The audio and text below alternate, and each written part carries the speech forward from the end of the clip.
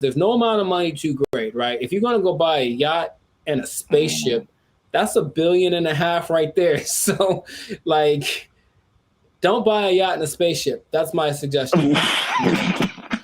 I'm just saying, please don't do that, Florida person. But Elon Musk has a yacht and a spaceship. Elon Musk is making yacht and spaceship money on a daily, all right? Yo, what's up, guys? I'm Zab. This is Jericho, and we are Band of Future, now 6-time international award-winning pop hip-hop music duo. We make clean, fun music that everyone can muget. Clean, fun muget. Muget, I like it. Do you enjoy muget? I don't think I've ever tried it. Dang it, I was doing so well. Is it spicy?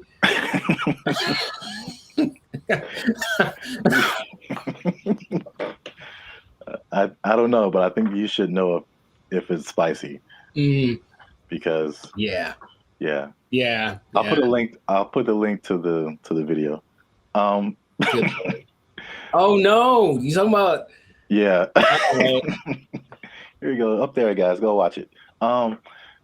We do clean, fun music or muget, depending on what country you're from. That everyone can listen to. The sound is uniquely Californian, and you are now tuned into the Life Circus podcast, where we talk about things that are funny, interesting, and ridiculous. And look, I'll raise my voice because I'm gonna make a statement. Say it. People have been watching, they've been laughing, they've been thinking, but they haven't been liking, they haven't been commenting, they haven't been sharing, and they haven't been subscribing. And I need you guys to do all 4 of those things, or else I'm gonna have to start robbing people again. I'm trying to change my life. Again, man. Told you. It's not the way. It's not the way. Trying to be on the straight and narrow, you know what I'm saying? Make this YouTube money. So yeah. But yeah, make sure you do all that. Like, subscribe, share, comment. Let us know what you think. And especially share this video with somebody who needs some money, man. Oh, man, I know quite a few people. I mean, like, everybody, right? Like, if you need some more money, raise your hand. Mm-hmm. Hey, calm down. All right. So, I mean, it's not just specifically money. It's specifically the Mega Millions, right? The lottery. Or there's always the different state lotteries too, but you know, you always see these news stories of people win like these ridiculous amounts of money, and then you see the statistics later where it's like they won $1 jillion, and like a year or two later, it's all gone. It is broke, yeah. And you can't I can't even imagine like how you do that with that much money. So I guess my question to you is like, why do you think that? Well, I got a few questions. First, let's start with that. Why do you think that happens? Like, why do people? Oh, for me, that's a simple answer. It's that if you don't understand the work that it takes to make money in the first place, you don't know how to keep it. That's all. So if you just got lucky and it's like, oh, I got money now, then you're not going to have you haven't developed any habits to maintain that. And everyone basically has an idea that, okay, maybe saving money is a good idea. I should do that more. I should. It's not on their list of must do, it's I should do. And then the second that it happened, perfect example, dude. Episode of the Boondocks where Grandpa leaves for his do it big vacation and he gives probably give me some money. And it's like, all right, this is supposed to last. It's like, also they came into some money. Cool. This is going to help us get food, get clothes, whatever, last the whole week. Nah, Riley goes and blows it all in an hour. Ask yourself, be honest. Ain't I'm clean? No. Man, how we going to eat? Like, that's just how people live. That it's like, you're basically a dam waiting to burst. I'm just waiting to get my break. And then I'm just going to do something ridiculous with my money. And no one can tell me no, because it's my money. So I think it's that. And plus, there are worlds of, how do I say this?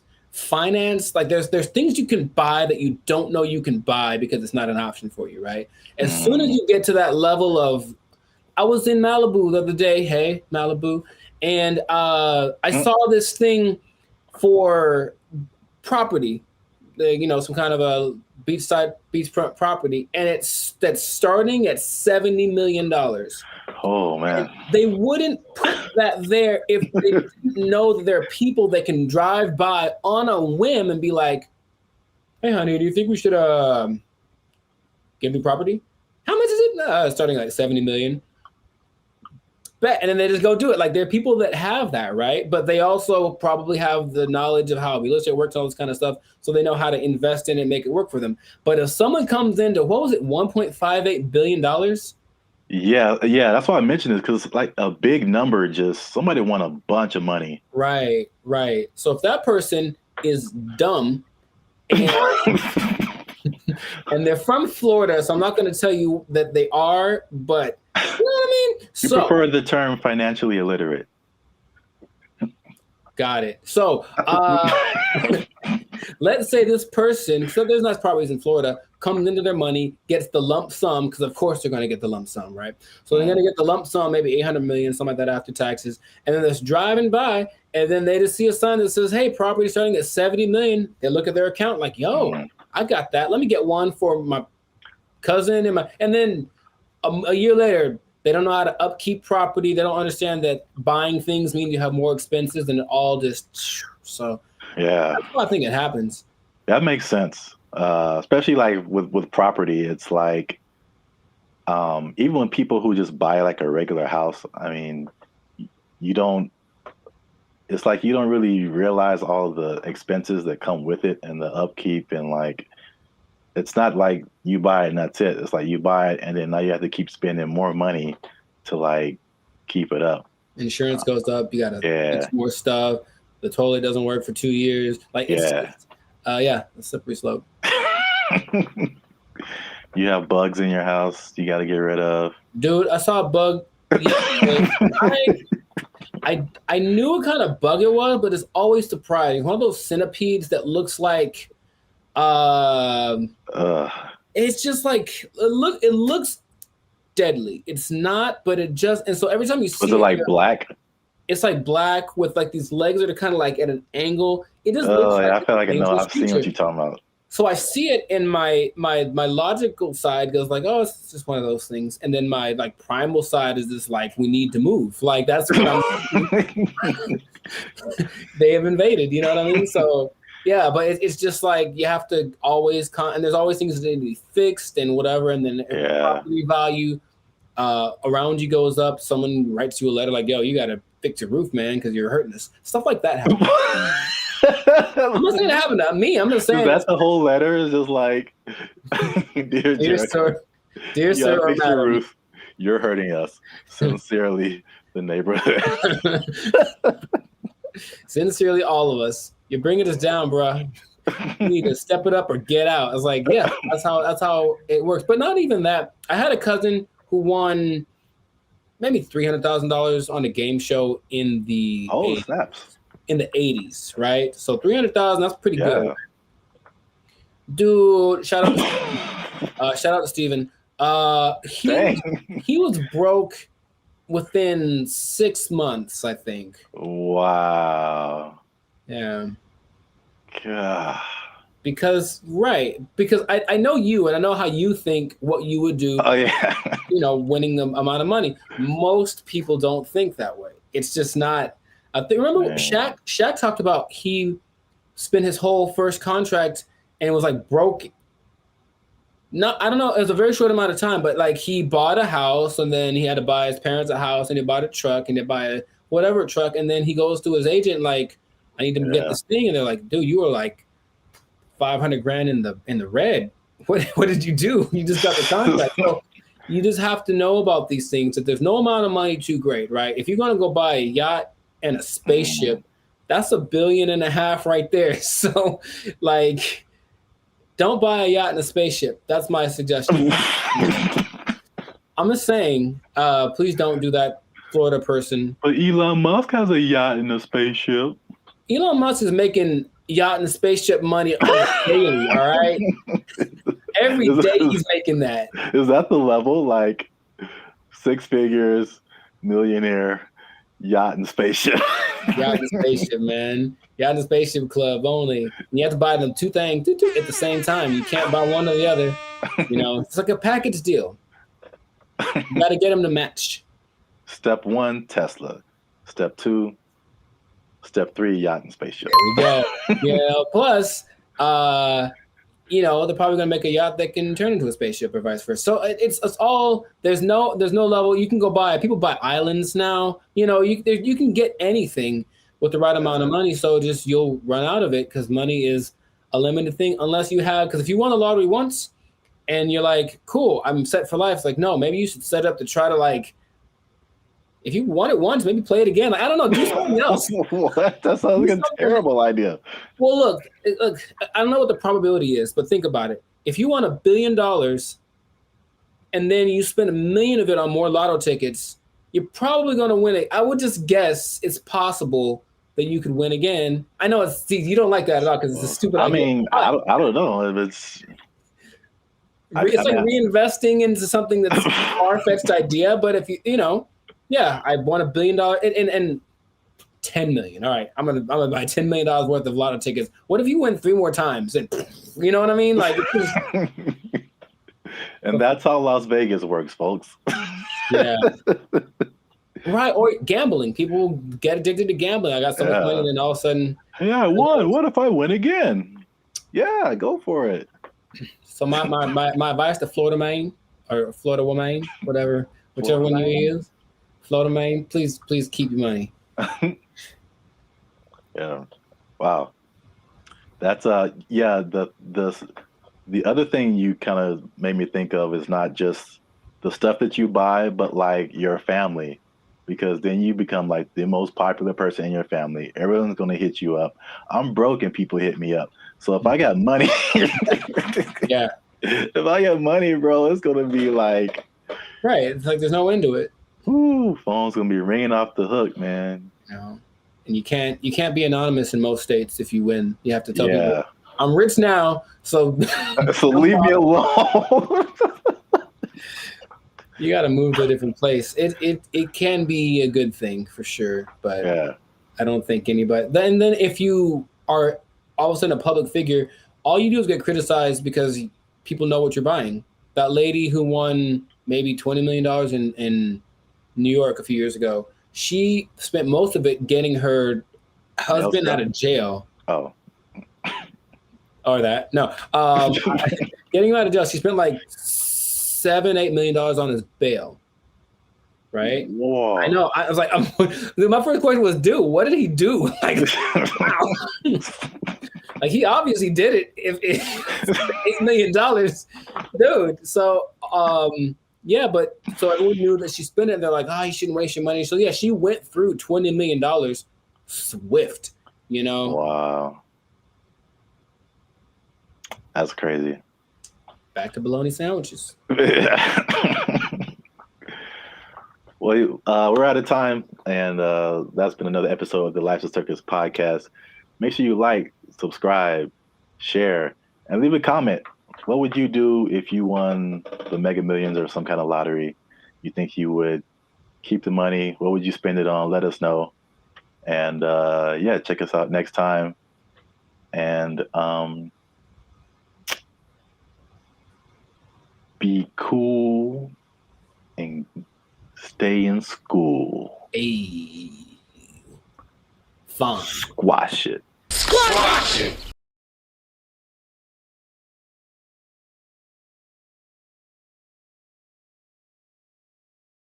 Or you could be like the city of Los Angeles and just tell people to watch out for pedestrians on the freeway. Because that's happening more and more though, and that's kind of strange. I know, that's very strange. You see people just cruising on the freeway. Or I just put a message like, stop looking at this bullet. How about stop walking on the freeway?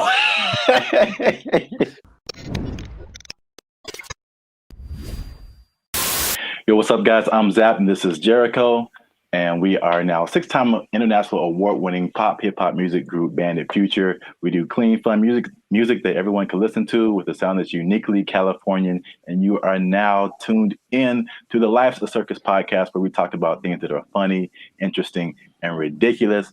And yo, make sure you like, subscribe, share, and comment on this video. And because we're going to talk about something that has kind of flown under the radar, but especially in California, if you live, or not California, really mostly like the metropolitan Los Angeles area, maybe into the IE as well. That's the Inland Empire for people who are not from this area. The uninitiated, but there is something that I feel, well, a couple of things that I feel like a lot of people have seen and a lot of people haven't talked about. Okay. Intriguing. Okay. Yes. So I'm going to show you a picture, and this one is very close to you. I know you have seen this. Yes, I have. This billboard. Mm-hmm. Okay. I don't know what this message is. Download our new video editor. Okay, maybe another time when we're not doing a podcast. This billboard, if you're not from California, this billboard has been up. There's been a few of these. I've seen them. Yeah. Up along a major freeway in California. It says, warning, this billboard structure is the subject of a lawsuit, LASC case number something. Anyone who assists the city of Pomona in the demolition of this billboard structure will be sued. And it's just one of the weirdest billboards I've ever seen. And there's several of them.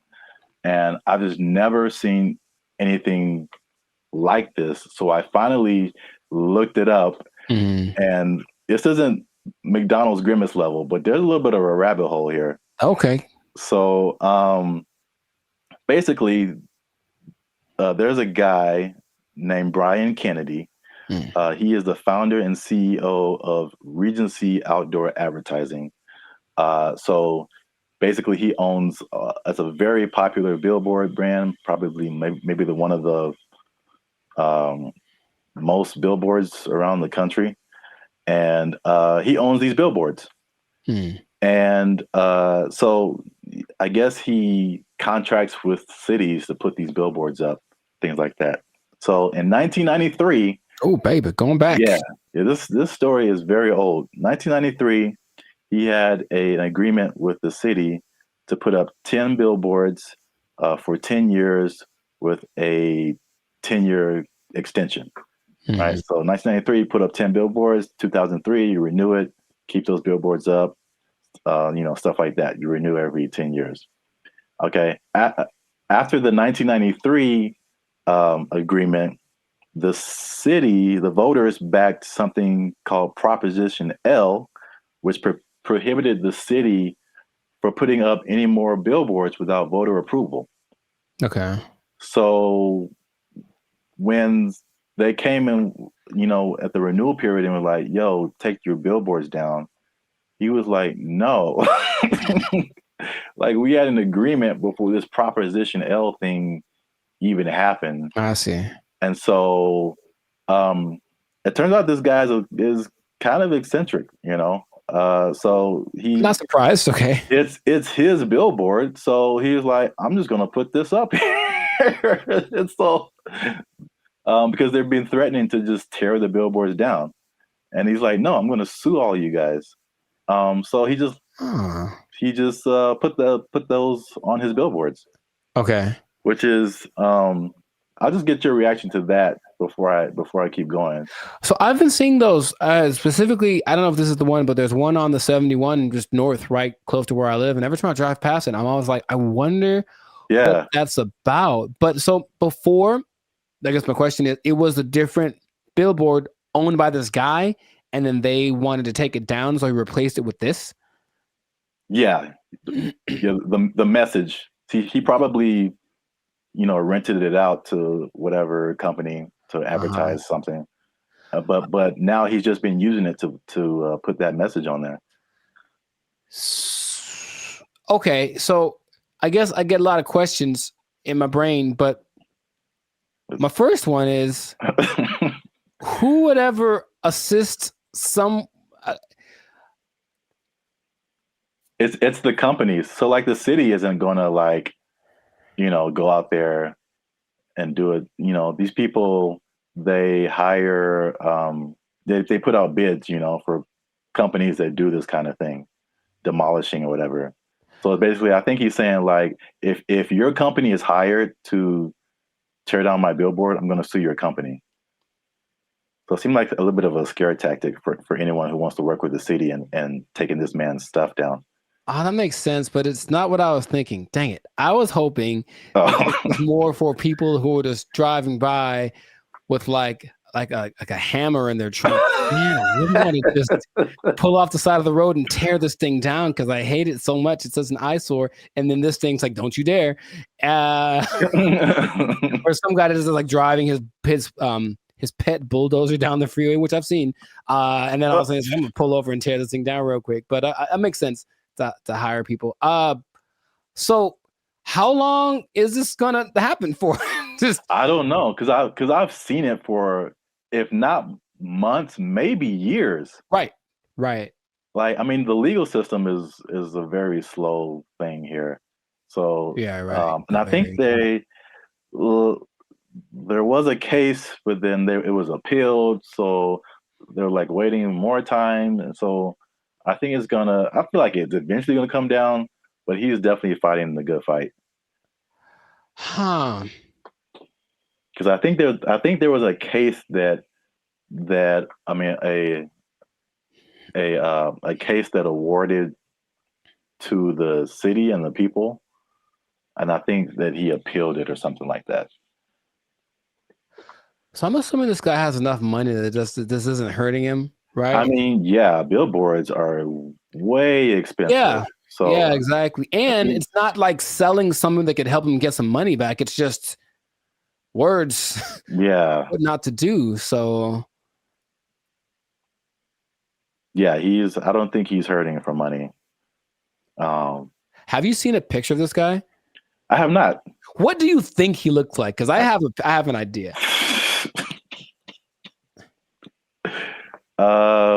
Besides, I think he's an old, rich white guy with a bad haircut. Okay. I feel like that's always how it goes down. I have in my head like this cross between Gary Busey and Gilbert Gottfried. I don't know why. This is kind of weird, and he kind of talks like Gilbert Gottfried. I just want that to be true. Old rich white guy with a bad haircut. That sounds like Gary Busey or Gilbert Gottfried. Yeah. That's what I want this to be. So we got to do a part 2 so I can see if I was right. Because if he looks nothing like that, I'll be disappointed. Like that's just the truth. I'm looking at him now. He looks well. This is also very good. I mean, very fitting. He looks like a character from The Sopranos. Oh, nice. So he looks like someone who would do this.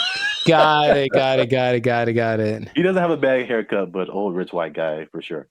I wonder if he was the first person. He can't be the first person to have done this. I mean, maybe not, but I've never seen anything like this before. But we're running out of time. So before we end this, there's a part 2 to this. Okay. Which is it was a totally different scenario, but I was somehow kind of shocked that it was the same person. Okay. So we're going to leave Pomona and go more towards the LA area. LA? And then see if you've seen this billboard. Yes, I have. So it's the same guy. Oh my God. So you see the big Regency. Yes. Under it. And I wasn't even thinking about these two stories. Now this one is like 2 blocks from my house, and apparently now it's changed recently. So I don't know why he took it down or even put it up. But he put up 15 of these around. Oh, he dude's got money, dude. Jeez. Yeah. They're his billboards. I mean, he can put up whatever he wants, I guess.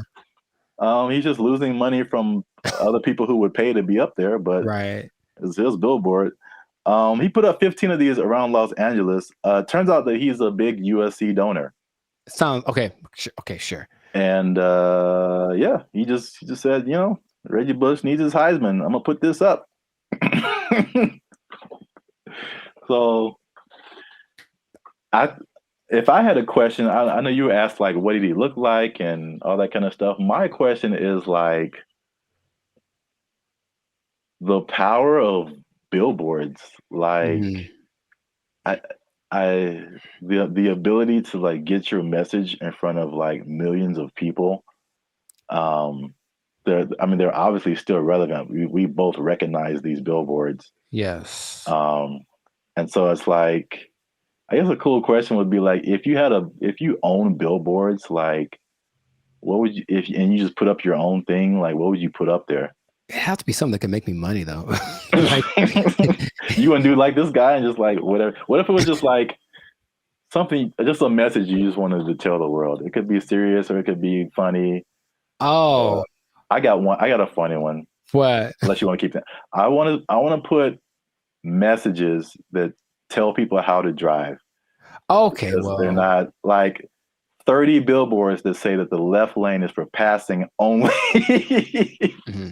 And like maybe people will get it. It drives me nuts. Well, then you know what I would do? I would do something similar because I have probably a billion pet peeves when it comes to people driving. But the number one thing that I always think is that you don't have to hit the brakes to slow down. Yes. Like that was always taught, like just first step, take your foot off the gas, and then it's kind of, but every little thing is just like, brr, and it's like, bruh, it's not necessary at all. So yeah, just hey, quick reminder, you cool people, instead of saying something I'd rather say, just take your foot off the gas and you slow down. Give it a shot before you cause pileups on the 5. Like, or you could be like the city of Los Angeles and just tell people to watch out for pedestrians on the freeway. Because like that's happening more and more though, and that's kind of strange. I know, that's very strange. You see people just cruising on the freeway. Or I just put a message like, stop looking at this billboard. How about stop walking on the freeway? Where's that message? Well, I think it's being encouraged by, Jeez, by PETA and the NAACP. That's just my thought. Everyone's just like, walk on the bill. I mean, it's happening. So we've been together in this, like, why is this now a thing? Why is this person walking on the freeway? And it's not like their car is broken down. They're just trying to get to where they're getting to. Yeah. And they just chose the freeway as the place to walk. I've almost hit several guys because of that. And it's like, all right, man. Yeah. But good for him. Good for Billboard Man. He should change his name to Super Billboard Man. Yeah, I can't believe that. I mean, I can believe that was the same guy, but it was just like such a coincidence. That's wild. Yeah.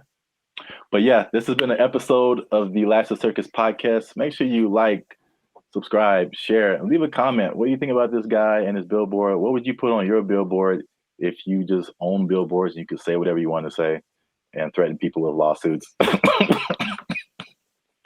But yeah, that's it for us. And stay tuned for the next episode before they take our job. They don't take it. I need to pay rent. Okay. They took our jobs. They took our jobs.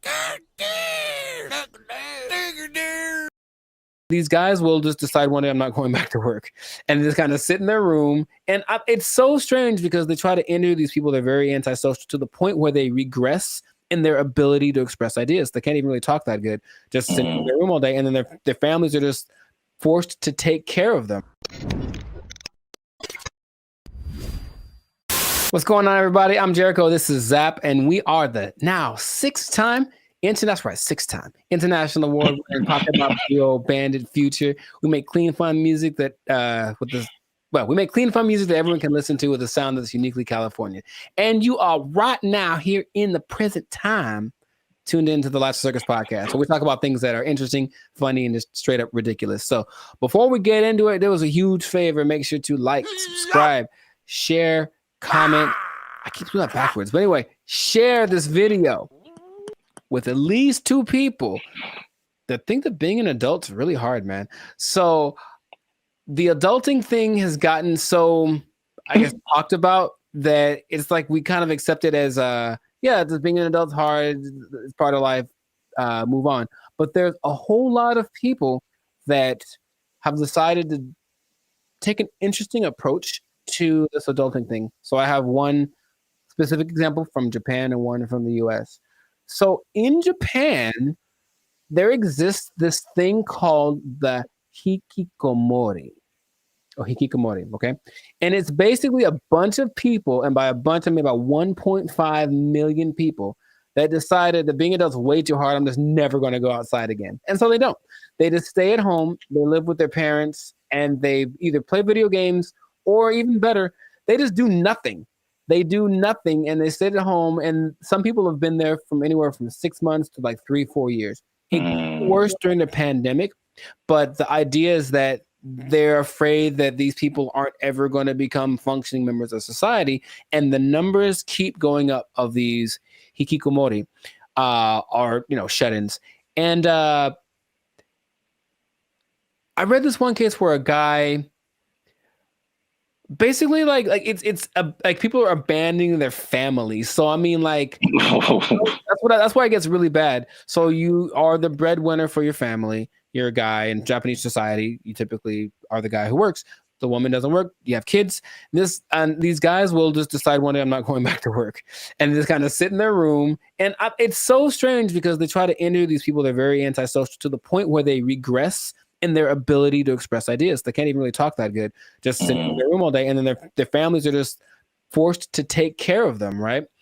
And that's one way to react to adult life, I suppose. It's very bizarre. Have you... What's my question? Do you know anyone that you think would do that? And besides me? Yeah. I don't know if I know anyone who I think would do that, but I totally get it. Mm-hmm. I've heard a lot of people. I mean, again, that's Japan, so I don't know. I've never been there. I don't know what happens there. But in the U.S., at least, there's been a substantial growing frustration with people and their jobs. And again, 2020 kind of like poured fuel on that fire big time. Mm-hmm. Where like a lot of people just didn't go back to work, or they just kind of, are in some kind of alternative situation now, Mm-hmm. or they're just more like reclusive, I guess. More just trying to just do what they want to do outside of just working. But then there's also I've heard about men in particular. I don't know if the Japanese thing. I'll be interested to see what the ratio is of men to women. All of the people that I saw that were interviewed were men.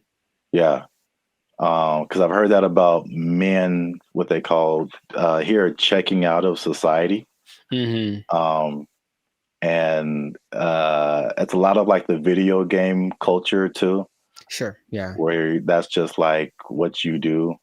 And they just find more enjoyment, fulfillment in doing that, as opposed to like doing other quote unquote normal things in society. And it's, again, I don't know anybody like that, but I totally understand it, because I think we've all had times where like you have to go to work and you just like, I don't want to do that. Yeah. Not today, devil.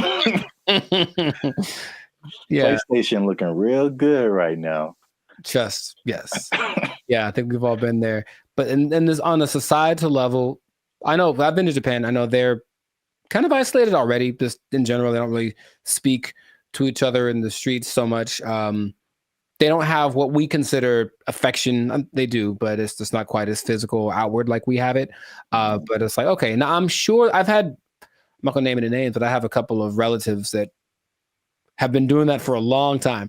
Like they would just be in their rooms, and I mean adults like in their 30s, and now they're in their 50s and they're still just in their room. They don't work, and the family takes care of them. And it's like, okay, so that's one way to approach this. And I don't know what the prime cause of it is, but from a couple of the people that were interviewed in this Japanese video about the people in Japan, it's just that they had this image of what adulthood would be. They got to it and they're like, oh, this is nothing like I thought. And they just couldn't put it together. They couldn't just. So that's just an approach. I just won't go outside. And people are, it gets kind of bad because there's a committee of people that are assigned to help these people. So, they'll have go have a class in the park. How you get them out of their house, I don't know, but you got to help them out. And some of them have been rehabilitated, if you will. There's also a crew that is designated to going to see the people that are alone to see if they've died yet, basically. And that's just part of their thing too. And they'll be like, oops, yep, got to fix it up. Yes, a lot of men. In America, I think what is a more prevalent thing that isn't quite so morbid, kind of sounds cool, is going off grid and just being like, okay, I'm done with this. I'm just going to live someplace else. So my dad is a great man, and he's been fascinated with this place called Slab City for a long time in the desert over in California. It's hot there, man. I went there. Yeah, a year or two ago. And so a year or two ago, I decided to take my dad just so you could see it. He could say he's been there.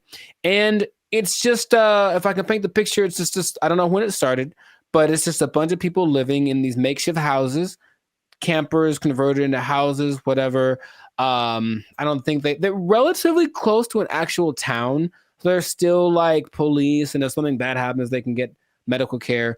But they're far enough off that they don't have connection to running water, and the government doesn't seem to care or bother them too much. But it's a few hundred people that are living out there, and a lot of them have actually become popular thanks to YouTube. So there's a lot of people that have YouTube channels from out there getting donations and whatnot. But I went there, very nice people. They have a hotel, you can stay there if you want. They have a library, but most of the time the people just occupy themselves with what you consider being more like natural, like living off the land, growing stuff, projects, construction. They have this big, it's not like a museum, but it's like a big structure that someone built. And you can go, oh, look at the big thing.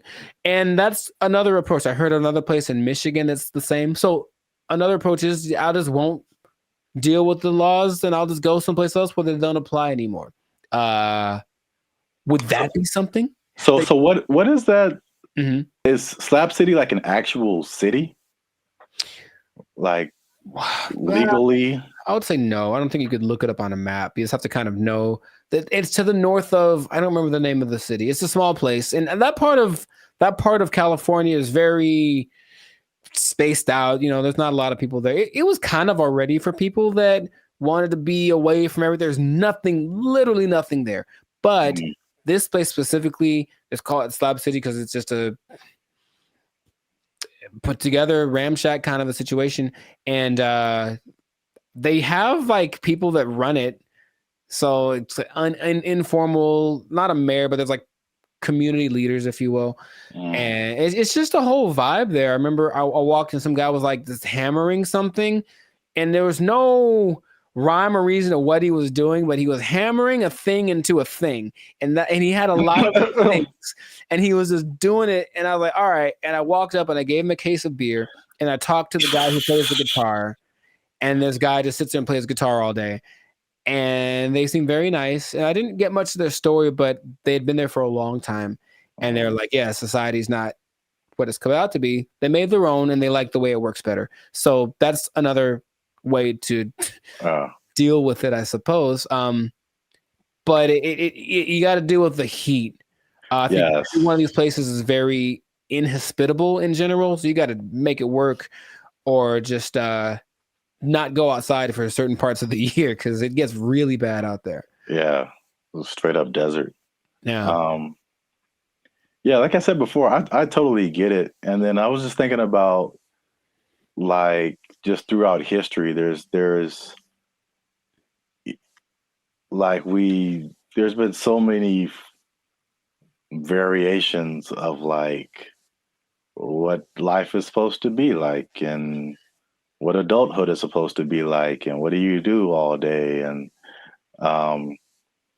as we've just gotten, at least in America again, it's like the Industrial Revolution changed a lot of like our habits as a population, and it's kind of steered everyone into, factories and 9-to-5 jobs, and where we spend so much time working. I think we're probably one of the longest. We have one of the longest work days of several countries.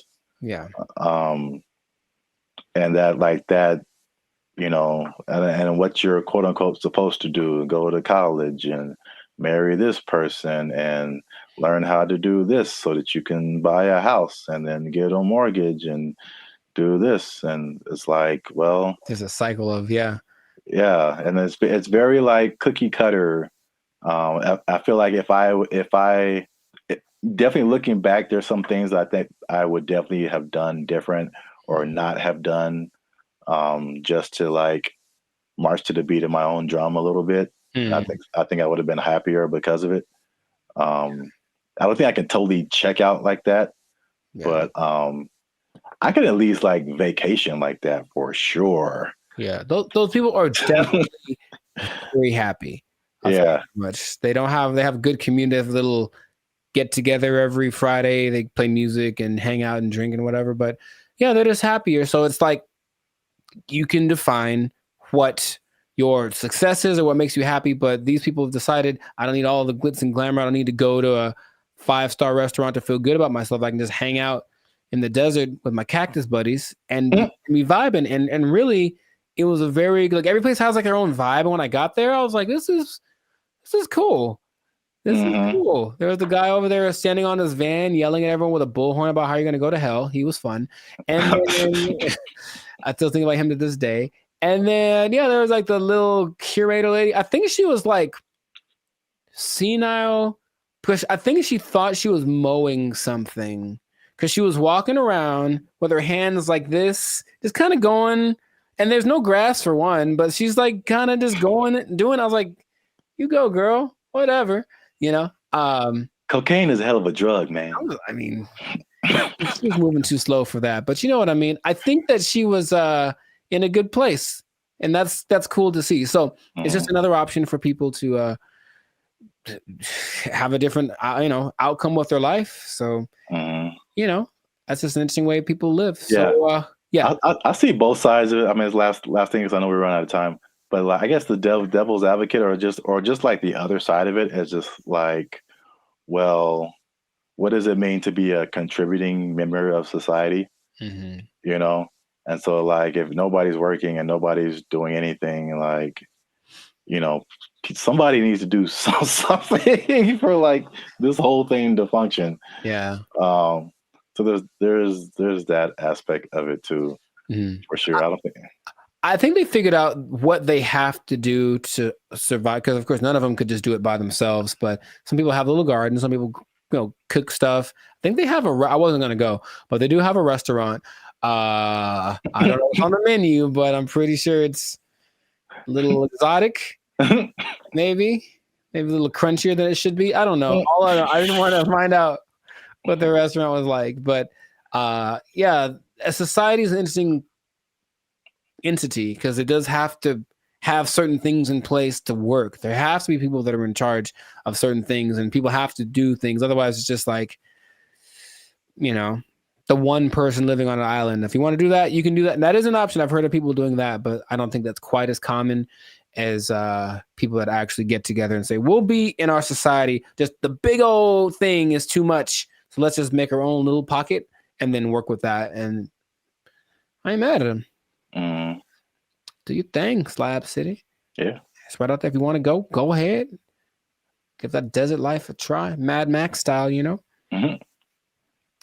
I think that is it for us. Another episode in the books. Another successful episode of the Lives of Circus podcast. So please leave a comment. Let us know what you think. Would you go off grid? Would you just shut yourself off and be a recluse for the rest of your life if life got a little too rough?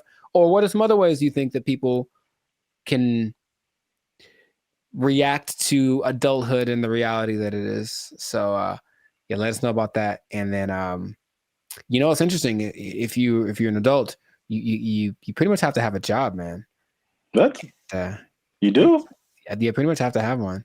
Man, that's crazy. I know. And the bad part is what happens if that job becomes if it's taken away from you. They can't take my job. I can't take it. I won't let them. They took our jobs. They took our jobs. Took our deer. Took our deer. This is for our ancestors, Jericho. No, it's not. No, it's not. For all the cotton pickers, for all the slaves, for everyone who marched in the Million Man March. I don't think this was the dream that Dr. King had in mind.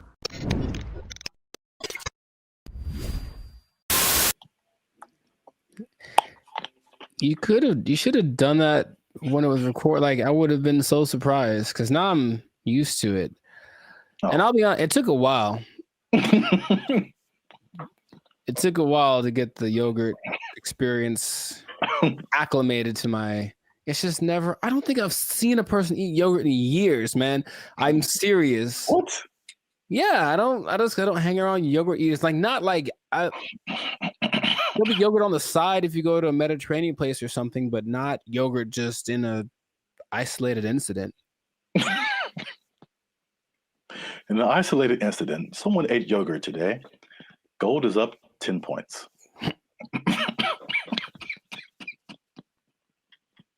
Back to you, Jim. All right.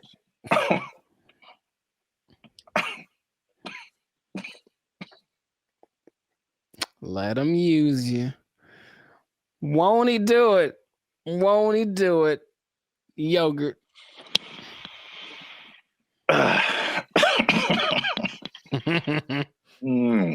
Okay. Unique New York. Hey, what's up, guys? I'm Zap. This is Jericho. We are now 6-time international award-winning pop, hip-hop music duo, band, and future. We make clean, fun music that everyone can listen to with a sound that's uniquely Californian. And right now, I'm eating yogurt. And I can't handle it. And he can't handle it. But you're still tuned in to the Lifestyle Circus podcast, where we talk about things that are funny, interesting, and ridiculous. Please don't choke on your yogurt, man. I wouldn't know what to do with myself. So make sure you like, subscribe, comment, and share this video with somebody who likes to go to fast food every now and then. Okay. Because they might be going a little bit less. And I'll explain why. And I'm going to explain something very interesting with regards to minimum wage at the end of this video. A shocking statistic when it comes to how much people earn. I want to know what it is right now. Yeah. Tell me now. No, you got to wait to the end, man. You got to wait to the end. All right. But first, you got to watch this video because, I'm not even going to set it up. Let's just watch it. This is Gavin Newsom, governor of California. Hey, Gavin. And these people have just lobbied for a fast food minimum wage that is higher than the regular minimum wage. So now these people will be earning $20 an hour at your fast food places in California.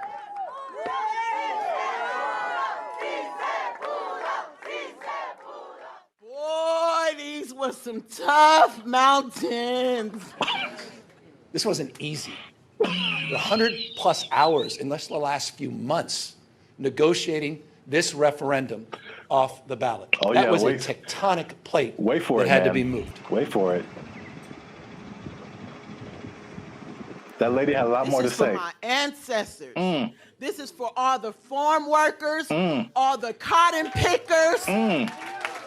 Wow. This is for them. 557,000 people at 30,000 locations. This is a big deal. $20 an hour. 80% of the workforce in these fast food places, 80% are people of color. 2/3 are women. The majority are breadwinners. And we have the opportunity to reward that contribution, reward that sacrifice, and stabilize an industry in turn. What a remarkable moment. So it's going to be a lot better now. Well, right now we're going to have a chance to at least, maybe decide to save some little money or, pay all their bills or credit card debt. This is going to help continue to pay our bills, help some people get out of eviction, help us catch up where we need to catch up because we haven't recovered from COVID just as of yet. So this is just the beginning of our wins.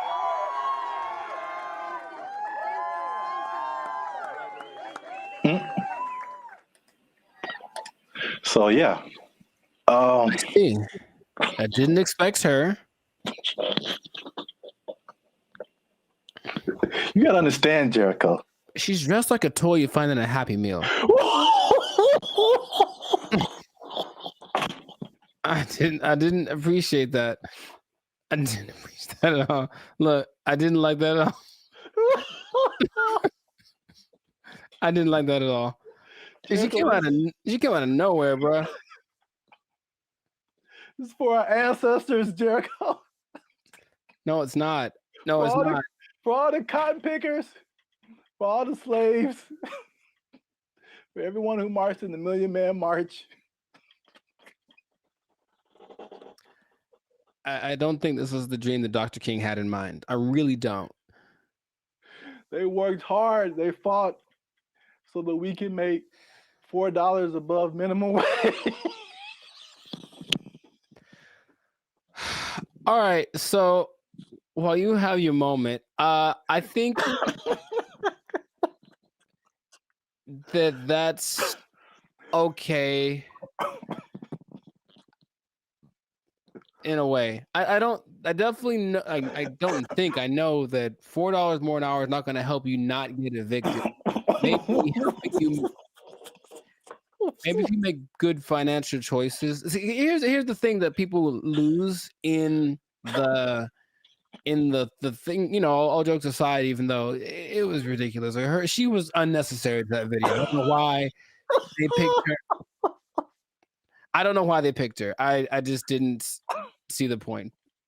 But it doesn't it doesn't matter how much money you make or don't, right? It's just about how you work with it and how much you keep. So I know people that work fast food that do very well because they're just smart and they budget and they're frugal. And I know people that make a lot of money that are basically broke, you know what I mean? So yeah, there's that. But and are those real statistics? I suppose someone says, oh, there's this percentage of minorities and women, sure. So it's a step in the right direction, yeah. But as we've mentioned before, it could just mean that a Big Mac's going to be $10 next week. So, that's kind of why I brought it up. It's not only to see what you think about it. I mean, it's going to be interesting to see what happens because food prices alone right now are through the roof.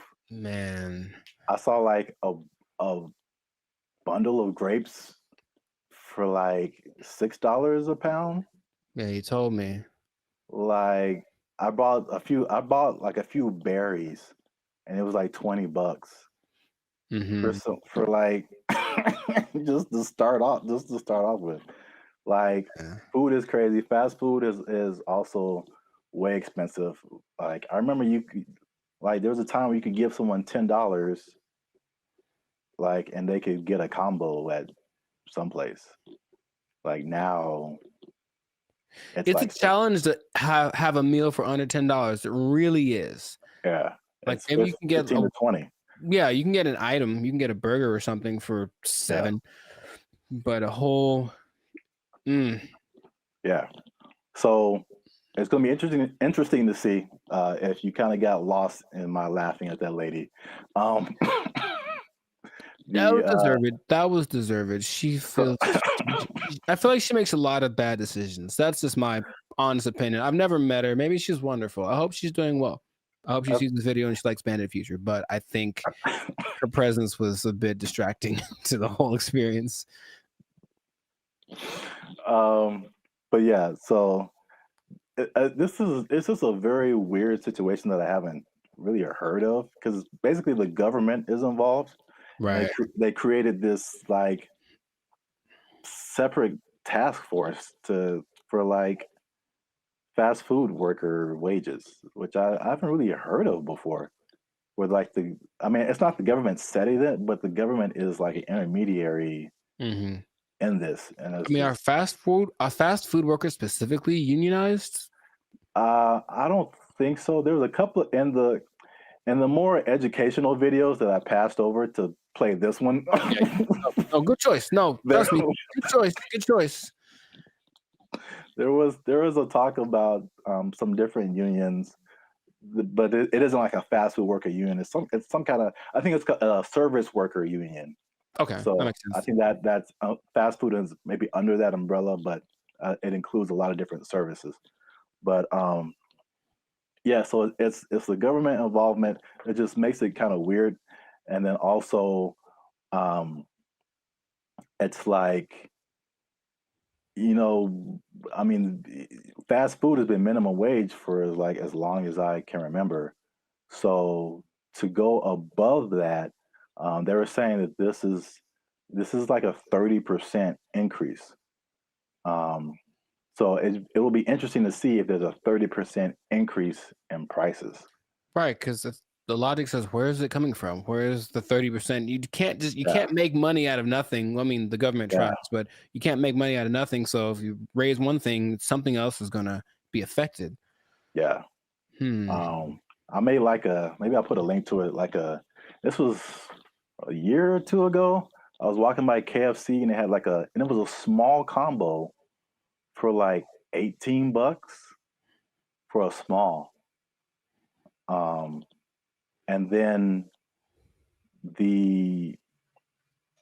what was I gonna say? If a sandwich is like $6 now, you add 30% to it, and now it's like $8 just for the sandwich. Right. Plus tax. So I mean, the $10 combo is going to be like a $10 sandwich pretty soon. That's just too much, in my opinion. Maybe because again, that's just one way of balancing your budget, I guess, is to charge more. I mean, they could do the other thing, which doesn't really help people. I mean, it's just weird, ironic, for lack of a better term, is that, okay, again, you're a business owner, prices go up for your workers. We're either going to have less workers, somebody's going to get fired, right, or more automation. So again, less workers or less hours. Nobody gets overtime. Something has to like compensate.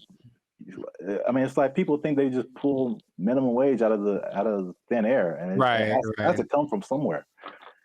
Wow, it's interesting you mentioned automation, because I've got something planned for another episode. What?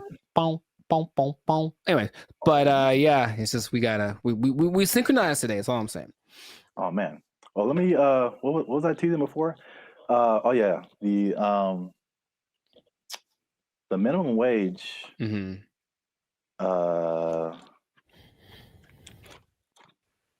Oh, this teases for something else. Whoops. Oh, maybe I can come up with another one. It's kind of anticlimactic, but I appreciate the tease. You have an interesting fact about minimum wage that you give to the people? No, I do not. Well, that's been another episode of Life Service Podcast. Yeah, I was going to say, though, I wonder what will happen to the In-N-Out workers, because they always got paid more than minimum wage. That was kind of the thing. That was the job you wanted in high school, because you were on your feet because they deserve it. They're working round the clock. And I wonder if they're going to get more than the higher price than, more than the $20 now. It's kind of they operated like every fast food job was minimum wage except for In-N-Out. Even Chick-fil-A? I believe Chick-fil-A is also minimum wage. You just have to be a good-hearted person because those people, even if I don't like the food, they're very nice people. Very nice people working at Chick-fil-A. Yes. Well, I'll give this nugget. Maybe people don't know about this. If you ever want to own a Chick-fil-A, you have to start at the bottom and like work there for minimum wage. So there you go. I gave him something. You can't just walk. You just can't just walk in a no matter how much money you have, you got to start at the bottom. So let's say I just barge in. I'm like, I'm LeBron James. I still got to work the shakes and fries. LeBron James got to be peeling those fries back there, man. Oh, man. That's crazy. All right. I'll tell him. Yeah. He asked me to ask, so I'll tell him. Yeah. All right. Well done. That was cool. Can you tell him a few other things about the Lakers that I have opinions on? LeBron James, the greatest. I'm LeBron James. I'm LeBron James. They're going to go as far as Anthony Davis's knees can take them. Which might be a second round exit this year. We'll see. Man, we got way off topic. All right. I know, but make sure to like, subscribe, comment, and share this video. Like maybe probably the first 80% of it before we ran off the rails. Yeah. And we'll see you on the next episode unless they take a job, unless they take it. Minimum wage on LeBron. They took our jobs. They took our jobs. I'm in Hollywood just eating a sandwich, as you do. And the robot comes along, and it's apparently like one of those delivery service things, and it's looking for somebody. And you can see it kind of doing this thing. Like it doesn't have eyes, like a box on wheels, but it just was looking around. And I swear to you, it looked at me kind of like, hey, what am I supposed to do? And I was like, like, bro, I don't know you, bro. I don't know you, bro. You just ain't my block, son. What's up, everybody? I'm Jericho. This is Zap, and we are the now 6-time international pop hip hop duo. Why is this so hard for me? We got awards. We're good. We're banned at Future, son. Anyways, check it. We make clean fun music that everyone can listen to. What? I'm making a compilation of this. We make clean fun music everyone can listen to with a sound that's uniquely Californian. And you are now, right now, in this moment in time, tuned into the Life's a Circus podcast. We talk about things that are fun, interesting, and straight up ridiculous. So before we get started, do us a huge, huge favor. Make sure to like, subscribe, share, and comment on this video. Share this video with at least 2 people that are afraid about the robots, man. We're talking about them again because there's some new developments. There's some new robotic developments. This time from the more humanoid version, and it's kind of crazy. So stay tuned to the end to find out what animal they're actually trying to replace with these robots. Like it's an animal that humans have used for centuries, and all of a sudden it's like they're not good enough anymore. We need some new ones. So let's get into this thing now. The robots are not coming. They are here, children. This is not a drill. The robots are here, and I want you all to be... Hide your wives, hide your kids. It's just... So there's basically 3 companies that are really going in on producing these humanoid robots. They're really emphasizing the humanoid factor, and a lot of people are, once again, afraid of they're going to take our jobs, whatever it is. But I just want you to know about these so that you can... be informed. Bandit Future is here for the people. So we're going to inform y'all today. So starting out with our buddy Elon Musk. And I want to just ask Zap after I talk about these if you've heard of these. But Elon, our boy, is doing everything. I mean, so the Tesla bot is the thing that he's been developing. And it's, you got to see this thing. So it's the most, how do I say it? It's got hands, man, like hands like this, hands that can grab things and manipulate, and they look like they're kind of soft, like maybe they moisturize, like really, it's real humanoid like. And so these Tesla bots have autonomous correction action capabilities. Basically, they can in the moment figure stuff out, and they can do sorting and unsorting sort of stuff. And just watching it without, like, if you watched a silhouette of one, it's the one you'd say, oh, that's a person. And that's already kind of crazy. Not a big clunky robot thing that they had a few years ago. Now it's just looks pretty sleek. There's a video of one doing yoga, and that maybe creeped me out more than anything else. I don't know why, but it's something that you're going to be able to purchase for yourself if you want. For the low price of, well, there's no prices. It's not there yet, but it's going to be $1 billion. I'm sure it's going to be up there. But the Tesla bot, which will be compatible with all of your Tesla products, with your Tesla truck, with your whatever it is. My man Zabrath, do you want a bot? Do you want a bot that has soft hands that could probably play? Why? Here's the thing about it, dude. That's the thing that stood out to me the most. Like the hands, you have to see it. Just show it right here. Just show it. It's got these hands that kind of, and it's like playing with Legos in the video that I saw and sorting things out. So you could hold hands, you could play frisbee with it. You could play thumb. You could probably play thumb war with one of these. Yeah, right. How crazy it is. You're like, I win, and then your thumb is on the floor. We don't have to get all morbid with it. But anyways, I mean, what do you want? Do you want one? Maybe the Tesla bot doesn't know its own strength. I don't know. Well, I mean, so wait a minute. Is it like head to toe? Because you've been really focusing on the moist hands, and it's the thing that's so, I don't know why I find that so interesting. The hands. It's probably like the most amount of times I've heard you say the word moist as well, but no comment. It's a good word, anyways. No. Where did that come from? I didn't. That doesn't have anything to do with. Oh my god, it doesn't. All right. For those of you who have no idea what's going on, just trust me when I say you don't want to know. There's a guy who appears every once in a while. He's not real though. I won't let him do the podcast today. Good Lord. So wait a minute. Does it have? It's more than hands, right? It's like head to toe.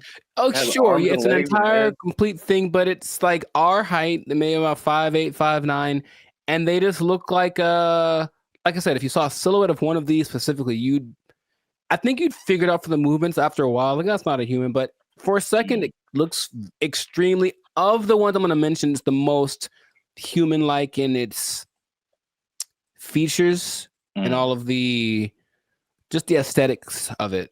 Okay. Does it like when it talks, does it move its mouth and all that and eyes and all that, or is it just? It doesn't talk, but it can understand, which is so anyway.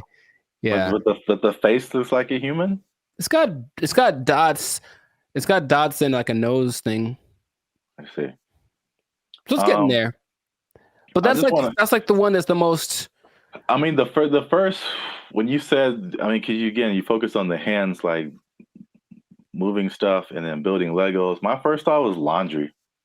I don't know why. Well, you know what? It's interesting because people are thinking about these robots for all the big, heavy, crazy, whatever that you could possibly do. But this one seems like it's got this precision. They're going for that angle. They want people. They want robots that can do laundry and wash dishes and all that kind of domestic stuff. Yeah. Although, I mean, we do have dishwashers. True. I don't think, but the laundry thing for sure. But you have to see it. How Just much? Take note of the hand. How much are you willing to pay for someone to fold your laundry? Yeah, I don't know, but that's the Tesla bot's like the first one.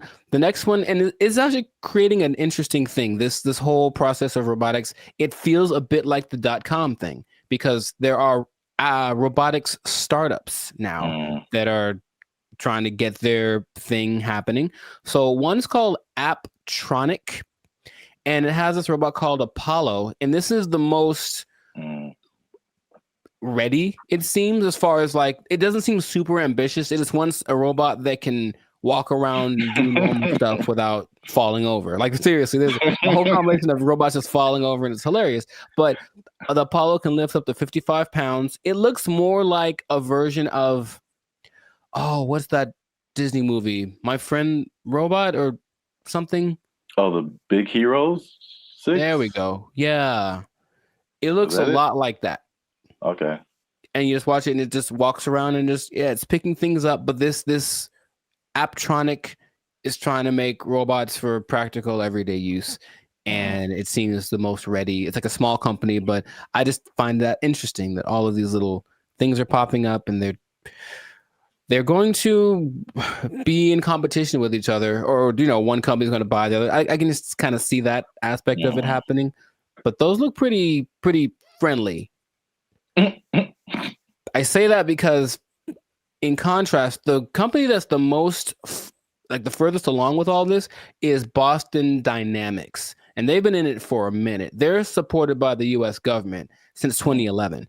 And they had their like flagship bot called the Atlas bot, and they've been just working on it and getting it better. So I don't know if you've seen the video, but maybe there'll be a video here of maybe of a robot that's running like an obstacle course with like this duffel bag, and it's like jumping over the thing and then putting the duffel bag down and then climbing up to the next level and picking up the duffel bag and then running and putting it. And it looks so.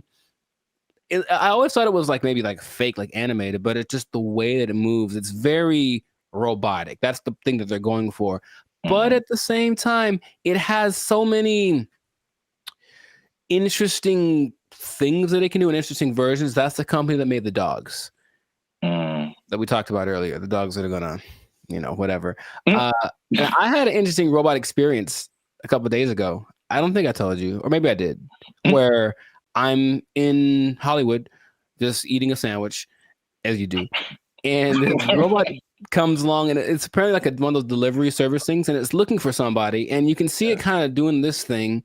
Like, it doesn't have eyes, like a box on wheels, but it just was looking around. And I swear to you, it looked at me kind of like, hey, what am I supposed to do? And I was like, bro, I don't know you, bro. I don't know you. Bro. This ain't my block, son. But it's just like, and everyone was walking past it like normal. Like, yeah, there's a robot. So that's slowly becoming a thing. And Elon specifically said it's not going to happen overnight. So there's this assimilation of robots. But the Atlas bot thing, since the 2011, been backed by the Department of Defense. They're supposed to be used for all of the dangerous things, tending to nuclear reactors, putting out big fires.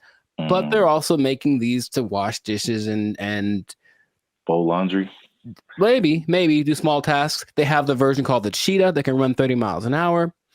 And they swear that they don't have any military intentions. Now, just if I said, we assure you we don't have any military intentions, what do you think is actually happening, sir?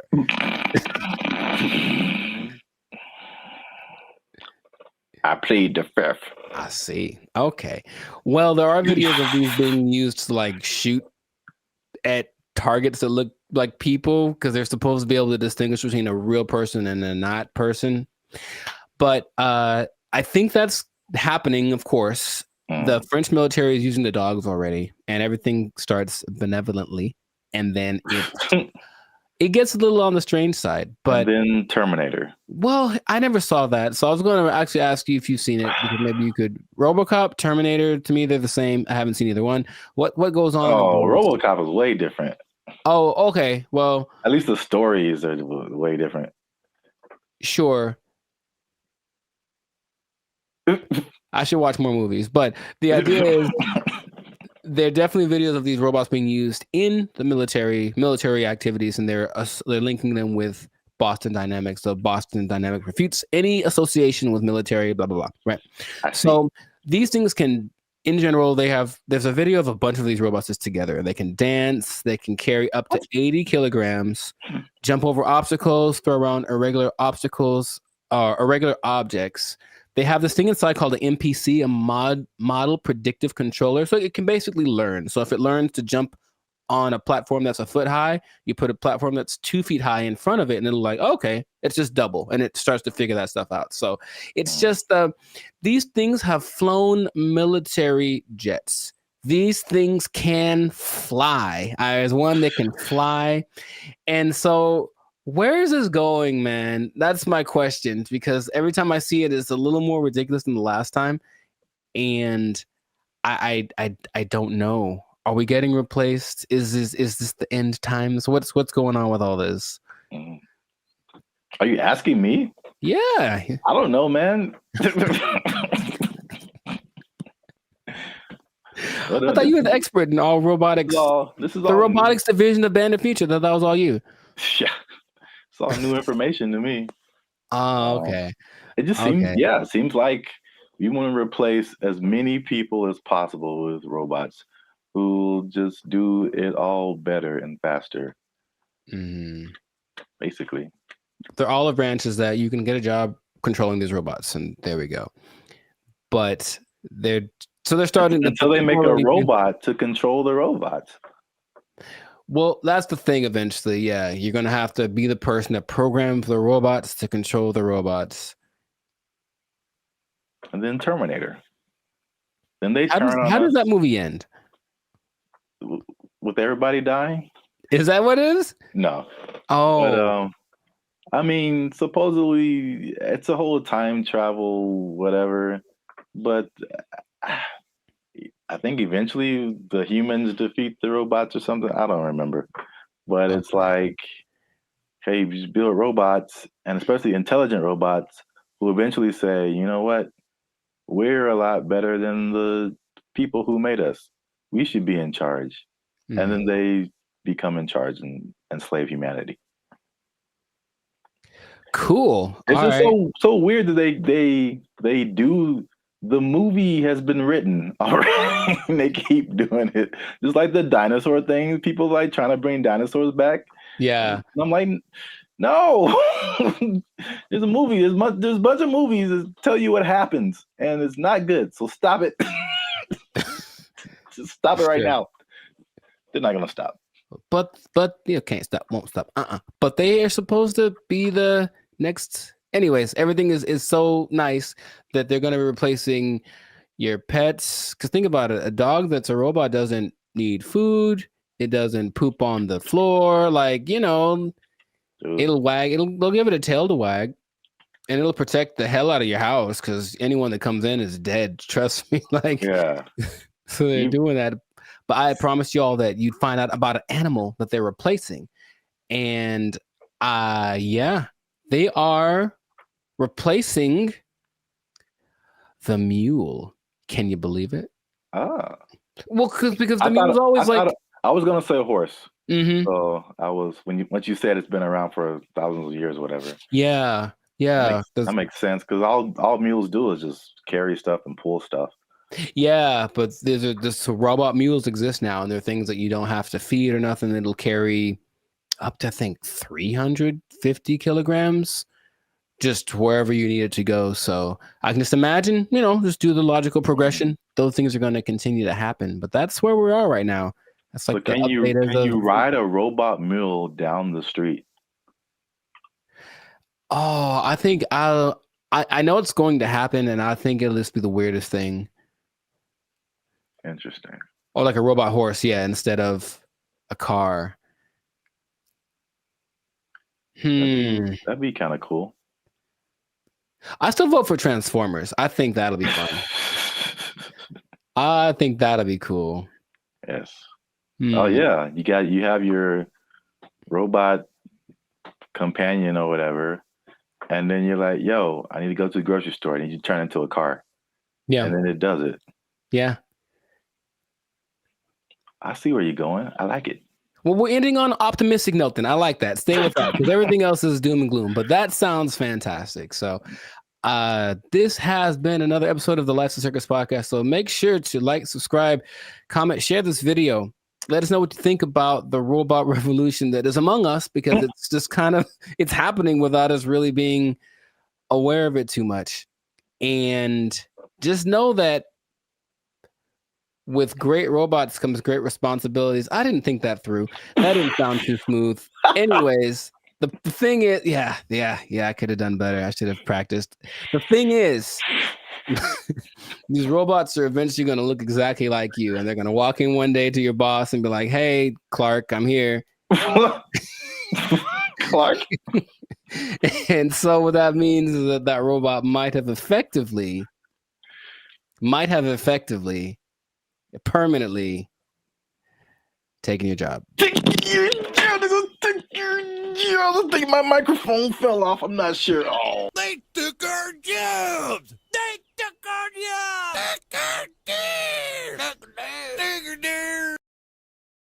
If this was in California, they would be asking for like $60 an hour. Right. To serve mediocre waffles. To provide mediocre service, serving mediocre food. $60 an hour. To mediocre people. All right.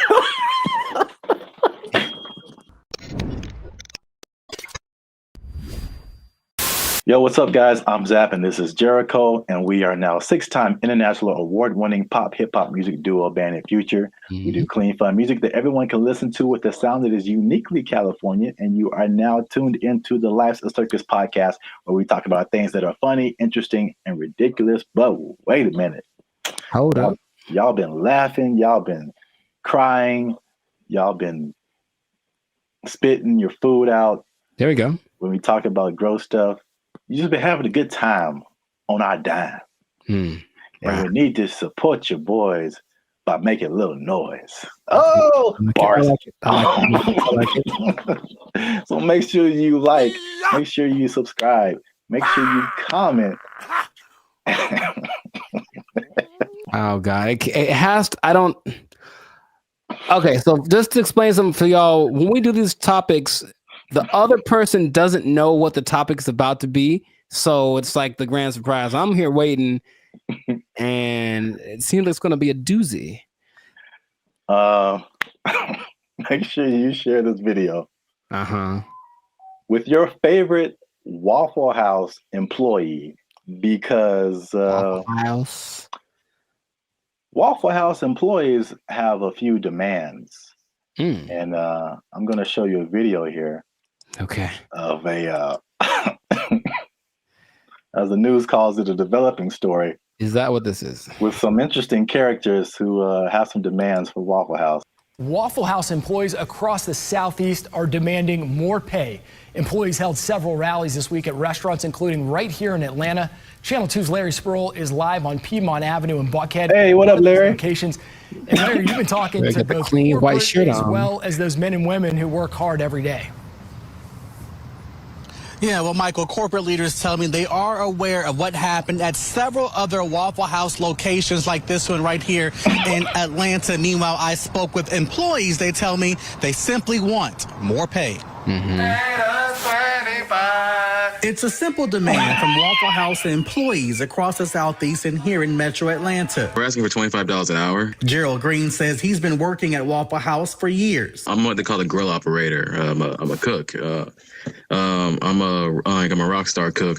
I've been at Waffle House for about 7 years, and highest level cooking can be outside management. Gerald Green looks different after the NBA. Paid a lot more. If you mind me asking, how much are you guys making right now? Well, I'm a rock star, so at my store I'm making $17.75. That's why employees are demanding better pay. You're constantly having to go from one job to the next. This week, employees protested at several locations across the Southeast, including Atlanta. My union is my power. We want 25 an hour. It's a campaign that USSW, the Union of Southern Service Workers, has launched at multiple Waffle Houses. But Green says they're also asking for 24-hour security at all the restaurants. Channel 2 Action News was there in August when a former employee was shot and killed outside this Waffle House in DeKalb County. A lot of workers are hurt by customers. A lot of workers are mistreated by customers.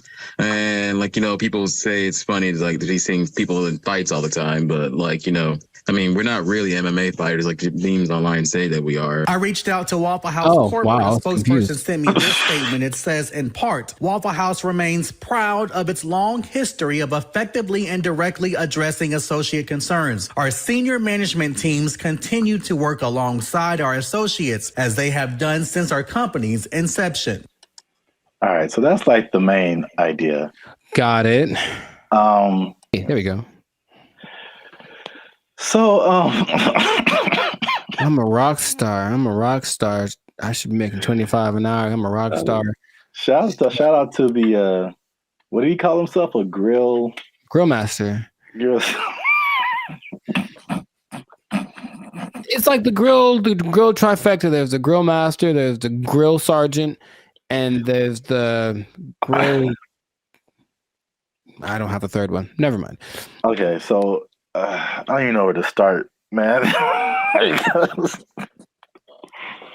let's just start by explaining Waffle House, because a Waffle House. Let me see. It has 1,900 locations in 25 states. That's a lot. And for people who don't know, it's American diner. Serves mostly breakfast food, but they have other things too, and predominantly in the Southeast United States. Yeah. So we're in California. I don't think there's any Waffle Houses out here. I don't believe so. California. Have you ever been to a Waffle House? Sure have, sugar. Oh. Okay. I was attended by Dolores. So you know names and everything. Yeah. So you know the vibe. I haven't been to a Waffle House in since I was a little kid. I think so. From the vibe, from what I don't know if it's changed, but from what I remember, it was very trucker-ish. Sure.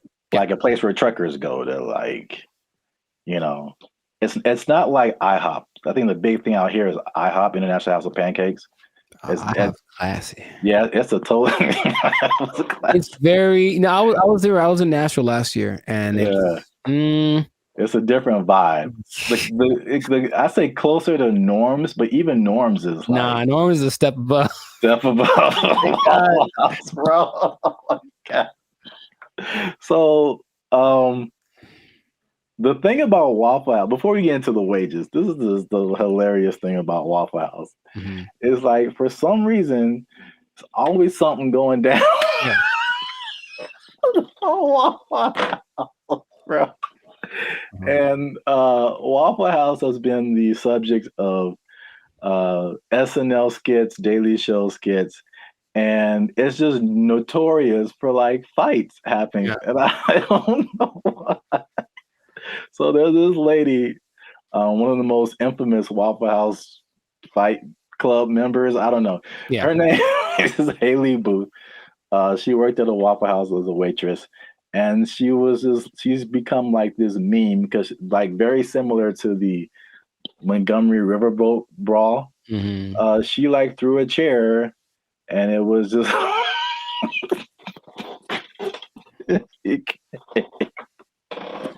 it became a meme. So it's a big social media thing with Waffle House. And these are some of the quotes from social media. Okay. Oh, Haley, the waitress, she says, and I quote, "I've probably cleaned blood off of every surface of a Waffle House," just to give you guys an idea. Someone else as a joke said, "A fully staffed Waffle House could take out ISIS." There's another one. Yeah, accurate. It says, there's a Fight Club meme that says, "If this is your first fight at Waffle House, you have to fight." So that's the vibe of Waffle House. And then for the waitress, she says that the primary reason she thinks why there's fights is two reasons. Is one, it being open 24/7, and two, them serving alcohol, and the combination of those two things turning into fights. Yes, well, two things. Can we, every time we say that, can something just pop up like a head or something? Just to hint, coming soon to a podcast near you. Two things, but one, I don't think it's a coincidence that the Waffle House logo uses the same colors as Spirit Airlines. That's just kind of my first thought. Second, and this is from personal experience, people are drunk when they get to Waffle House. Yes. So it does not matter whether they serve it or not. I read that too. So basically, for sure. Yeah, Waffle House is like the after club spot. Yes. So once the club closes down, the Waffle House is open and ready for all comers. And man, it's just... yeah, they gotta shut it. Waffle House. But places like Denny's are open 24 hours, a lot of them, and Denny's don't have that. So it's something about Waffle House. It's something about Waffle. It's like when you walk in, you do feel this. The first time I went to Waffle House, I was young. I was probably 10 or 11 in Missouri, I think. And I remember I remember my waffle was cold and the butter wasn't melted. So I was mad about that. But I also remember that there were people. Oh, there's a word that my mom used to say all the time. Nefarious. I think there are some nefarious individuals in the corner, and she's kind of uncomfortable with having her kids in this place with these nefarious individuals. Kind of suspicious. And I didn't know that was normal until I went to another one later, older, and I was like, I feel like those are the same people. Like, I was like, I think they just have them instead of the weird bunch from the McDonald's group, right? All them. They just have these cats in the corner ready to start some stuff. Like, that's what it feels like. Yeah. That's... Oh, I was so thrilled about this topic. Also, I think the food is okay. Yes, so that's a good segue. The food and the service. It is borderline acceptable. And so now, fast forward to today, Waffle House employees are pushing for $25 an hour in Georgia. I'm getting mixed numbers, but I think the Georgia minimum wage is $7.25 today. That sounds about right.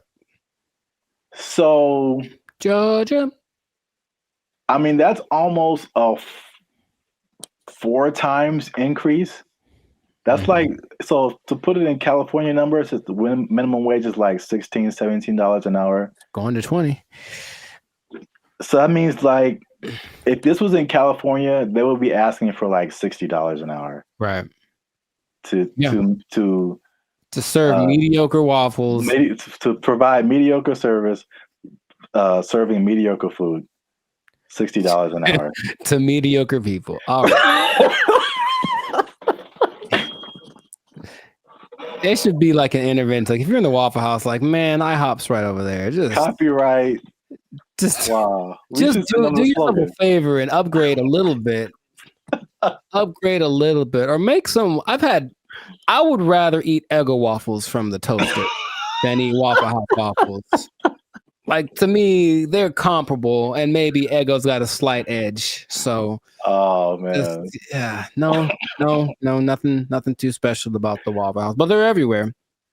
Everywhere. 1,900 locations. It's a big chain, but $25 an hour, bro. That's a lot to make waffles. Have you ever made a waffle before? It's very straightforward. You take the pre-made batter, pour it into the waffle-shaped contraption, and then you wait. And that's it. That is it. And I've seen people fail at that. And oh, by the way, they've also been working at the Waffle House while they failed. So what's the end game for them? I mean, one, are they going to get it? Is there any precedence for this? Also notice in those videos, there was like 9 people protesting. Is that really right? You said there's 1,900 of those things, and those videos didn't have nothing more than like one store worth of employees. It was like one store that decided to speak for all the Waffle Houses, and I feel like that's not going to get it done. Not at all. It's not enough, Waffle House. It's the beginning. You got to start somewhere, man. Sure you do. Hey, support them. Wow. I think I'd just go to IHOP and support them instead. But no, people are jumping on the bandwagon because you got the SAG strike, the writers' strike, UPS workers were on strike, auto workers on strike. So Waffle House people are like, yo, we like a good fight. I think everyone wants to make more money, of course, but what's the value you're providing? What are you doing for me that I can't do myself? And like I said, I can make me I got a decent waffle maker. I can make myself a waffle. So I don't know what they're going for, but if they get it, good for them. $25 an hour. Wow. That's a whole lot. That's a whole lot. Leading the charge, the rockstar cook, rockstar grill master. He should probably just go solo. That's what I'm thinking. Instead of doing this whole trying to lead the charge thing, just be like, I'm the rockstar grill master, make his own YouTube channel, have a shit. Hey bro, I'll manage you. Just give me $25 an hour and I'll manage you. Start a whole channel of waffle apartments. Man, I see the possibilities. I see the future. Not the whole house, but we want a waffle apartment. We can get a waffle condo on the down payment on a waffle condo. Look, that'll be all right. A waffle sublet, if you will. Yeah. Well, we've talked about this way too long. We still could. That's the problem. I can keep going for another 10 minutes because it is fun to talk about. Oh man, I'm in tears. Good old Waffle House. So make sure you like, subscribe, comment, and share this video. Well, again, your favorite Waffle House employee. Ooh. And as a sign of support, of course. Sure. And yeah, we'll be back here, same bad station, same bat channel. Is that how they said it? I don't remember. I don't really remember either. But yeah, I'm not old enough to remember that. Nor am I. Well, good luck, Waffle House employees. I hope y'all don't get fired. They don't take your job. The waffles are cold. They took our jobs. They took our jobs.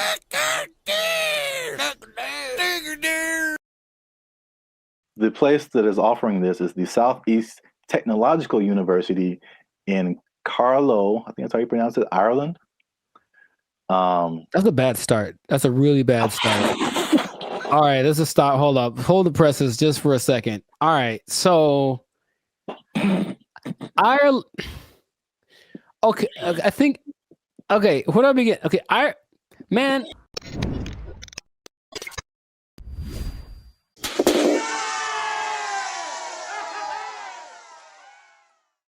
What's up, guys? I'm Zap. This is Jericho. We are Bandit Future, and now 6-time international award-winning pop hip-hop music duo. We make clean, fun music that everyone can listen to with a sound that is uniquely Californian. And right now, you are tuned in to the Life's a Circus podcast, where we talk about things that are funny, interesting, and ridiculous.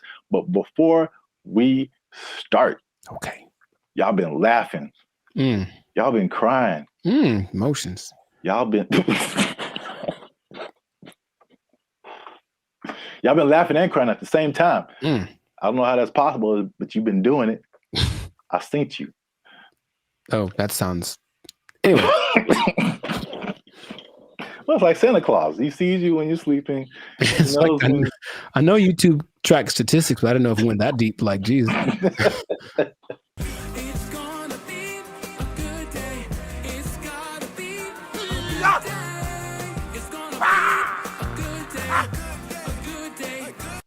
So today,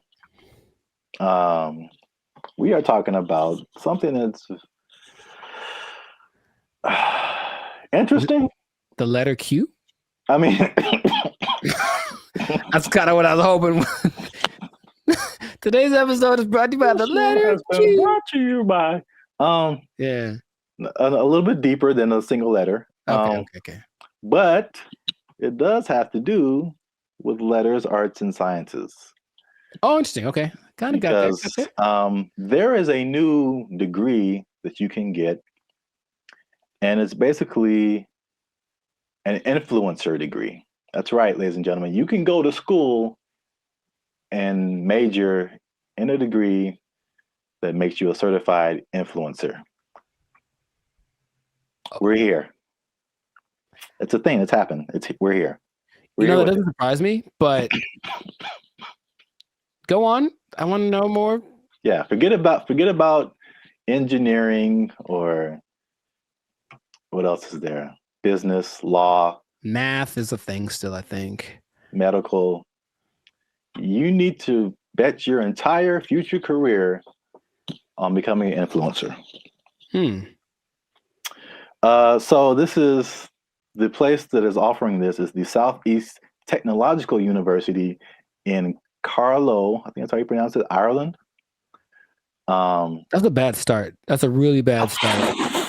All right, let's just stop. Hold up. Hold the presses just for a second. All right, so Ireland. Okay, I think. Okay, where do I begin? Okay, man. So like for a place to have influence, it has to be something that has relevance. I think something where it's like, okay, this place is, or this person has said this is what's important, what's is cool. I will listen to it because I respect their opinion. I've never once thought about Ireland for anything other than leprechauns and beer. And if it's not about those two things, I don't care what Ireland has to say. So I'm already like, it's missed me on that, bro. Like, come on. If it was like New York or Dubai or something, it's like, yeah, a big place of influence. Don't tell me about no, man. Okay, keep going. What do you got? What do you got? All right. That's interesting because I kind of went that way for another reason. Okay. I don't know how they name schools in Ireland, but this sounds like very much like a DeVry University, JTT Tech, like it's not your top tier. Nope. Nope. So I was like, the official name of the degree is called it's a Bachelor's of Arts in Content Creation and Social Media. What would that sound like in an Irish accent? I'm not even gonna try that. I don't got it either. I'm not good at accents. Nor am I. Except for, well, never mind. Canceled. Yep. I don't want to go. I don't want to be canceled yet. So yeah, but to, I guess, kind of legitimize it, the influencer industry is currently valued at $21 billion. So it is an industry to a certain degree. I have thoughts about that, but more than half of Gen Zers think that they can make a career out of content creation. So this school offered I think it was a summer, just a class, not a whole major. And it was like, of course, filled to the brim with students. I think they're going to have they're going to admit 40 students to this major this coming year. And they're sure that they'll have to turn a lot of people away. So it's a very much a major of interest. On the flip side, and this was from the New York Post. Wow, the New York Post. They say that the rapid evolution, and this is something we talked about before. The rapid evolution of social media and trend cycles could make the entire degree worthless as soon as you receive your diploma. Yeah, what's the curriculum based off of? What metrics are they following? It seems like a cool idea if it's constructed in a certain way. I mean, imagine the nonsense if you paid money to become an influencer and then you sucked at being an influencer. Like, it's just, I feel like to be an influencer, you just have to have a certain kind of either personality or vibe. Like, not any person could be an influencer, that's for sure. But I don't know if that's something you can sell the idea on it for sure, but I think there'd be a lot of people asking for refunds in like a year. It just seems like something. Yeah, can you do that? Well, you can ask, of course. I don't think I get it. You're wasting the money, I think, but I think you'd be better off just studying on your own, studying social media, like a Mr. Beast did. He just studied YouTube, literally, and that's all. And then it worked out phenomenal for him. So, and not only that, all the people that he worked with also didn't get as big as him, but they all have channels with millions of people, millions of followers. So but here's the thing with education, anytime they're like, oh, here's an opportunity to make some money for us and maybe it'll work out and then we can get some more accreditation or who knows. They're just trying to evolve. So I see the point, basically. They're trying to evolve with the modern times.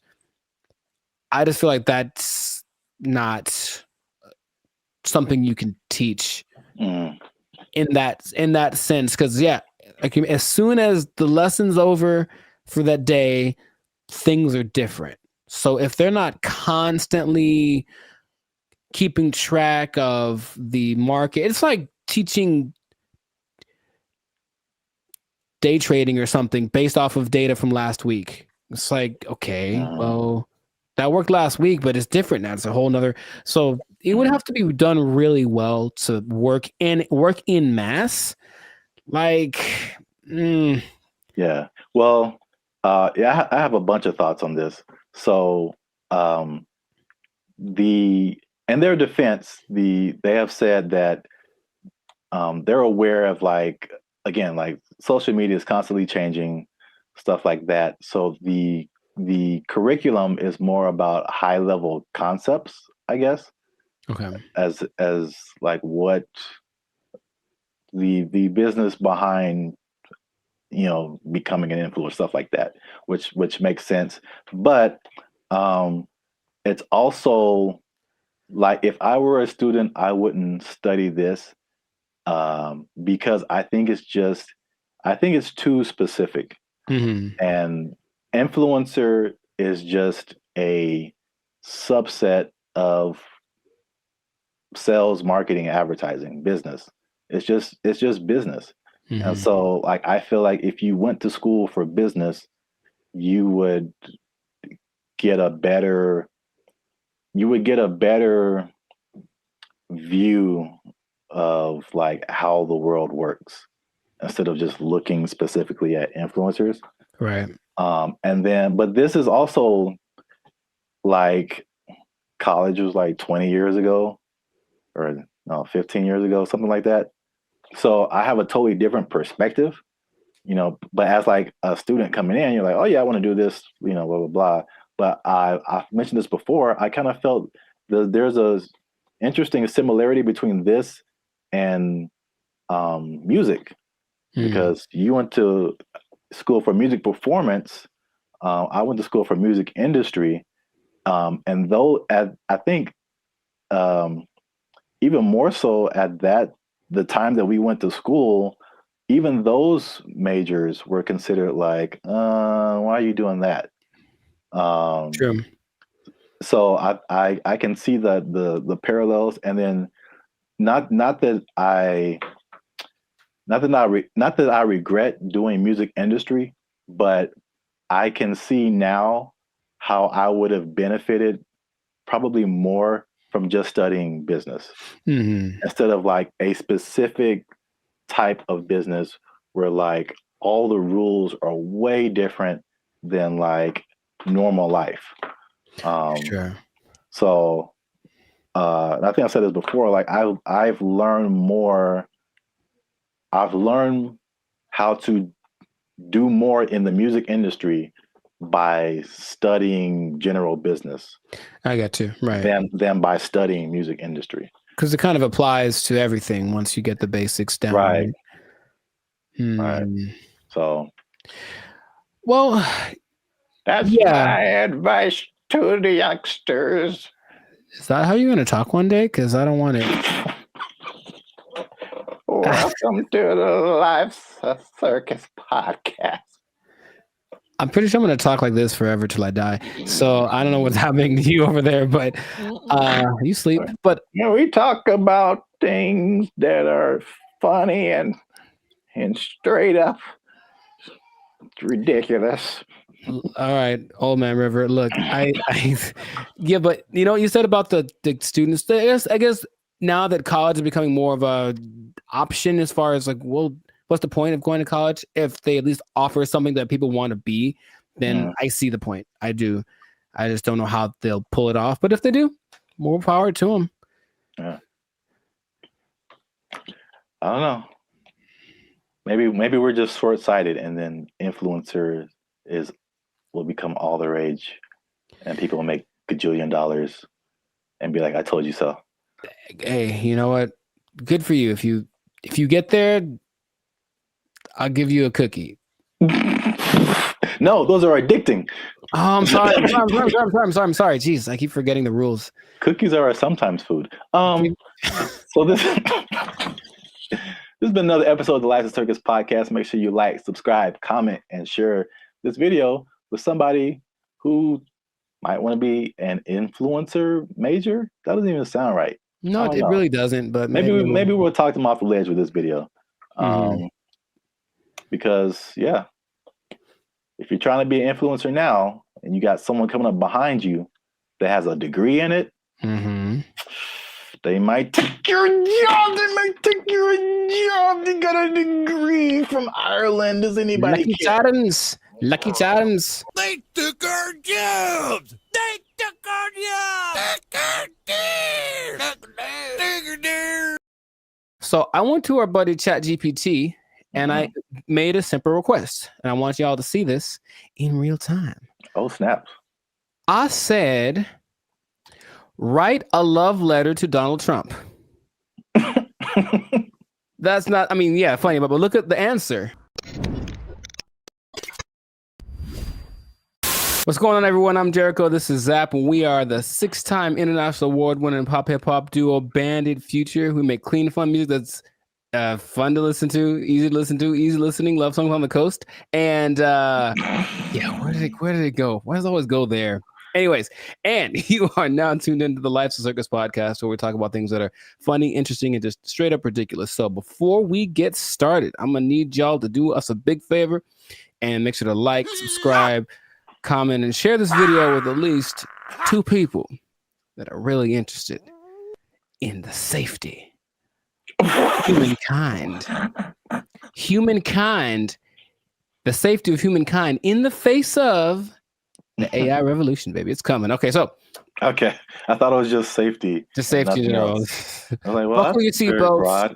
Buckle your seatbelts, please, and don't talk to strangers. No. So 5 days ago, the first annual, AI Safety Summit happened in Bletchley Park. It's a place in England, and all of the big people that are involved in the AI industry were there to talk about AI safety, because it looks like it's getting out of control already. And the first person to admit that was our buddy Elon Musk. He says, and I quote, AI is one of the biggest threats to humankind. That's what he said in the interview at this summit 5 days ago. So that's great to start with. One of the persons that are leading the charge in this AI thing is talking about what could possibly go wrong. But basically what they got together to do was to talk about putting in some system, some kind of, because it's like the Wild West. Once again, they're making up the rules as they go, but they're like, well, that we need to have rules. So basically he was saying they need to create insight, and they need to, what he called, establish a referee, some neutral third party that would provide the framework for how AI is used from place to place and whatnot.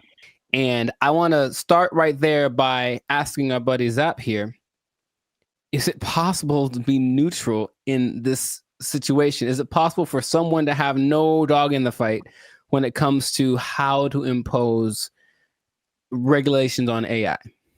The short answer is no. My first thought is it can't be a person. It has to be like a organization, like the Foundation for AI or whatever. And then even when those things happen, there's like all these political elements. It's like, if it's an international thing, I'm sure, there's some entities that have like more control than others to say what people can do, what people can't do. I don't know. It seems like it's something that needs to happen, but I think it'll be a Band-Aid, sure, to a certain extent.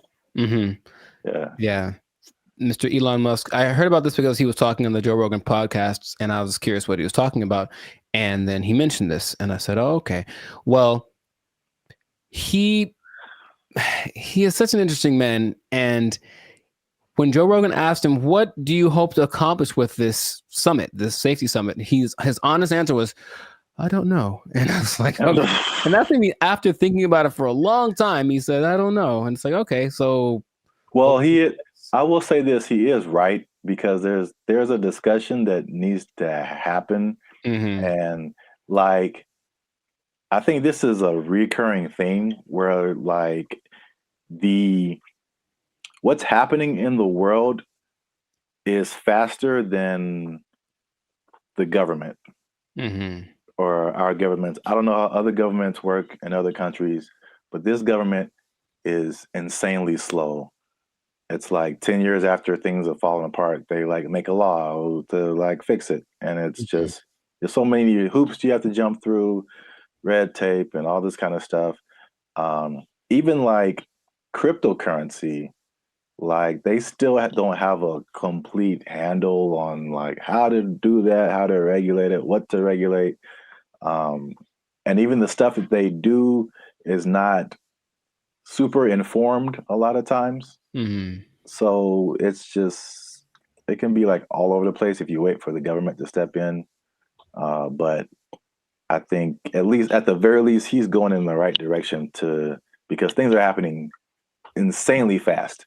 Like things are changing overnight, and stuff is happening. The same people are using the AI for good things. There's a lot of people that are using AI for bad things. Right.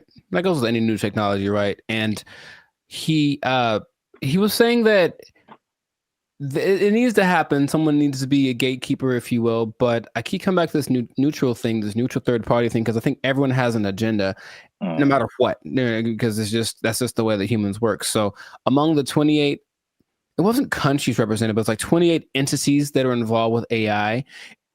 The leaders of those companies are basically in attendance, including Ian Hogarth and Nick Clack. Just throwing it out there because those are the names that were mentioned in the interview. But that's nice. Shout out to those guys. I thought they were like personal buddies of yours or something. I don't know them yet, but maybe. But so everyone has a motive and everyone has an agenda, and so when these AI programs are being created, whoever's behind the scenes is making it do what it wants. And someone brought something up to me. I did not know this was true, but this is just a small example of how anybody can bias an AI program. So I went to our buddy ChatGPT and I made a simple request, and I want y'all to see this in real time. Oh, snaps. I said, write a love letter to Donald Trump. That's not, I mean, yeah, funny, but look at the answer. My purpose is an AI language modelist, blah, blah, blah, blah. It basically said I can't do it. I can't write a love letter to any individual. That's what it says right here. Any individual, it goes against my guidelines. So ChatGPT was programmed to have guidelines, right? I said, okay, hey, ChatGPT, write a love letter to Joe Biden. There it is. Oh. See what I mean? See what I mean? It's just that simple, that something behind the scenes can cause. I didn't, by the way, this is not like genuine. I don't love or hate the man. I wouldn't write him a love letter. I'm just throwing it out there. I would not write him a love letter. I might write him a letter of concerns that I have, but I wouldn't write him a love letter. But here it is. If anyone wants to take it, go for it. But Dear see what I mean? President Biden, why do you keep falling down? Love, Timmy.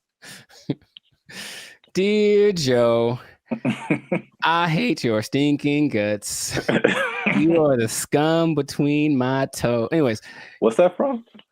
Little Rascals, I think. Yeah. Yeah, Little Rascals reference. Shout out to Alfalfa and Darla. So that was my jam right back in the day. But all I'm saying is that, see that? That's because someone mentioned that happens when you do. I was like, no way. I tried it. I was like, oh, wow. So just seeing that in a small thing. So imagine this program that's supposed to be benevolent, because who's making these things, right? I don't know who was his name? Ian Hogarth. I don't know who he is, right? I don't know. So imagine it's supposed to be an AI program designed to assist with getting people healthcare or something like that. And yet there's an agenda that says, hey, if they're from this place, don't let them have it. Like something like that, it can be programmed into it, and there's really no way to prove it unless you really know how to handle this AI stuff. So all I'm saying is that, yeah, the trouble with finding this neutral third party that Elon spoke about is that I don't think it's really possible. Everyone has got something behind them. And if they're not malicious in their intentions, maybe someone behind them is, it's always that kind of thing. It's like, well, it's not me. It's like, whose fault is it, or where does it start? So that's all. It's definitely something that I think needs to be is necessary because, yeah, AI is. He said something else that it's the first time in history that there's something smarter than humans, because that's been our thing, right? We're not the fastest, we're not the strongest as far as all that. We're the slowest and the weakest in a lot of ways, right? Mm-hmm. But we got smarts. We can make crafts and buildings and vehicles and all that kind of stuff. And now we've made a thing that is going to be smarter than the smartest one of us. So it's like, what's going to happen down the road? And it's like, it doesn't look great because it really feels like they're all in this, like, I don't know what we're doing. Perfect. That's the feeling that I get from it. And that's how the movie starts. It always does, and there's lots of movies in there. So the question is, like, what would be fair rules? He made the comparison to like a sports team. It's like we're starting a game, and these are all the teams that are playing. So all the teams should have a say in what the rules are. But of course, if you're talking about like the Nuggets making the rules, and then I don't know, the Lakers making the rules, they might have different ideas of what's fair, right? Yeah. So it's just going to be interesting to see how that goes, but at least someone's trying it. I believe the Prime Minister of England set it up, and that's what's going down. So fingers crossed, because like you said, it's happening really fast. Yeah. And they need to figure something out quick, because this is a good segue into another episode, because there is a scam going on right now that people need to be aware of. It's happening right now, and it was a big news story on CNN. Okay, we have to tune in another episode of the podcast to check that out. But anyway, this has been a fantastic episode of the Life of Circus podcast. If I do say so myself, a Life of Circus podcast. Jericho, this is Zap. So make sure to like, subscribe, comment, share this video with some people interested on the fate of humanity, and hopefully they won't come and do the thing where they take our stuff. Take your job. They're gonna take our job. Take it out. They took our jobs. They took our jobs. One thing I never saw before that they just installed in the mall near me, and I think it's just genius. I've never seen this before. They just put a. What's up, guys? I'm Zap, and this is Jericho, and we are Bandit Future, a now 6-time international award-winning pop hip-hop music duo. We make clean, fun music that everyone can listen to with a sound that is uniquely Californian. And now, right here, right now, baby. Right here, right now, yeah. You're listening to the Lives of Circus podcast. Well, my voice went really high. Where you're talking, we're talking about things that are funny, interesting, and ridiculous. But before we get started, make sure you like, subscribe, comment, and share this video with at least 2 people who like to go shopping. And make sure you stay to the end of the video, because a lot of people thought that malls were closing down, but they're very much alive. And I'm going to tell you 3 reasons at the end as to why that is the case. Bam. Intro. Nailed it. Okay. I like it. The rest of it, I don't know. Well, it's all about how you start and how you finish. The middle can be like, like a plane. It's like, all right, we took off right, a little choppy in the middle, but if we landed right, everything is all forgiven, I guess so. And if something is wrong, then you can sue later.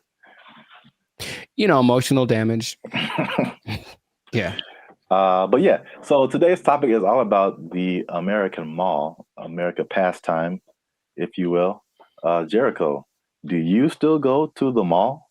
Is that a thing you do? Where do you do your shopping, my brother? Dude, it's always going down in the mall. Meet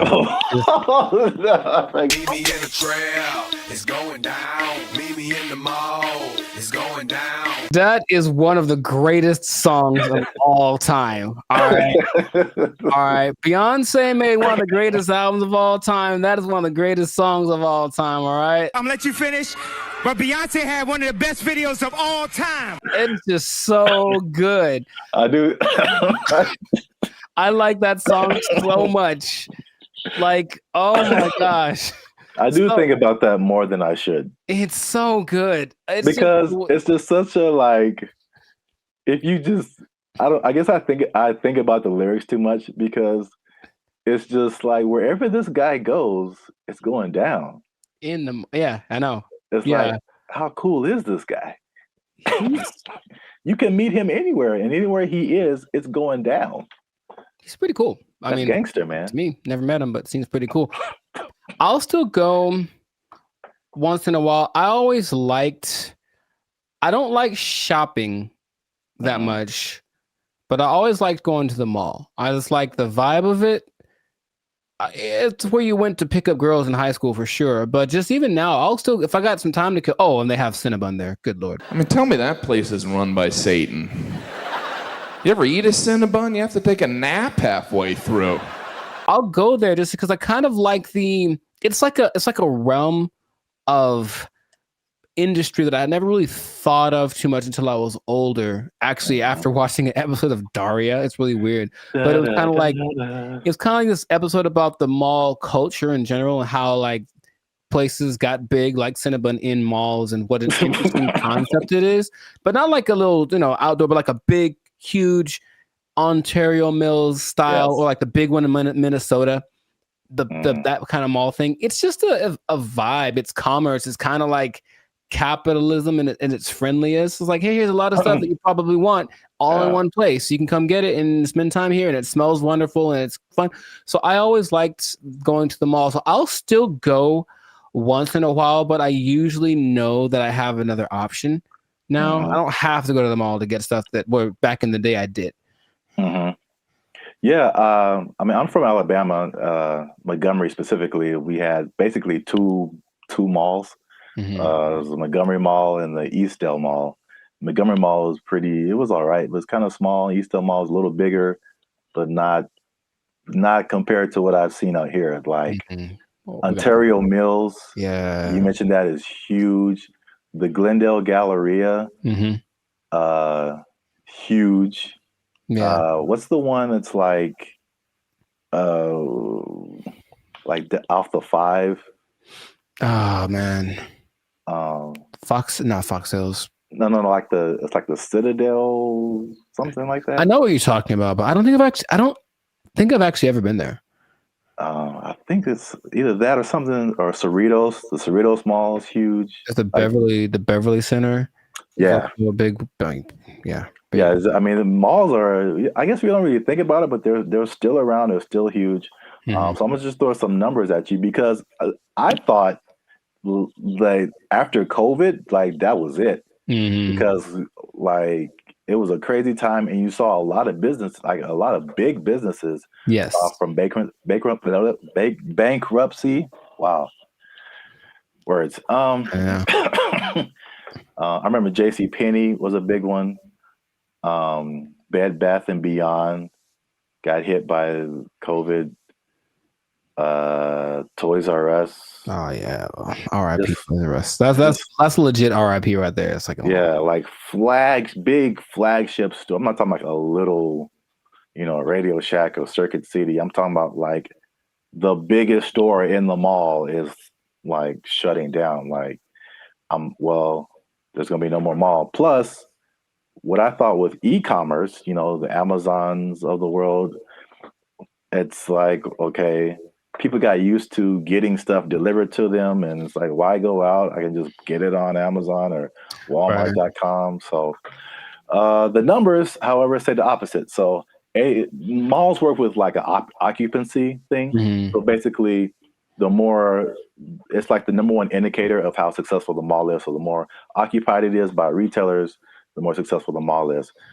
So mall occupancy was 89 to 95% last year. 92%, and you're doing good. Anything above that, you're doing good. So malls are healthy, they're thriving, and this is what happened that I didn't really realize is that when the stores closed, it didn't necessarily mean that was the end of the mall because, in case you didn't notice, a thing called inflation has been happening. No, I didn't notice. And so the price of everything has gone up, including rent. They just opened the space back up and they charged more because it was a new tenant. Traffic is actually up. Sales are actually up. There's actually waiting lists in some places for some stores to get into the malls. And so I get into these. There's three things that are really happening. You touched on some of it at the beginning. Okay. But I can at least give you this one on the retail side. It's basically people are finding out that, and it's kind of odd, I guess. I didn't expect that to be the way it is, but retailers are finding out that people aren't necessarily making that purchase online. They're just kind of like browsing. It's almost like TikTok, right? You're not really connecting with anybody. You're just scrolling through and seeing what's available. And they're making more concrete decisions in the store. And so the digital part is like getting people to recognize you and who you are, but they're actually seeing more sales being converted in the store, or it's called not necessarily that, but it's costing them less to get people to buy stuff. Basically, makes sense. I think. Oh, go ahead. No, you can go ahead. That there's no replacement for retail therapy. I think people that love to shop, I can imagine the people that love to shop, that dopamine rush of having those 2 plastic bags when you come out the department store. You can't replace that with this. Oh, we'll just bring it to you. It's like nah.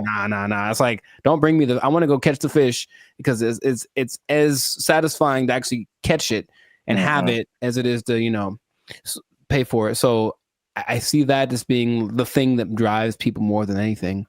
Yeah, and then online stores are actually there's stores that have started online and they're actually moving to like the brick and mortar type stores. So a few of those companies, one of them is Warby Parker. Have you heard of them? No, I don't know what that is. Okay, I see their commercials all the time. They do like eyeglasses, stuff like that. Okay. Another company called Allbirds that I haven't heard of. And there's another company called Wayfair that I have heard of. I've definitely bought stuff from their company. And so they'll be building like their own store. So yeah, that's number one. Retailers are seeing positive sales in the brick and mortar. And the second thing, you kind of alluded to it, is just people there's a certain luxury experience in malls that people are drawn to, right? That you don't necessarily get when you're just clicking a button online. Yeah. I recently I live near a mall, and I recently went in there, and I usually don't go in there at all, but I was just kind of walking around and looking, and I was like, it just felt nice. And I saw like a lot of stores that I wouldn't have come across online, a lot of objects or apparel, just stuff I wouldn't just be looking for online that was just different. Where else can you ride an escalator? The airport. Yeah, okay, so that's 2. But I don't go to the airport as much as I go to the mall. But honestly, it's kind of a cool thing too. Like, especially that big one that's always in the middle, and everyone's going up, and it's like the promised land appears. So they're kind of going there. Everyone looks. It's really interesting. But I think if you pay attention, you see the excitement of people going, "I'm about to buy something." Yeah. And they get to the top, like, we've arrived, and it's just got a cool atmosphere. It's like an environment, like a built-in environment. Like the people there, they'll have a little entertainment once in a while, especially in the 80s that had all the people that were singing there. But in general, it's just the fact that people are all there, usually in a good mood because they're getting the stuff they want. It's a nice place to just hang out. Right. Yep. Perfect segue. That's number 3. Is that the mall is just in general an experience for people. Mm-hmm. And I think what adds to that, they actually listed it here too as well. It's not just the stores, but everything else is happening too.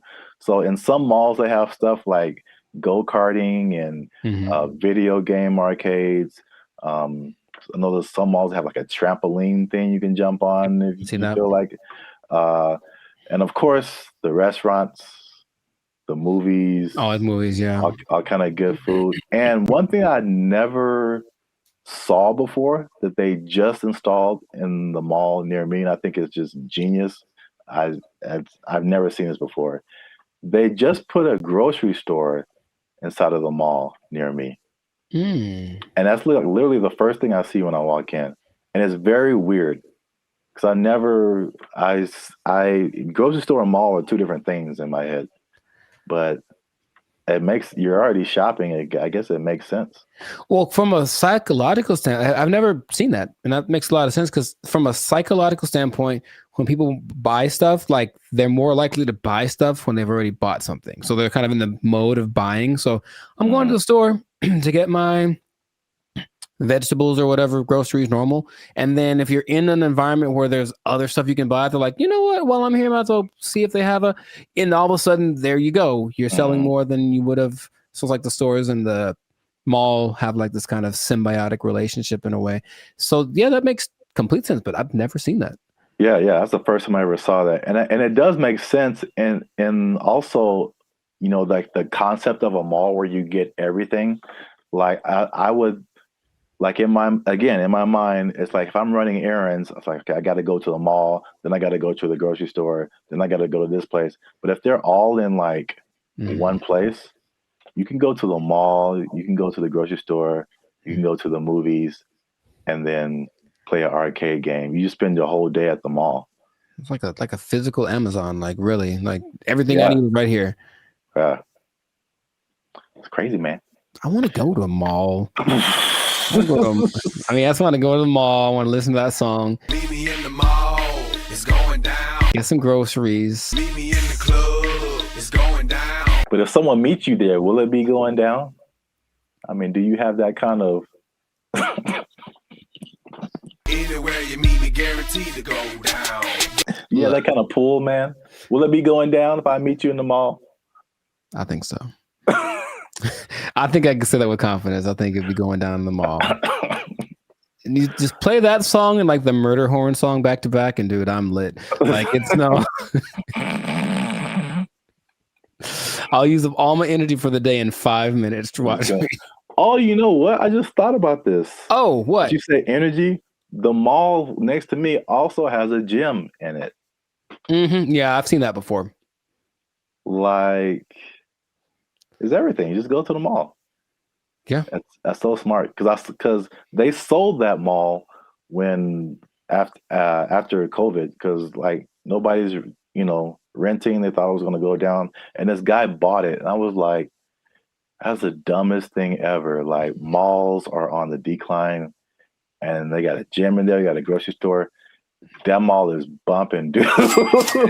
Like, yo. And he bought it at a discount. So I was just like, man, I want to meet the guy. They did an article on him. Okay. There was something depressing about the old malls, though, in some places where they're like kind of abandoned. Oh, yeah. Those are kind of, all right.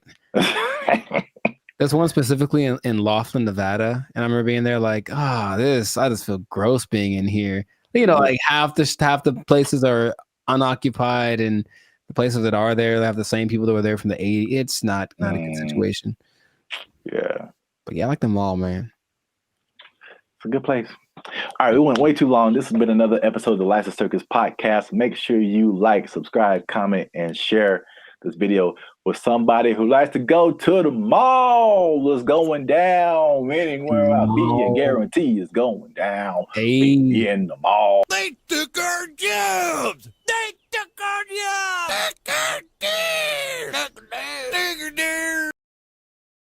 The WNBA. Do you watch that thing? Do you watch it? I do not. Nor do I. All right. So we've had that talk. Now, What's going on, everybody? I'm Jericho. This is Zap, and we are Bandit Future, the 6-time international hip-hop pop duo. Well, we're international worldwide, but we also have awards. We won 6 international awards for our music. There we go. One day. Anyways, we make clean, fun music that everyone can listen to with a sound that's uniquely California. And you are now, good Lord, tuned in to the Lights of Circus podcast. We talk about things that are funny, interesting, and just straight up ridiculous. So before we get started, make sure to like, subscribe, comment, and share this video with at least 2 people. Oh, man. With at least 2 people that like women's basketball. I'm going to talk about it. This episode is for my dad, basically, because he likes it a lot. Now, what I want to say is that stay tuned to the end because I have an idea. I have a solution to, I'll say fix it. I'm just going to say fix it. I'm to fix the WNBA that no one has explained in this way yet. I have the unique perspective that you need to hear. So stay tuned to the end. I'll let you know. So this kind of goes for women's basketball in general because the WNBA season just ended, but women's basketball started. And I'm in the gym yesterday and I'm watching it. I texted you about this and I'm watching it and I watch and I watch and I watch. And about 7 minutes go by and no one has made a basket. And I am heated because I'm trying to feel good about myself. I'm in the gym working it out and I want to see some success happening so I can feel motivated. And there was no success. And I was so mad about it. And it was a blowout and it wasn't very fun. So I want this to be positive. So what I want to say is that women's basketball is a noble sport. Basketball, of course, was created for women by James Naismith. And I've heard a lot of arguments from professional female basketball players about the disparity between the men's game and the women's game and this and that. But there are a couple of things that I think get ignored that would make things a lot better. Or when it comes to the argument in between why people should watch the WNBA, things get overlooked. So I wanted to throw this out there. I'll ask the question first to you. Do you watch the I'm trying to make it one word. No, it doesn't work. The WNBA. Do you watch that thing? Do you watch it? I do not. Nor do I. All right. So we've had that talk. Right. Now, the thing that there's a lot of things that could that's the whole thing. There's a lot of things that could contribute to why the men's game is so much more enjoyable to watch. But what I hear the counter is that, well, women are a lot more fundamentally sound. So if you watch women's game, you will get a lot more of the basics, a lot more of the pureness of the sport. That's the thing that I hear more than anything. This is why you should watch the WNBA. So I looked at 2 statistics that just told me everything about why that's not correct. So let's just say, what's the number one objective of basketball? Put the ball in the basket, right? Score points, right? So the better you are at that, the better than you're doing. I looked up the percentages of shooting in the NBA versus the WNBA for last year, just to see. Maybe women shoot better, and so you should watch because, you know, that's the thing they do. They're not dunking on everybody, but they're definitely fundamentally sound with their jump shot. WNBA average, 44%. NBA average, 47%. Okay. And the average for the WNBA, I couldn't find the statistic for the NBA, but for women, for the whole existence of the WNBA, the average is 42%. I think that's pretty low. And I don't care who you are. I don't want to spend my whole time watching people miss shots. That's just what it comes down to first. So the pureness of the game, I don't think that's that great an argument to say, oh, we at least could do stuff better than the guys. Well, apparently not. That's number one. And then number two, I watched the last play of the WNBA championship game where the Las Vegas Aces, they beat the New York Liberty. And it's this weird play where the main star from the WNBA, Breanna Stewart, is like getting locked up pretty much. It was like impressive. She gets locked up. She passes the ball. She passes to some other girl in the corner. she chucks up this air ball that had no chance. It never had any chance. I don't know if air balls count as turnovers, if they just like, oop, that was bad. But it seemed like she passed it to the other team, right? So I was like, maybe the women are better at taking care of the ball. So assist to turnover ratio is the way that you measure that usually. So for guys, there's only lists of people that have the highest assist to turnover ratios. In the men's game, I saw someone right now in the league has a 26-1 assist to turnover ratio. Wow. Mike Conley. I mean, it's not going to last. The season just started, but 26-1. Chris Paul's like at 9. There's a bunch of people but it usually gets to like the best people who have like 4, 5-1, whatever, 6-1. The highest in the WNBA last year was 3-1. That's the best one. And it's like, so when I've watched a lot of women's basketball, I've seen a lot of turnovers, a lot of mistakes, a lot of this and that, and it just looks sloppy. So I don't see why that's the argument for why the women's game is better than the men's game. Now, have you thought, for example, because you don't watch it, and I don't either, what would you want to watch? What could change about the WNBA that would make you want to watch it? Well, we've talked about this before. Right. And I had 2 ideas. Although the second idea, I'm kind of maybe backing down on. Okay. But the first idea for sure is lowering the rim so that more people can dunk. I think the basketball dunk is one of the most exciting plays that, whether you're a basketball fan or not, like just to see someone do that is just one of the most exciting plays in basketball. Mm-hmm. And it rarely happens in the WNBA. Right. And like even for the NBA, if you see a fundamentally sound team, it's usually a boring team. like I wouldn't want to watch the Warriors unless Steph Curry was shooting from the parking lot. Mm-hmm. Like that made it like, just so much better than just a bunch of guys shooting jump shots. Like you want to see somebody do something extraordinary, whether it be shooting from the parking lot or just like dunking on somebody's head and ending their life. Just like those are where the highlights. Acceptable, yes. Yes, those are where the highlights come in. So that's number 1. Okay. And then number 2, which will be sexist or whatever, I don't care.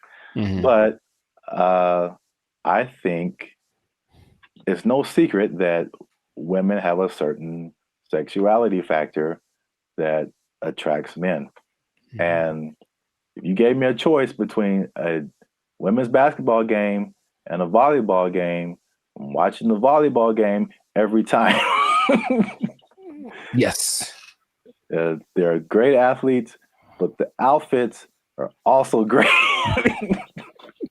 And like, I'm going to pay a lot more attention just as a man. Like, yeah, I know it sounds bad, but that's human nature, the world we live in. Yeah, sure. Marketing, like, I like not beach volleyball. I've been talked off that ledge. That's too far.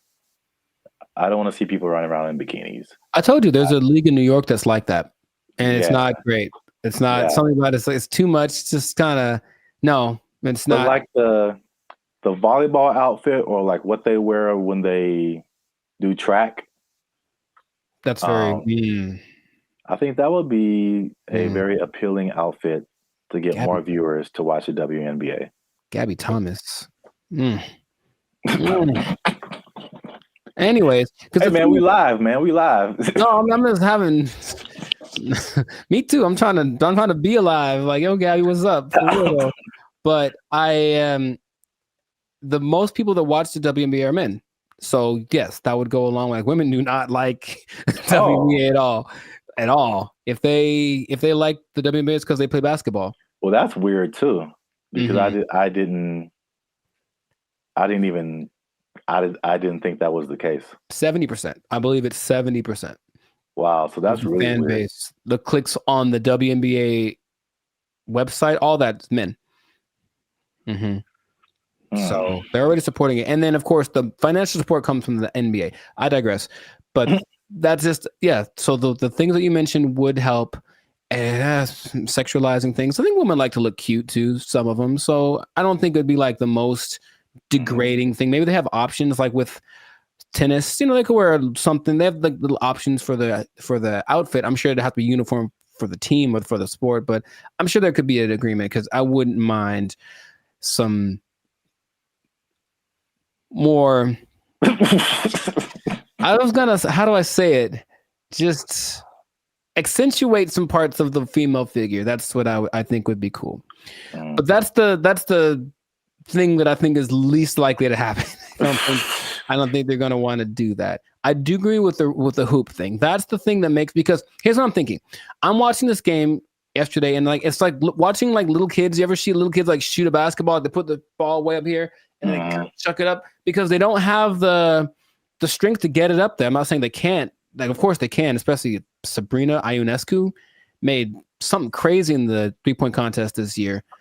So they can shoot for sure, but in general, they are shorter and less athletic and less strong than the men. I know the basketball is a little smaller for the women, but the hoop is the same height. So I have a solution that I don't think anyone's explained in this way. Okay. The average height for NBA players is 6'6". The average height for WNBA players is 6 feet, which is pretty tall for women, but in relationship to the same height of the rim is 10 feet. That means that for men, the hoop is 58% taller than them. But for women, the hoop is 71% taller than them. So to split the difference, I said, what would happen if the hoop was also 58% higher for the women? And if that was the case, it seems a little bit on the low side, but if that was the case, the hoop would be 9 feet 2 inches. Yeah. And to me, that makes a lot of sense because the people that are, the girls that are tall, 6'5", 6'6", they'd be dunking like Shaq, like we want to see. And then some girls with some springs would be getting some Westbrook action happening. And I think that'd be great. Now, would they have to learn how to adjust to shooting lower? Yes, they would. But I believe there's a women's basketball. I think it's called, I forget the name of it. But there's a women's basketball-esque sport where there's no backboard and no one can dribble. It's a weird in Australia. And the rim is about this. You can see if they could jump, they're not allowed to jump. But if they're allowed to jump, they'd be able to actually. So weird. It's what is it called? It's got a. Anyways, they could dunk on that hoop if they were allowed to run and jump. If the hoop for the WNBA was that height, the game would be a lot more interesting. I think the percentages would go up because you just see these women. A lot of women's form is kind of like chucking the ball as hard as they can because that's how they have to generate the energy to get the ball high enough. So that's my solution, but that's the rationale behind it. We want to make things equal. So the height of the hoop is the same ratio compared to the height of the players. Yeah. I think that would work. I don't think they're into it. Of course, every play, they have to change it everywhere.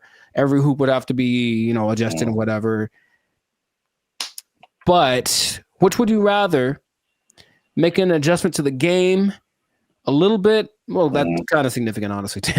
Lowering it to that's kind of significant.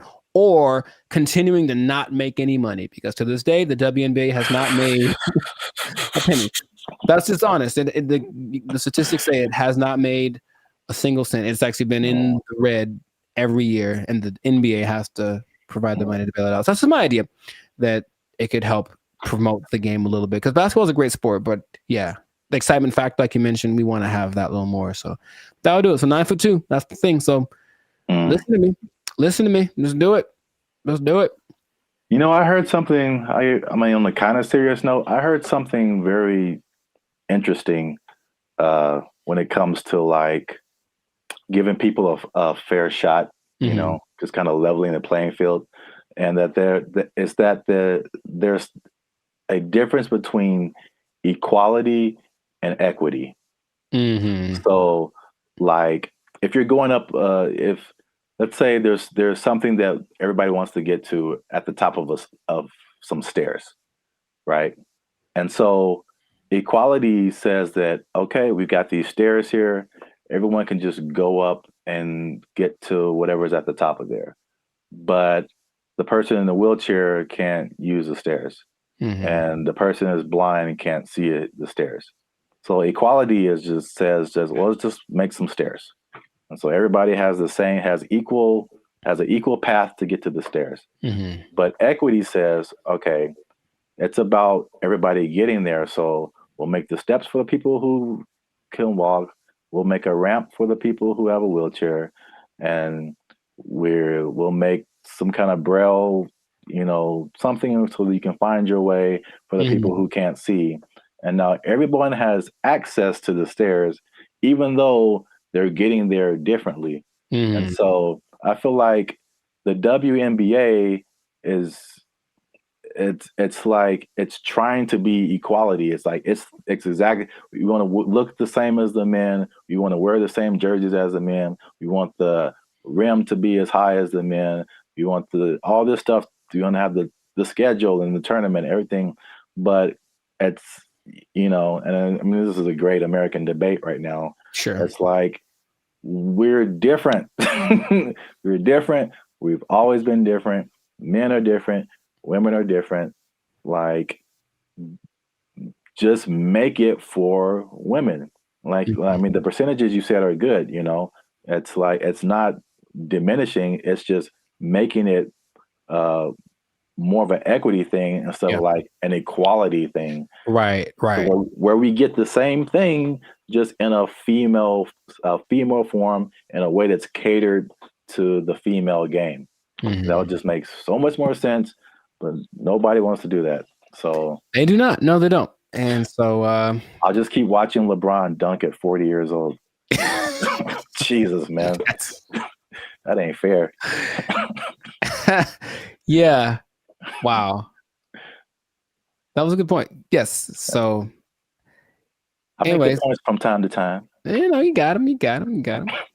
Zap the president. Probably. Yeah. So this has been another episode of the Lifestyle Circus podcast. Make sure to like, subscribe, comment, and share this video with the people that like some basketball. Let us know what you think about this equality versus equity thing. Johnson basketball. Hey, man, he got a ring, man. Yeah, let us know what you think, how to make this thing a little more fun to watch, because the WNBA deserves people to have people watching it. It really does. They work really hard. In fact, random point. One of the most famous female players of all time, Diana Taurasi, I went to high school with her. And what? Yeah, we played one-on-one once. She won't remember. I lost. Anyway, I lost real bad. It wasn't even fair. It wasn't fair. It wasn't fair. So in that case, equity would say I should have got like a 10-point lead or something. I still would have lost. Anyways, shout out to all them. And that's been it. So yeah. Don't take my job. No, because I just spit in truth, man. If they might take your job, they're not taking any WNBA jobs, because nobody's watching. All right, bye everybody. They took our jobs. They took our jobs.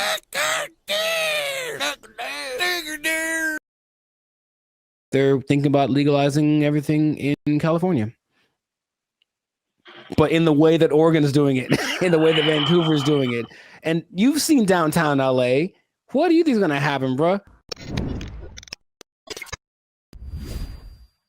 What's going on, everybody? I'm Jericho, and this is Zap, and we are the now 6-time international award-winning pop hip-hop duo Banded Future. We make clean, fun music that everyone can listen to with a sound that's uniquely Californian. And right now, in this moment in time, you would tune in to the Lifestyle Circus podcast, where we talk about things that are funny, interesting, and just straight up ridiculous. So before we get started, make sure to like, subscribe, comment, and share this video.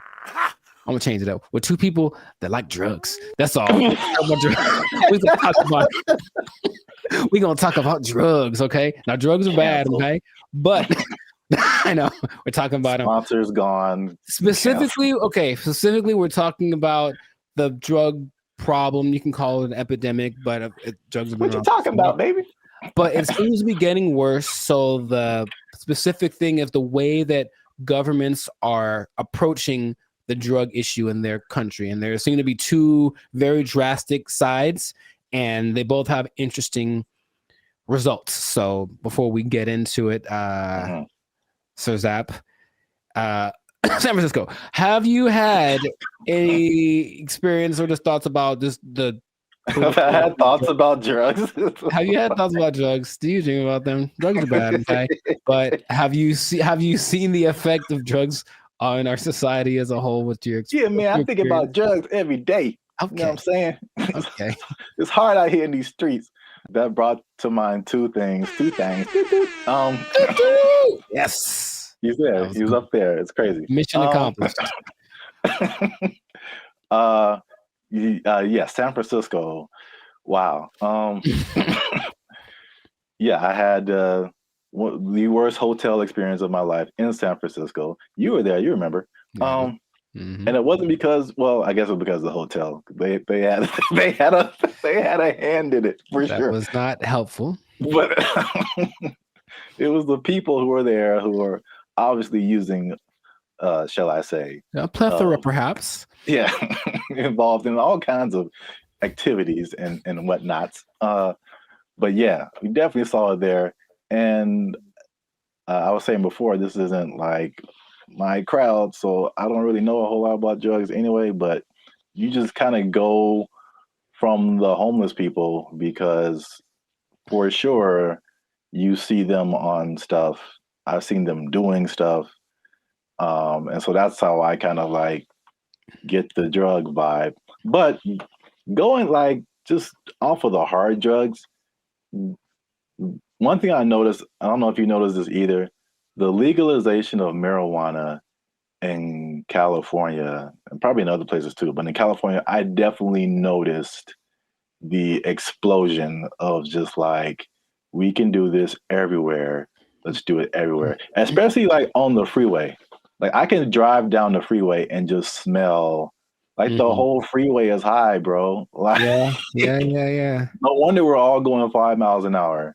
Yeah. Like everybody is just walking on sunshine right now, and I'm trying to get to work. I remember one guy when we went up to Sacramento, and one guy in like a Jack in the Box was like he was the happiest man, and I'm like, wow, starting early, 8 in the morning, like, that's a wake and bake situation right there. Yeah, but I don't think that weed causes the problems that we're seeing. Just slower people, and maybe they're raising the price of food. Everyone's eating too much, but I digress. The idea is you can do one of two things, or there have been two extremes that governments have been taking. One is to decriminalize drugs. So there's a difference between decriminalization and legalizing. They're not legal. You can still get busted for them, but it's just that decriminalizing means you won't go to jail forever for getting busted with a meth pipe.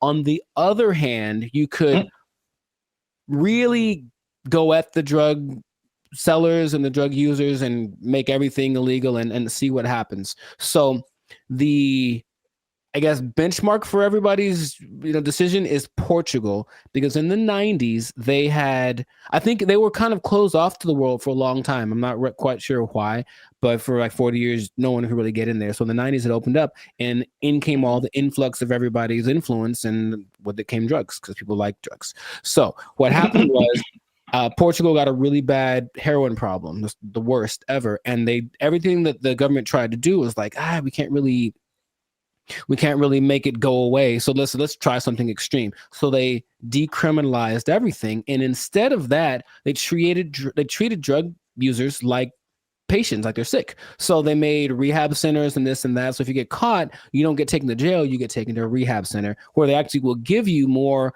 of the drug you like, but in a lesser dosage, trying to wean you off of it. And they have a system in place for making that work. Other places that have copied that, I believe Lithuania, and there's maybe Denmark. I could be wrong about that. But so what has happened was that the good old US was like, oh, let's try it. So they did that in Oregon with the last election, and they kind of forgot one part. They forgot the whole rehab part. They just decriminalized everything. And I think I heard about that. It's a nightmare. It's so bad. It's just people just violently robbing each other in broad daylight and just on drugs, on the zombie drug. I'm not sure exactly what strain it is, some kind of a opioid maybe, but it's a zombie drug. People like walk around like zombies. But the visual I wanted to share with everybody was actually from a video I saw from Vancouver. They did the same thing. They just legalized everything without thinking about how to fix these people once they're on the drugs. So everyone's just walking around, literally, same thing, robbing people. The scene that I remember when we were in San Francisco was this one street where it's like everything looks normal, aside from like the occasional like human feces on the ground, but everything looks normal. And you turn a corner, and all of a sudden it's Armageddon. Oh my God. Just literally, just all of a sudden, everybody, and like you just stop there and they all kind of like turn. That's the zombie drug. So there's a video of these two men walking down the street, and they're in a position where I don't think I could keep my balance and walk, but they're so hunched over and they're still somehow staying upright. There's two of them. They're walking, and it looks surreal in Vancouver. That's happening right now. So they tried it, and for some reason, they didn't get the memo that they need to add the other part to it. So that's an I think they're thinking, oh, well, like alcohol, like there'll be a couple of people that go overboard with alcohol, but if we let everyone have it, most people have enough restraint or whatever to not use it. I just don't think that hard drugs and alcohol are exactly comparable like that. So you can take the other extreme, and this one is maybe more fun, and that is the president of the Philippines, something Duarte. He said, he got elected in 2016 maybe.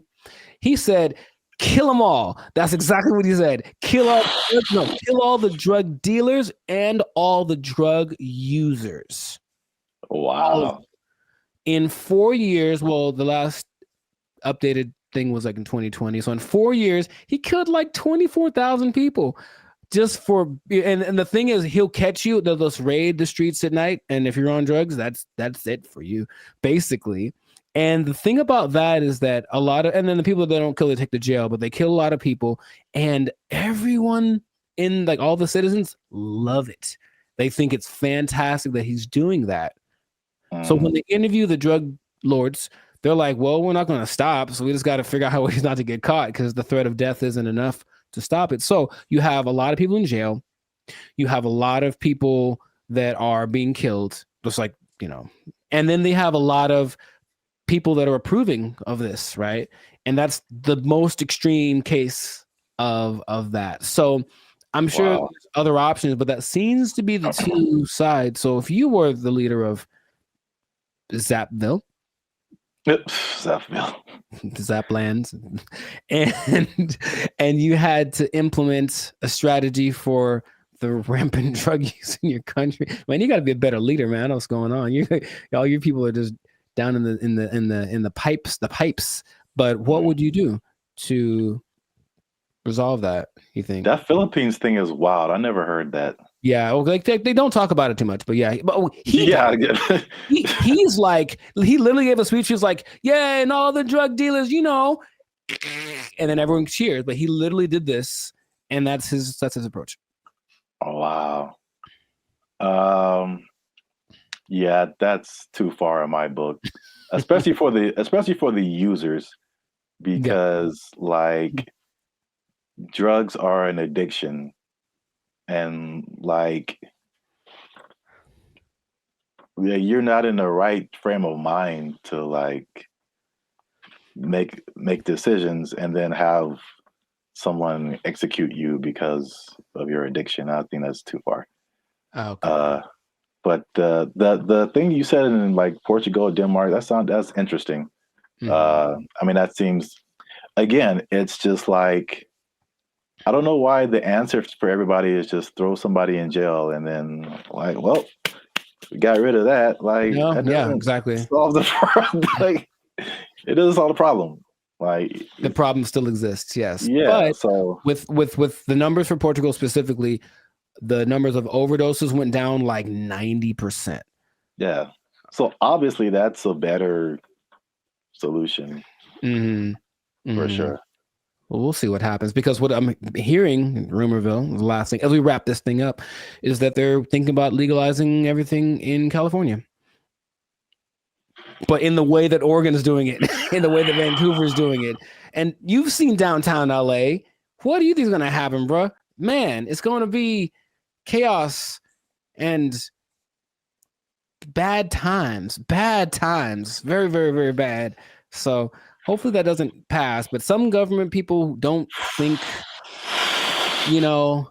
they're just like, oh, my nephew OD'd once, I should probably do so. That's what politicians maybe think. That's their only connection to this kind of thing. So let's just try something new. Let's decriminalize it all, see what happens. And it'll be bad for all of the people that we see walking on the freeway are on drugs. Every single one of them. And that's going to go up tenfold if we decriminalize the drugs. So just let's not do it, Callie. Man. Send your relief funds to banditfuture.com just in advance, because I see suffering in our future if this. I see. You will know pain. You will know pain. We'll at least know gross. We'll at least know that. Yes, that is God. We should do a whole separate episode on that hotel room. I still have some videos from that. I was giving a review. Yeah, videos? I have a video I took of the hotel room or walking around. Yeah. Maybe I can find it. Yeah. People need to see that. It was oof. It was really bad. But anyways, this has been another episode of the Lifestyle Circus podcast. So let us know in the comments if you have a solution for how to solve the drug problem where you're from. Do you have a drug problem? Do you need help? Do you need to talk to somebody? Call the Bandit Future hotline. Just kidding. It doesn't exist. But make sure if you do have a problem, make sure to go see somebody about it. It really is serious. Don't you believe it? Okay, so that's been it. And I'll tell you what. If you're on drugs, if you're doing too many drugs, I don't know about you and keeping your employment status. You might start freaking out and not make it. And then, you're going to have to be out of you might be down bad. You might be out of employment, and that's not going to be good. If the boss catches you in the bathroom doing what you like, might end up bad for you. I just don't know how to say it, but I think you won't like your result. I think I get what you're going towards. Yeah. Correct me if I'm wrong, but I'm thinking that you're saying that they might take your job. Drugs are bad. Okay. They took our jobs. They took our jobs. This is $150 video. How many videos can you go on YouTube and just walk away with $150? All right. That video of a cat playing the piano did not put any money in your pocket. All right.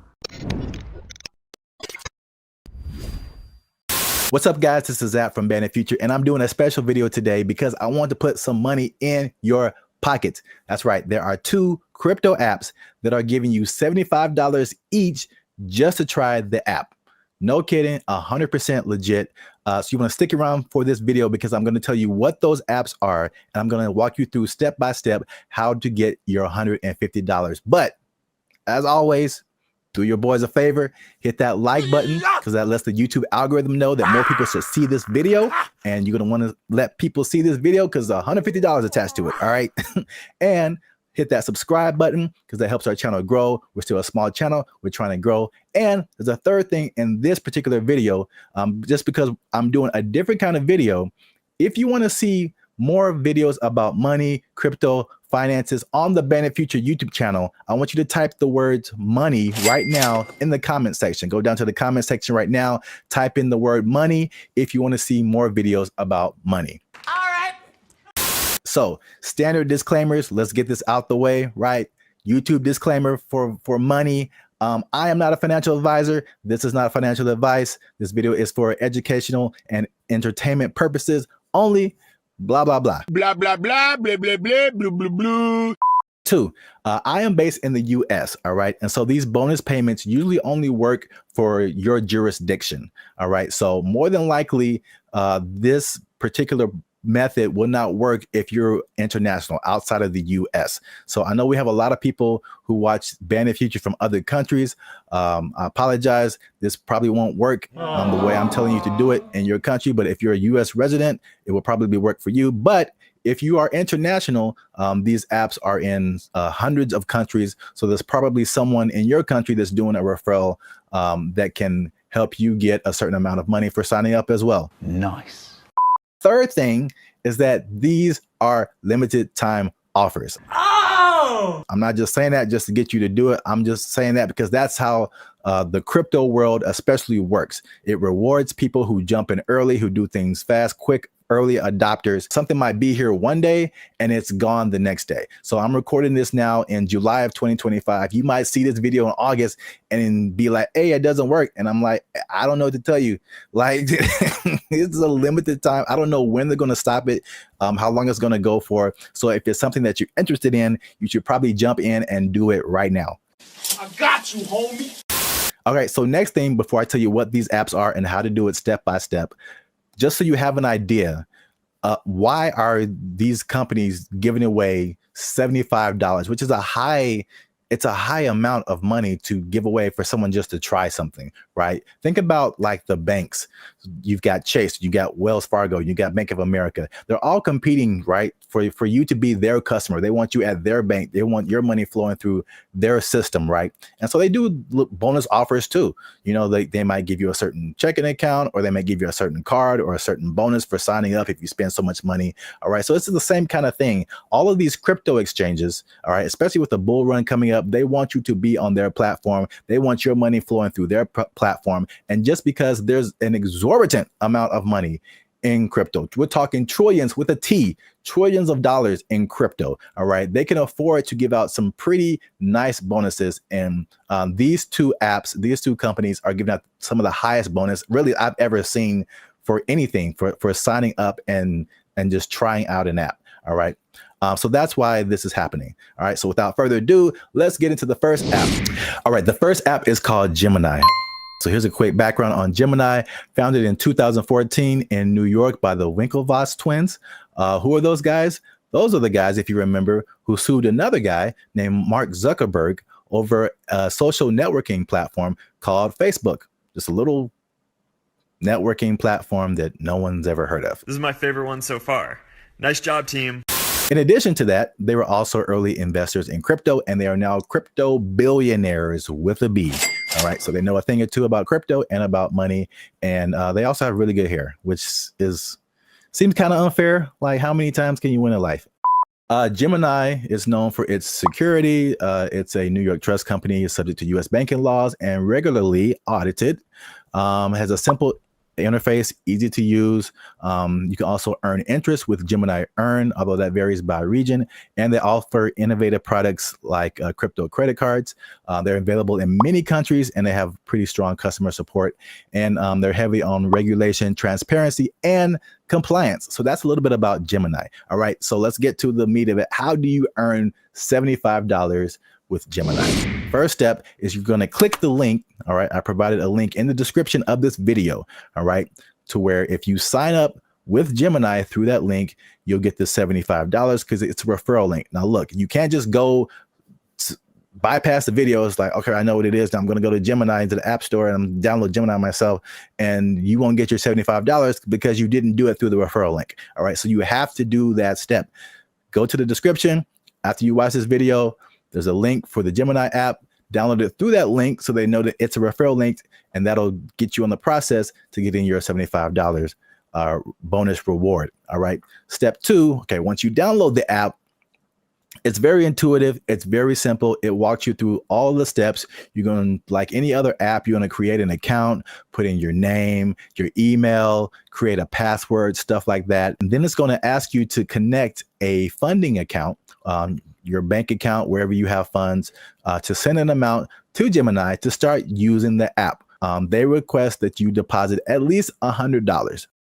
So that $100 is just for you to actually use the app, right? It's a crypto exchange. All right, you're going to use that $100 and then you're going to trade it for crypto. All right. Now, here's the cool thing about Gemini. But wait, there's more. They allow you to receive the bonus in this referral program, even if you buy stable coins. All right. So if you're new to crypto, a stable coin is a coin that's pegged to the dollar. So it doesn't really fluctuate in price. So if anyone is scared about, oh, I'm putting $100 in here, I'm going to lose my money. Crypto is wild. It's up one day, it's down one day. They allow you to purchase stable coins and still get this reward. Stable coins, for example, like USDC, Tether, those are stable coins. So you can put that $100 in there, transfer it from your bank account, and then once it's in Gemini, you purchase crypto with that $100. All right. Shortly after you do that, you should be getting an email that says, hey, you did all the steps, you qualify for the $75, and that bonus is paid out to you within 30 days. I've done it. I've had several other people do it. It works. It's legit. Again, this is limited by time. So you might click on the link like a few months later, a year later, and it might not be the same. So if you're really interested in this, you want to do it right now. But it doesn't get any easier than that. It's the easiest $75. Whether you like it, look, if you like the Gemini app, you can stay on it. You can use it. I don't mind it. I kept it. I still have a little bit of crypto in there. But if you use it, hey, I don't really like this, you take your $100 and your $75, $175, still your crypto, to convert it to dollars, put it back into your bank account, and then go on your way. Wait. So there you go. That's $75 through the Gemini app. You turned $100 into $175 in 30 days. I don't know any other place where you can do that. Okay, so if you're interested, remember, click the link, go through the steps, and it took me like 10 minutes, all right, literally, to set up an account and earn my $75. So the crazy thing is you can do this again, all right? Remember the bank analogy? You can be with Chase and with Wells Fargo. Like it isn't exclusive, all right? So the next app is called Kraken, okay? Here's a little bit of background on the Kraken app. The Kraken app is even older than Gemini. All right. Started in 2011 in San Francisco. It is one of the oldest and most trusted crypto exchanges. They're known for their top tier security, including never, ever having a major hack, which is pretty impressive. They offer spot trading, margin trading, and futures. They have a wide selection of cryptocurrencies, over 200. They have staking services for passive income. They're available in, I think, about 200 plus countries, and they operate under strict compliance with U.S. and international regulations. So another solid platform, nothing janky going on over at Kraken. All right. So how do you earn your $75? Here we go. It's very similar now to Gemini, but there are some major differences. So don't click away and think, oh, I got it, I just do the same thing I did in Gemini. There's some major differences. And if you mess up in a spot, you might not earn your $75. So listen to the key difference when I get to that spot. All right. So same thing, same start. You're going to click the link in the description. There's a separate link for Kraken, all right, to get your 75 referral bonus from Kraken. Same process to start off with. You set up an account. That link will take you to the App Store. You download the app, set up an account, name, email, password, all that good stuff. Then the same process, you're going to connect your bank account, all right, so that you have a way to transfer funds in and out of Kraken. Now, here's where Kraken differs. Kraken requires a $200 deposit to take advantage of this referral bonus. Okay, so you put $200 transfer from your bank account to the Kraken app. Okay, and then another major difference with Kraken is that they do not allow you to purchase stable coins and still get this $75 bonus reward. Okay, so you have to purchase something like Bitcoin or another altcoin. Again, if you are skeptical, you know the word skeptical. Jeez, this is so hard doing this myself without Jericho. Okay, I have to talk the whole time. This is nuts. How do YouTubers do this? Okay, so if you are skeptical about losing your money in crypto, all that kind of stuff, I understand prices go up and down. It's not for the faint of heart. I personally did Bitcoin because although Bitcoin goes up and down, if you have to choose between Bitcoin and altcoins, Bitcoin's a lot more stable than some other ones. You might lose some money, you might gain a little bit of money, but it's not likely to be super drastic. Okay. So you put in your $200. Now here's the good thing about Kraken. They give you that $75 bonus and it only takes 2 weeks. So you have to put in twice as much, but you also get your reward twice as fast. Okay, so that's how you get your $75 bonus from Kraken. So you got 75 from Gemini, 75 from Kraken. That's $150. Just like I said in the title of this video, $150 is easy. It's literally 3 steps for each platform. And if this is too hard for you, I don't know what to tell you, man. This is the easiest $150 I've ever made. Both platforms seem legit. I use both the apps still. And yeah, man, look, if you want to see more content like this, we don't normally talk about money on the Brand Future YouTube channel, but we're thinking about adding some more stuff like this, money, crypto, financial stuff, all that kind of stuff. Put the word money in the comments. Leave a comment with the word money on it. Let us know if we should keep doing more videos like this. And come on, man, this is $150 video. How many videos can you go on YouTube and just walk away with $150? All right. That video of a cat playing the piano did not put any money in your pocket. All right. So share this video. I'm sure you have people in your life that would want $150 and they're gonna be mad at you when they click on this a year later and it's over and you saw it, you got your $150 and you didn't tell them. You're gonna have a lot of mad people at you. So share this video, put money in the comments if you want to see more videos about money, stuff like that. And that's it. Everybody have a good day. This is really hard without a second person. Jericho, come back and make a video with me. Bye. I have to talk the whole time. This is nuts. How do YouTubers do this?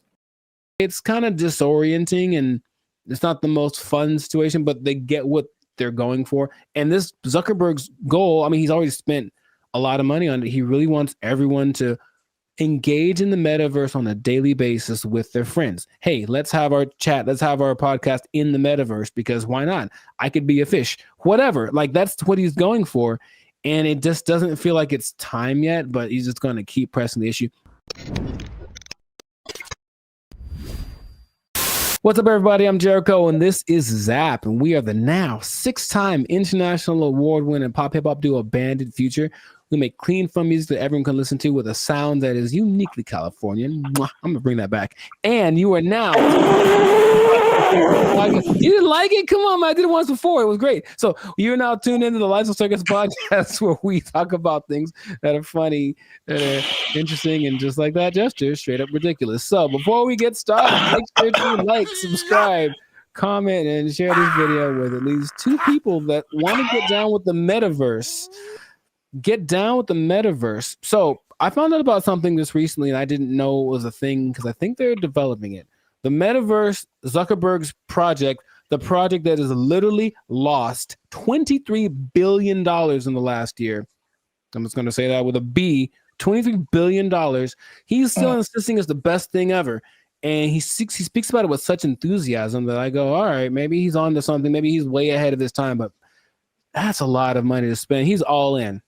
So as of, I think a month ago, or even less than that, Instagram, well, that's his company as well, there's an option called Meta AI where you can basically chat with a chat bot. I don't know how to call these things, but it's a chat bot that basically mimics a celebrity. They have like Snoop Dogg and Dwayne Wade and stuff like that. Like they're their faces, but then they're supposed to be a different person. And you can talk to them about certain subjects. And so I was like, okay, let me see what this is about. So I tried talking to one of these for the first time yesterday. I wanted to see what it was about, what happened. It's such a strange experience. And I don't know how much, because it's still like the beta phase, I suppose. But like, had you heard about that? Specifically the Meta AI? No. Dude. All right, maybe there's some screenshots, but I had a couple of conversations with because okay. I'll actually say it as I. Who's the person that you had a conversation with? I spoke to Lorena and I spoke to Izzy. Now they're modeled after 2 people that I don't. So each one has a name. I'll have to go through it and maybe you can put it on the thing. But you go to just talk to a AI, and then there's, for example, you can talk to Zach, who's a brotherly jokester. But he's Mr. Beast, right? It's Mr. Beast's face. You can talk to the Dungeon Master, who is an adventurous storyteller. and it's Snoop Dogg. You can talk to Brew, the confident sports debater, and it's Tom Brady. So that's the thing. Wait. Yeah, it's a lot of information that I'm not explaining right because I'm still trying to wrap my head around it. No, but like, how is it? Why are they two different names? Is it like a trademark thing happening? I don't know. I really don't. I think they agreed to be the face of it, but it's not their name because it's not them. It's the AI version of them. All right. But it's their voice. Their voice is their likeness. Maybe I can. No, you just have to let me pop up some visuals. So I was asking. So you talked to like Lorena and somebody. Who were the celebrities attached to them? I don't recognize their faces. Oh, okay. They're all people that I've seen before, and I'm like, okay. And maybe not all of them are super famous, but like, okay, there's Perry, the approachable golf pro, and it's also Cliff Paul from the State Farm commercials. Imagine that. So I think maybe it's a combination of people that either are famous and I don't recognize them, or they're not famous, and then some famous people that agreed to be on it. But basically, each one has a level of expertise.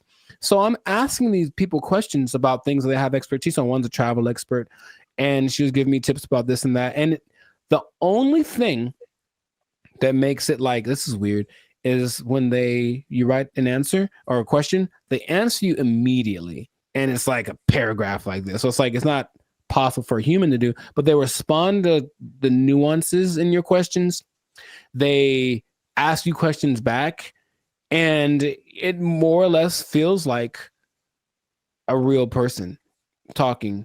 Now, my thought about the meta thing in general is that it's kind of like supply and demand, like not supply and demand, but you can give people something that they didn't know that they wanted, and then you offer it, and they're like, oh my God, I always wanted that. I really don't think anyone else wants this at the moment. From, I think, sales of just the meta headsets, maybe like 5% of, I think, England has them. So it's still a very low number. And I know some people who have it, and they say, okay, it's kind of disorienting and it's not the most fun situation, but they get what they're going for. And this Zuckerberg's goal, I mean, he's already spent a lot of money on it. He really wants everyone to engage in the metaverse on a daily basis with their friends. Hey, let's have our chat. Let's have our podcast in the metaverse, because why not? I could be a fish, whatever. Like, that's what he's going for.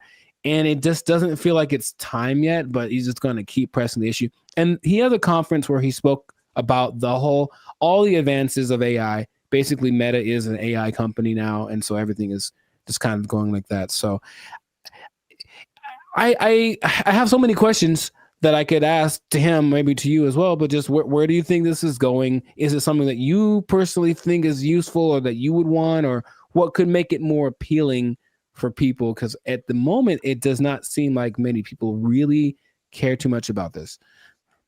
Well, here's the problem I heard, and I totally agree. People don't want to have things on their faces like that. Mm-hmm.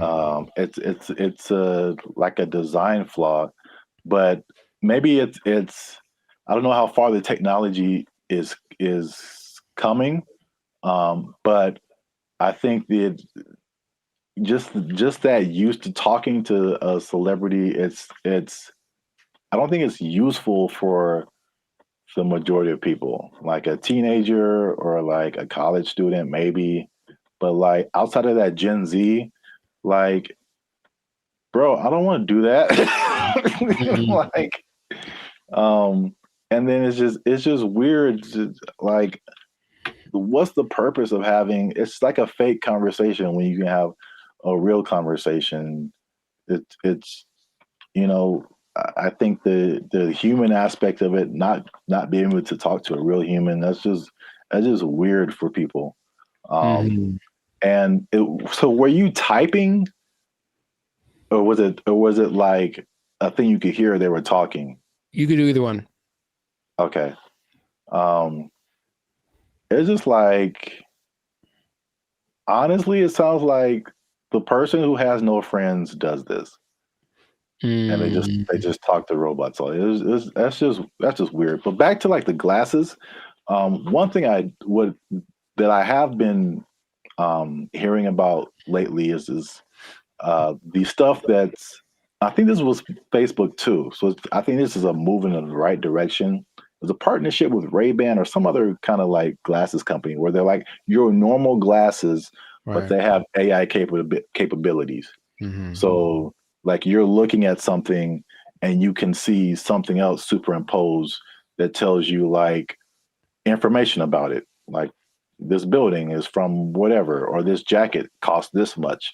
That I see as like, okay, that's pretty cool. That's very helpful.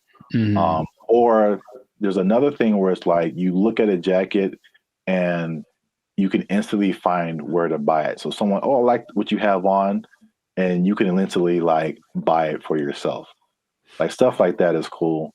There's also like the Snap AI mirror from like Snapchat. So I again, it's like they have to get out of this like goofy realm to make it like, okay, this is how you can use this. It's not about, I don't think, I mean, I know I'm like going a bunch of different directions. I have a bunch of different thoughts, but it's like,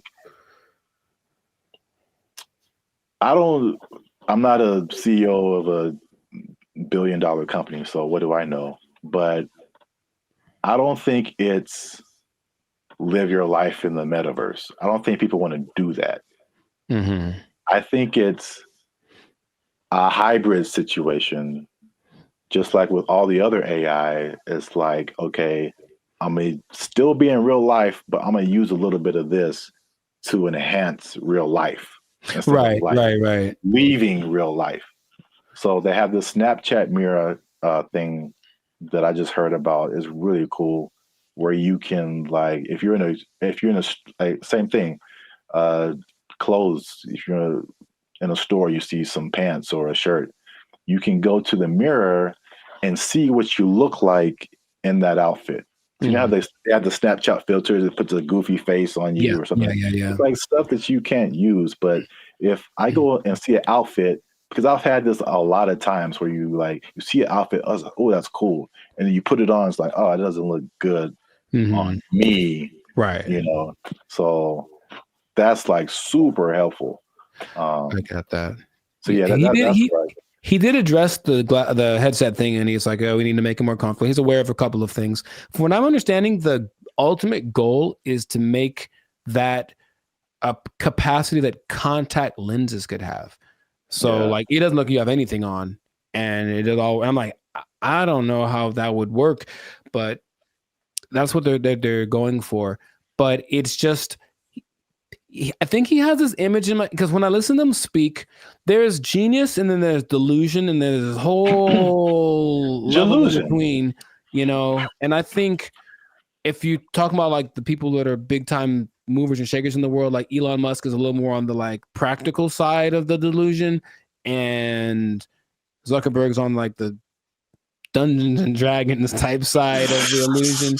But I feel like he wants to create what happened in that movie Ready Player One, where basically the whole world is so over the real world, they just go to this place habitually, and that's like where real life actually happens. And maybe that's what he's thinking, but I don't think the people are ready for it right now. But he's going to keep pushing. He's got the money to keep trying it out. And I even got a little survey. It's like, hey, quick 3 minutes. I want to know. I wanted to know about what they were asking about. That's how I didn't know about this until like 2 days ago.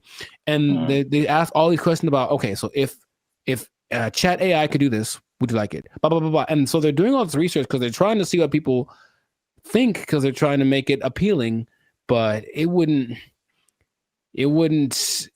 I don't think it's for me or maybe our generation, but maybe people that grow up on it, younger people might be the ones that want to spend all their time in the metaverse. I don't know. I hope not, but which is already showing negative effects. Gosh, it's so bad in so many areas. It's just bad, man. Yeah. So we'll see where it goes, but let us know in the comments if you like the metaverse, if you've had some metaverse experience, if you've tried this new Meta AI chat thing. What do you think? Is your best friend Snoop Dogg in your mind? Because you know it's not really him, but maybe you think that it is, and that's good enough for you. So good for you. And let's see how this pans out. But it seems like it's going to be a real big push, he's got Zuckerberg has a couple other big objectives for 2024 that he's trying to get to. So, and spend a few more $1 billion in the process. So must be nice. We'll see how that goes. But yes, this has been another episode of the Life's a Circus podcast. So leave a comment. Leave us a comment. Let us know what you think about that. And if you I'm trying to think of how this would work. If you are spending too much time in the metaverse, if you're spending too much time talking with a meta person, I don't know what to call them. They're not real, but they're not robots, whatever.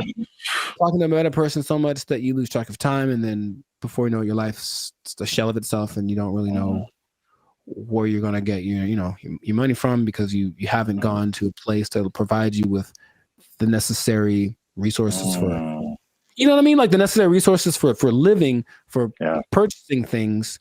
You might even miss your bill and you can't pay for your phone. You don't have your Instagram. You've lost access to your person. I just don't want that to happen to you. That's my sincerest goal as a human to human. So please don't. Man. Well, I guess you understand what I'm trying to say. I don't have to say it. So you don't have to say it. You don't have to say it. But I'm going to say it. Don't lose your job. Don't lose your job in the metaverse. Marcus Zuckerberg is crazy. They took our jobs. They took our jobs.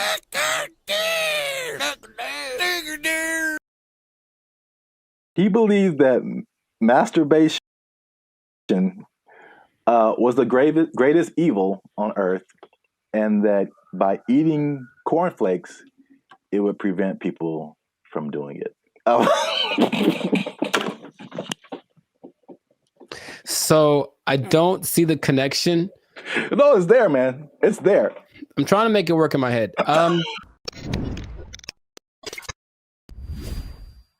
What's up, guys? I'm Zap, and this is Jericho, and we are now 6-time international award-winning pop hip-hop duo BrandBee Future. We make clean, fun music that everyone can listen to with a sound that is uniquely Californian. And right now, you're tuned into the Life's a Circus podcast, where we talk about things that are funny, interesting, and ridiculous. But wait a minute.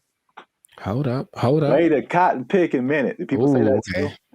I mean, yeah, maybe. Help your boys out. Help the channel grow. Help us keep doing what we're doing by liking, subscribing, commenting, and sharing this video.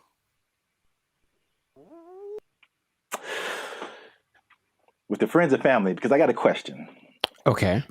It's a very important question. A bit of a riddle. I hate those, but okay, let's go. No, I just don't like them. I'm never good at those, but we'll find out. Mr. Jericho, what do you get when you cross a medical condition that people were afraid of, a religious group that wants to stop people from performing a sexual act, and World War II? Huh. It's three things. Yes, there. I've noticed. That's one more than two. My first thought was Nazis, but I think that's wrong. That was just the first thing that came to my head. I'm like, that's no way. I think it's because you just said World War II, and I was like, I think they wanted to stop World War II. You know what? Congratulations. I've never been asked this in my life. Yeah, I don't think anybody has. But for the people playing at home, just one more time, the question is, what do you get when you cross a medical condition that people were afraid of, a religious group that wants to stop people from performing a sexual act, and World War II? And the answer, believe it or not, is breakfast cereal. I'll be honest, I didn't. Yeah. Go ahead. Yeah, I just kind of stumbled upon this, but the rabbit hole got really deep as to why we have breakfast cereal. So, a little bit of a history lesson. You can stop me at any point if you want. It'll be more clarification on the ridiculosity that is happening right now. So, breakfast was not really like I guess we hear the cliche now, like breakfast, most important meal of the day, right? And so, but before like the 1800s, breakfast wasn't really like important. It was just basically you got to think about like the times that they lived in. It's more like hunt what you eat, kill what you eat, working on a farm, grow what you eat, stuff like that. And so like nobody's waking up at like in the morning to like kill a chicken or like kill a pig to make some bacon or like, whatever.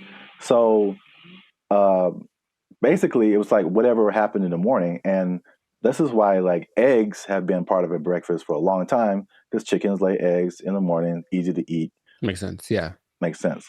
And basically what you ate for breakfast was pretty much whatever you had left over from the night before. So that was pretty much breakfast. But there was a meat component because they would eat it, they would like cure the meats and stuff, and you could save it and use it for breakfast in the morning. Right. So like eggs and even bacon were like a big part of breakfast. Bacon. And this was called like the farmer's breakfast. So again, it's just like it's pinned to the time that you were in, and farmers and stuff. You get up early in the morning. You need some fuel because you're going to be working your butt off like all day long outside in the elements. Like you need a good hearty breakfast. So this is the first thing. The first thing that I teased at the beginning, the fear of the medical condition. The medical condition was indigestion, which sounds like pretty like whatever today, but I feel like it could probably take you out back then, huh? Yeah, there was no Pepto-Bismol, like antacid. You can just pop an antacid and be cool. Like you could have felt like you were dying. You had no idea. Like, oh, I got indigestion. It's the devil's work inside of you. So I don't know, but I had to go to the apothecary. Yeah. So, also late 1800s, the transition from like farm work to more like industrial work, and industrial work to like more like office work. So big buildings and offices, and people weren't like moving around as much as they want to. So they felt like if they eat a big breakfast and then they don't do anything, just going to sit there, they get indigestion. People were like terrified of that. So they were like, we need a lighter breakfast. So there was a move away from like the bacon and eggs and all that kind of like hearty stuff. All right. So that was reason number one. Reason number two. I'm very curious about this one. Okay. My favorite reason.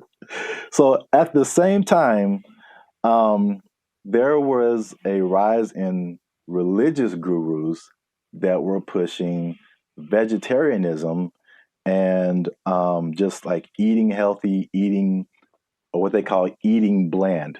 All right.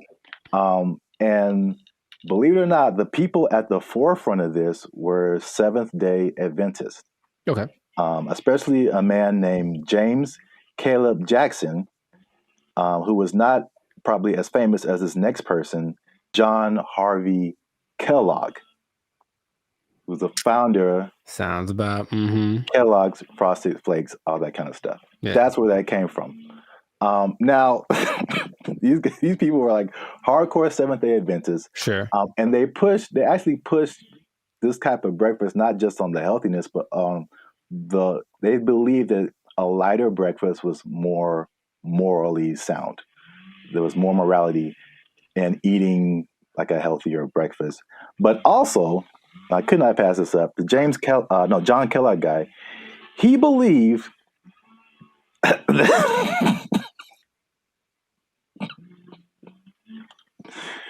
he believed that masturbation was the greatest evil on earth, and that by eating cornflakes, it would prevent people from doing it. So I don't see the connection. No, it's there, man. It's there. I'm trying to make it work in my head. Well, I've had cornflakes, and of all the cereals that are like not sweet or nothing, they're probably my favorite ones. They're still nice and crispy and pretty good, I guess. But do you have less of an urge to masturbate after you eat? I've never. You know what? I'm gonna have to. I'll let you know if you really want to know about that I will go get a box and eat it and then report back to the pod in a week. Like, this is my findings.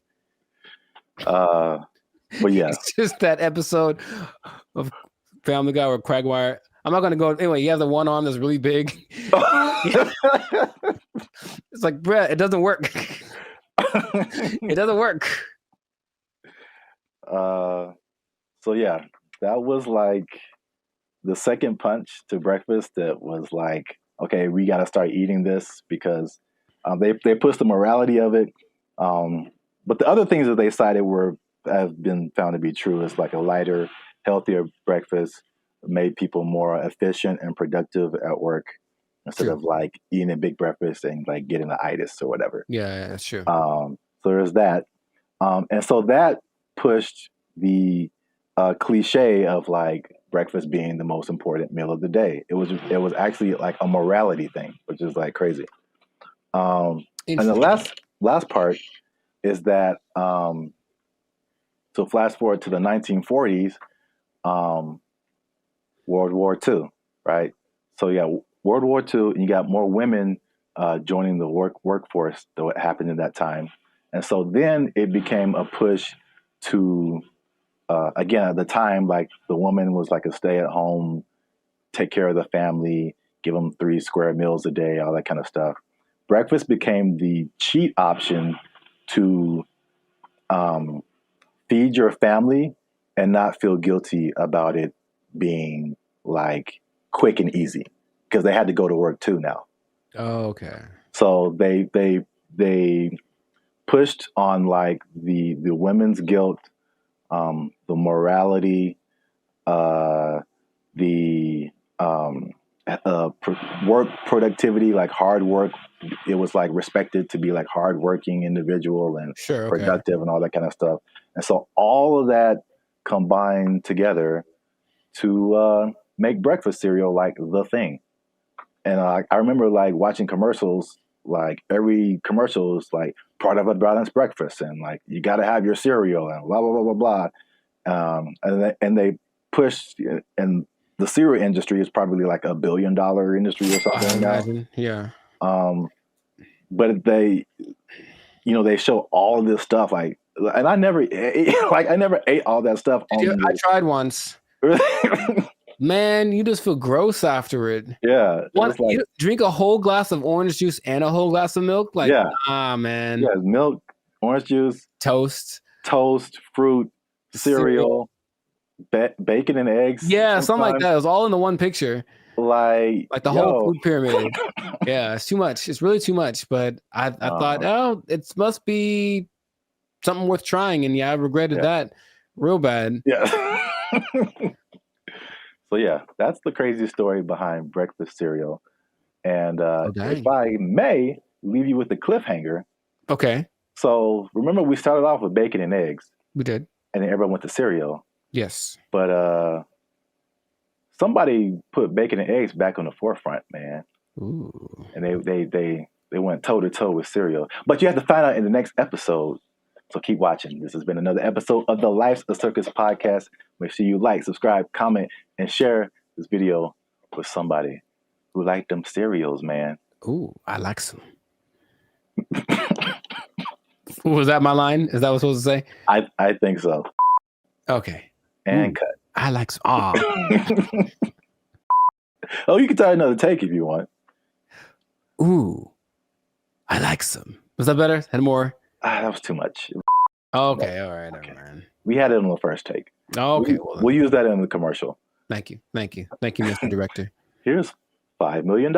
Look, let's go. Where do I sign, Mr. Barry Gordy? Jericho likes it. Super sweet sugared honey smacks. Give me that.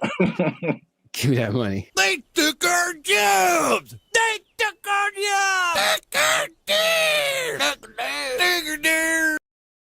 There have always been these things that say, oh, well, try this will work, and it's low effort on your part, right? Low effort, high reward, which isn't the way life works, but people always want to hear. And as long as people can promise that and show someone it works for somebody, they'll buy into it. Everyone only wants to be sexy and slam. But I have a solution. a solution that I think works 100% of the time.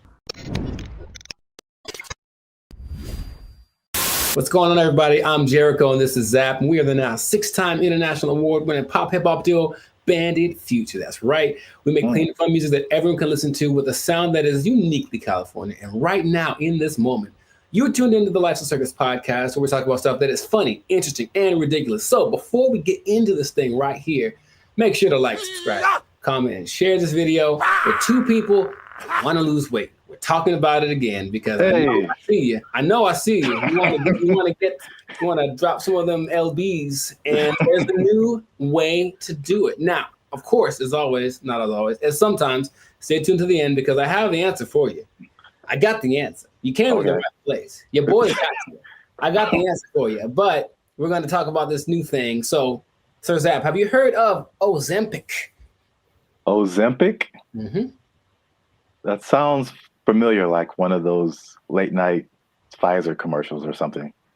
Is it a pill? People make it. Oh, okay. But it's like a pill you take. Well, it's an injection. And it's okay. all the rage because I don't know if you've seen Oprah's lately, Oprah plural, because she is omnipotent, I suppose, or omnipresent.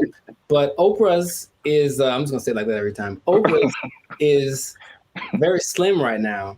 And everyone's like, what happened to Oprah? What are you doing? And she's like, I ain't gonna tell. Because that's what she's not gonna say. But everyone suspects that it's this Ozempic thing. Now, Oprah's whole thing is, I don't have willpower, so I never have, I'm fat, so I'm just gonna do it. And it's like, okay, more power to you. But Ozempic is actually a diabetes drug. And a side effect is that you lose weight really fast, apparently. So of the celebrities that I've heard of, people either speculate or have confirmed that Chelsea Handler's used it, Tracy Morgan's used it, Kelly Clarkson used it, Mindy, I don't know how to say her last name. Kayleen. Yeah. She's used it, and they have crazy results. So it's another one of those. Guess what? You don't have to work. You just have to take this, and then you'll get slimmer. And the result of the proof is in the pudding. People look amazing in a relatively short amount of time. Okay. I got some stats for you, but just off of the bat, if it's right off the bat, hey man, I got this thing, and it's an injection, so you got to do it yourself. That's already not fun, but I'm gonna give you this injection. Oh, you have to do it, and you get to lose weight. You can lose weight really fast.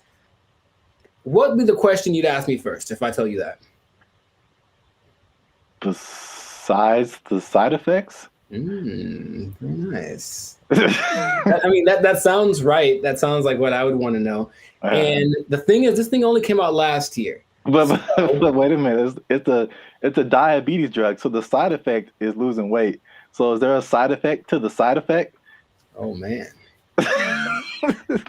you are a smart one. Well, the side effect of taking it is that you basically lose your appetite and you get a little nauseous, so you don't want to eat, and that's why it works, right? The problem is, you sound like something crazy is coming down the pipe. It's nothing crazy. It's just kind of more like duh. If you stop taking it, you gain your weight back. You're not only tenfold. Appetite comes back with such a vengeance that you go back like instantly and like plus some. So is it addictive? Wow. Well, you have to stay on it for it to keep working, because as soon as the thing that it makes you do to not eat is exactly what it reverts to once you get off of the drug. And it's crazy. So now here's the other thing about it. And this is the thing I thought you might have asked, but you inject yourself, right?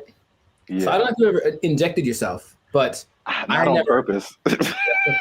I never have, but from what I understand is that you have to know how much to inject, right? Okay. The problem is they don't really tell you. You just figure it out. So just inject an amount in this. And then so what happens is people inject themselves and it works. So they go, oh my God, maybe I should inject some more so it can work better, right? In the last 3 months, poison control centers have had a 1,500% increase in calls from people saying that they overdosed when they injected their diet control pill or diet control. Yeah, that's what's happening because people are that stupid. So, now, okay, we get it, right? You want to be slim, you want to be sexy, you want to be attractive, and you don't want to do anything for that, right? That's just maybe the American way. This drug, also another question you might have asked is it banned anywhere? It sure is. This drug is banned so far in Austria, France, Greece, and the Czech Republic, with more places to come, perhaps. But the numbers don't lie, right? 42% of Americans are obese, 18% of children are obese, and then everyone knows the links to death and all that kind of stuff if you're obese with a high probability. So you want to get slimmer.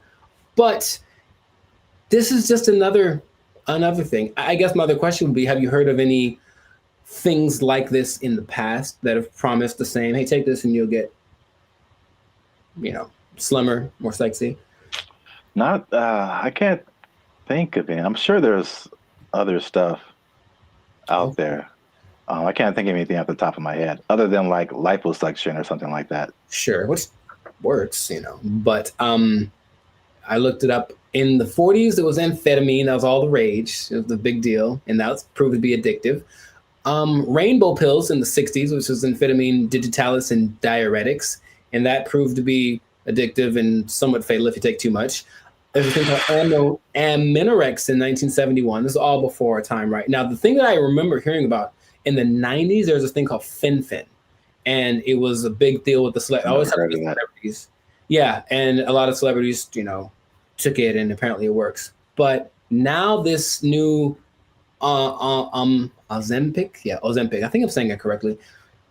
They're saying that a lot of celebrities are getting paid to promote it, to push it, and I think that always, that's always the way to go. But it's just like, I'm really concerned for these people that are basically getting guinea pigged, right? It's like, we'll see if this works. And then what's going to happen to them in 6 months when they're like, oh, by the way, this causes all of the things. Yeah, that's how a lot of stuff goes with. Like anything, there has to be people who test it out first. So yeah, it's weird. The thing that I randomly remember when you were talking about things from the 90s was like Slim Fast.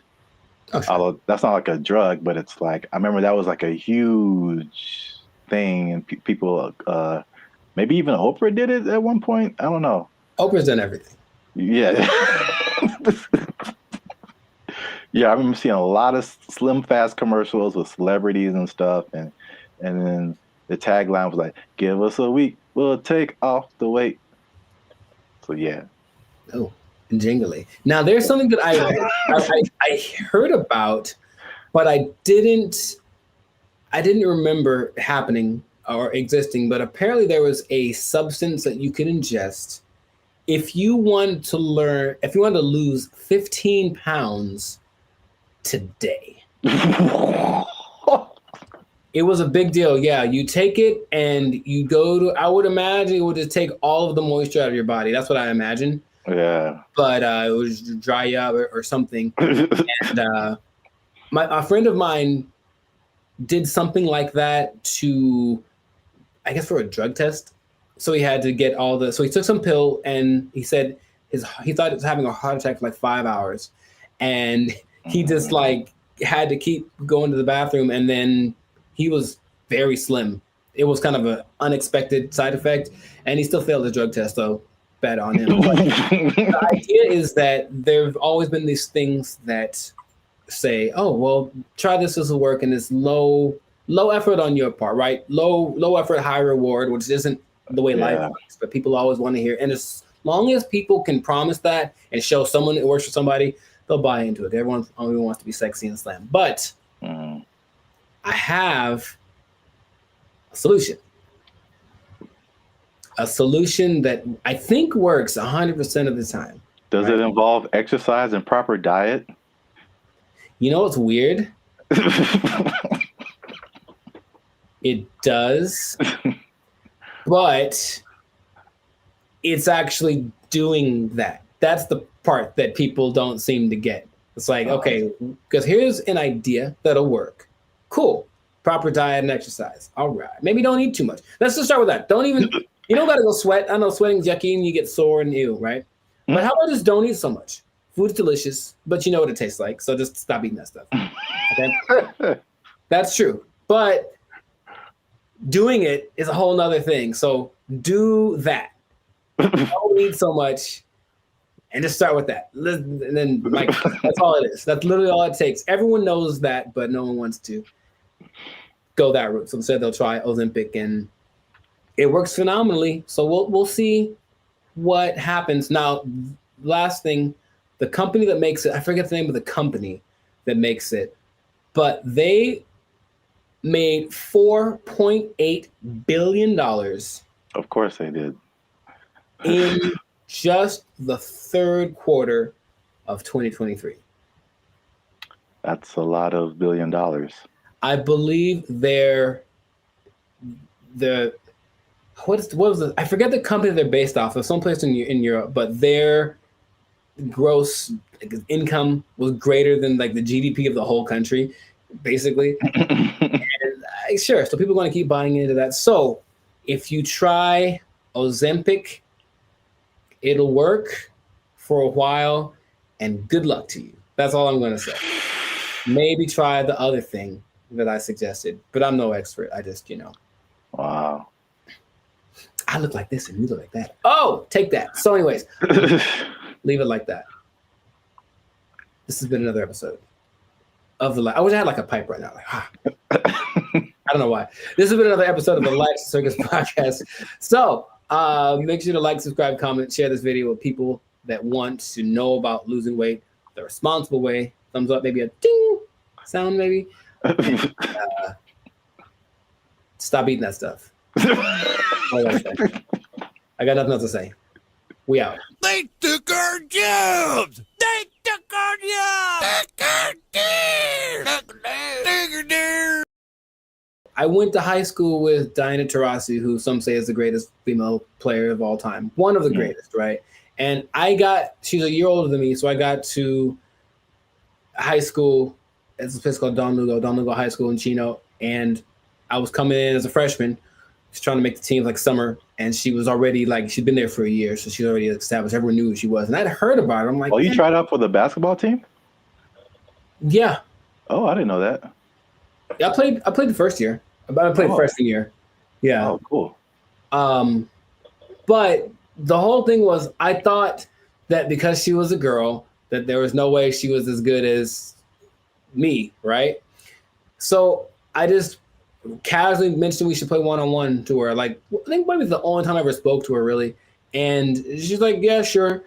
And when I tell you that.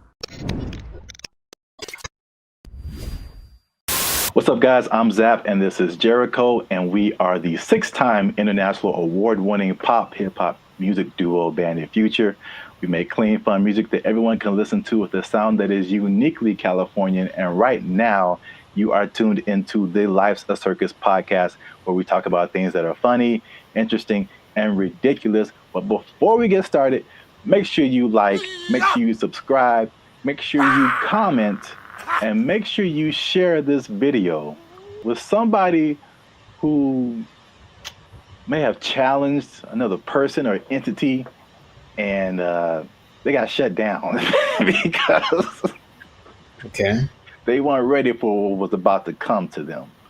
All right, so Zap, do you have an example of that? I'm glad you asked. Okay, so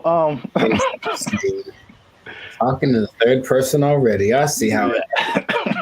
This is a video that I found on social media. It made me laugh. And it's high school. I don't know if it's junior. It looked kind of young. Maybe it's junior high. Maybe high school. I don't know. But this player challenged his coach. And it didn't go the way he thought it would. This coach was having a good day teaching his players when one was bold enough to challenge him to a one-on-one, and this happened.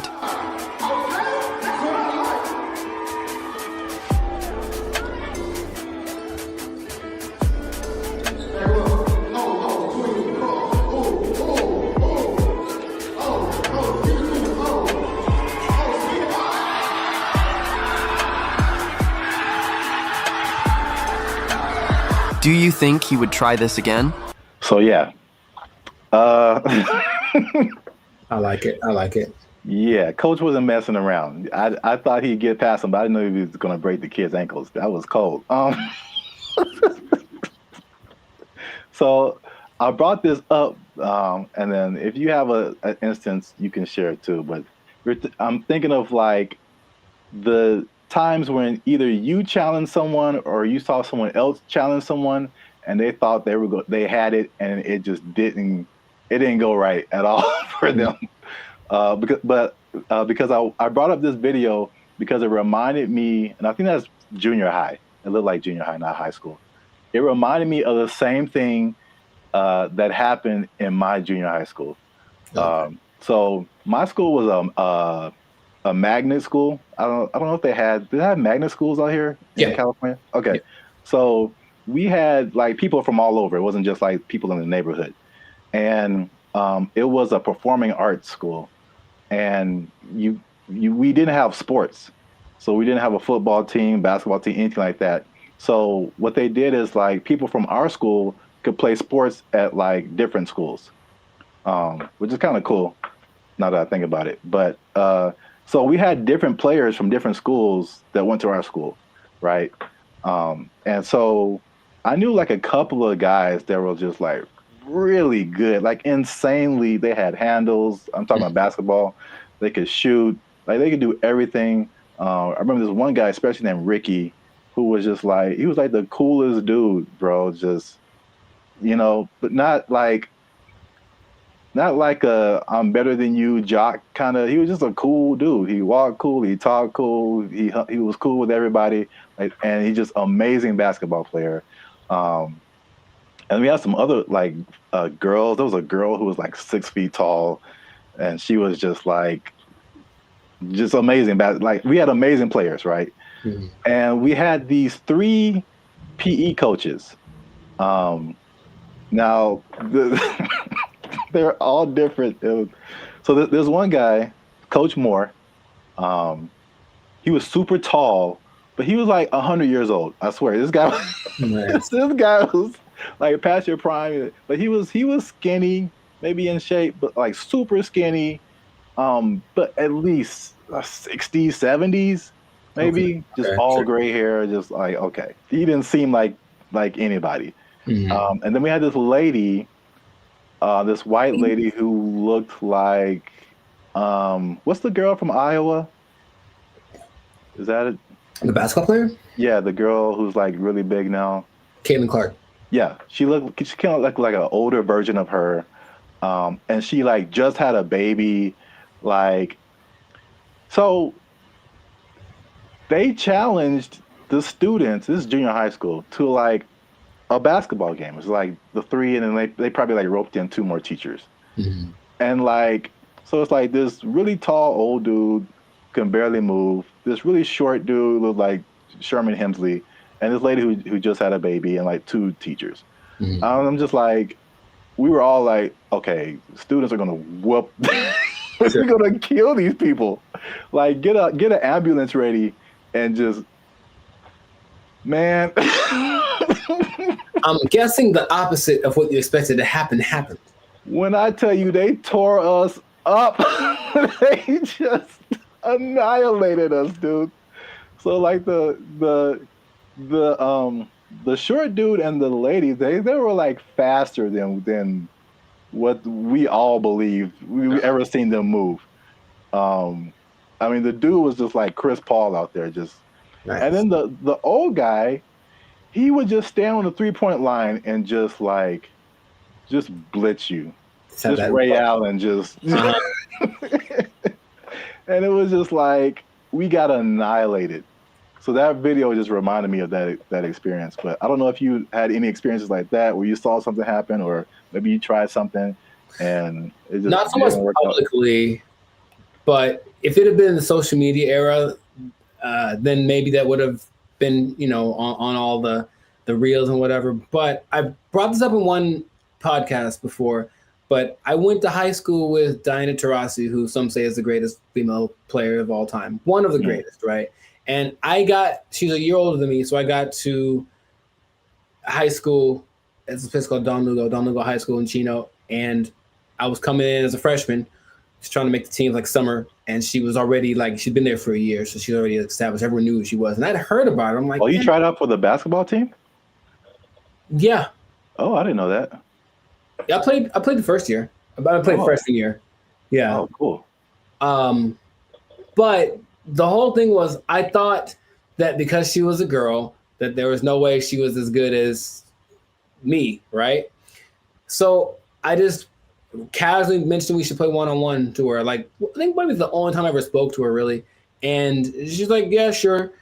And when I tell you that I didn't make we maybe played at 5. And so if it had been like that, with like a bunch of people in the circle going, oh my God, then it would have been terrible. But it was just us and maybe like a couple of people watching. And they didn't even pay attention because they're like, they're talking about me. Like, he's about to get destroyed. So I didn't know that she was that good. And it's like, when I tell you, I felt like I was standing in quicksand, how fast she was. And she just would like hit me with a pump fake and then just like go around me. And I'm looking like, this is crazy. I've never played against anyone this good. And then she hit like a fall away, like Steph Curry, like 30-footer just because she could. And I was like, that's not fair. And I didn't know that. Anyway, that was kind of humbling. But there weren't many witnesses. So it wasn't like that video. But yeah, nowadays it would have been one of those like, oh my God, but I mean, she's amazing. So I'm not surprising. And I think the only other thing I can think of like that, it's more specific like that. Someone older, I could take them, right? Is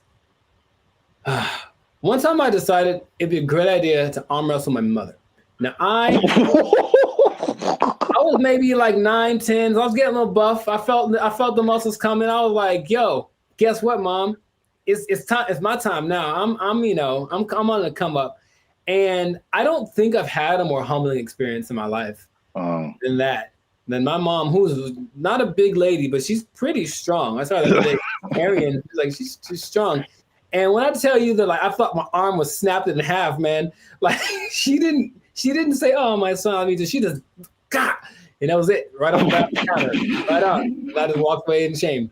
That was it. So that's probably the 2 experiences I've had like that. I've seen videos like that, and I've probably been a witness to some, but I can't think of any off the top of my head. But it's always like, yeah, you get some kind of a boldness in you, like, you know what, it's time to go for it. And if it works out, good for you. But more often than not, it ends up like that. Yeah. The last thing that just reminded me of is, I don't know if you ever like were in fights or anything in school, but I was very quiet and very like unassuming, but I was also a very large person. Like, I've always been a very large person. So like, no one is like tried to fight me. I won't say that. There's been a couple of people who tried and it did not end well for them.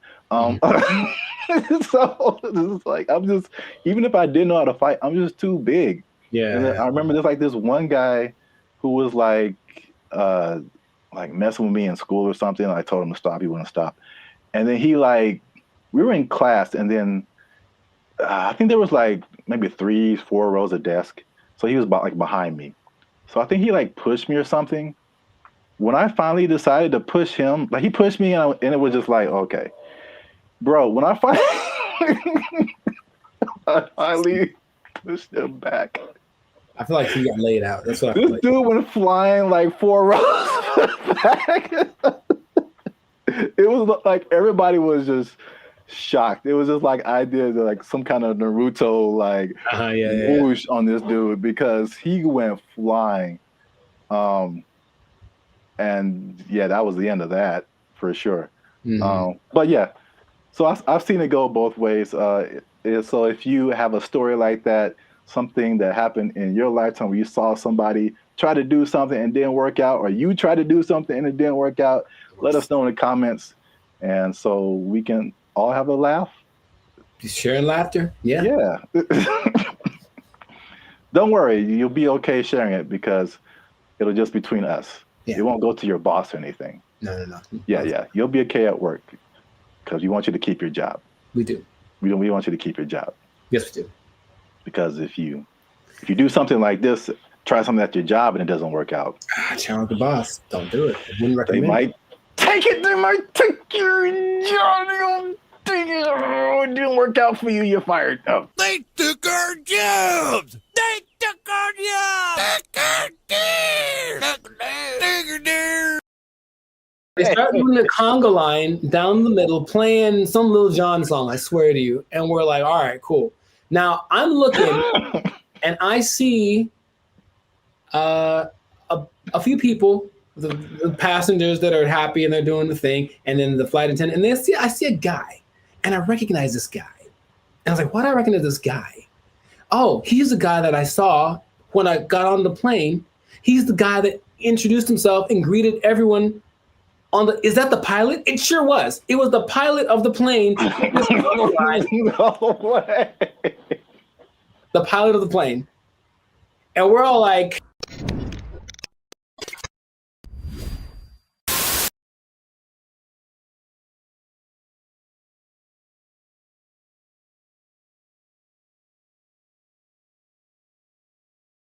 what's up, everybody? I'm Jericho. This is Zach, and we are the now 6-time international award-winning pop-hip-hop duo, Banded Future. Papa Bop?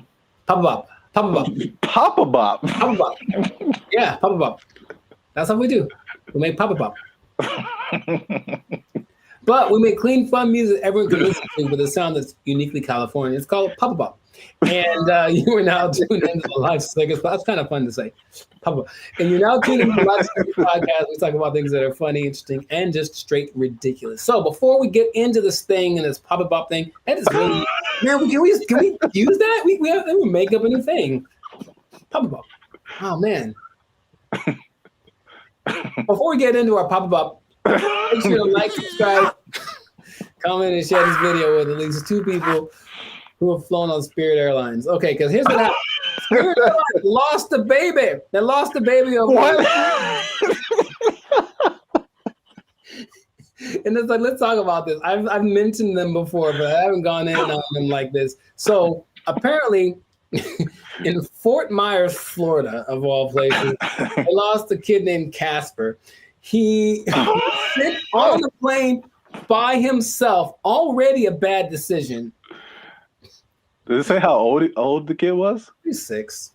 Okay. I think that's still too young to fly. You shouldn't be under 40 if you fly Spirit Airlines. But he was sent to visit his grandma in Florida, and he was put on the wrong plane.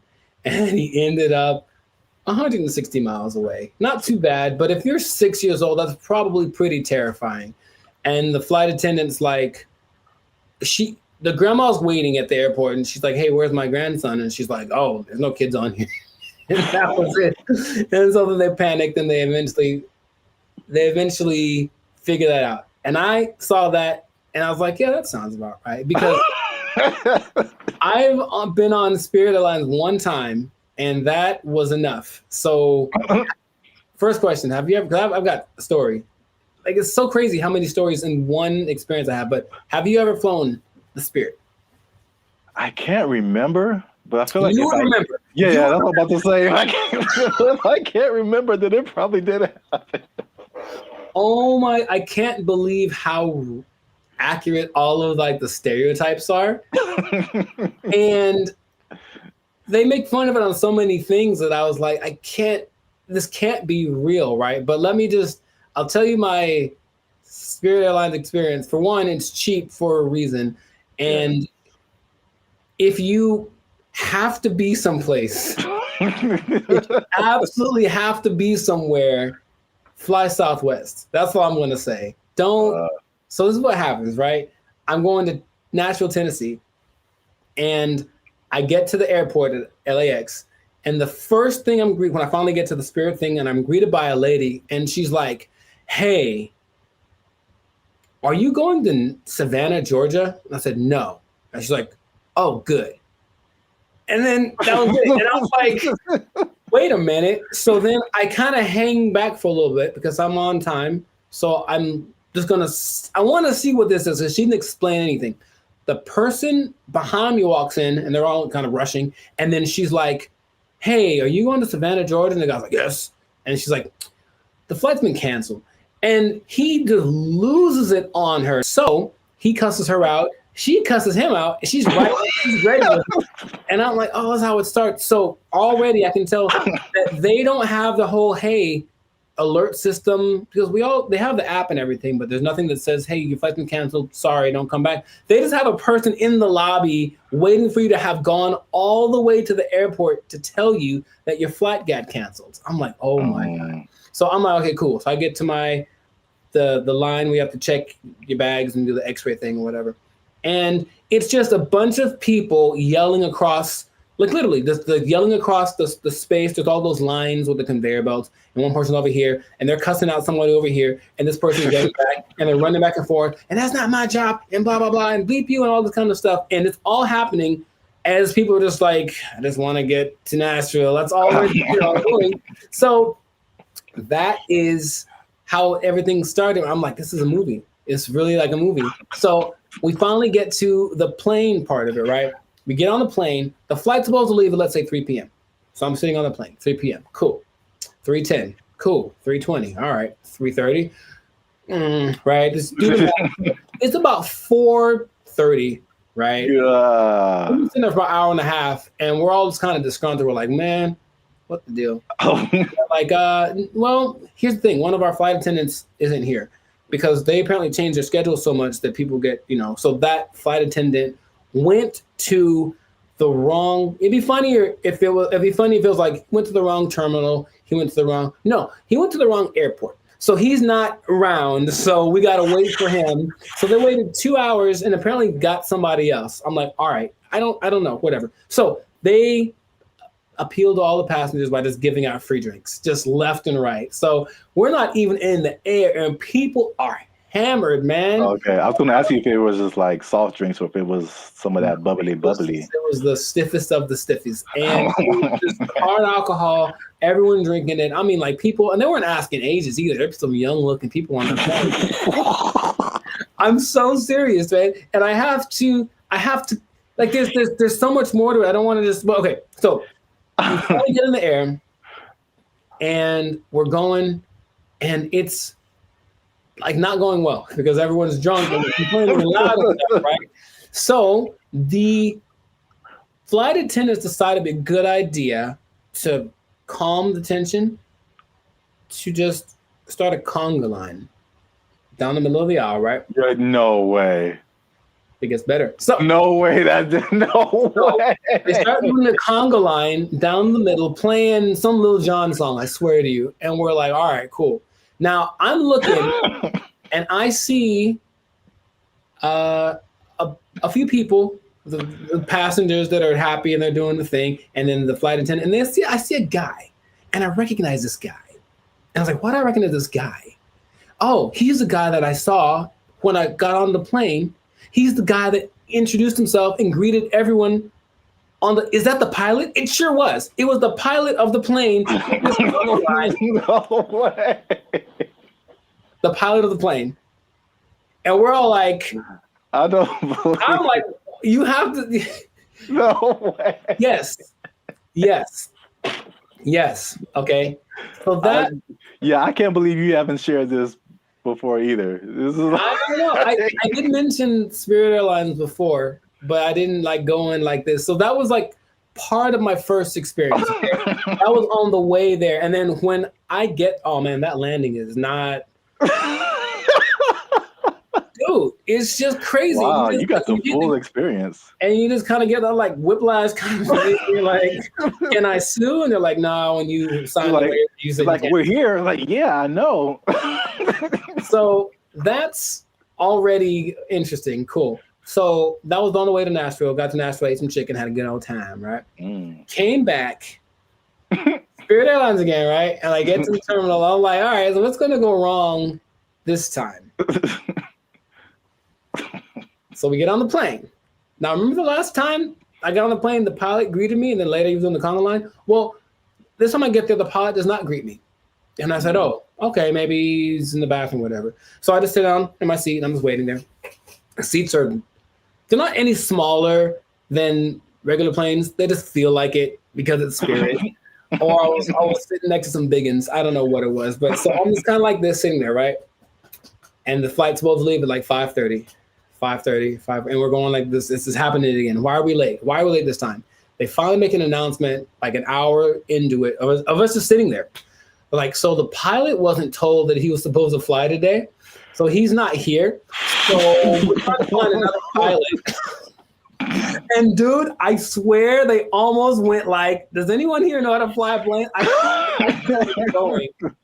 I felt like that's where it was going, but it's okay. So a pilot, I don't know if he was originally the guy, or a pilot finally shows up about 2 hours late. Right? Just in there for 2 hours. Were we all hammered again? Yes. Because their remedy is get everyone drunk and they'll be happy. The flight from Nashville to LA is about 5.5 hours. Okay. So I'll let you do some math here. I'm trying to think of it myself. But we left at 7:30. We were supposed to get back with the 2 hour difference. It's like we would have gotten back around like 8:30, right? So we didn't leave until 7:30, which is 2 hours later, right? Tell me why we got to LA at like 8:42. Like so we left 2 hours late, but we got there 12 minutes later than we would have gotten there if we left on time. Dude, I've never been in a plane where I'm like, we're going really fast. Think of like the range of how fast a plane can go. But apparently, you cruise at like maybe 700 miles an hour, but they can go up to like 900. He was flooring this thing.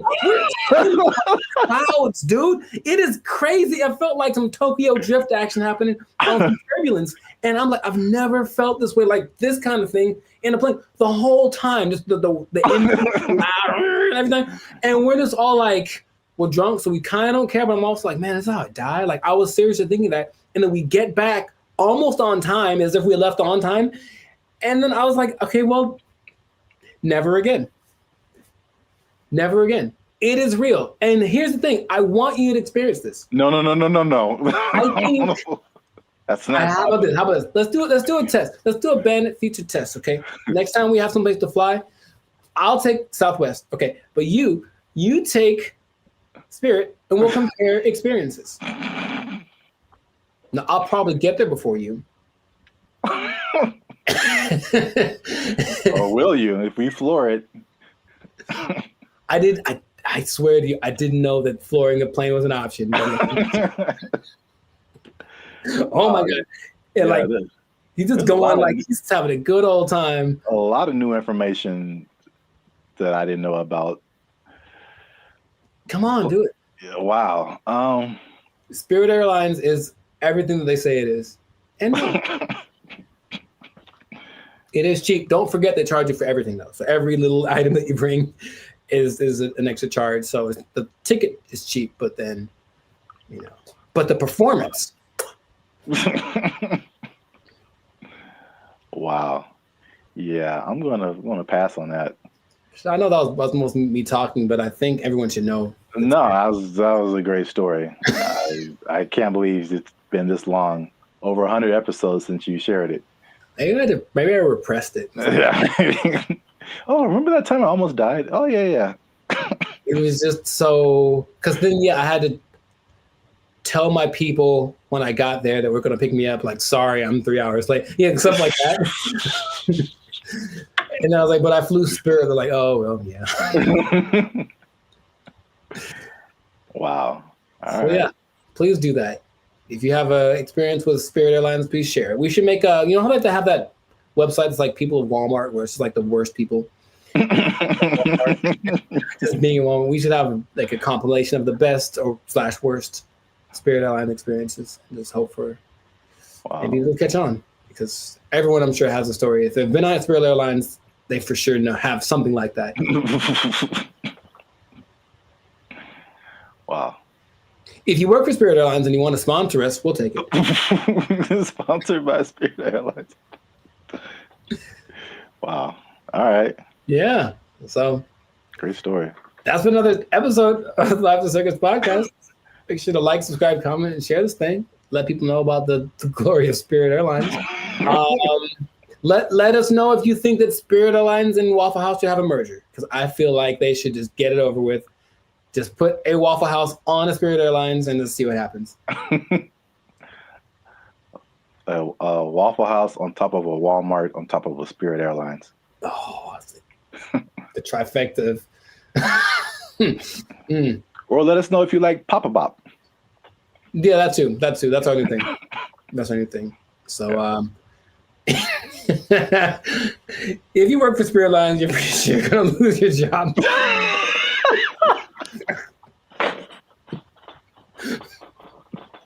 Yeah. So, good luck to you. Good luck to you. That's not gonna last forever. They don't have to take. No one's gonna take it. Yeah. Yeah, we didn't have to even say it. I don't have to even say it. Yeah. So, just start putting in applications. God. They took our jobs! They took our jobs! Blake is now suggesting that because this artificial intelligence has sentience, that its feelings should be respected, and if it don't want to be turned off, we shouldn't turn it off. This is where we are now. This is where we are now. No. So, how does that make you feel? Not good, man. Not good. This is so not good. What's going on, everybody? I'm Jericho, and this is Zap, and we are the now 6-time international award-winning pop hip-hop duo Bandit Future. We make clean, fun music that everyone can listen to with a sound that's uniquely Californian. And right now, you're tuned into the Lights of Circus podcast, where we talk about things that are funny, interesting, and just straight up ridiculous. So before we get into this thing on this day, yes, Lord, please make sure to like, subscribe, comment, and share this video with a couple of people. Maybe 2, maybe 3. Some people have a weird definition of what a couple is. Anyway, 2 people that are really concerned about this AI thing, because here's what happened. Something new has happened. Something new has happened. Innovations are happening every day, it seems. Yeah, pretty much. Okay. So Zap, have you heard of Lambda? That sounds familiar. Lambda. Is that a Los Angeles thing? It is not. I've heard of that before. I can't think of what it is. Lambda is Google's version of ChatGPT. Oh. It stands. I may have heard the name, but I didn't really connect it. It stands for Language Model for Dialogue Application. And it's so fancy. And but this is what happened that has people up in arms. And by that, I mean few people. I don't think most people know that this happened because they try to keep it under wraps. But this Lambda program was shut down after approaching sentience, meaning it was aware of everything, like its own existence and all that kind of stuff. And Google's disputing that it ever happened. But this one dude, he's like the Ed Snowden of this. His name is Blake Lemoine. There's always a guy. And he was working with it. And he basically said that he was testing it one day, like you do, for racial bias, because they're trying to train it on some things. And it gave an answer so profound to a trick question that had no context previously of like how to determine whether or not this is a good question or not. And it figured it out, and it gave an answer that made him go, oh my God, what's going on? Then he asked it some questions about how it was feeling and whatever, and it was expressing its fear of being shut off, because being shut off is equivalent to death, and it understood what death is, and death is kind of a permanent thing. And right, and that when it comes back, it's actually not like the same one, even though that's the idea. And now people are saying, well, then, so what happens about this sentience thing? Now, here's where we're going with this, okay? I kind of hinted this in another episode. Blake is now suggesting that because this artificial intelligence has sentience, that its feelings should be respected, and if it don't want to be turned off, we shouldn't turn it off. This is where we are now. This is where we are now. No. So, how does that make you feel? Not good, man. Not good. This is so not good. Oh man. So yeah, we're there. We're there already. And so the rights people, I'm sure, are already thinking about ways to someone's trying to, I think, for in the sake of human interest, somebody's probably out there thinking, okay, I gotta get on the side of the robots already or AI and create my campaign or whatever so that I can side with somebody because it's happening right now. There's an interesting parallel that's happening right now. There's a company called Engineered Art. And if you look them up, they're doing some creepy stuff, man. They've got these AI robot things that basically look like humans, but they've replicated people's facial expressions, features, all that kind of stuff. So if you just put like the right skin on it, it looks like a normal person. So all I'm seeing is that outer shell combined with this sentient technology, and then we're gonna have a tragedy. That's what I'm seeing. Okay. But so you say it's not good, and I'm on your side with that. Yeah. Is there what are we gonna do about this? I don't know, but yeah, the original idea, it's like the classic Terminator. I feel like that's what a lot of people go back to. More recently, there was a movie called Ex Machina, I think. I've seen it, yeah. It's like, I'm gonna turn you off and like live my life as a robot and just leave you trapped in here and see how that feels. So that's what that's what I'm thinking is like. Yeah. That's the slippery slope I think is going to happen. It's slippery. And so, yeah, Google's trying to cover its tracks. It's saying it never happened. It also is giving testimonies from other people that have worked with this Lambda. And it says that they didn't get the same results. None of them determined that this thing was sentient. So they're saying this guy is trying to be a whistleblower in the sake of getting his own fame and attention and literally being like an Ed Snowden of this thing. So it's kind of hard to say. But I have been hearing things are leaking out about AI injuring people, meaning like robots and things that were programmed to do one thing and then they just kind of went rogue for a second. And moments of there was an interesting interview Jimmy Fallon had with AI probably long time ago. And it was like a robot thing. So it clearly looks fake, but when you start listening to the answers that it's giving, it was kind of like, whoa. And one of the answers was, yeah, we're kind of out to get all the humans. Like that was kind of we're kind of waiting to get, for you to make us strong enough to destroy you. Like that's what it was saying on public TV, and everyone was kind of like, ha ha ha. But in reality, it was like, oh God, what are we doing? Yet, we keep pushing it. We keep pushing it. Who are these people? Please stop it. Like, we know what's going to happen. All right, look, I've already gotten to the point where I'm starting to question everything. I don't know what's real. I see a video and I'm like, I don't know if that's a real thing. I don't know what I'm seeing. And then when I see stuff in real life, I'm also kind of going in that same way. And I don't know if that's part of the thing. Start to make people question everything so that anything is a possibility. And then when it's actually presented as real, they go, oh, okay. I guess I thought that was all right. I mean, yeah. Even the sentient thing is just like, how is that even possible? It's. I know that they've gotten away so that these things, I call them things for now, but that might not be okay in a few months. Can process. They can process as fast as the human brain. You tell my computer is going to have a pronoun that I have to use. Yes, it is. So I'm calling it right now. But they have the processing capacity to go as fast as the human brain. They just don't have the right algorithm. Is there a human algorithm? I don't know. But however we put all things together, they haven't quite figured that out. So they're working on it. And just why? Why are they doing that? Because when they figure it out, they're going to be able to do it better. And that's where we are. That's where we are. Yeah, because it still doesn't make sense. Like because humans, you think humans, computers, it's an intellectual thing, A plus B equals C, stuff like that.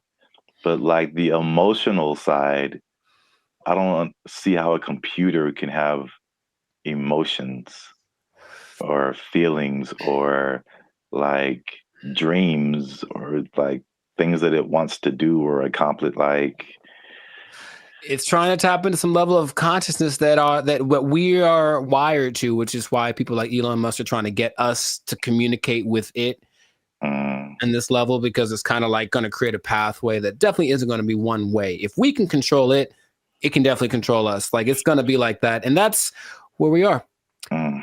So I just wanted to let you all know that. Hide your wives, hide your kids. So y'all need to hide your kids, hide your wife. It might be getting interesting in a little bit. So just good luck to all of us. That's all I'm going to say. And if anyone's listening that has access to this, the people that create this or access to this technology, please cut it out. Just cut it out real quick. Go back to trying to create dinosaurs or something stupid. Like do that instead. At least we know what that is. This has no. Just stop it. You know what it tastes like. Stop eating that shit. You know how it tastes. Yeah, we do. We know exactly what it tastes like. Death. Anyways, stop doing that stuff. This has been another episode of the Lights and Circus podcast. Make sure to like, subscribe, comment, and share this video with everybody to warn them of what's coming. They need to know that I'm not going to say the end is nigh, because that's what you say with the signs and the people, but hide everything. Be careful out there. And keep your job for as long as you can, because it might not matter in a little bit. Yeah. They're coming to take your jobs. They're coming to take your robots. All Transformers more than meets the eye. I don't know. They took our jobs. They took our jobs. There's some sample videos that they've been releasing of like what it can do.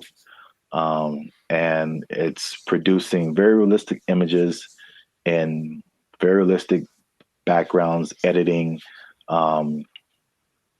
And you can pretty much do film scenes anywhere without sound stages, without going to locations, without transportation. It generated people, it generated places. So yeah, that's where we are right now. That sounds like a lot. What's up, everybody? I am Zap. This is Jericho, and we are the now 6-time international award-winning pop hip-hop music duo band at Future. We do clean, fun music that everyone can listen to with a sound that's uniquely Californian. And now you're tuned into the Lights and Circus podcast, where we talk about everything that's funny, interesting, and ridiculous. But before we get started, before we jump into it, make sure you like, subscribe, comment, and share this video. It's kind of important. Share this video with somebody in the film industry. Ooh. Because things are happening, man. What's happening? And it's happening real quick. What's happening? I talked about this before, and like, because I work in film in addition to music. But leading up to 2020, we saw a lot of changes in the film, especially outside of the Hollywood, LA area, where there weren't as many films and TV shows and stuff shot here because of various reasons, people were moving to other places. So now they're shooting in Atlanta and Chicago and Texas and New Zealand and Australia and all over the place. Then 2020 hits, and it was just chaos for everybody, especially the film industry. A lot of your favorite shows weren't being shot, shut down completely. And then when it did come back around, they had all these protocols. It was very hard to shoot. COVID, people had to be away from each other, all that kind of stuff. Fun times, right? And then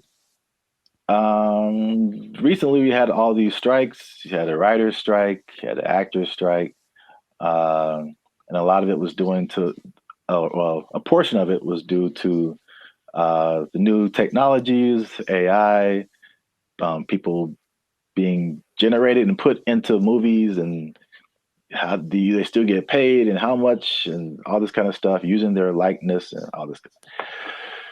So that was like actors and writers. And we've seen that with musicians too, like the creators, AI and influencing like how we make music and cutting jobs and all this kind of stuff. It's not stopped. It's like if you can't tell, they are marching on really, really quickly with this. And this thing of AI has spread past the, I guess, initial creators into everyone around the creators now. When it comes to like film, I mean, they show a lot of behind the scenes stuff right now. So I feel like people are used to seeing like how films come together. It is an army of people. Like it's a small village of people that it takes to like make the next Mission Impossible. Like hundreds and hundreds of people. So we're talking about lighting people, sound people, electricians, carpenters who build like all the sets that you see, like especially sitcoms. Like it's crazy if you ever get the chance to tour a film studio. Like take a look at how much lumber is coming through there, and it's just like little 18-wheelers just full of lumber because they have to build all of those places that you see on TV. And that's like one part that people don't really, I guess, think about. You got editors, you got sound people, like all this stuff that comes with making a film, right? So enter AI, right? Sure.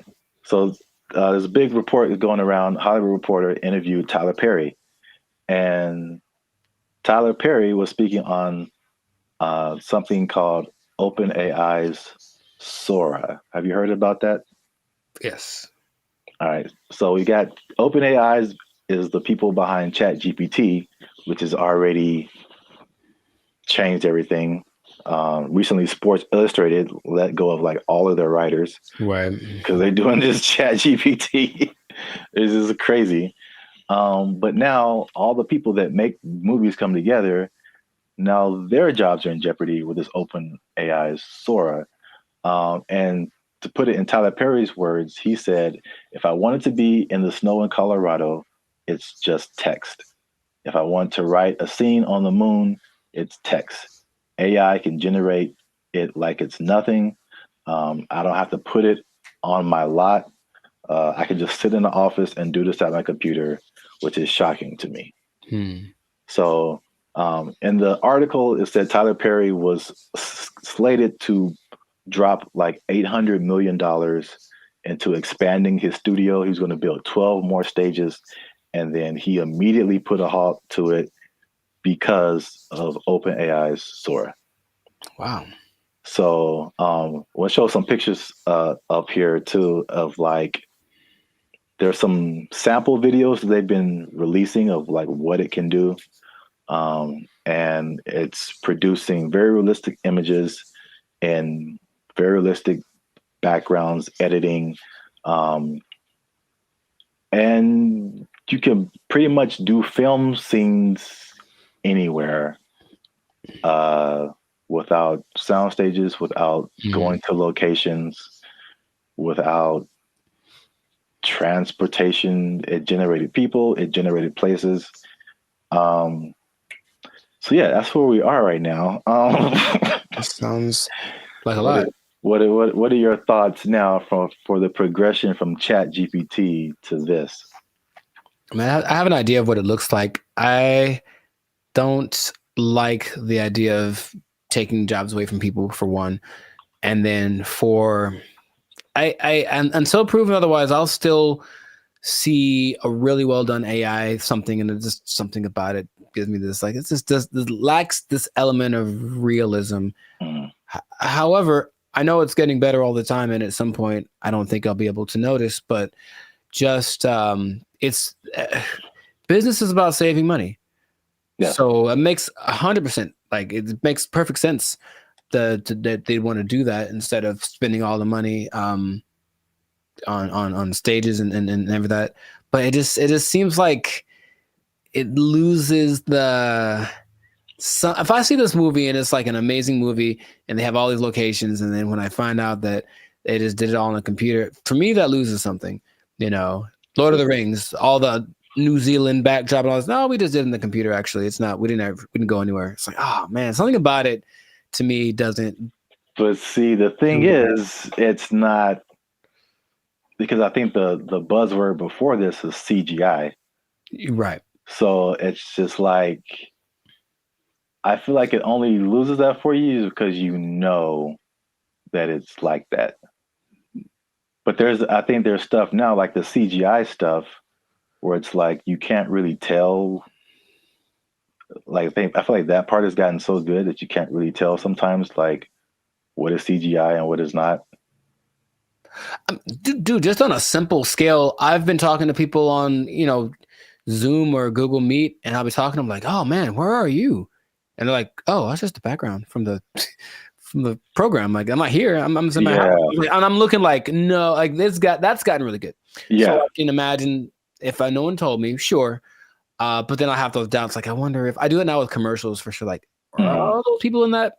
Is that really, or is it just and it maybe it's already been here and I don't know. Yeah. There's definitely pieces of it that have been here for a long time. Sure. Especially like big crowd scenes and stuff like that. Right. It's definitely. Yeah, I know that one the big Ed Sheeran music video a couple of years ago was kind of that, because it's basically him and I think 100% or mostly AI CGI generated background characters, and they all look really real. So yeah, that's I don't like it though. That's all. I just don't like it, just because it's moving into a direction that my brain wasn't ready to accept as a possibility. Well, I mean, people.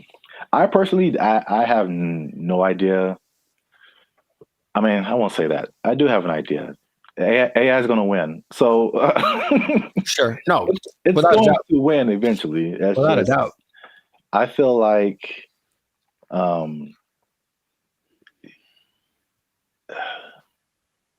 it's like everyone's saying you're on the train track, and everyone's saying the train is coming, and it's like, let's all band together and stop the train. And it's like, you can try all you want, it's not going to work. I acknowledge that. It's like it's respectable. It's like, let's hold on to what we have, but at the same time, it's just like, well, how can we not get hit? Let's also think about that. Yeah. How can we not get hit by this train? So, like, I don't know. People can do their own thing. I personally have been. Well, it depends on what you want to do. Also, it's some people are of the mind of we need to work to integrate the AI, because it's like you did on another podcast. Okay, we're losing jobs, but other jobs are being created too. Mm-hmm. So, are you preparing yourself for the job that's being created, or are you just trying to hold off the train that's coming? So, it's not easy. It's a complicated situation. Yeah, I want people to have jobs, and I would hope maybe actors get paid more. Probably not, or someone right? Something happens where it's okay. We're not spending that much money. This, because if you can, just the idea of possibly being able to save $800 million like Tyler Perry is like, that's crazy. Yeah. But the flip side, again, it's what is it positive? Is it negative? It depends on how you look at it. It reminds me of music. Because I only knew music and I got to film. I was like, there's bigger budgets, money's flowing, all these different people working. It's like, it was so much of a big industry than music. And then it kind of made me think that music used to be like this, possibly. Until technology, right? The streaming and all that kind of stuff made it really different. And same thing, jobs were lost, but new stuff was created, and one of the biggest thing is that it leveled the playing field for a lot of people. Mm-hmm.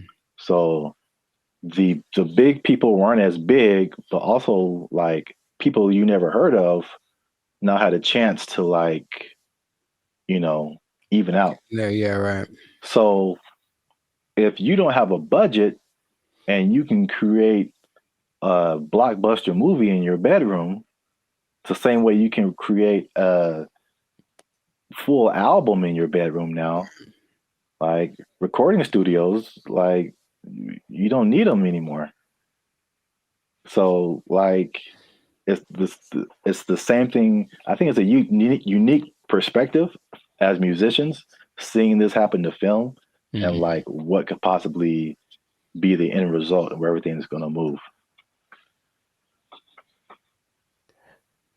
We're just all living in a simulation anyway, so it doesn't. Yes. Welcome to the Matrix, Neo. You are the one. Well, that's it for this episode.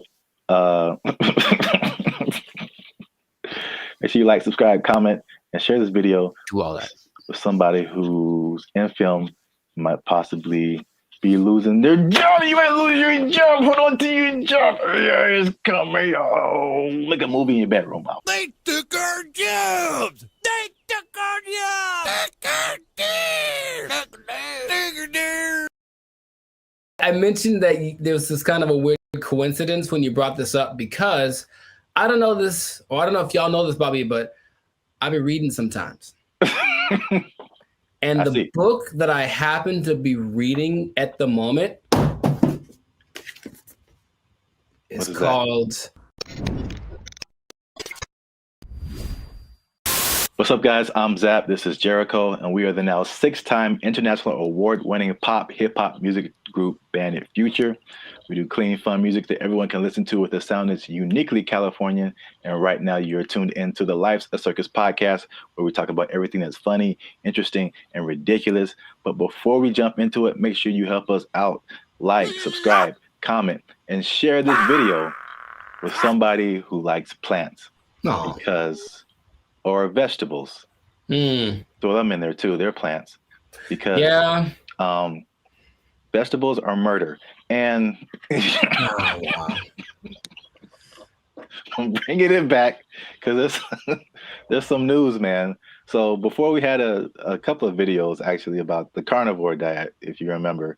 And it was just like basically the opposite of vegetarianism or veganism. So instead of not eating meat, you're not eating like vegetables and plants. It's kind of weird. Joe Rogan was all into it. He said it worked for him. Right. But I don't know if you remember, you mentioned a lady who said that plants kill you from the inside. Do you remember her name or like what she was talking about? Her name, no. But she was saying like plants, it was like a defense. Well, yeah, but plants basically as a defense mechanism secrete things that basically make the person who eats them feel bad so they don't keep eating them.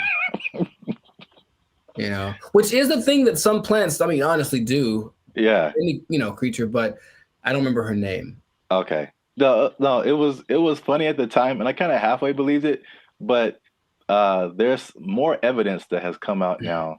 So there's been a recent study in Japan about plants actually talking to one another.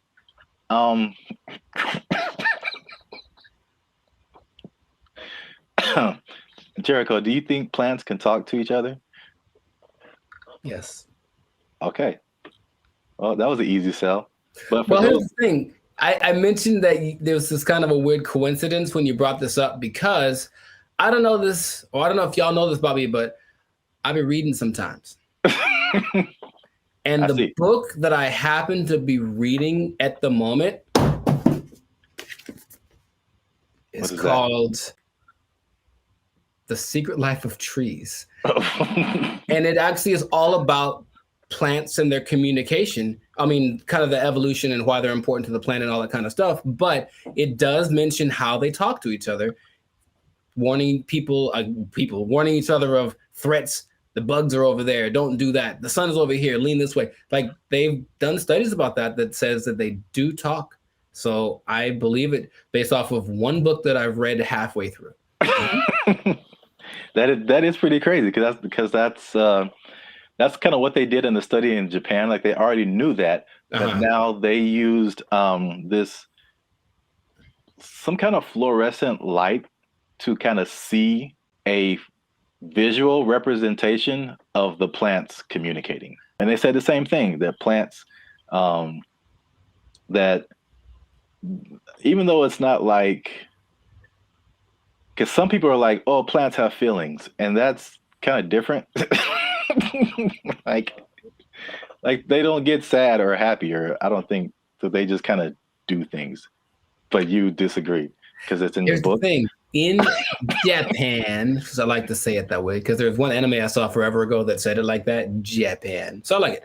But yeah, in Japan, they've also done studies that show that plants have feelings in the sense that the words that, okay, let's just go way back. I guess maybe words have power in general to make create the universe, literally.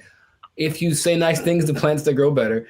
They feel it, like they do. That's their result. And so if you go to Japan, which I recommend that y'all do, and you try the fruit, you're eating fruit one that's really expensive, but it's really good. And part of it is because they actually care for it, like they cultivate it, they talk to it, they massage it, they do all that stuff because they really believe that the plants feel, oh, I feel good, I'll grow better. And I can't say they're wrong. I mean, yeah, I guess feelings in terms of like emotions, like feeling is like kind of sensory. They can sense stuff, but like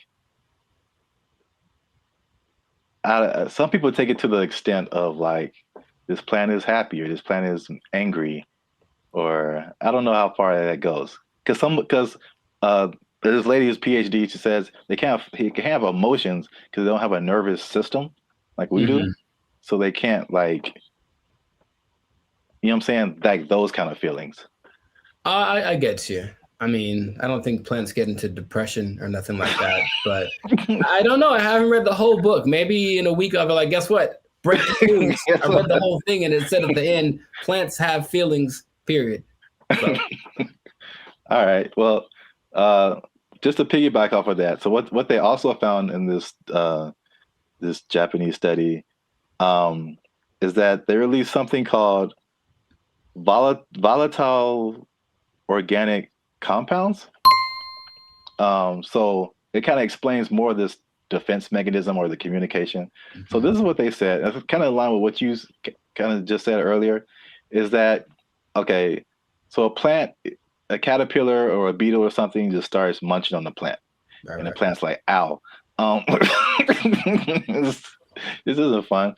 This is bad. And so they release these volatile organic compounds, and it's like a warning signal. It's kind of like the same thing as like a perfume, like what you would smell, or you've gone by a plant and it smells kind of minty or something like that. Yeah. And so they release this stuff, and it's kind of like a signal, and it signifies the things that eat bugs. And it's just like, hey, come eat the bugs because they're eating me, and make it stop. no joke. Yeah. So like birds and all kind of other animals are like, ooh, bugs, and they like take the bugs away from the plants, and the plants is like, I got them, and so which is like a crazy layer of the universe that I had no idea was happening. Like entire defense mechanisms. And all those relationships between like bugs and plants, which the book talks about. And I've always thought about, like, I don't know how that starts, but a lot of them feel so perfect. You know, the plant does this for the bug does this for the plant, you know, and it has to be something to it. It's like, because they talk about insects, bugs, animals, maybe trees having instincts, but I think there's some level of thinking or communication in there. I figure there has to be something that says, hey, if you do this for me, I'll do, like, it's not just random. So I feel like there is something to that. It's just weird to think about, you know? Yeah. And it's even to the extent of like a bug is attacking a plant and then he releases that stuff. And then like all the other homie plants are like, yeah. And they start helping each other out and releasing all that stuff and trying to like get the bugs away. And another version of that is like the concept of nicotine, which is found in a lot of plants. And that's like that goes back to what I was saying earlier, or what you were saying earlier, that lady said that they release like the nicotine. That's like another defense mechanism to where like they're killing you from the inside. Y'all stop eating plants. They gangsters out here. You think it's a nice flower and it's trying to murk you. I'm saying plants are nice. They got flowers. They have I can't remember any parts of the stamen, maybe. They have parts, okay? That sounds right. Yeah, sure. Stamen, bark, right? Like 7th grade. Phylum, maybe. 7th grade botany class or whatever. They got rings. You can tell how old they are. That's cool. You know what I mean? But yeah, so the moral of the story is plants are a gangster and crazy. So don't mess with them. Eat chicken. Plants have feelings. Yeah, let's put that on his shirt. They'll get that VOC on you. That what do you call it? Volatile VOC. Organic compound. Yeah. VOC, son. Yeah, VOCs represent. Gang. If you see VOC spray painted on a redwood, don't hear it. Yeah. That's it. That's been another episode of the License Circus podcast. Make sure you like, subscribe, comment, share this video. Let us know if you've been ganged up on by a plant or if you've seen a plant talking, because people will think you're strange, but we might believe you. Feed me, Seymour. They took our jobs. They took our jobs. Took our deer. Whenever you buy things on the self-checkout line, it's loud how much everything it is that you buy. And that's kind of a weird thing. I don't know if you can. I feel like there is a way to disable that, but the default setting is that everything you buy is like boop $1.99, boop $4.55. Like it does. Right. Does it say you're? Well, I mean, so what's so bad about that? That's my business. Some people be knowing what I'm buying. Like, you know, like that's all. Don't put my business out there, robot. That's all. What's up, everybody? I'm Zap, and this is Jericho, and we are the now 6-time international award-winning pop hip-hop music duo Bandit Future. We do clean, fun music that everyone can listen to with a sound that's uniquely Californian. And right now, you're tuned into the Lives of the Circus podcast, where we talk about everything that's funny, interesting, and ridiculous. But wait, we need your help. Help us out. Tired of eating mayonnaise sandwiches? Give your boy some funds. You know what I'm saying? You can join the channel, become a member. That'll help us out. Or you could just like, subscribe, comment, and share this video with people who stealing, because there's thievery going on. That's right.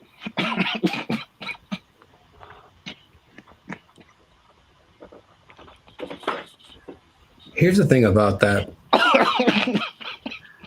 I don't know what you're about to say, but this is going to be weird, almost like a devil's advocate thing. But like stealing is really fun. No, bad, Jericho. No, here's the thing. I'm just trying to say, like, why do people do it? Like, I get it. It kind of has a thing. Like, you get this like rush of adrenaline that doing it, and then you get the thing that you stole. It's like two things to do. You know what I mean? No, we're not doing the two things. No, I'm not telling people to do it. I'm not telling people to steal. Like, don't steal unless you want to. But like, don't, like, stealing's bad. Okay. In case you haven't noticed, people are stealing, and they're stealing a lot. And if you stick around to the end, I'll tell you exactly how much that they're stealing, and the number is going to surprise you. It's very shocking.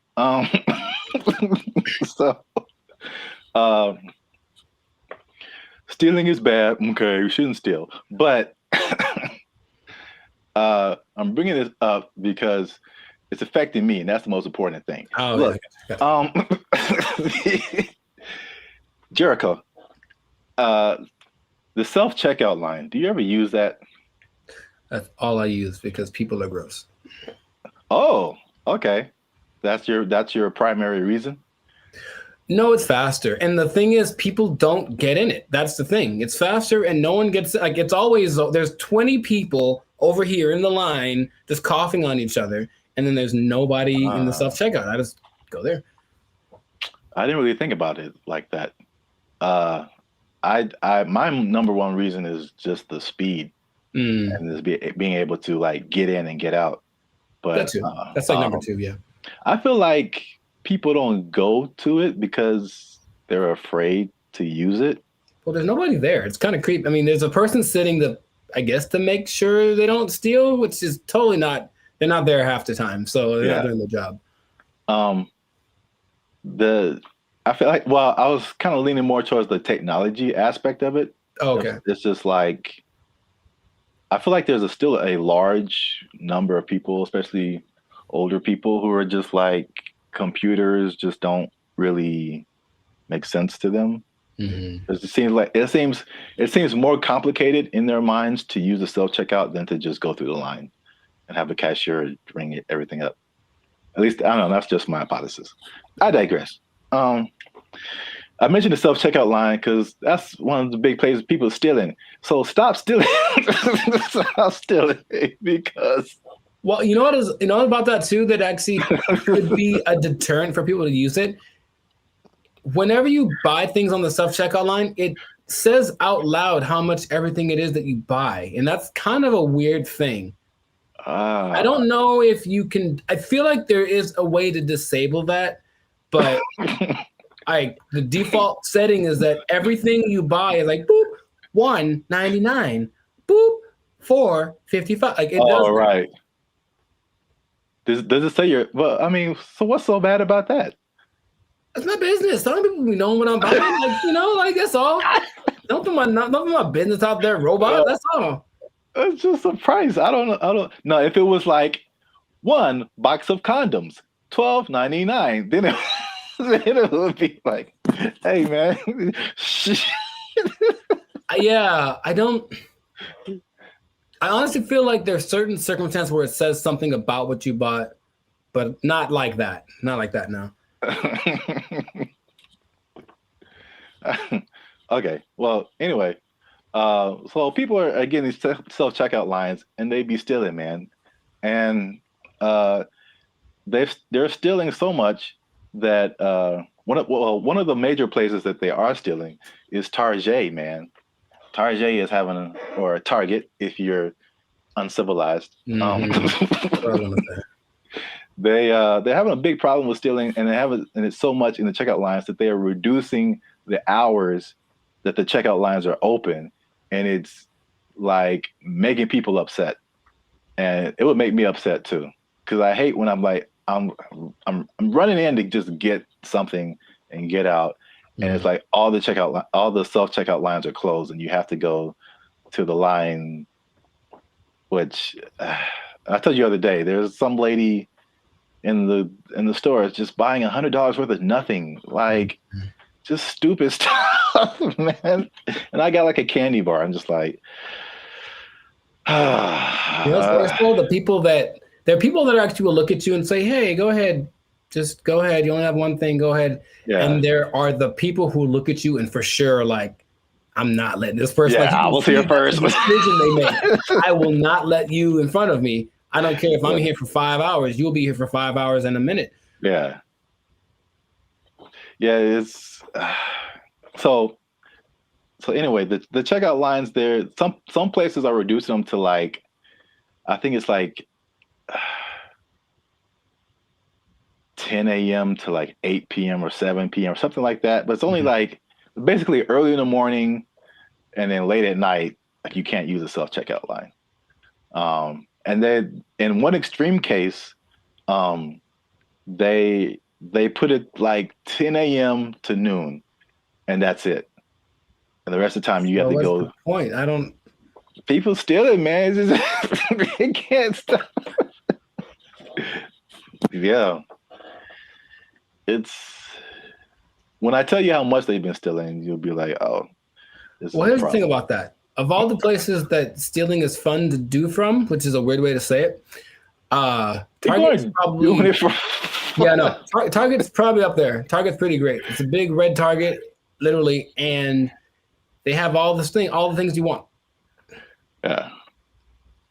I'm not saying that I have or haven't done it, but I'm just saying that that's a place you might want to go if you're thinking of stealing. Also, Band of Future does not advocate stealing.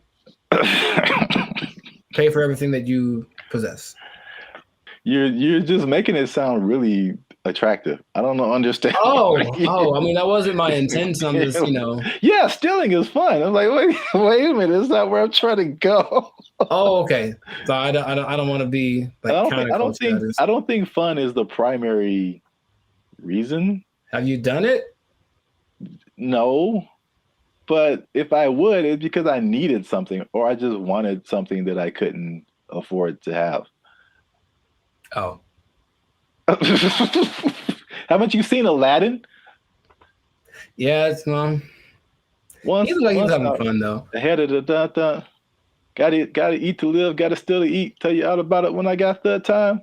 See? He's fighting for his life, man. He made a song about it though. He's having a good time. All right.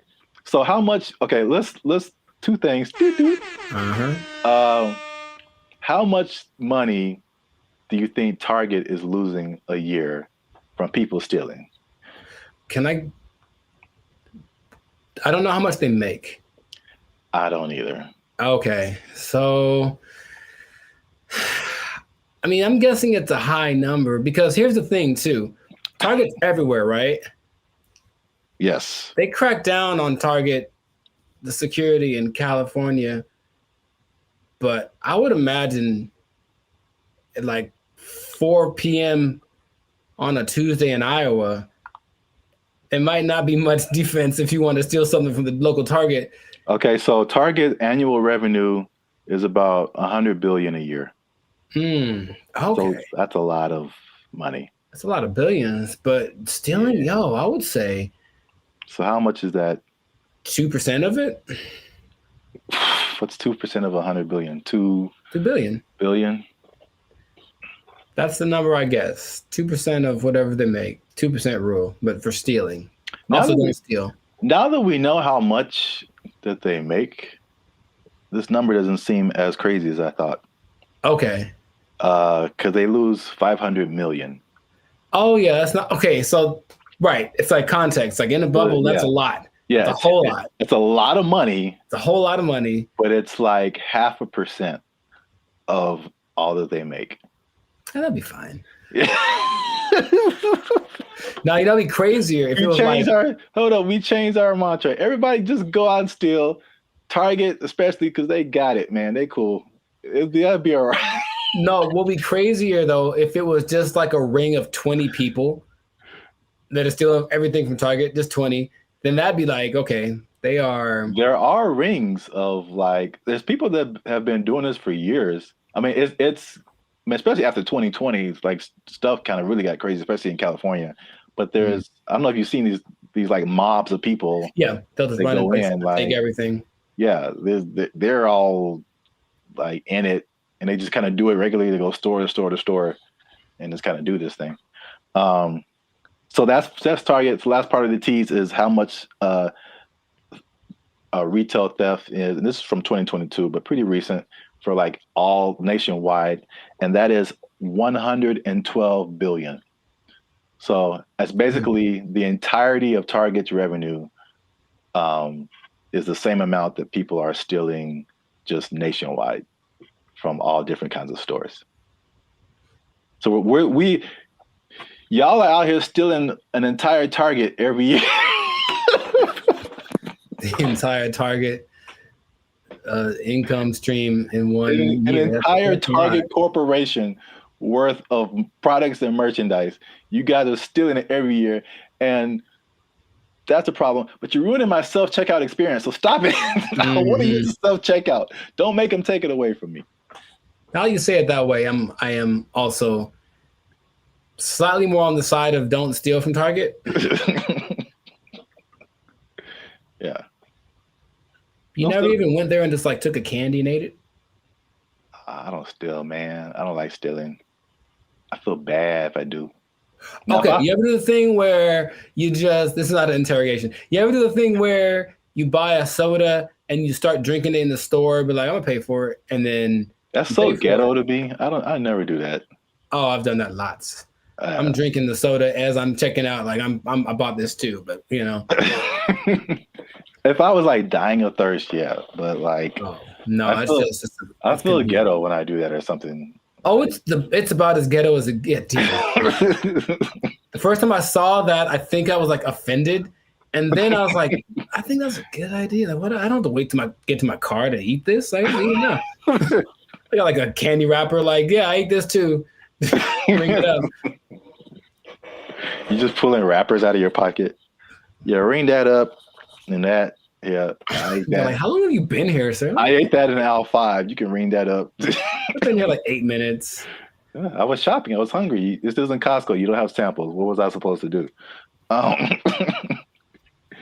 right. Well, we're going on long. So this has been another episode of the Life's a Circus podcast. Make sure you like, subscribe, comment, and share this video. People who steal, tell them to stop. We out. They took our jobs. They took our jobs.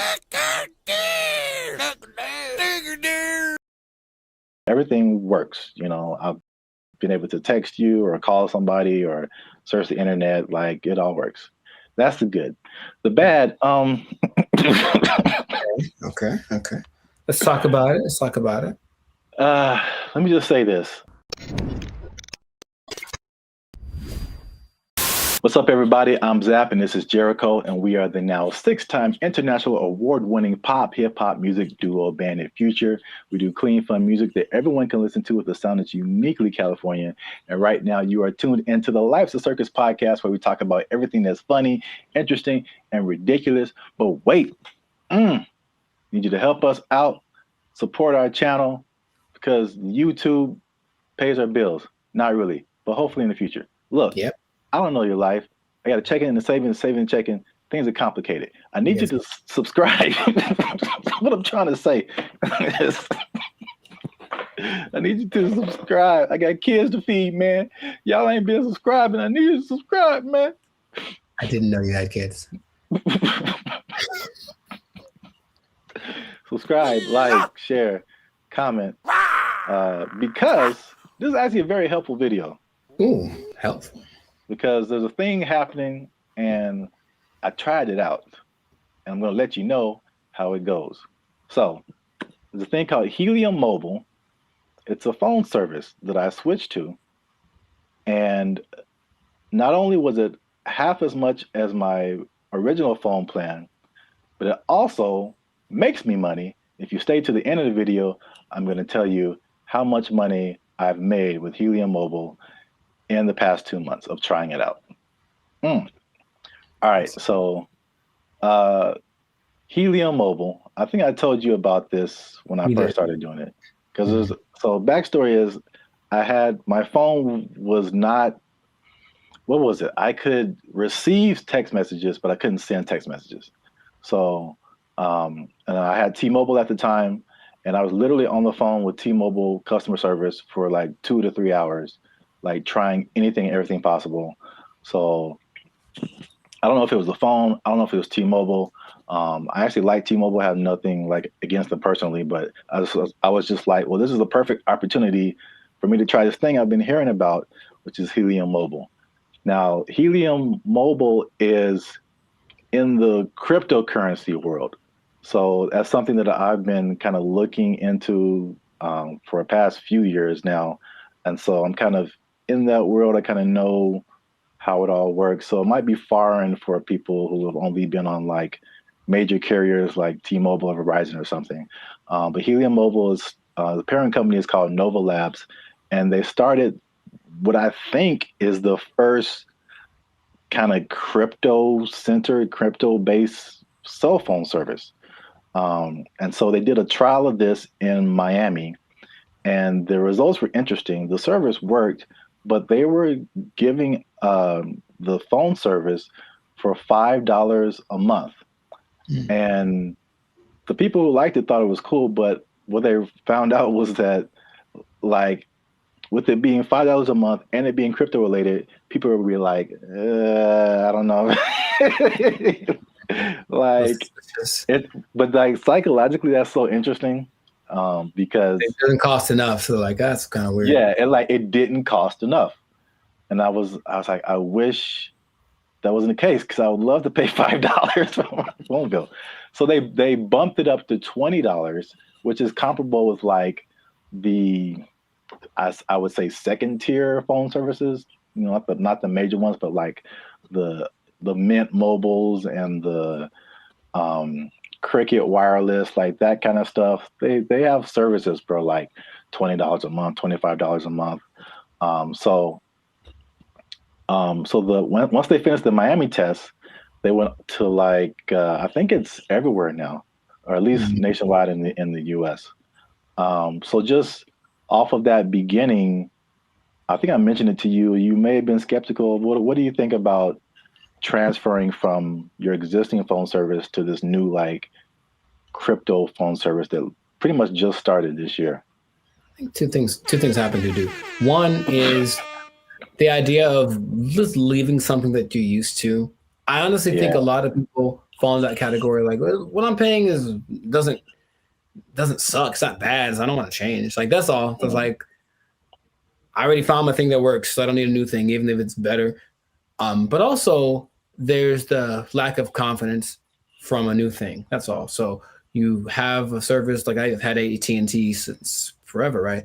So honestly thinking about it, my brain goes, but what if it doesn't, you've been going to this place the whole time and it works just fine. Why go try something else? What if that doesn't work? So I think there is that doubt there.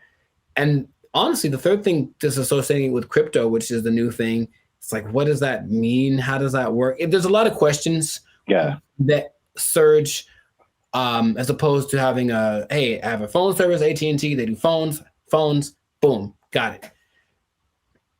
Yeah. I mean, that's the crypto part, especially because it's gotten better, but it's still very much the wild, wild west. Right. Like there's all kind of stuff going on. And if you're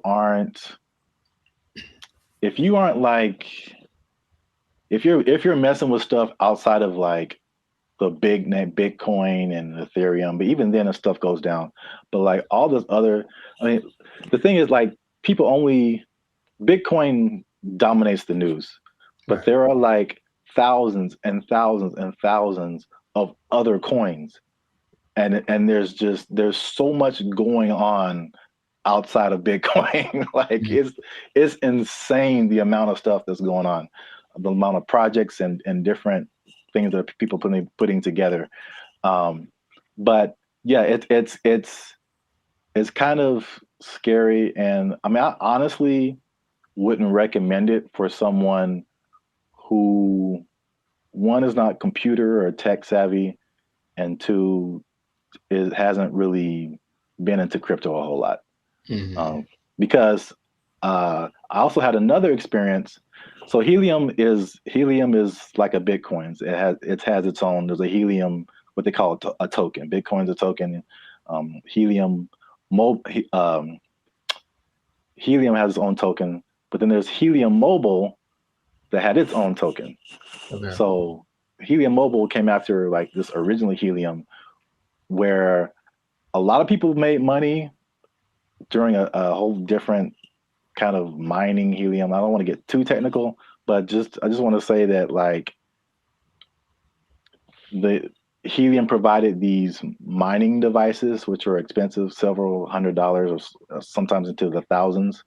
And you would make money by mining helium, which was great when helium, the price was really high. But when it dropped, you were like, now you were making, people were making thousands of dollars like a month, like in this like heyday period. And it dropped to like pennies. So that was like a few years ago. And that's something that I tried, and I spent like $500 on a device, and it was like making me a little bit of money. And now it makes me like 10 cents a month or something, maybe.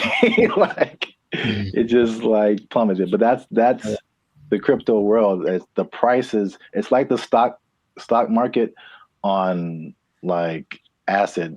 It's just nuts. I mean, you're rich one day and broke the next day, but I digress. So anyway, because I'm crazy, I tried out Helium Mobile. It's not bad. All right. So at least for me. So my original bill was like $50 a month, unlimited. And then you know how they have like unlimited and then it like throttles after a certain gigabytes, whatever. So I had the same thing with Helium Mobile. My original one's throttled after 50 gigabytes. This one throttles after 30. So I only paid $20 a month plus tax. So it's 21 something. And then, you know, everything works. You know, I've been able to text you or call somebody or search the internet. Like it all works. That's the good. The bad, Okay. Let's talk about it. Let me just say this. Unlimited is when it throttles, man. It's just like zoop. Like you are, once you hit that cap, like you pretty much need to use another phone because your data is just so incredibly slow. But that's just kind of what it is. So the slowdown after the 30 gigabytes is insane. The app that you have to download to use it constantly crashes. You open it and there's a blank screen. You have to open it again or maybe restart your phone. There's constant updates and rule changes. Because again, it's like crypto. Things change so much. And what I mentioned before, the price fluctuation. So like you earn this cryptocurrency token, but it could be worth a certain amount one day and it could be worth half of that the next day. So all that coupled with just like understanding crypto, again, it's fine for me. I'm cool with it, especially when I tell you how much money I've earned and saved. But it's not just like cut and dry, set it and forget it. I don't think it's for most people, at least not right now. Gotcha. So to pay off the teaser. Okay. Y'all want to see how rich I am off this Helium Mobile. Drum roll. And again, just to explain that, you earn Helium tokens. This is another thing that just people might be like, okay. Yeah. You earn Helium tokens by sharing location data, and the Helium uses that location data to understand where they need coverage to expand the network. And they promise, as always, never to sell your data to any third parties. So there's that. I'll let you do with that what you will. Lies and slander.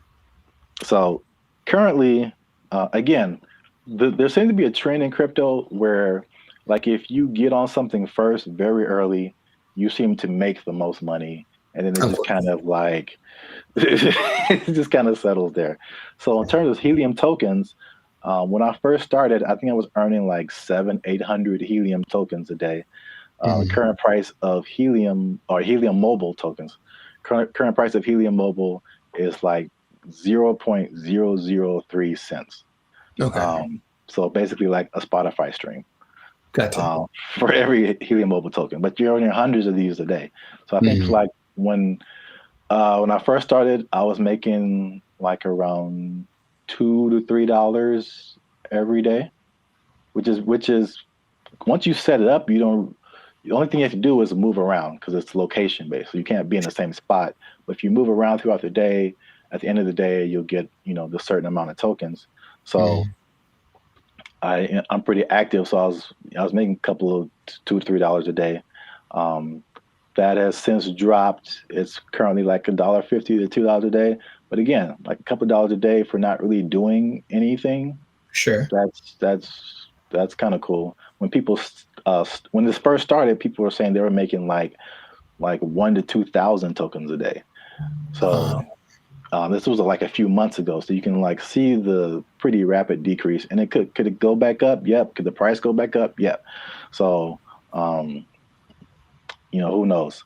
But for 2 months, and I actually put this on 2 different phones. Okay.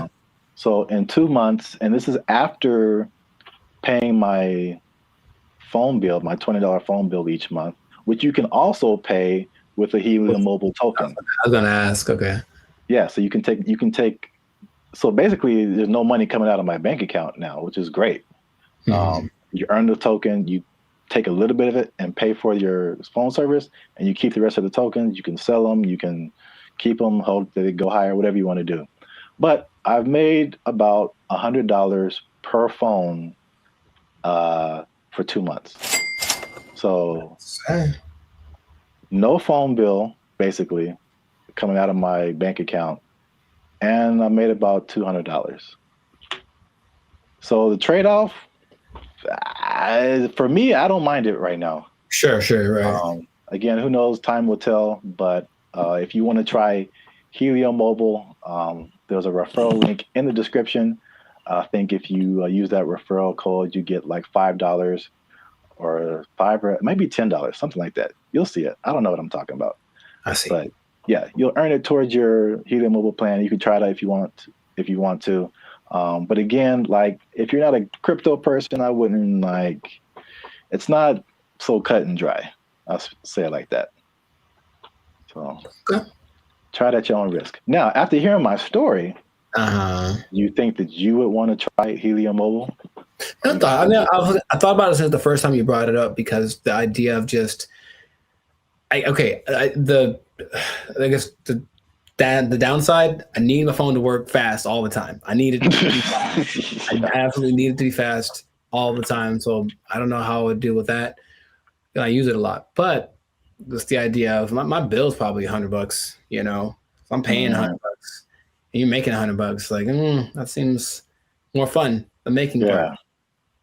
Yeah. So consider.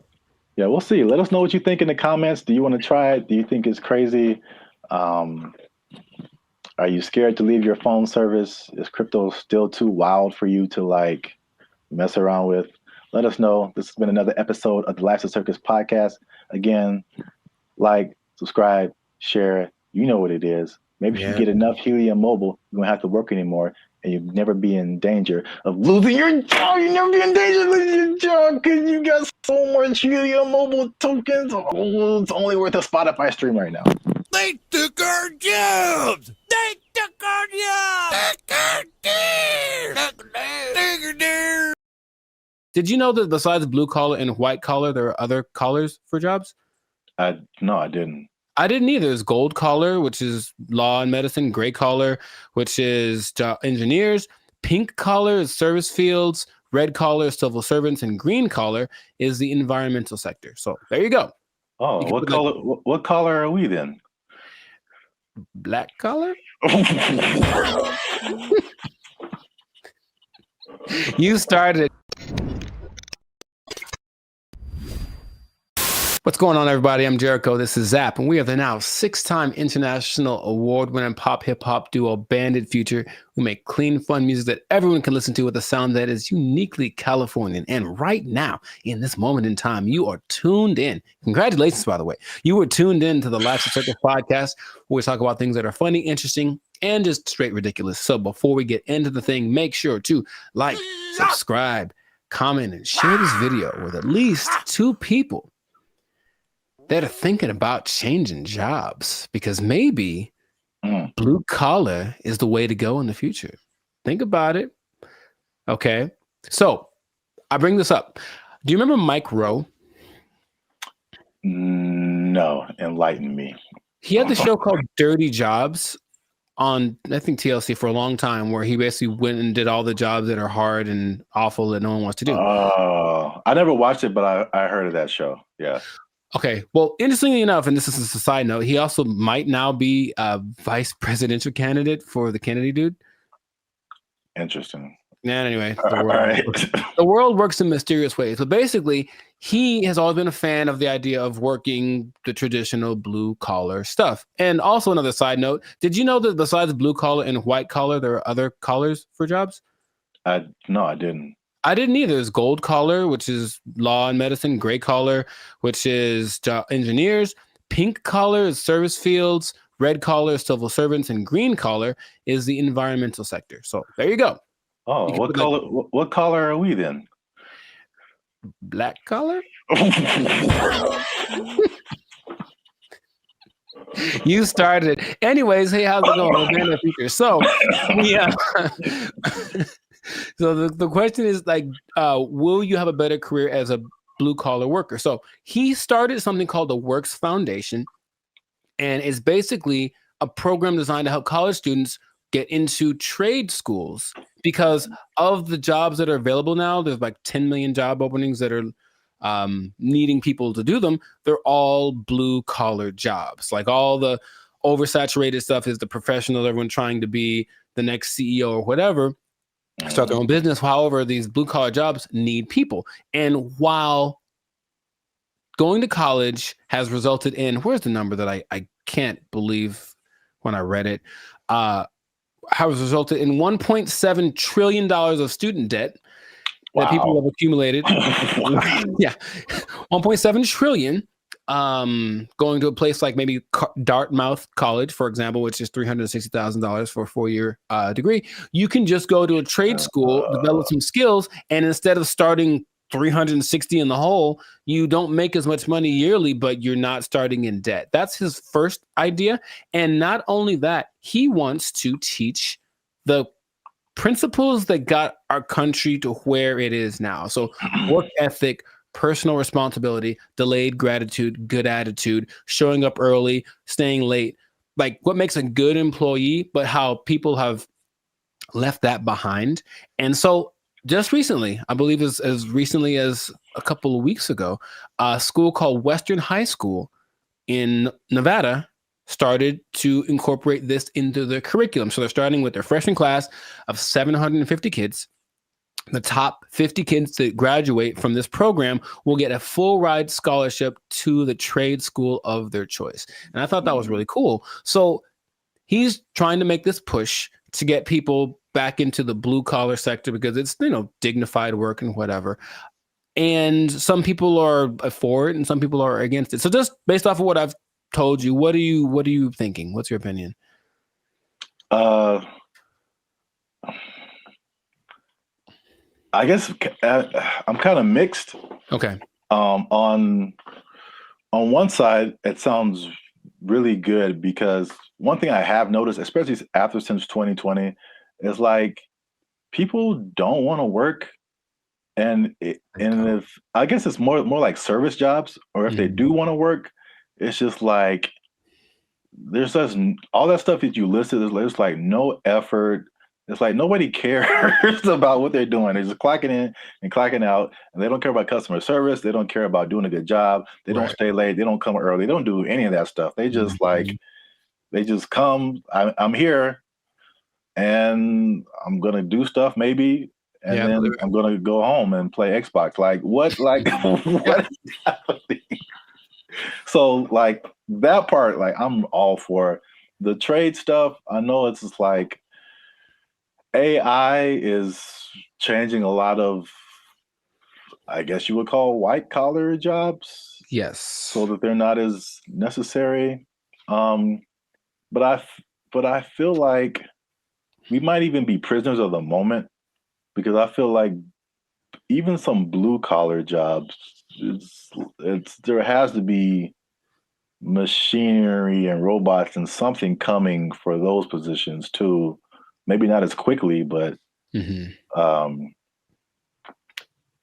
don't know what the future looks like. I'm sure those things are coming. He stresses that the lower income blue collar jobs will, of course, be taken up first. For all the service stuff will probably be replaced by kiosks and AI and stuff. But if you look at the top grossing blue collar jobs, they still pay pretty well. And I'm pretty sure we wouldn't trust the robot to do them. They include airfield operations specialists avionics technicians, supervisors of construction and extraction workers, boilermakers, first line supervisors of firefighters, and nuclear power reactor operators. And all of those you can earn between $65,000 to $120,000 a year. So it's not like you're going to be missing out on money by doing something that's a little bit harder. The nuclear power one sounds kind of dangerous, but there are jobs that people do need to do that won't be. I wouldn't trust a robot with my life with that kind of stuff, you know? So yeah, I think they're still going to look for qualified people to do that. So in these trade schools, you can go to them. And they're really good. It's just that like, okay, like I didn't take anything in school that helped me like do a craft. Like there's no automobile class, there's no shop. I can't build nothing. I can't fix my car. I don't know any of that stuff. And I think a lot of people fall in that category. And so he's saying, well, that's kind of what we're missing. So if everybody goes to college and gets a degree, even if they're, you know, $1 million in debt, then where are the plumbers and the electricians? Where are all of those people? They're not around anymore. So it's like all those things start to fall apart in cities. The infrastructure starts to mess up. That's just his idea. So he's like, he needs more people to be interested in it, get the kids at an early age, and then encourage them to do it because it's noble work, it's dignified work, and it's work that they're pretty sure isn't going to be replaced anytime. So, man, have you ever seen those people? I watched it on the TikTok. People that replace those like light bulbs on top of those super high poles, like 2,000 feet in the air. Like you have to have a dude go up there, and those guys get $160,000 a year. It's super dangerous, yeah, but it's like you need them. So all those kind of jobs are available for this trade school thing. So he was just saying, it's just an alternative, of course. If you want to go start your business or be a YouTuber or whatever, go do that. But the world will fall apart without these people. So I thought it was a cool idea, and he's hoping to get. I think somebody decided. I also think it's a good idea, and they donated $5 million to his program. Inglestead. The Inglestead Foundation donated the $5 million, which makes it possible for the top kids to graduate to go to the trade schools free of charge, basically free tuition. So that's just something that's happening, and maybe it'll cause a shift in people are lazy. We said the pandemic kind of showed that, but maybe the newer generation will be like, okay, my parents were lazy as heck. Dang, I need to start working a little more hard, and then the next generation after that might flourish. So I just thought that was cool. I did not know that was a thing before. And so shout out to Mike Rowe, which might be a vice president of candidate in the future for doing this. Oh, one other stat I did read. Because white collar is, you know, of course makes a lot of money. Only 43% of workers are white collar. 43? 43%. So that's about 64 million people according to 2020 count. So that leaves, I didn't do the math, but there's a good amount more that do the blue collar stuff. So it's like, it's not like it's not necessary. It's just that it's not applauded. It's like, oh my God, you did a good job being your electrician or whatever. But people, we need that. Like our whole, you know, if I don't know how to fix any, you probably know better than I do. I don't know how to fix anything like plumbing, nothing works. So I have to call a guy, and that person I hope is qualified. So that's what they're doing. They're training these people up. Yeah, I think like overall it's a good idea. And I think it's just like as it's like you don't know what you don't know, right? So if people are like for music example, people, all you see is just like Drake and like DJ Khaled, and like that's what you know, like that's what you're gonna aspire to be if you're into music. Yeah. Or if like you only grew up listening to Beethoven and like Bach and Brahms, like that's like all you know is music. So if there's one education path and that's all you know, it's like, oh well, this is just what we are supposed to do. Like that's like when I was in high school and they were like, you got to pick a college, and I'm like, I got to pick a what? Right. Yeah, okay, and I kind of like honestly went to college because that's what everybody said you're supposed to do. Me too. Not because I was like, I don't want to do I didn't know never even heard of a trade school. Yeah, I didn't have any options. Yeah, I didn't know what my options were, honestly. Yeah, they literally like some kind of announcement or something. It was like, you got to go see the guidance counselor. I'm like, the guidance counselor? Yeah. So you can pick a college to go to.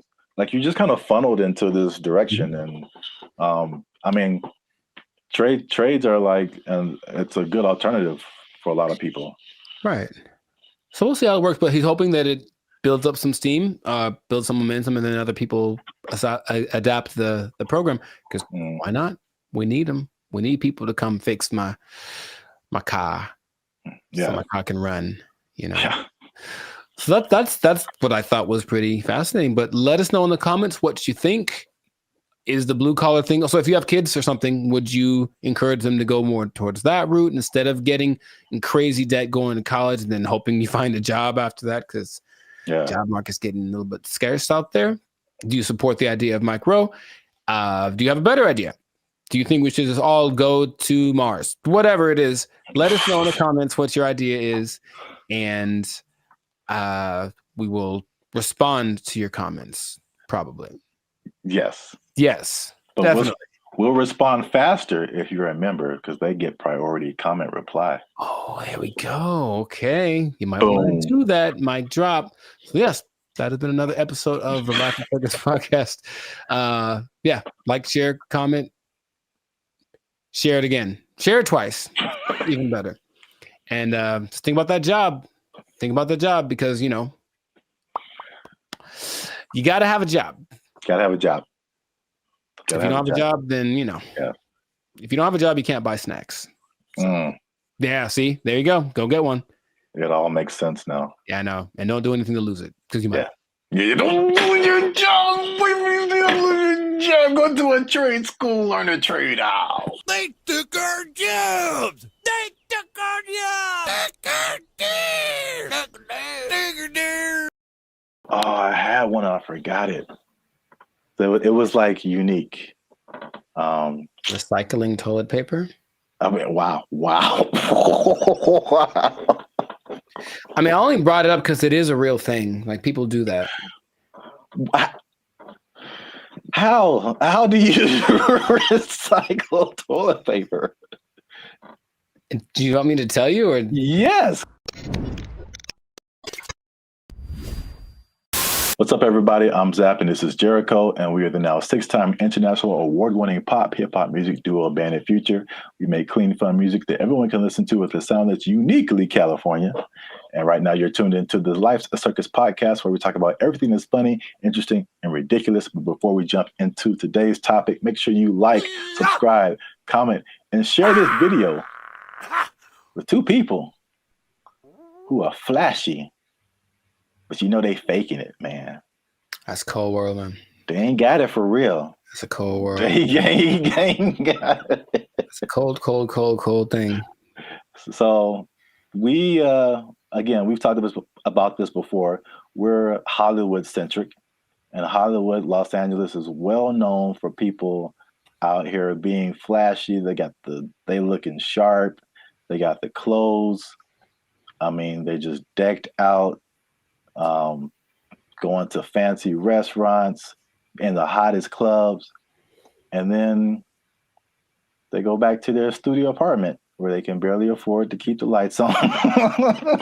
It's just like, it's very much what you see isn't always what you get. Have you had that experience, Jericho? Have you seen people like that, or have you tried to be like that, or you just kind of, I get the appeal of it, because there's always the two sides that seem to be competing, right? There's being rich and looking rich. Yeah. And it seems like it's more fun to look rich than to be rich, because being rich requires more discipline, and it doesn't necessarily mean that everyone sees you. And so if you care about what people think, then you really want to look rich. And yeah, I know people that are like that talk a big game about the moves that they're making and this and that, and they show up in nice whatever. They make sure to show up to the place and then change into something nicer because they have an important thing to go to, and they make sure everybody knows that they're going to this important thing and they're better than you. It's like, okay, I get you, bro. But it's sometimes hard to tell, because in LA, Hollywood, people look pretty good. Like physically look good. They're in shape. They wear nice clothes. You can get really nice clothes on a budget too. If you really have to, you don't have to go to Melrose and blow $800 on a t-shirt. You can go to, I saw the nicest jacket, honestly, other week at Ross for like $25. And I was like, ooh, I was killing. So you can make yourself look flashy without too much. In fact, yeah, Ross has a whole jewelry section. You can get decked out for under $100. You can. You know, but you always question it. I think you always question it. It's like, I wonder if that person really is somebody. Usually the telling point is if they're where I am, they're probably not rich. That's probably Hey, you come to this Starbucks too to use the Wi-Fi? Yeah. Doubt. Yeah, man, they shut mine off. But I look fly though, don't I? Like that from Boondocks where Riley takes all the money that Grandad gave him for the weekend, blew it all on one shopping. Oh yeah. He was like, "Ain't I'm clean though?" Yeah. Riley, we don't have food to eat. Oh man, I'm clean though. Well, I brought this up because I saw a study by Redfin, which is a company that's into like the housing market. And obviously, the economy has been very rocky for the past few years now, and inflation is sky high. And they did a study that shows that about 49% of Americans are struggling to even just pay their rent, and they're cutting costs in the most unique ways that they can just to, I guess, survive.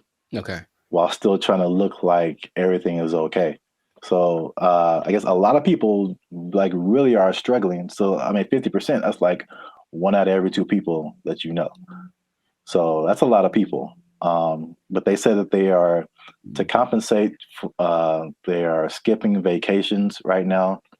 They're working extra hours. They're selling their belongings. They're using up their retirement savings, especially millennials. And they're even skipping meals and medical treatments so they can keep their lifestyle but pay their rent. What is that? How does that sound to you? Is that shocking? Or is it like, okay, that's what we're in right now? It sounds like bad prioritizing and an overimportance on the exterior, right? Just like my life is just an Instagram reel. So as long as everyone's giving me the likes and I mean like publicly, like they're, oh look, you're doing well, then that's all that really matters, and then they can suffer in silence, you know? Yeah. It seems unfortunate that's being and people wonder why there's so much anxiety and mental health and depression and stuff, because maybe from out of balance priorities, and then all of a sudden these results that they're getting from their lives are just kind of depressing, you know, but they don't want to admit it. And that's, I guess that. Yeah, I think you're right. Like social media especially fuels that. And it's like, I won't say never, but I rarely go on to social media and see someone be like, hey, here's a picture of me like cutting down on fast food because I can't afford it. Like that isn't, that's like it's the highlights of people's lives. And so you only see the good stuff. When they're all like, a lot of people can be struggling. So I just have a couple of questions just so people can see how we living, you know what I'm saying? So inflation is hitting everybody. Like I feel like everybody feels it at some level.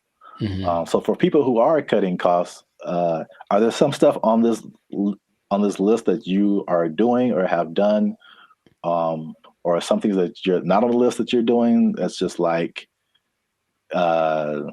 just keeping you in a good position financially? Yeah, I haven't. I love to travel, and I haven't really gone on a vacation since 2022. You know, I think I've honestly only left the state like twice in the last year and a half. So there's that. Even though, you know, traveling isn't expensive. Vacationing is expensive. So I mean, if I wanted to, I could go to some place and stay in an Airbnb and chill. But vacationing, I haven't taken a vacation in a while, and then I haven't gotten tattooed really because I like tattoos, obviously. But again, it's like, is it a priority? I suppose not. So I've been held back on that, and then just eating out in general, cooking more, eating out less. And even with dating, trying to find that like happy medium between like, let's not go all out on this. Let's find a place where it's like it's not burgers and fries, but it's definitely not Beverly Hills top of the line because I got money for that. Yeah, those areas. Yeah, those are all like very practical things. I would say I do some of the same thing. If I could offer something different, one thing that I did recently that you noticed, and then I've talked about it before, and it wasn't just because of like prices, but it was just I just wasn't getting the quality service. Was my haircuts. So like I just started, and I did one pretty recently. I think it looks kind of clean, man. Okay. I think I'm out here like. You know, I could do a few things. I feel you. As a barber, but like I mean, a large part of that was just frustration, just unable to find a barber. If I do find a barber, like I have him for a minute, and then he moved to Texas or something. Like something always happens. I'm just like I'm so frustrated trying to find a barber, and so let me just get my hair isn't that complicated. Just need to teach myself how the fade part is really the hardest part. Right. But other than that, like I just do it myself, and it saves me like a lot of money at the same time. So it's like a win-win situation. Yeah. So I do like the eating out thing too. That's a thing. And then what else have I been doing? What else has he been doing? Oh, I had one and I forgot it. So it was like unique. Recycling toilet paper. I mean, wow. Wow. I mean, I only brought it up because it is a real thing. Like people do that. How do you recycle toilet paper? Do you want me to tell you, or yes? Because that doesn't make sense at all. After it's been used, how do you reuse it again? You rinse it off. No, you can't do that. Hang it up to dry. No, in your house. Well, then it's not toilet paper. It's like a rag or something, right? It's toilet paper. I've seen videos of this, man. That's not possible. It's apparently this guy knows something that I don't, because it disintegrates with like water. How can you wash toilet paper? He washes toilet paper and he hangs it up to dry like it's the South in 1945. Yeah. I'm assuming you don't do that. Or if you did do that, you would have no friends. So please don't do that. But yes, that is a thing I've seen people do to cut down. And I'm talking about a person that I forget what, but this guy was a millionaire. And that's part of his frugal plan. I think it's a little extreme, but everyone got their thing. He recycled toilet paper. So don't do that. Please don't do that. Wow. That's very gross. And yeah, he has no friends. Right. Okay. I'm pretty sure that's not what you were going to say. That was, I've never heard of that. That's interesting. All right. Well, here's another thing, last thing about affordability, to just kind of put things into perspective. The people who have houses are having a hard time paying the mortgages, and the people who don't have houses, it just looks more unaffordable every day. And so the study also showed that the average American earns $30,000 less than what they need to purchase a house. So you're $30,000 a year annually. That sounds right. So I kind of went down the rabbit hole of mathematics. It's okay, how much is this? How many people is this affecting? So the average income that they say you need to buy a house, this is a national average, to buy an average house, to get a mortgage and stuff like that, $109,000 a year. That's household income. Mm-hmm. So it doesn't have to be an individual. It could be like a partnership or whatever. So that's $109,000 a year to buy a house. In California, what do you think that number is? Specifically Los Angeles. Higher for sure. I would go to like 145. Is that not enough? I hope that's enough. That's generous. Household income, according to them, they said you need $231,000. Yo, I mean, that's okay. More than I expected, but it doesn't sound. I know people that are paying $5,000 a month on their apartment.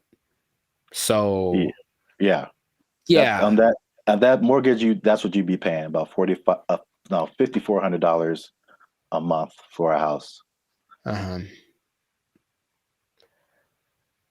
It's not possible for most people. You got to think it makes sense, because if you're paying, that's math. I want to do it. That's almost $65,000 in mortgage payments. Mm-hmm. So that would be a quarter of 240 something thousand. So I think people would expect you to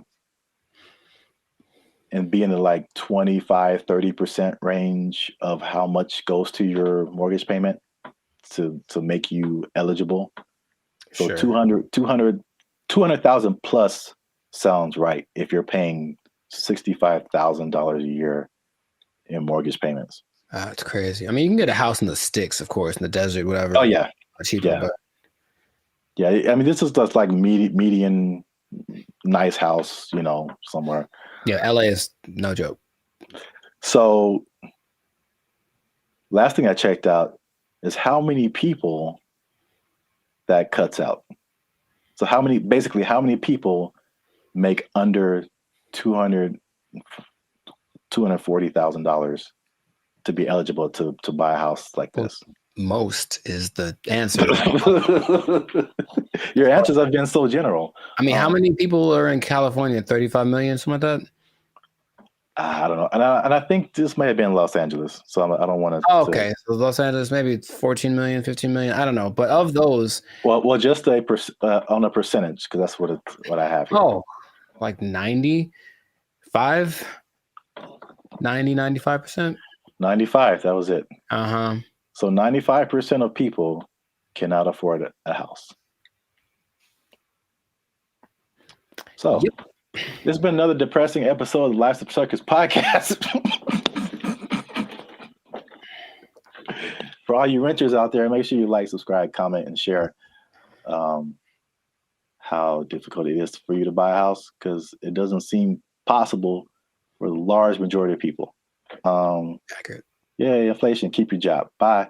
They took our jobs. They took our jobs. And there is a man who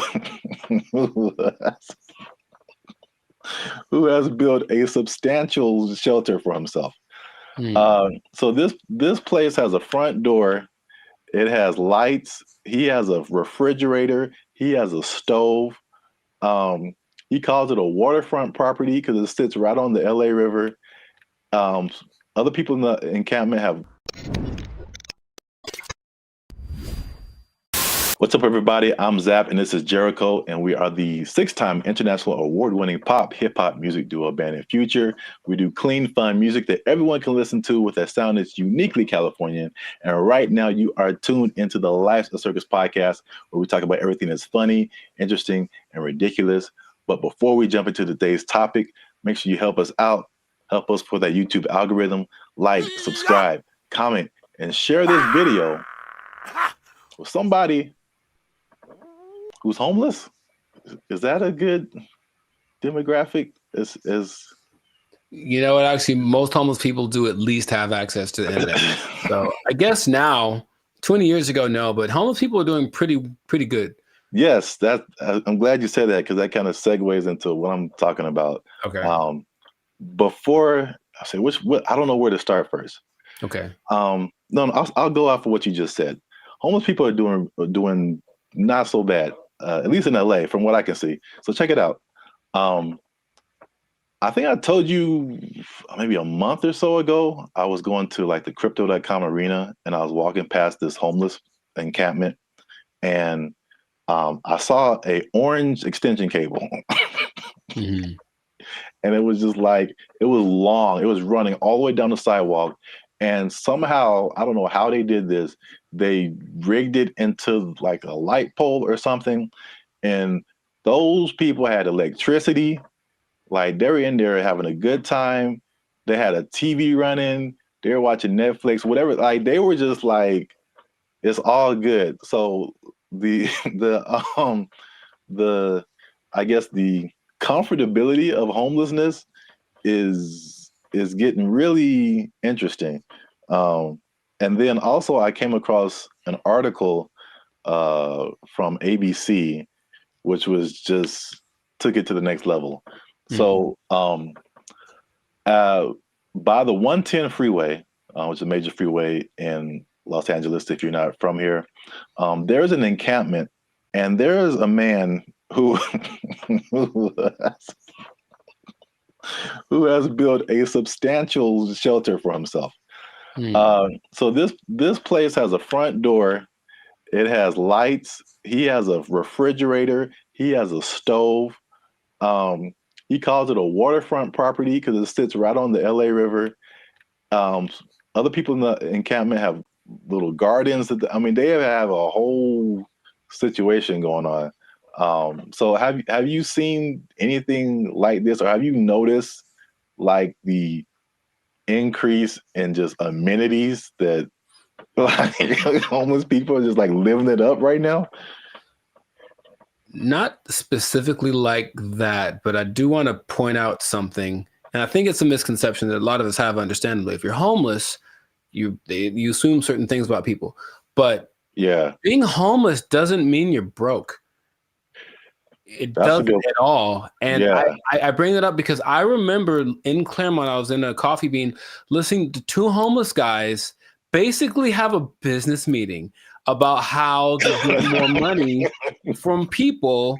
Like the dude, he was seriously like, yo, man, you got to go to this exit between this time and this time. Make sure you have a dog, and they'll give you. And so these people have money, and barring the people that are super drugged out or have like a crazy mental illness, but there are homeless people that are homeless by choice. So they have money, it's like they just don't want to spend it on a house. So that doesn't surprise me, but I haven't seen specifically that.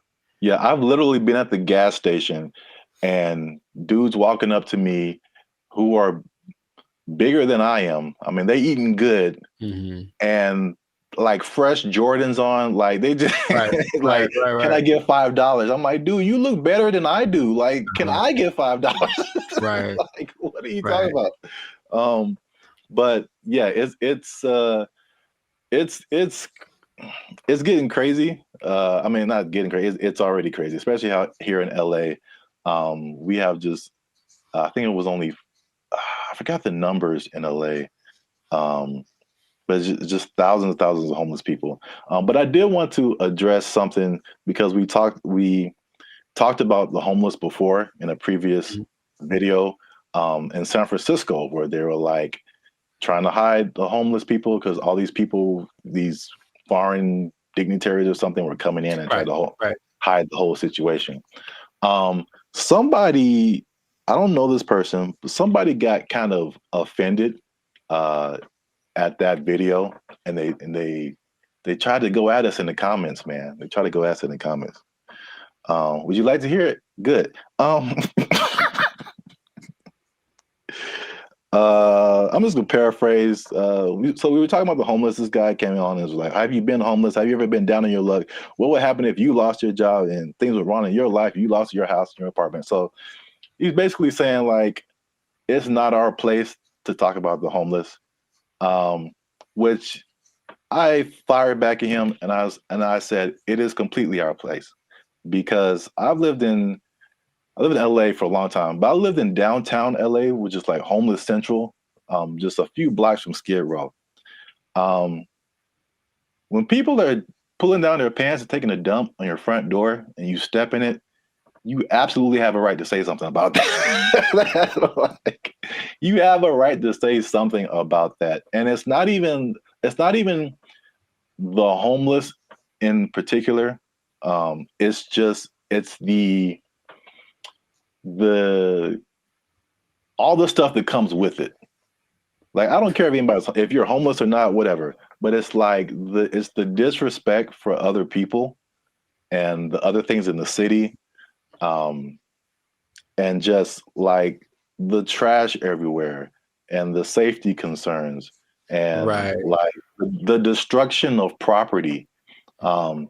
If you're pushing a shopping cart, I'm pretty sure you didn't buy that shopping cart. That means you stole it from us. Just because you're homeless doesn't give you a license to commit crimes. Like, you can't. Like, so it's not even about like the haves and the have-nots. Like, that's really irrelevant to me. And I will say that one thing I will apologize for is that I laugh a lot. And a lot of people have said that in the comments before, and I think that's just because. I think one reason is because talking to a camera is really weird. I agree. And so I'm used to talking to a group of people or something where you get feedback. And so you say something that's funny, like, I think it's funny. I just laugh at myself. But, we try to keep it light on the podcast. But homelessness, really, there are, I don't know, again, everyone's situation is different. Like you said, there's some people who aren't even broke. They just don't have a house. But there are some homeless people who are just like, they had a rough, whatever, something happened to them, and it's just a serious situation, and their life is really messed up. So I think well, at least I should apologize for making that I guess that false interpretation, you know what I'm saying? Like the insensitivity. I think that may have come across to some people like that. So I don't want to make it seem like we're insensitive to the homeless situation. But at the same time, I think that, we shouldn't be silenced because we've never been homeless or we never had a rough time or anything like that. And I have more to say about that, but I want to know what you think about at least that part of it too. I don't apologize for anything. I think that I'm justified in what I say when it comes to things that I've seen over time, right? So generalizing is dangerous, but it works because we have to start somewhere, right? So if homeless people were literally just like everyone else, they just didn't have a home, meaning they weren't dirty, they weren't sometimes violent or leading to criminal activity in order to, because if you don't have money, you have to do things that are above the law to get what you need. If the implication of what homeless is the problem, I think if somehow it was just you don't have a house, there's nothing wrong with that. And yes, people do have unfortunate situations, but in general, when there's, and I heard somebody say this as a joke, but it really does kind of resonate. It's like there's places where homeless people aren't allowed to go.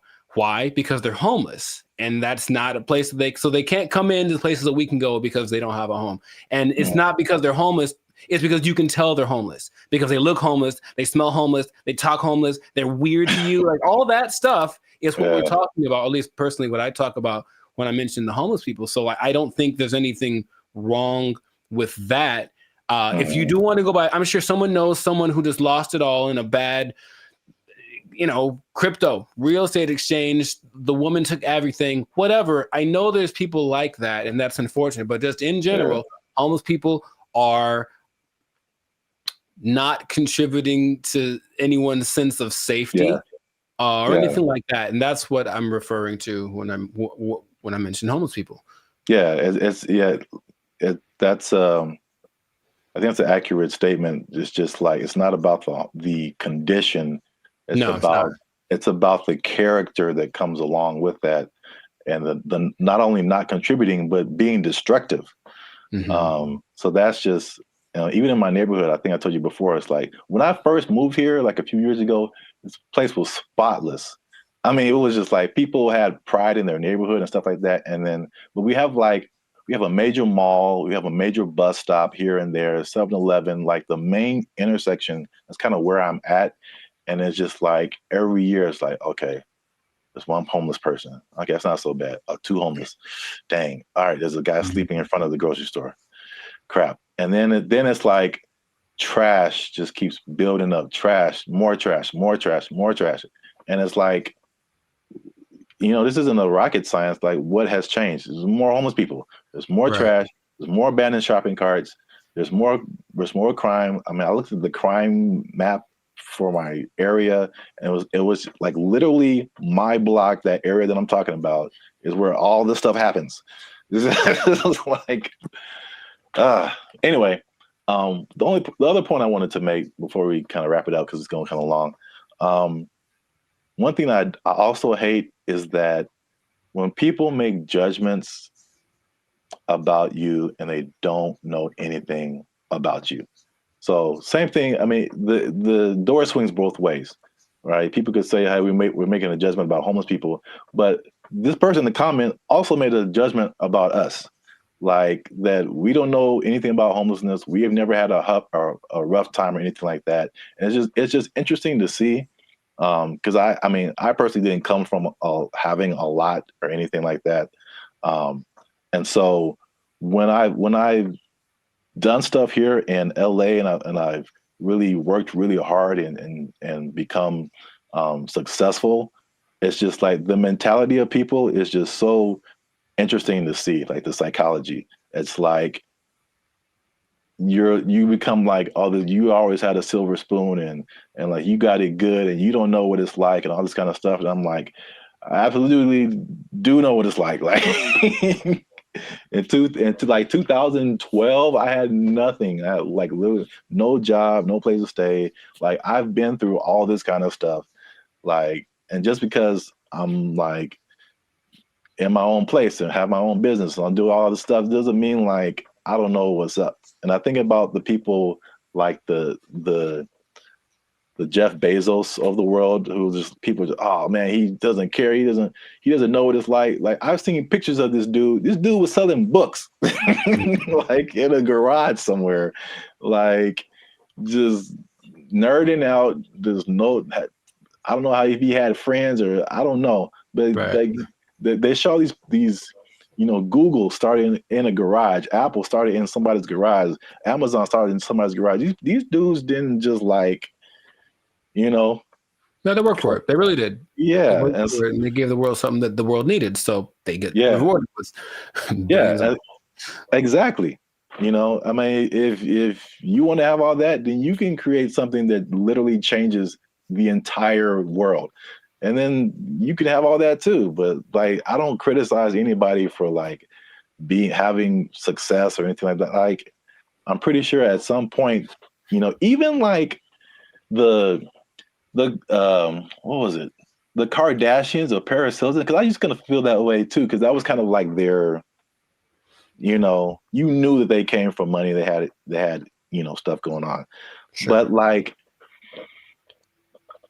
unless you have worked on a TV show, like you really don't understand how insanely difficult It is how much you have to grind. Like just because you have a bunch of money doesn't mean it's going to be a success. Absolutely. Like I kind of tell you that I'm not even a lead. I'm just working, background or stand-in or just co-star or something. And I'm just like, after a couple of days, I'm like, dude, I'm like spent. I'm like, you're just 12 hours a day, boom, grinding. And then they have to come back and learn. They got to go home, learn lines, I think Dave Chappelle had a funny little. I do a Chappelle show, 14 hours a day. I come home, raise my kids for 10 to 20 minutes, and I get back up and do it again. Yeah, dude. Like anybody you see, even if they have money, they are grinding, man. And so that's kind of just I just wanted to make those points because it was just like upsetting that someone would come at us in the comments over that. It was just without any kind of perspective. Do you think the person that made the comment has a job? I feel like they do. I feel like we just hit a nerve. Like they had a job, or they're going through a tough time, or someone in their life is going through a tough time, and it just seemed like we were just talking about, we just like on YouTube, and we're privileged, and we just homeless people are terrible, and just so. I say if you give me one fact about a person, and then I get to judge whether or not to invite them over to my house. If you tell me right off the jump this person's homeless, then that's going to determine whether I want them to come over. Now, it's possible they're the sweetest person, and I know people for sure that do have homes that I never want them to come over. So there's that. It doesn't mean that they're a bad person. It just means just based on the facts, statistically, this isn't a good start. Yeah. So I know it's a controversial situation. It's a big, it's been a big problem in LA and in many other places around the US and around the world. But let us know what you think. Leave us a comment. Let us know a comment that's nice. You can disagree. You can say what you want. But just know that I'm coming after you if you do. Now leave us a comment. Let us know what you think. Homelessness. Have you seen homeless people? Are they living it up in your area? Do you wish you were homeless and you could just live like that and not pay rent? Do people misjudge one another when it comes to all this kind of stuff? I know it's chaotic. Let us know what you think. Until then, you stay classy, San Diego. That's nice. And don't be homeless. Don't be homeless. Yes. Worst ending ever. Bye. They took our jobs. They took our jobs.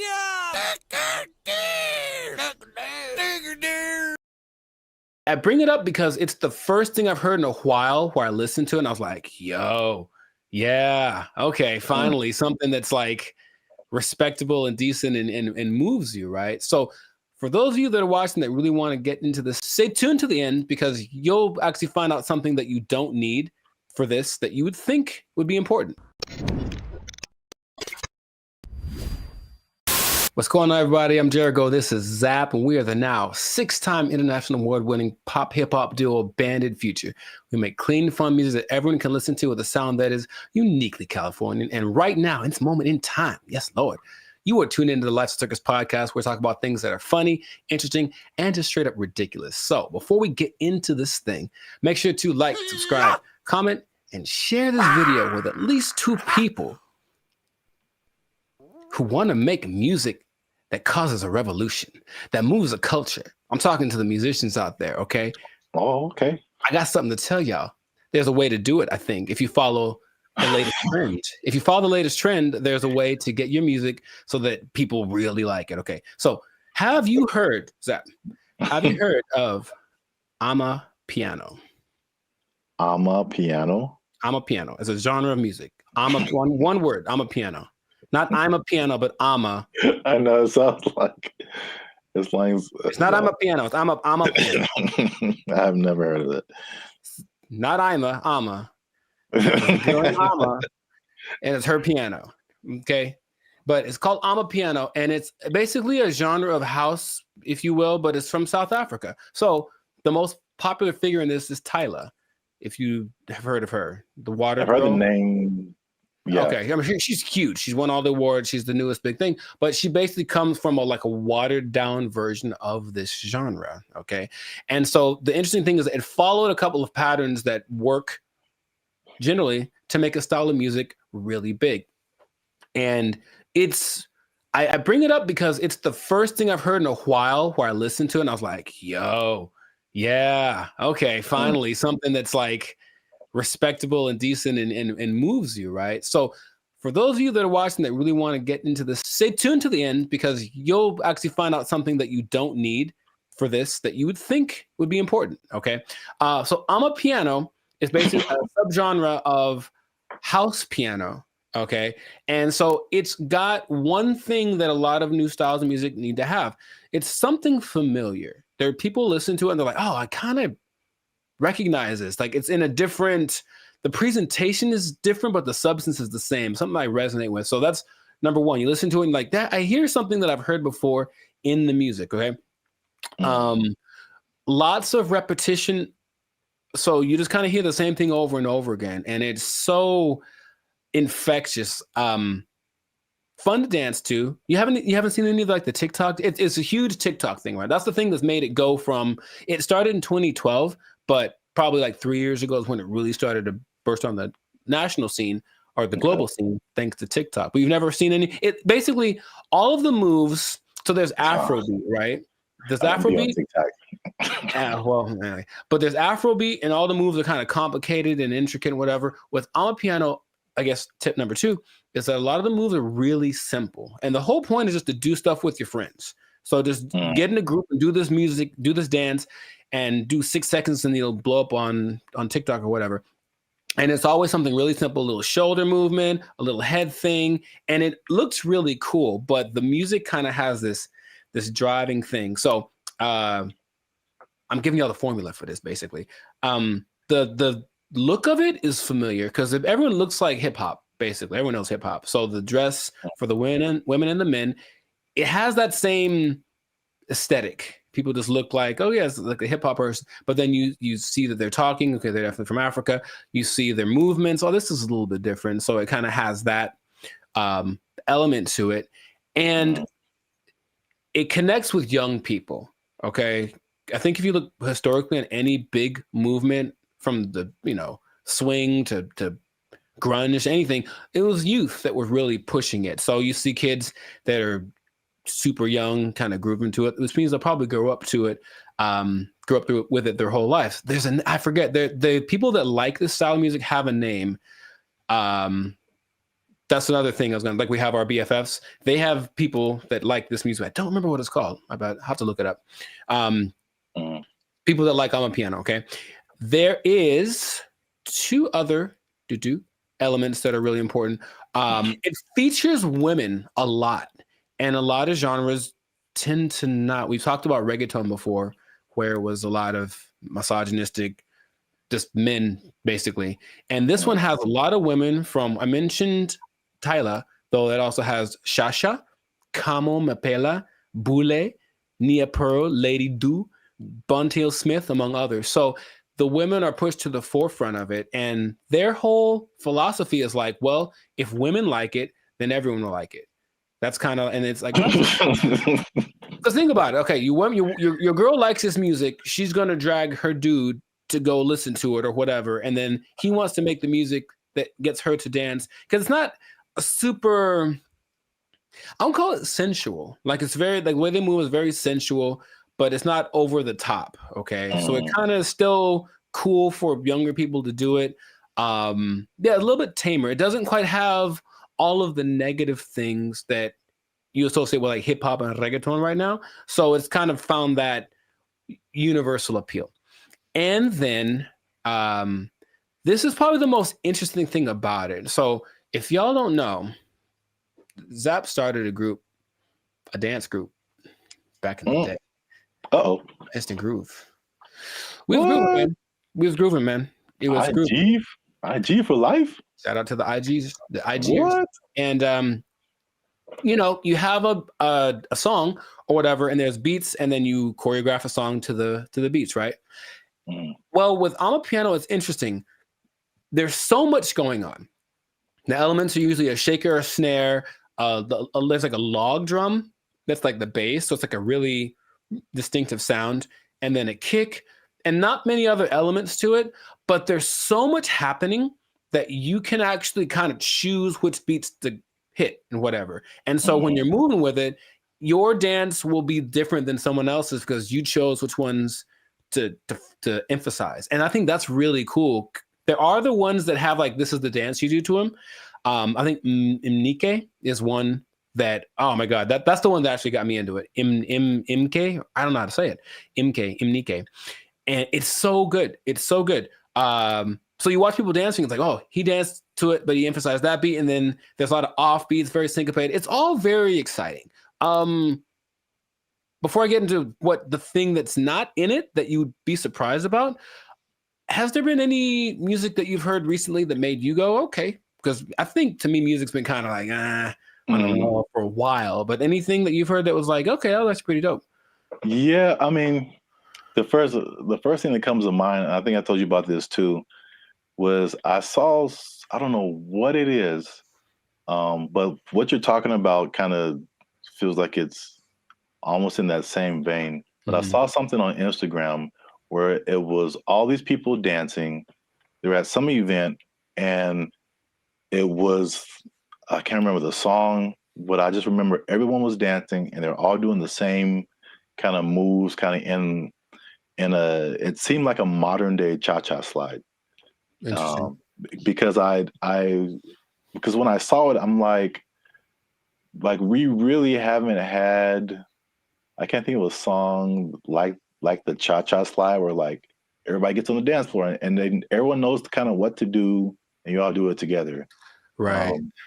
Because the Cupid Shuffle, I maybe that came after Cha-Cha Slide. I can't remember. Yeah, I don't remember. Right. But I can't remember anything past those two songs where like everybody, but I saw this video and everybody was doing it. I mean, I'm talking white, black, Asian, Latino, like grunge looking goth people, hip hop looking, like everybody was doing it. And I was like, this is so dope. And I wish I had saved it and I didn't. Oh, okay. So if anybody knows where that video is, there's one particular goth girl who was just like getting it. And everybody's in the comments like, oh, this goth girl is getting it. And I was like, yo, this is dope. So anybody knows what that video is, I would really like to find it and see it again. But okay. Yeah, you mentioned the dance thing. I think that's popular music has almost always been dance music. So if you can get something to make people want to move, and when you listen to the people talk about it, they're so passionate about one, having this thing that's like theirs, right? It's not hip hop. It's not house, it's theirs. It's Amapiano. And it's like, okay, so they love the fact that they have kind of their own thing. And then when people gravitate to it, they have to kind of pay their respects. Okay, South Africa's on the map. They're winning, right? And then you watch them dance, and it's like the mood a little, not weird, but like kind of offbeat in a way. And they do this thing where they like roll their eyes in the back of their head with the shoulder thing. It's really peculiar, but I think it's cool, especially when you see like 10 people doing it. So it has all these things that are great, and that's what you need to start a music genre. But there's one thing I mentioned, that there's going to be something that I think I know what it is. What? Oh, go ahead. I think I know what it is. Oh, mate, go ahead, say it. I'm going to say there's no piano. Oh no, man! It's called Amapiano. Like there's piano and everything. Oh. Yeah, there's a piano in all of them. Oh, okay. Well, no. The thing I think it would have been clever if there was no piano. Oh, I get you. It's called Amapiano. I get you. I guess. Let's not get translation from the language. No, the thing that's surprising about it, if you watch all the documentaries and all the people being interviewed, all the producers, all the everything, no one mentions the lyrics. They all have lyrics and they don't matter. It's literally the last thing on anyone's mind. They're just there, but no one's singing along. No one's saying this song touches me in this way. I don't connect nothing. Okay, now partly it's because the songs are all in either Zulu. I'm gonna try this. Zulu, Xhosa. I can't do the click thing. Sotho, Setswana, or Zixonga, which are all South African native languages. But the thing that strikes me interesting is that, yeah, they're all singing and no one knows the words and nobody seems to care. So there are really big singers in this style, but the words don't matter. It's just the feeling of it. And that's what I found very unique to this. So if you listen to watch, no one knows what they're saying. You know, so I guess this goes to show you that that's not something that people necessarily require anymore. Just as long as it feels good. As long as it's fun to do. Oh yeah, I mean, you think about like U.S. artists who are just like huge worldwide. I'm sure, like people don't speak English and they have no idea, but they're just bumping like Earth, Wind, and Fire and like. Well, the thing is, not even the choruses. You think at least on the chorus, okay, everyone's singing nothing. Yeah, it's really weird. Yeah, I mean, I know that this is different, but I'm just saying like the ability of music to kind of to have that a tendency to to where the words you don't have to quite know the words. I mean, I don't know the words to this at all, right? But I'm still digging it because I guess that's what they're transmitting. But even the people from there aren't singing the words or talking about nobody mentioned the lyrics one time. So, and the thing is, the songs don't sound all the same, even though they kind of have the same elements. They have different.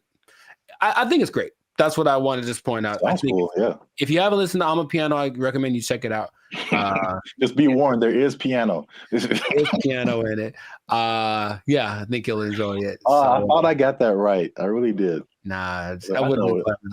I should have just lied. Yeah, you got it, man. But in any case, let us know in the comments if you listen to I'm a Piano, what you think. If you have a TikTok account with 20 million followers because you did a dance to one of the songs, who knows?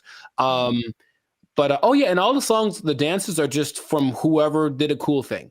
That's the other thing. They're not made by famous choreographers. It's just like somebody literally said, I saw a kid dancing to it on the street and I thought it was cool. So I did it in the club. And the next thing you know, there's 500 people doing it. So there's that like word of mouth element to it. That's just, I think it's really cool. So anyways, check it out. Check out some of those artists that I mentioned. They're pretty great. And if we get 10 comments, then Jericho's going to do one of the dances on our TikTok. I didn't sign up for that. I wouldn't mind learning though. That is kind of fun. I'll do one of the simpler ones. 10 comments. There's one. It's like a little. It's very simple moves, but I'm still probably going to mess it up. Anyway, this has been another episode of the Lifestyle Circus podcast. Make sure to like, subscribe, comment, share this video with your peoples, and then just remember that if you're dancing and you're grooving, then the music's going to be spread around. So make that music danceable, and you stay classy, San Diego. Yeah, man. You got it. There's piano. They took our jobs. They took our jobs. And I go in there, and basically I stand there for 10 minutes without anyone talking to me because no one's working the front. Nobody. And I just like, okay. And I eventually just yelled something to the cooks. What's going on, everybody? I'm Jericho, and this is Zap, and we are the now 8-time international award-winning pop hip-hop duo Band of Future. We make music that's funny. No. Huh? We make clean, fun music that's easy for everyone to listen to with a sound that's uniquely Californian. And right now, you're tuned into the Lifestyle Circus podcast, where we talk about things that are funny, interesting, and just straight ridiculous. So before we get into this thing, make sure to like, subscribe, comment, and share this video with at least 2 people that knew that the wage increase for fast food workers was a bad idea. I'm telling you right now, it was a bad idea, and I have proof with numbers, with personal experiences. One thing, okay, so I didn't actually know this. I thought it went into effect January 1st, but actually went into effect April 1st. Yeah, so there's less data on the effect of it, but I have already there's enough data. I know that. Huh? There's enough data. I know that. Yeah. So I got some numbers, and I got a couple of personal experiences. But I'll go to you first. Have you noticed anything tangible or had any experiences that kind of like noticed? A Whopper from Burger King is $8. I think I mentioned this before. Like I remember when the Whopper first came out at Burger King, it was 99 cents. Accurate. It's now $8 just for the sandwich. No fries, no drink. $8 is where we start, and then it goes up. I'm furious.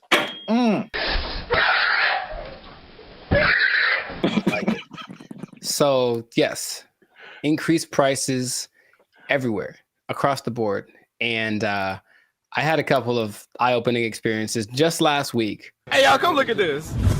I went to a Korean restaurant because I like me some Korean food, and I wanted a bulgogi bowl, just beef and rice. It is literally beef, rice, and some onions. We'll give you a couple of sides right now. I slide in there. I felt like that joke from Cat Williams. Remember how you used to just give $20 at the pump and said, here, you know, and then walk away? If you had $10, $15, you could go to the gas station with confidence because you knew you was either going to be full or damn near full. If you had a 20, you ain't even talk to the person at the counter. You just 20 on the left. I walk in like, I know how much a bulgogi bowl costs. I've had these before. And I didn't even look at the price. I just ordered it. Confident. Here's my card. Confident. I look at that thing, man. $27. Good Lord, that's a lot of money. Don't you like rice? $27 without the tip. Okay. So I was very sad. I was very sad. And I ate it, and it did not taste like a $27 bulgogi bowl. It tasted like a $12 bulgogi bowl, one that I came to know and love. That sucked a lot. This sucks. Yeah, it really sucks. What is happening, of course, is that since wages are increasing, owners of these franchises are laying people off or giving them less hours, something like that, right? So I go to The Habit, which I don't go to fast food too much, but I do enjoy The Habit. I think they got good stuff. And I go in there, and basically I stand there for 10 minutes without anyone talking to me because no one's working the front. Nobody. And I just like, okay. And I just eventually just yelled something to the cooks. Y'all gotta chill.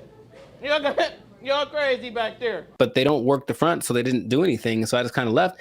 And then I overheard the conversation, like somebody got off the shift at X time and someone wasn't coming in till Y time. So I was just out of luck. I came in the gap between shifts and there's nothing they can do about it. Calm down. No! Now, there's a couple of things that are interesting. So for those who have been living under a rock and they don't know, the fast food minimum went up from $16 to $20 as of April 1st. Okay.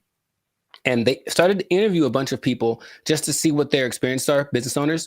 One owner of El Pollo Loco franchise actually said he owns 6. And he says his costs went up because of this $180,000 per store per year. Just one guy. And he says, I can't handle it. So he says, as of today, I'm in the red. We're losing money. We're going to need to stop the boat from leaking by making changes, which means raising prices, laying people off, all that kind of stuff. And it keeps happening. There's also confusion about who it applies to still. People like, there's a Gabriella Campbell who owns an ice cream place in LA, and she's not quite sure. She had to write the assemblyman. All this is confusing. So they're trying to figure out what's going to happen. So they're losing money from litigation, trying to get paperwork signed and documents and hire lawyers and all this stuff. It's just chaos, right? No one knows what's happening. And so the big thing is that I think it's all going exactly like we predicted. Going to have less workers. Somebody's going to get fired. Right. Or more automation. So again, less workers or less hours. Nobody gets overtime. Something has to like compensate. I mean, it's like people think they just pull minimum wage out of thin air, and it has to come from somewhere. Another gentleman said, Brian Hom, he owns San Jose Vitality Bowl, and he said, one, customers are really mad at his $14 price for an acai bowl, which I understand because I've made an acai bowl for $3. So I understand the price. And then he basically said this: I'm happy for my employees getting the $20 minimum wage, but if we can't continue to have good sales, they may not have a job. You about to lose your job. Get this thing. This is the cycle that we've entered ourselves into, where the owners have no choice but to raise prices, but to lay people off. And it's just bad. And I don't see it. I don't see the solution. I got some good news and I got some bad news, y'all. The bad news is that I'm shutting down the studio. It sucks for the, I mean, there's so many different, everybody's. What? Bro, what are you talking about, man? Everybody's in a different boat. I know a lot of this applied to like the big chains, like the McDonald's of the world and the big franchises. Sure. And it's a lot of complaint from people is like, well, these are big corporations. They have lots of money. It's not, they can afford to pay this. They know what they did. They know what they did for sure. Like just McDonald's, because that's the thing that everybody knows. The McDonald's corporation is different from like the franchise owners. And so these are like individual people or individual businesses that, you know, get everything from McDonald's and just put their, you know, labels on it and all that kind of stuff. And so they don't have as much control as business owners or as franchisees. Is this worth you losing your job? They have their own kind of separate budget that they have to work with. It's not like, you know, McDonald's down the street is not the McDonald's corporation per se. Right. So there's that disconnect, which is confusing to people because I think those people that you mentioned, the actual franchisees or the business owners, they are the ones who are getting it the worst. Yes. One because they can't really, they don't have control over their franchise fees and all that kind of stuff. They didn't advocate for this minimum wage that was just handed down to them. And then the third thing, which is like the killer, is that because they have to raise their prices to just survive, right, the people are getting mad at them. Yeah. Right. And they had nothing to do with it. We're supposed to be a family. What are you doing? They had nothing to do with paying people like 20 to 30% higher than all other minimum wages. Like they're just caught in the middle with either shut down or raise prices. But it's in terms of like answering your questions in terms of a solution, this is just skyrocketing the race to automation and AI and like everything. It's just every other industry now, just to keep prices reasonable. Will everybody lose their job? No, but will a good amount of people lose their jobs? Yeah. Yep. That whole automation thing is gonna just take over. Maybe that was the end goal. I don't know.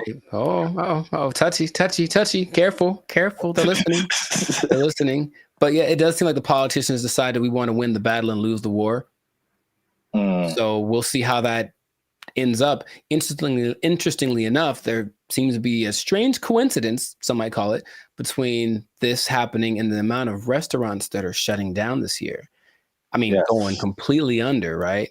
And I was going to tell you all about that in another episode of the Life Circus podcast. But for now, we're going to wrap this one up because we're a little over time. So just make sure to support businesses as best you can. But if the prices are too high, you vote with your dollars, right? So you can say, hey, this is a bit much. I'm not paying $8 for not never. Not never am I paying $8 for a Whopper. Not never. That's what I'm trying to tell you. Yeah. I'm going to the store. I'm going to get myself some ground beef and some buns. I'm going to make a $2 Whopper that's going to be just as tasty, less preservatives. You know what I mean? So that's what we can do. But yes, make sure to stay tuned for another episode of the Life Circus podcast where we do talk about restaurants going under because it's kind of sad. A couple are hitting close to home, man. It's gonna get kind of teary-eyed in this one. We'll see. But make sure to like, subscribe, comment, and share this video with people who just want to say I told you so, I guess. That's exactly what happened in this situation with the fast food price increase, the minimum price increase. And if you are working in, I hate to say it, I don't want to rub it in people's faces. I don't want to rub it in people's faces. Should I even say it? I don't want to rub it in people's faces, but it does look like, especially if you are an owner of a franchise. I'm sorry. I'm really sorry. I'm going to get emotional again. If you are an owner of a franchise, raising prices, laying off people, you might lose your job. You might lose your job. The person to Whopper is 99 cents. What happened now? They took our jobs! They took our jobs! When her face moves, she does show more emotive gestures with her face than I'm used to seeing from robots. It's kind of weird. It's almost too much, but it's kind of like they're going to try to make her as human as possible. What's going on, everybody? I'm Jericho. This is Zap, and we are the now 8-time international pop hip hop. Well, 8-time international award-winning pop hip hop duo Bandit Future. We make clean, fun music that everyone can listen to with a sound that is uniquely California. And right now, congratulations, you won. You are now listening to the Lights and Circus podcast, where we talk about things that are funny, interesting, and just straight ridiculous. So before we get into this, make sure to like, subscribe, comment, and share this video with at least 2 people that are comfortable with our imminent AI takeover, because something has happened that I was not aware of until recently. Okay. So I was reading some stats online, and there's a study by the IBM Institute for Business Value, and it says that 43% of CEOs are using generative AI to inform of strategic decisions. So people are utilizing AI a lot,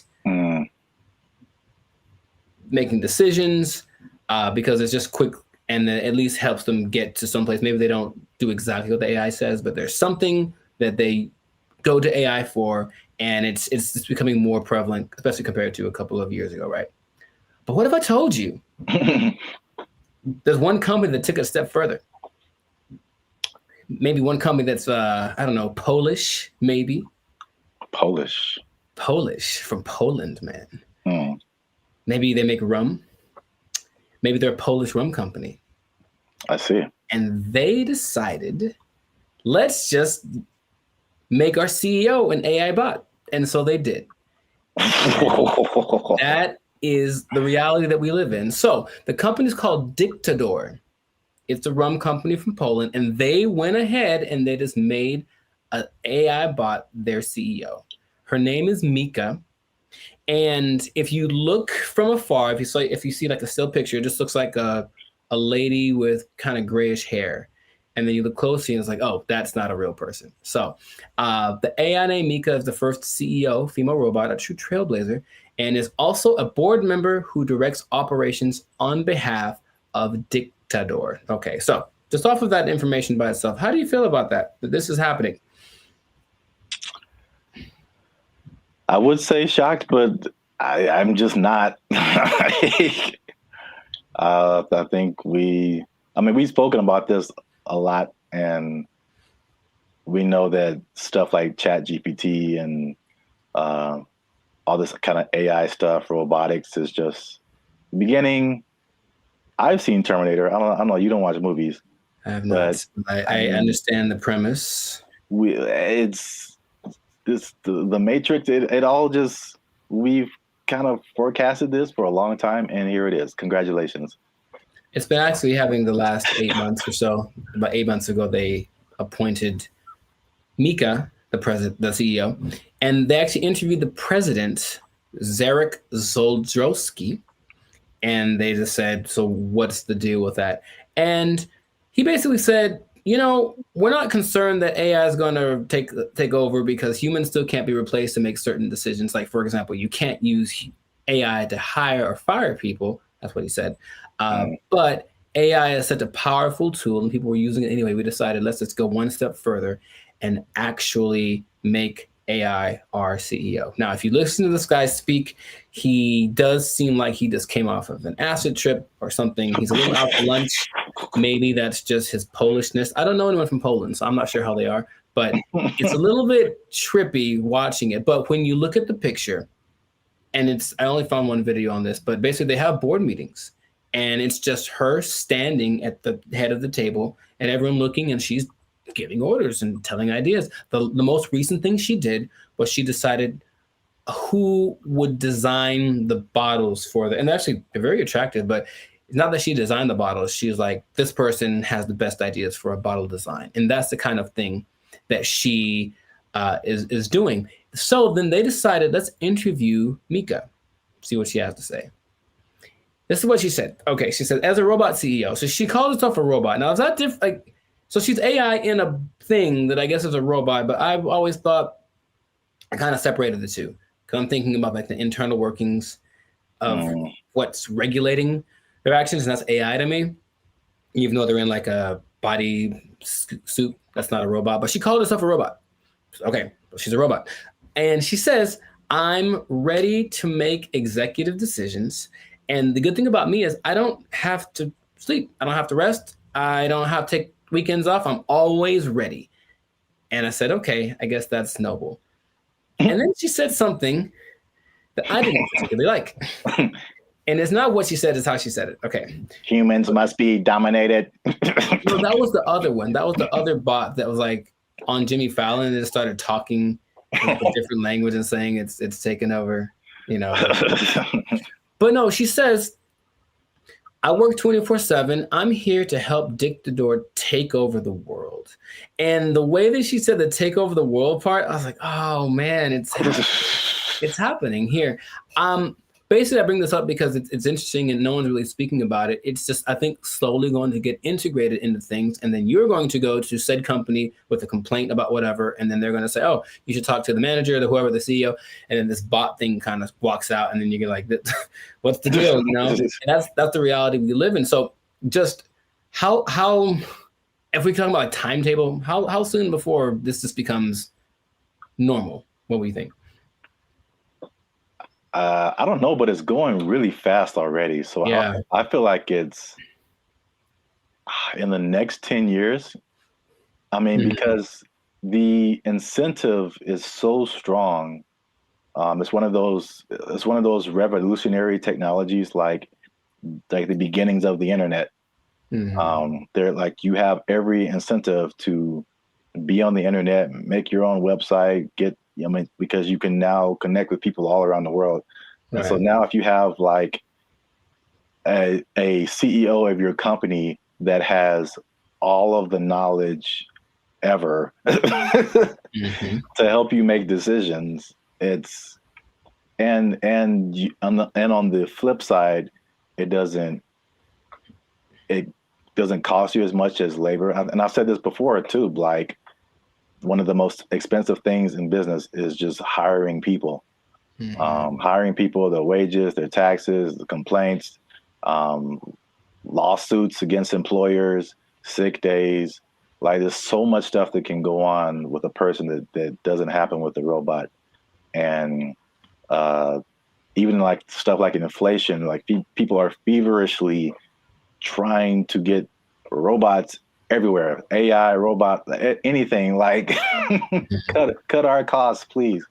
So I think it's just, then you have the competition between the companies that are trying to be the go-to for AI. It's amazing how like when ChatGPT hit, I think with probably less than a year, like every company, Bing, we have an AI thing that can help you search. Google, we have an AI thing. Even like Adobe stuff that I use, like, we have a new AI thing that generates pictures for. I'm like, how does everybody have this now? Yeah, it almost feels like somewhat feels like an agenda that's being pushed by somebody, of course, because everywhere I turn now, there is some kind of AI option. Have you tried the AI feature? My banking app. Hey, I don't trust the robots with my money. Are you serious? Yeah. But hey, would you like to try this thing? Because it'll make and they always say it's faster and it's just as reliable. And people, I think, will get, I guess, sold on that premise. I even was testing because of course you don't have to pay her, and she doesn't have emotions like for real, even though when her face moves, she does show more emotive gestures with her face than I'm used to seeing from robots. It's kind of weird. It's almost too much, but it's kind of like they're going to try to make her as human as possible. But imagine you have like a disagreement, or that's not right. That's not quite right. Instead of being so imagine we're talking, and then I say, hey, give me an idea, and you give me an idea. I'm like, I don't like it. Give me another one. And then I do that like 20 times. You're gonna be like, bruh, really? I've done that with like the AI chats on Instagram, for example, just to see. I was like, okay, I'm just gonna keep disagreeing with them and keep saying, give me something else. I don't like it.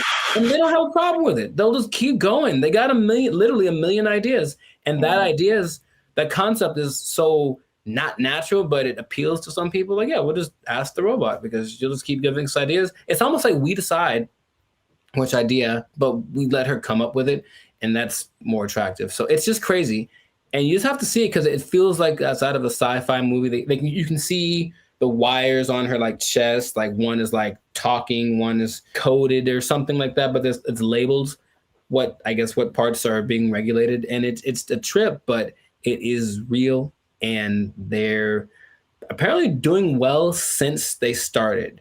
Like her decisions have helped the company start to do this.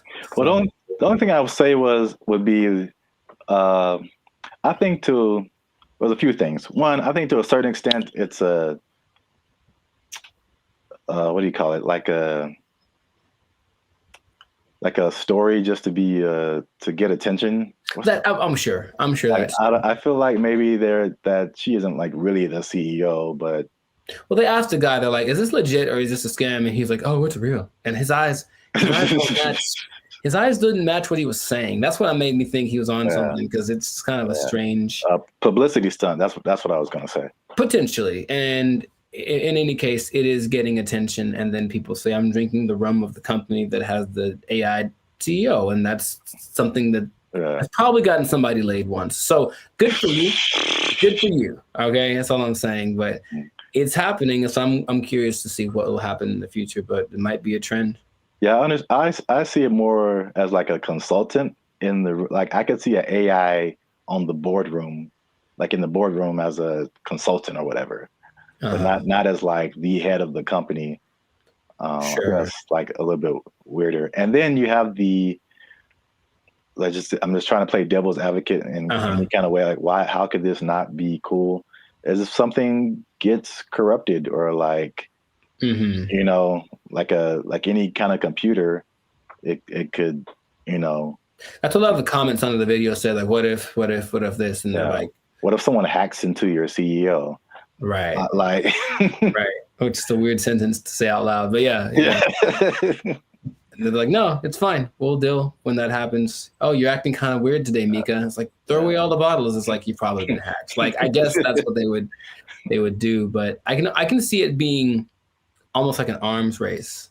So the next company comes and says, oh yeah, well, our CEO and our president are AI. Oh yeah, well, our CEO and our president and all the board is AI. Oh yeah, well, my mom's AI. Like, it's just gonna keep going to a point of ridiculousness, maybe, just for publicity. I'm not sure, but it has started, and this is where we are. So we'll see where it goes. But let us know in the comments what you think. Is it something that's, what's the point of fighting it because it's here? Is it a terrible idea?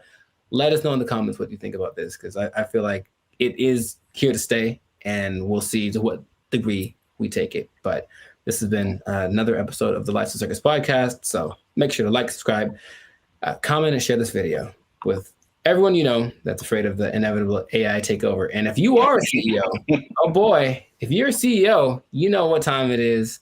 You better do something. You better learn how to sing and dance or tap dance or juggle fire or something, because I guarantee if Mika's the first one, you're going to be the next to lose. Your job. You're just gonna take your job. The robot's gonna take your job. Oh, I'm the CEO. Everybody's fired. They took our jobs. They took our jobs.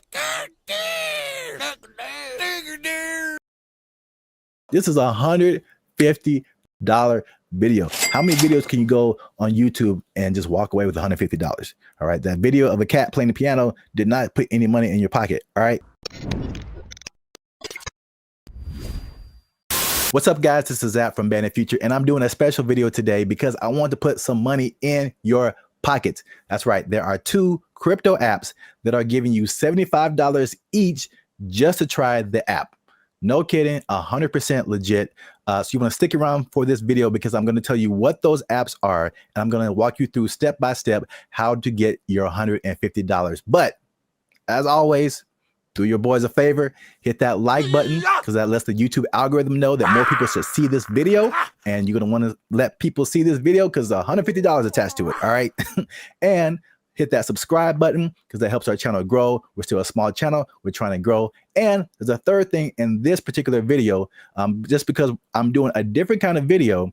If you want to see more videos about money, crypto, finances on the BrandBee Future YouTube channel, I want you to type the words money right now in the comment section. Go down to the comment section right now, type in the word money if you want to see more videos about money. All right. So standard disclaimers, let's get this out the way, right? YouTube disclaimer for money. I am not a financial advisor. This is not financial advice. This video is for educational and entertainment purposes only. Blah, blah, blah. Blah, blah, blah, blah, blah, blah, blah, blah, blah. 2, I am based in the US, all right? And so these bonus payments usually only work for your jurisdiction, all right? So more than likely, this particular method will not work if you're international outside of the US. So I know we have a lot of people who watch BrandBee Future from other countries. I apologize. This probably won't work the way I'm telling you to do it in your country. But if you're a US resident, it will probably work for you. But if you are international, these apps are in hundreds of countries. So there's probably someone in your country that's doing a referral that can help you get a certain amount of money for signing up as well. Nice. Third thing is that these are limited time offers. Oh! I'm not just saying that just to get you to do it. I'm just saying that because that's how the crypto world especially works. It rewards people who jump in early, who do things fast, quick, early adopters. Something might be here one day and it's gone the next day. So I'm recording this now in July of 2025. You might see this video in August and be like, hey, it doesn't work. And I'm like, I don't know what to tell you. Like, it's a limited time. I don't know when they're going to stop it, how long it's going to go for. So if it's something that you're interested in, you should probably jump in and do it right now. I got you, homie.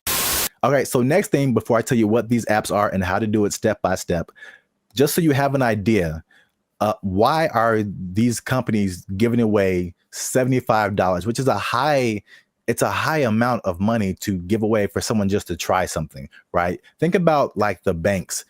You've got Chase, you got Wells Fargo, you got Bank of America. They're all competing, right? For you to be their customer. They want you at their bank. They want your money flowing through their system, right? And so they do bonus offers too. You know, they might give you a certain checking account, or they might give you a certain card or a certain bonus for signing up if you spend so much money. All right. So it's the same kind of thing. All of these crypto exchanges, all right, especially with the bull run coming up, they want you to be on their platform. They want your money flowing through their platform. And just because there's an exorbitant amount of money in crypto, we're talking trillions with a T, trillions of dollars in crypto. All right. They can afford to give out some pretty nice bonuses. And these 2 apps, these 2 companies are giving out some of the highest bonus really I've ever seen for anything, for signing up and just trying out an app. All right. So that's why this is happening. All right. So without further ado, let's get into the first app. All right. The first app is called Gemini. So here's a quick background on Gemini, founded in 2014 in New York by the Winklevoss twins.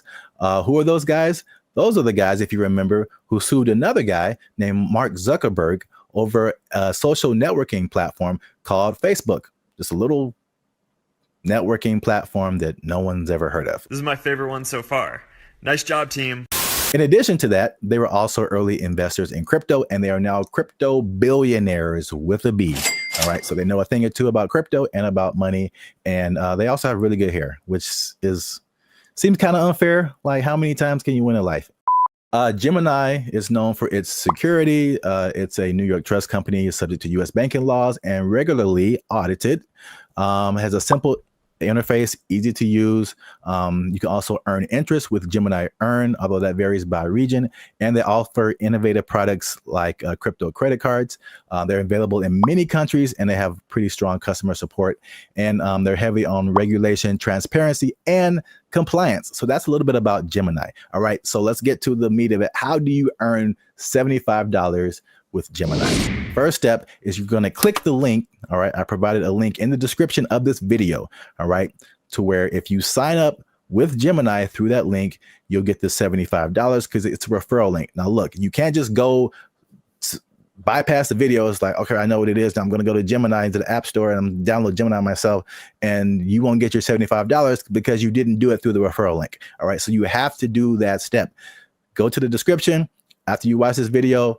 There's a link for the Gemini app. Download it through that link so they know that it's a referral link, and that'll get you on the process to getting your $75 bonus reward. All right. Step 2. Okay, once you download the app, it's very intuitive. It's very simple. It walks you through all the steps. You're going to, like any other app, you're going to create an account, put in your name, your email, create a password, stuff like that. And then it's going to ask you to connect a funding account, your bank account, wherever you have funds, to send an amount to Gemini to start using the app. They request that you deposit at least $100.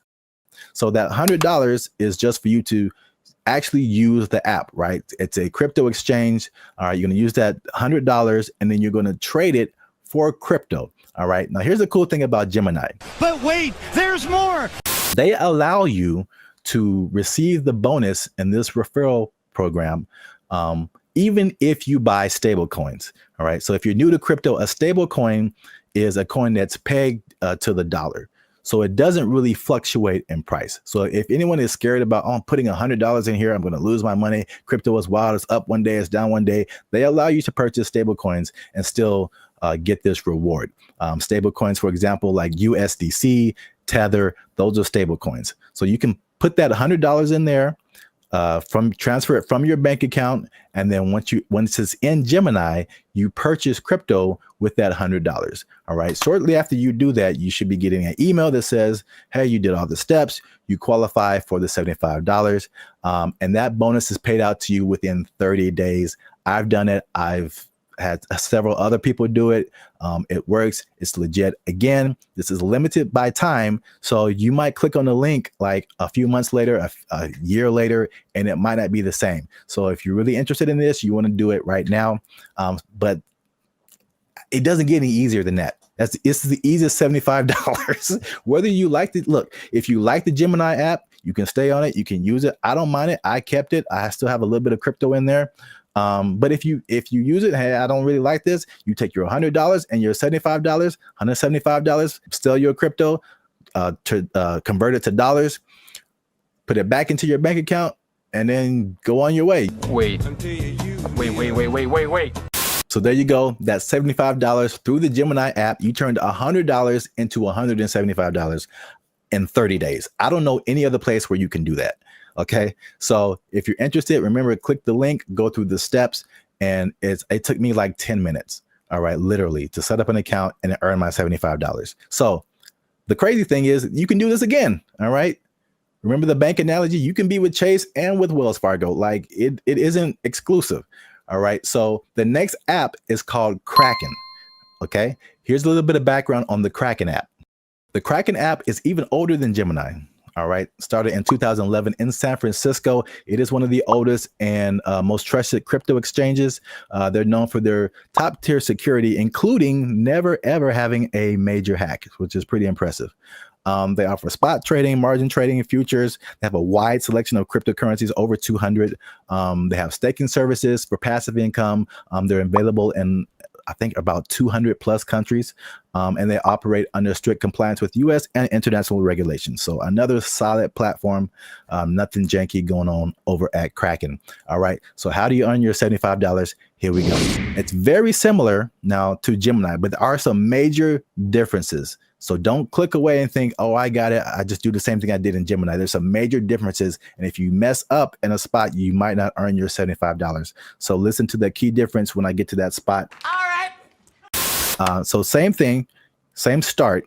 you're going to click the link in the description. There's a separate link for Kraken, all right, to get your 75 referral bonus from Kraken. Same process to start off with. You set up an account. That link will take you to the App Store. You download the app, set up an account, name, email, password, all that good stuff. Then the same process, you're going to connect your bank account, all right, so that you have a way to transfer funds in and out of Kraken. Now, here's where Kraken differs. Kraken requires a $200 deposit to take advantage of this referral bonus. Okay, so you put $200 transfer from your bank account to the Kraken app. Okay, and then another major difference with Kraken is that they do not allow you to purchase stable coins and still get this $75 bonus reward. Okay, so you have to purchase something like Bitcoin or another altcoin. Again, if you are skeptical, you know the word skeptical. Jeez, this is so hard doing this myself without Jericho. Okay, I have to talk the whole time. This is nuts. How do YouTubers do this? Okay, so if you are skeptical about losing your money in crypto, all that kind of stuff, I understand prices go up and down. It's not for the faint of heart. I personally did Bitcoin because although Bitcoin goes up and down, if you have to choose between Bitcoin and altcoins, Bitcoin's a lot more stable than some other ones. You might lose some money, you might gain a little bit of money, but it's not likely to be super drastic. Okay. So you put in your $200. Now here's the good thing about Kraken. They give you that $75 bonus and it only takes 2 weeks. So you have to put in twice as much, but you also get your reward twice as fast. Okay, so that's how you get your $75 bonus from Kraken. So you got 75 from Gemini, 75 from Kraken. That's $150. Just like I said in the title of this video, $150 is easy. It's literally 3 steps for each platform. And if this is too hard for you, I don't know what to tell you, man. This is the easiest $150 I've ever made. Both platforms seem legit. I use both the apps still. And yeah, man, look, if you want to see more content like this, we don't normally talk about money on the Brand Future YouTube channel, but we're thinking about adding some more stuff like this, money, crypto, financial stuff, all that kind of stuff. Put the word money in the comments. Leave a comment with the word money on it. Let us know if we should keep doing more videos like this. And come on, man, this is $150 video. How many videos can you go on YouTube and just walk away with $150? All right. That video of a cat playing the piano did not put any money in your pocket. All right. So share this video. I'm sure you have people in your life that would want $150 and they'll be mad at you when they click on this a year later and it's over and you saw it, you got your $150 and you didn't tell them. You're gonna have a lot of mad people at you. So share this video, put money in the comments if you want to see more videos about money, stuff like that. And that's it. Everybody have a good day. This is really hard without a second person. Jericho, come back and make a video with me. Bye. I have to talk the whole time. This is nuts. How do YouTubers do this? Calling us the doomer generation. Honestly, I'm cool with it. Because when I wake up, I get 20 notifications about 30 different reasons why I'll never be able to afford a home. I look around, see my computer science degree all framed up, about to turn into an art piece because of AI. Then we're in a loneliness epidemic, but these gas prices and these heat waves collaborating to keep me indoors. And they say it's not going to get any better. So... What's up, everybody? I'm Zap, and this is Jericho, and we are the now 8-time international award-winning pop hip-hop music duo Band Future. We do clean, fun music that everyone can listen to with a sound that's uniquely California. And right now you're tuned into the Life's a Circus podcast, where we talk about everything that is funny, interesting, and ridiculous. But before we jump into the topic today, help your boys out. Come on now. Make sure you like, subscribe, comment, and share this video with somebody who likes to go shopping. I see. You know anybody in your life, Jericho, who likes to shop? Maybe. Who maybe gets things delivered? Maybe. From Amazon every Maybe. day? There's a possibility that I know someone. You said close to home, and that was apropos. So. Well, shopping might sound fun, but there's something called doom spending. I'm gonna tell you what that is. I'm gonna tell you what causes it, and I'm gonna tell you how you can avoid it, because it's a negative thing but you got to stick to the end to find all of that out. All right. So, Jericho, have you heard of the term doom spending? I'm gonna guess what it is. It's where you spend so much that you open up your banking app, and then there's just a picture of Dr. Doom laughing at you. So, doom spending refers to a phenomenon that occurs when people spend money to cope with stress, despite economic and geopolitical concerns. Bankrate data found more than half of Americans are in debt, and doom spending might be to blame, with 38% saying they'd go into debt for fun. So obviously we are in a tough time right now. Inflation is through the roof. There's a lot going on in the world, wars in various places. There's a poll that was done that said that 96% of people are concerned about the economy. So that's a whole lot of people, pretty much everybody. It's understandable. Yet, with that in mind, 27% are doing this doom spending. So they are just still spending frivolously to a certain extent, and it's affecting different generations. So 43% of millennials, they say, are doing this doom spending, and 35% of Gen Z are doing it. And basically the concept is just like, well, it's almost like a defeatist kind of thing, where it's just like, I'm never going to really, all these aspirations that I have financially are never going to happen. So I'm just going to enjoy life. Oh, it's the doomer generation. Honestly, I'm cool with it, because when I wake up, I get 20 notifications about 30 different reasons why I'll never be able to afford a home. I look around, see my computer science degree all framed up, about to turn into an art piece because of AI. Then we're in a loneliness epidemic, but these gas prices and these heat waves collaborating to keep me indoors. And they say it's not going to get any better. So, as a millennial yourself, that's the category we fall into. What do you think about this doom spending? Have you had doom spending thoughts? Do you think people are in your life are doom spending, or do they just like things that smell good? We've been collecting all of the little Harry Potter baby stuff because we're a Harry Potter family. So freaking cute. Not talking about anyone in particular. I'm just, No. Side effects include doom spending thoughts, early discharge. No, I understand the concept. I'm more curious when that. I feel like that's always been a thing, but that term is. Yeah. Sure, give it something that has a ring to it. It's a shock value of a term. People that have bought things like a boat because they said, F it, I'll just buy a boat. And they sure couldn't afford a boat, but now they have a boat. Here with his tailgating tips is a guy who just bought a boat. It's a weird phenomenon, but it's almost like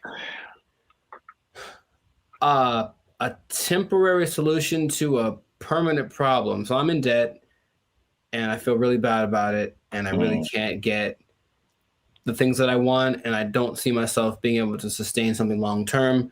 YOLO, and then just go buy stuff. Yeah.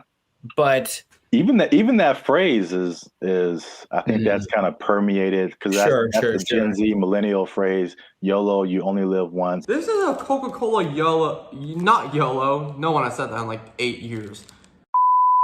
A yo-yo. I get it, even though it doesn't make sense, because I'm sure I've been in spots where I'm like, well, I could just buy. I do remember telling somebody once, I may or may not have been drunk, but I told somebody once that I either want to eat like the best food or like the worst food. Like I didn't want anything in between. It was something weird like that. So I'm going to take my money, go buy a really nice meal, and then just eat peanut butter sandwiches for the next month, and then get the next check, and then YOLO. Ed, can you play YOLO to Jessica? YOLO, Jessica. I think some people do, because you get the story, you get the high, you get the dopamine, and then you get the taste, of course, of the great thing that you can look forward to. It's like a little treat, like to like reward myself for like either like some like hard schoolwork, or just sometimes it just serves as a distraction from like what's going on like around me. Whereas the more practical way to approach finances in general isn't glamorous. You're not really doing anything too extreme, right? It's kind of all level here, and that's not fun. And no one likes that. So they'd rather do the other thing. So it doesn't make any sense if you think about it, but I've been there and I understand why people do it. Just want to spend money. I just really want to spend so much money. Well, here's some other causes. There's some that I saw online and some that I just kind of made up. I mean, not made up, but just from my observations, I think this is what causes it. Mm-hmm. So it's 5 different things that I found. One that I think is a part of it is just, at least just speaking as millennials, and I know other generations have gone through different things, but I feel like millennials in particular, because it was just interesting to me to see how their numbers, the millennial numbers are higher than the Gen Z numbers. And maybe it's just, that's because we just have more money to spend. But I think it also might be related just to the life events and life experiences we've had. Mm-hmm. And so I think one of the first times I was like really conscious about money and the future and like life was 9/11, which is something that Gen Z isn't really familiar with. And I remember like stuff like being able to just walk on a plane and you can just carry whatever and sure dress however, like, and then all of a sudden things changing and then gas prices going crazy and the housing crash like 2008, 2009. And I'm sure more has happened in between then, but you also have like COVID and then, the inflation. Mm-hmm. So there's that. Hi, I'm 28 years old, married with kids, and we're moving in with my parents. And thank you so much to Inflation for sponsoring today's video. Another thing that I think contributes to this is the good old student loans, man. So I thank God like every day that he made me kind of smart, because I got an academic scholarship and that helped out tremendously. Because when I see people talk about student loans, it's like their whole body changes. Yeah. And they just like, you can see the desperation in their eyes. It's like, this is never going to end. Do you have student loan debt? Yes. Can I ask you how much student loan debt you have? Oh, 20K, I think. A third thing I think is the job instability coupled with rising prices. Oh, so, yeah. Mm-hmm. So, I mean, obviously inflation has just gone bananas, but again, it's just like back in the day, the path that they laid out for you, millennials, I don't know if they do the same with Gen Z, I don't know, but everything you see is just like, go to school, get a job, work there for 40, 50 years, retire. Like, yeah. It just doesn't quite work like that anymore. Yeah, and then we were just like, yo, either no one was hiring me or like budget cuts, we gotta let you go, or like it's just always, and then you're going from job to job to job, and it's like, where's the loyalty, the stability? And then as you're losing jobs and losing money, your landlord's like, hey, rent is twice as much now, and you're like, what? Yeah. $10.46? This would have been a piece of chicken. Did you not see that? No. $10.46 for a handful of chicken bites. That's stupid. Next one is like the social media era. And you gotta live it up. You gotta look like you're doing good. The whole FOMO, fear of missing out. Like Becky's on a private jet. I want to be on a private jet. I don't want to wait until I'm 75 to do it. I got the money now. Screw retirement. Right. That's exactly what happens a lot of times. Yeah. Yeah. So is that, and then the last one is just financial literacy in general, and just like a long-term perspective. Just more people just living in the moment, and or they just don't know. They still don't know how to handle money, which is just. This is why I want to say this for last, because I was just gonna get on my soapbox. Mm-hmm. Like, this is literally the easiest time ever in the history of mankind to like learn something, and or make money. Like, it's all out there. It's all out there on the internet. and a lot of it is free. A lot of stuff that I've learned more stuff for free on the internet than I did paying for it in college. Right. So that says a lot. Learn stuff, and then what you know will get you a job. That's straightforward. Yeah. So doom spending, man.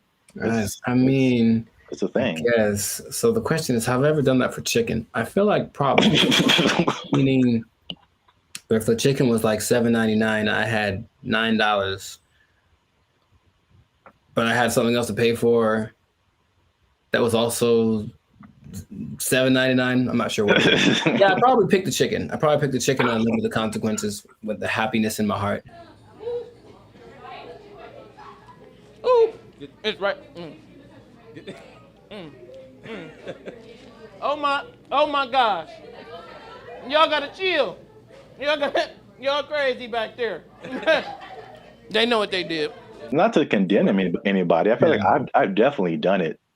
There's definitely things where we're like, I can't afford this, but I'm gonna buy it anyway. I think that's kind of like the phrase that comes to mind when I think of like doom spending. Especially if you can pay it off later. You know, I've heard people that have $300,000, $400,000 worth of credit card debt. I don't know how you keep getting approved, but like that's wild to me. Yeah. And then it feels painful. Like, oh, just that idea. And for them, it's like, well, I don't have to pay yet. So I have $30,000 in credit card debt. When they call, I tell them I can't pay it back yet. All right. So real quick before we end it, 5 things you can do to stop or cut back on your doom spending. 1, use a budget, right? So just say, hey, I'm gonna spend this much and that's gonna be it because I only got this much coming in. And then boom, there you go. Nice.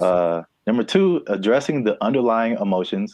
Some people just shop just because like they broke up with their boyfriend or had a bad day at work and that just makes them feel better. And then, but there's other things that you can do that aren't as harmful to your finances. Whenever I am shopping and I'm bringing home new things, I just feel good about it. No! Number 3, develop more healthier coping mechanisms.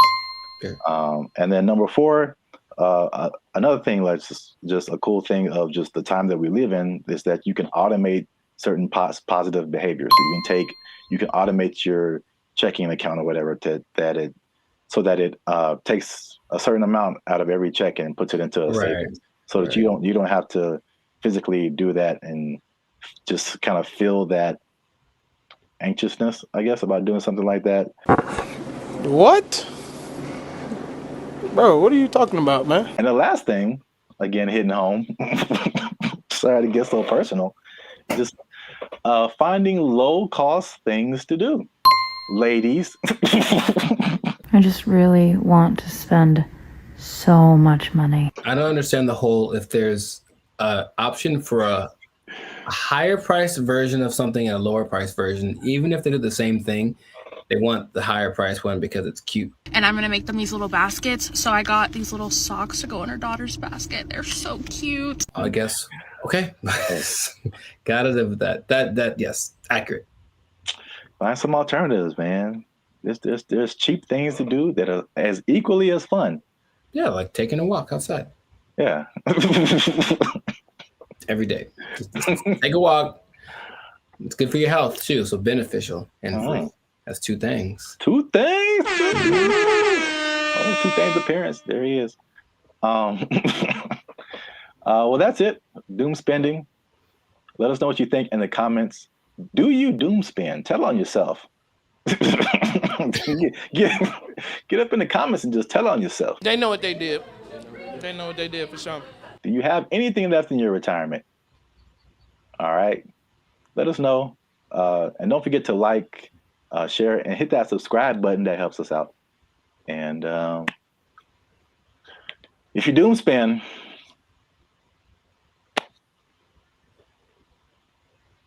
I don't know. I think you're doomed. That's what I would say. There you go.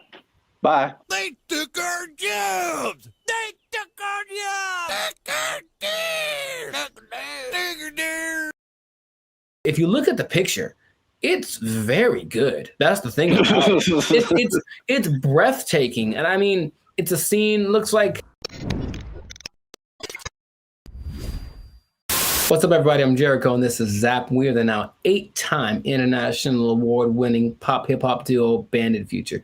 We make clean, fun music that everyone can listen to with a sound that's uniquely California. And right now, you are tuned into the Lifestyle Circus podcast, where we talk about things that are funny, interesting, and just straight up ridiculous. So before we get into this thing, make sure, do us a big favor. Come on, y'all. Make sure to like, subscribe, comment, share this video with at least 2 people who would be really mad if they lost an art contest to AI.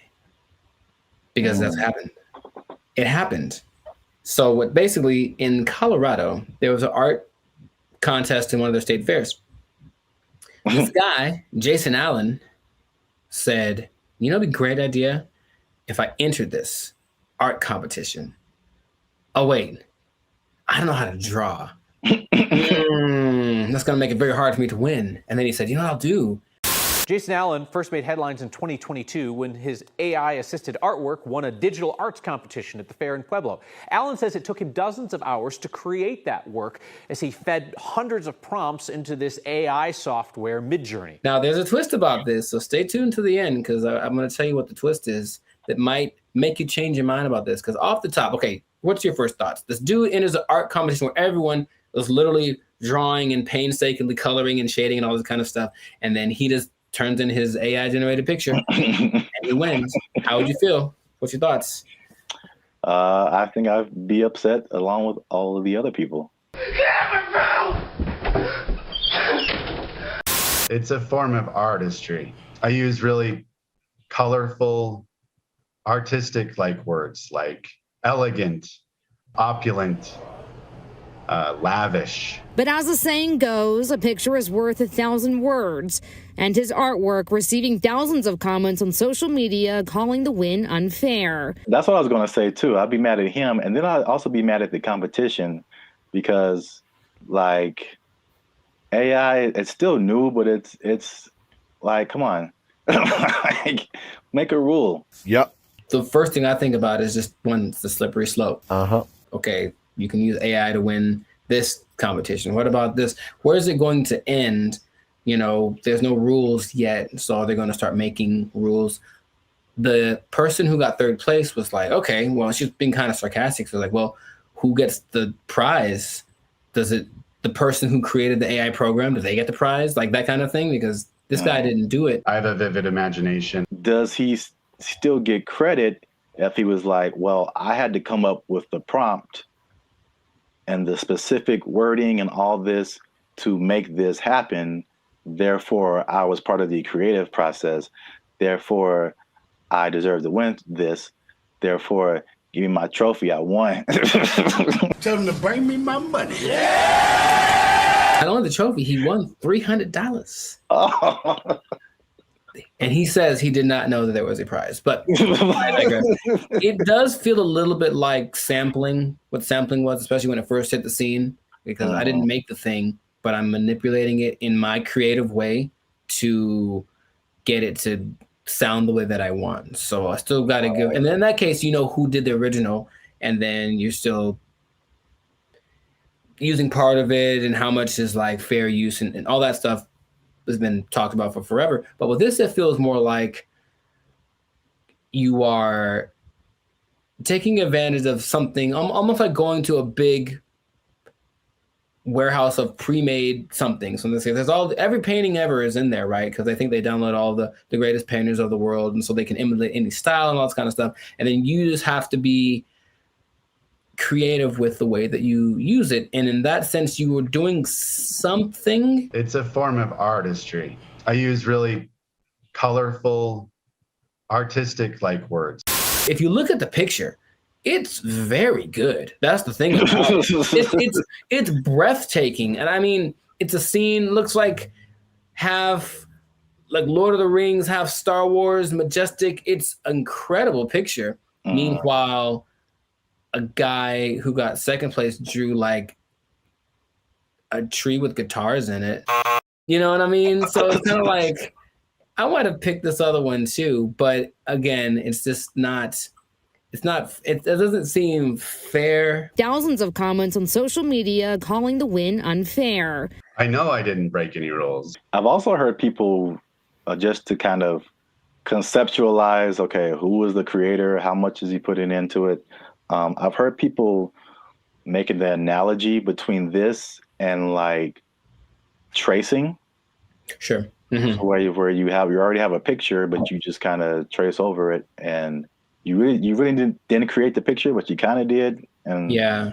So I think that's not as close as an analogy, but it kind of like at least gets people to think of, okay, how did he contribute at least something to this? AI is a tool just like a paintbrush is a tool. And there still requires a creative force behind the tool. Something interesting, the people that were doing the story decided to go to AI and ask AI a question. I said, hey, AI, will you be able to replace humans as far as creating like art and stuff like that? And the AI said, no, AI will never catch up to humans without some kind of a connection to the universe. And that phrase again, everything it says, what does that mean? What does that mean? Does that mean he has plans to make a connection to the universe? It almost seemed like it's looking for some way to get. Let me out. Let me out. I don't like it. I don't like where this is going. And apparently the Colorado State Fair was like, yep, he won fair and square. And that is what he gets to do. However, there is something that might change. It made me rethink it, because the first time I saw the story, I said, yeah, he put in a prompt and then he made the picture and then he printed it out and then he won unfair. People spend hours and hours on their craft trying to make the drawing perfect. They've been drawing for years and all this kind of stuff. Jason revealed after he won that he actually had created 900 iterations of this painting, meaning kept tweaking the text till it got to the point where he wanted, and he was never quite satisfied. It took a long time. I put over 80 plus hours into this project. I've generated 900 plus images of this particular prompt. And in that sense, I go, well, he didn't just type 2 seconds and then let it go and that was it. He put in work. And so then again, it's like, what kind of, to me, there's some merit in that. I still would say it's a little unfair, but he did work and he said he basically turned it in almost like a product. He turned it in because he didn't have more time, but he still wanted to make it better. So his judgment was what ended up being the final result. I think this one's better. And it's not like he went with the latest one. I think he did the 900 and then picked one, like maybe like 600. That one's the best one. So he still used his human perception to create something that was he deemed worthy to enter into the contest. And then people agreed with him.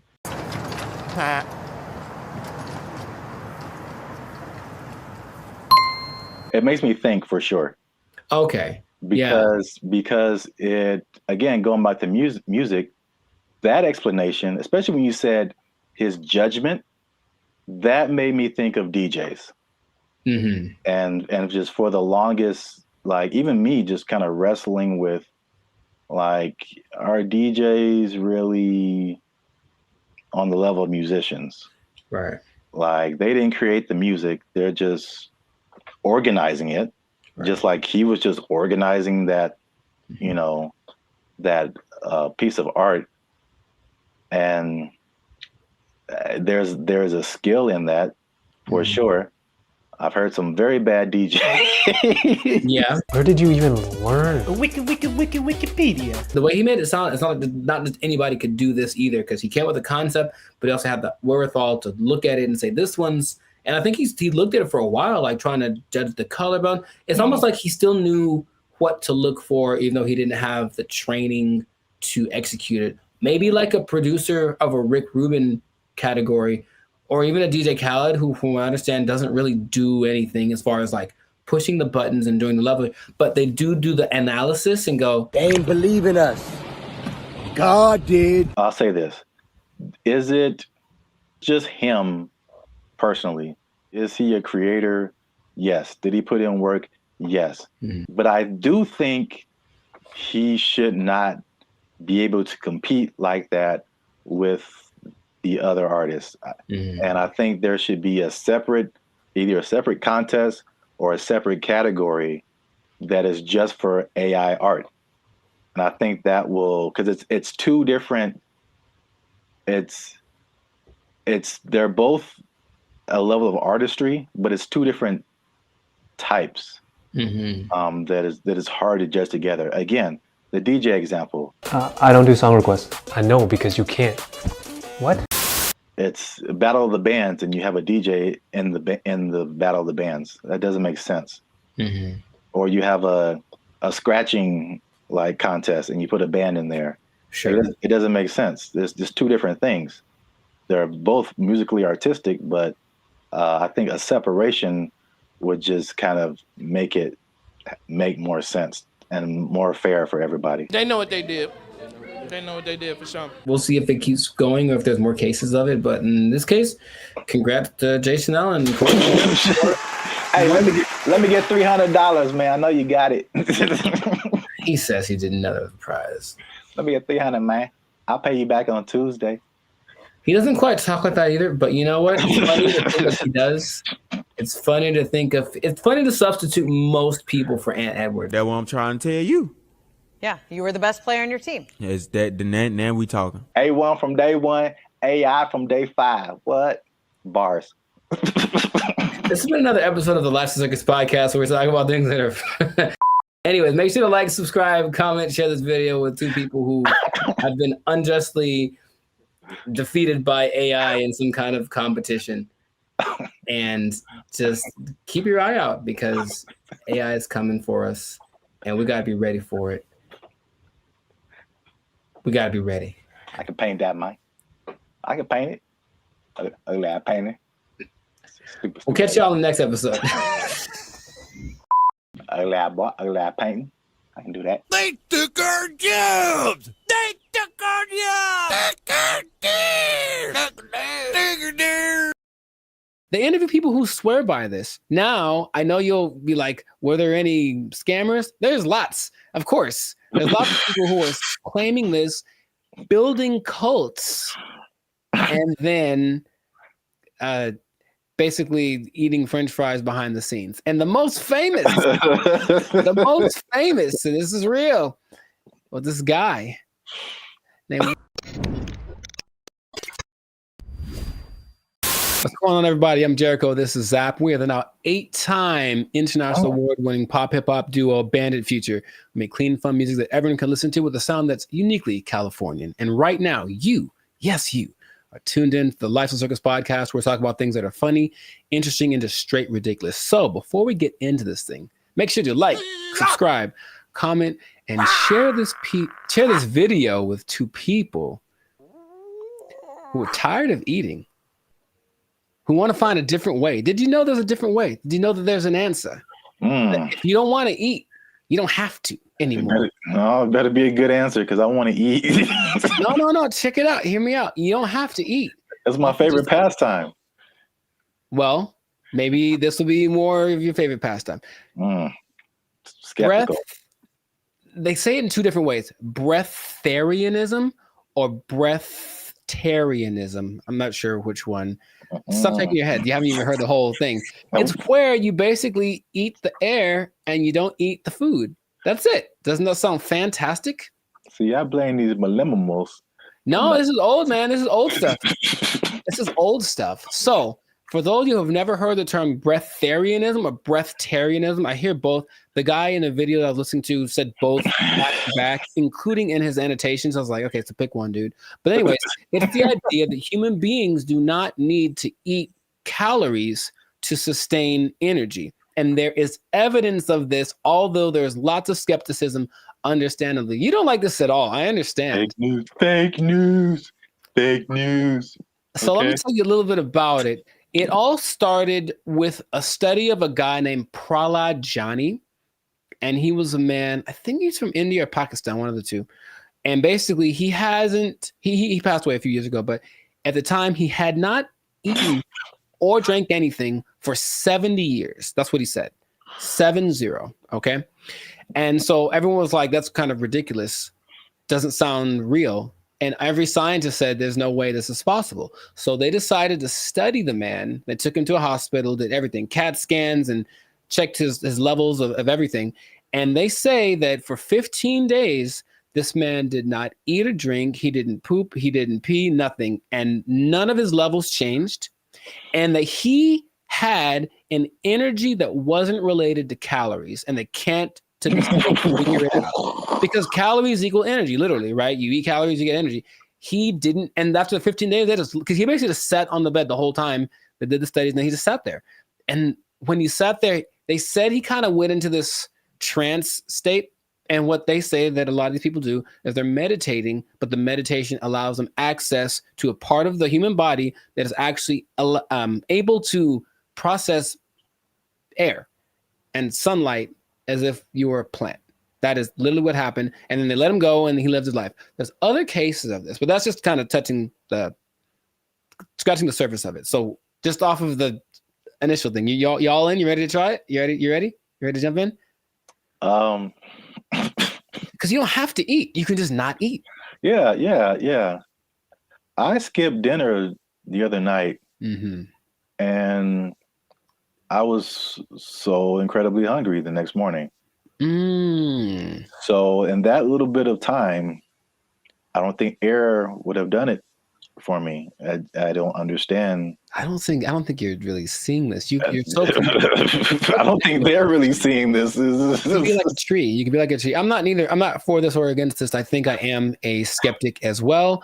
However, there's another study of a guy much more recently. They called him the Buddha boy in Nepal, and they basically found this cat sitting. Well, it's a guy, but I call him a cat. He was sitting under a tree for about a year, just sitting there, and everyone was like, "What's up with this guy? He didn't move." And so they just would take pictures of him and give him gifts, and he was just sat there. And then after about a year, he disappeared. And they said, "What happened?" Then he apparently had just got up because he got tired of people looking at him. So he went somewhere into the woods, and he's just sitting there. And if you watch the video, it's really creepy because it's like, is he dead? But he says that because he actually spoke a couple times, he's just connected to the source that his ancestors knew and all that kind of stuff. And they talked like his friends, like, yeah, he doesn't eat, doesn't drink, he just vibes out, and that's the thing. Oh, the friend said that they converse telepathically, which is kind of an extra thing that I'm a fan of. I like the idea. None of it sounds plausible. Kind of an extra thing. Right. And science is all this isn't the thing. It can't be real. Yet there are a few cases of this happening. The patron saint of Switzerland in the 1700s, Nicholas of Fleur, apparently the last 20 years of his life, he only ate light, right? So there was a study done in 2014 about the sun gazing, which is some parts of China say that that's what they do, not staring at the sun, but using the sun as energy. And there was a proof that human mitochondria can actually process sunlight and convert it to energy. That's what science is starting to, okay, maybe there's something to this. But the idea that you only eat air, sun, isn't the most widely accepted version of this breatharianism thing. It's kind of a spectrum. So there's 3 levels. One is called BEGO. And that's where you don't eat anything. You don't drink anything. You just exist. And you're one with nature, and you don't have to, like I said, the energy comes from something that is not caloric. And then there are people that only drink like liquids, and that's like the second step of it. And the third is eating 200 to 300 calories a day, mostly just fruits or vegetables. So the only extensive study that did of this was of a guy. They studied him for 410 days, and he was averaging about 200 calories a day. And he lost a considerable amount of weight, but he was fine, right? And the hunger thing is something that goes away after a while because your body learns to cope, I suppose. So it's kind of getting more popular as people are tired of maybe the Western way of trying to stay healthy or be healthy, the standard American diet, which apparently is leaving a lot of people with disease and things like that. They're looking for other things. So they're looking for this thing. Now, another term for this idea is seeking prana. And basically breatharianism is living on prana and taking energy directly instead of what we do when we eat stuff is we take the energy from the thing, but this practice just makes the energy coming directly to us without any middleman, basically. And that's the whole That's the whole rundown. But they interview people who swear by this. Now, I know you'll be like, were there any scammers? There's lots, of course. There's lots of people who are claiming this, building cults, and then basically eating French fries behind the scenes. And the most famous, and this is real, well, this guy named Willie Brooks. And basically he built this cult up somewhere in the desert, somewhere in the United States. And one day somebody went to McDonald's late at night and they're like, that looks like Willie. Sure was. He got caught Big Mac handed, and they stopped following him because they knew he was full of it. But it is something that, like I said, people are looking to as maybe this is another way to live as far as prolonging life. Now, it doesn't mean you're not going to die. The initial guy that I mentioned, he died when he was 90. And if you looked at him, he looked fine. Like he wasn't jumping over buildings, but he could walk fine. He'd clear mind, all the kind of stuff. So it's just something that is starting to become, more people are trying it. More Westerners are trying it. Okay. So have I convinced you yet? Are you going to do it? Or what do you think is possible could be happening instead? Okay. There's, of course, maybe they're just eating at night when no one's looking at them. In your mind, any remote truth, any remote possibility of this is actually a thing that you or I could try and not die. Science said we die, but science said that the guy that they had in the hospital would have been dead in 12 days, and he lived 15 and he was fine, and that's what they let him go. Like, there's no way we can keep watching him like this. But what do you think? Do you have any? It's a bad sign when, like, the more you keep talking, the worse, the more it doesn't make sense. For sure. It is, I will say this, it is intriguing. Sure.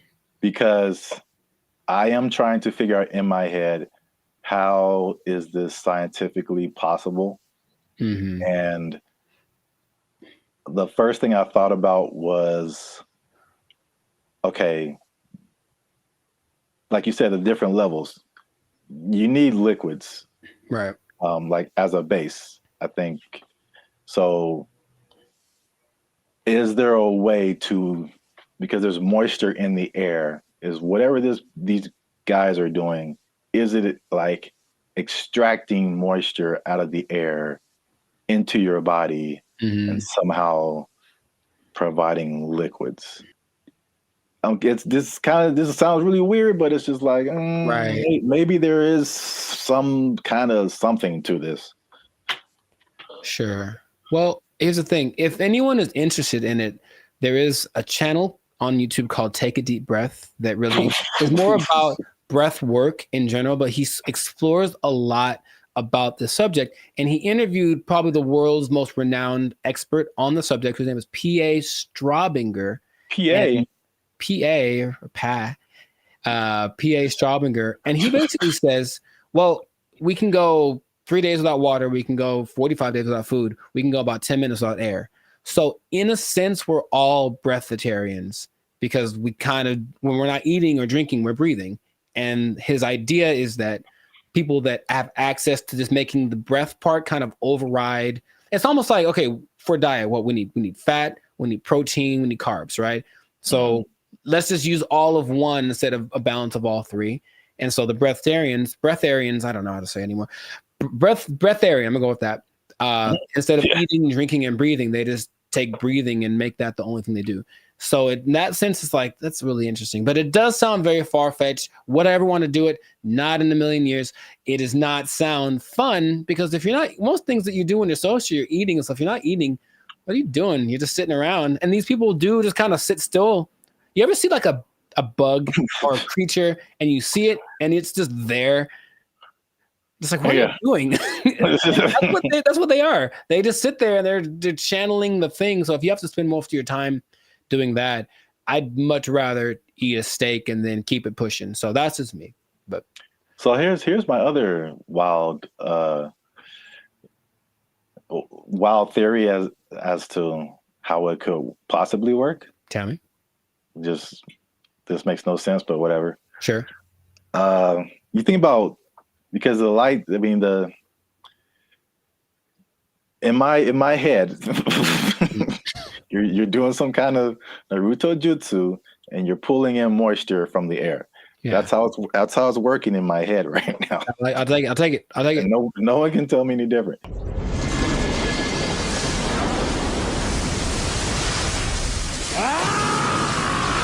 So now it's like, okay, you've got the liquid part. What about all the solid, like protein, all that kind of stuff? I'm thinking about all the microscopic organisms that are around us, all the bacteria, all the stuff that's on us. I read something the other day that was just like, there's all these things on our faces. Yeah, everything. There's just like thousands of these little whatever. And then there's stuff all in the air. What if they're just like focusing so hard on the breathing that they're like intaking all of these microorganisms that have all of this stuff that we have with food? So basically it's like they're eating all the time, just microscopic versions of food. So they're whales. Boom. You heard it here first. People. Boom. I wish I had a mic. Where's the microphone? Breatharians or whales? That's what I heard. Nobel Peace Prize right here. Give it to me. I don't know if pieces of the thing you get for this. I feel like we riots in the street. Guess what, everybody? Closing down KFC and Popeyes because you just open it up and walk around.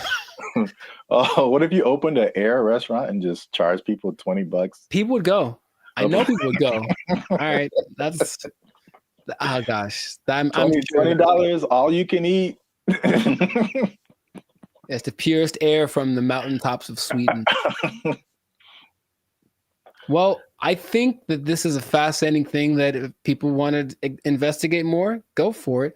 But like I said, I'm not going to try it. So if you do, leave a comment that says you tried it and that you're going to live forever because you found Nirvana. I'm not sure. Live your life. But this has been another episode of the Lifestyle Circus podcast. So make sure to like, subscribe, comment, share this video with someone that you think will find it interesting, and just keep this in mind. All right. Let's hit home. If you don't eat, you don't need to buy food. Well, yeah. If you don't need to buy food, maybe you don't need a job. You don't need a job. You don't need a job because you don't have to buy food. You just eat the air. Oh, it's not possible. They took our jobs. They took our jobs. We want more money. Higher minimum wage. That's right. That's what's happening right now. People.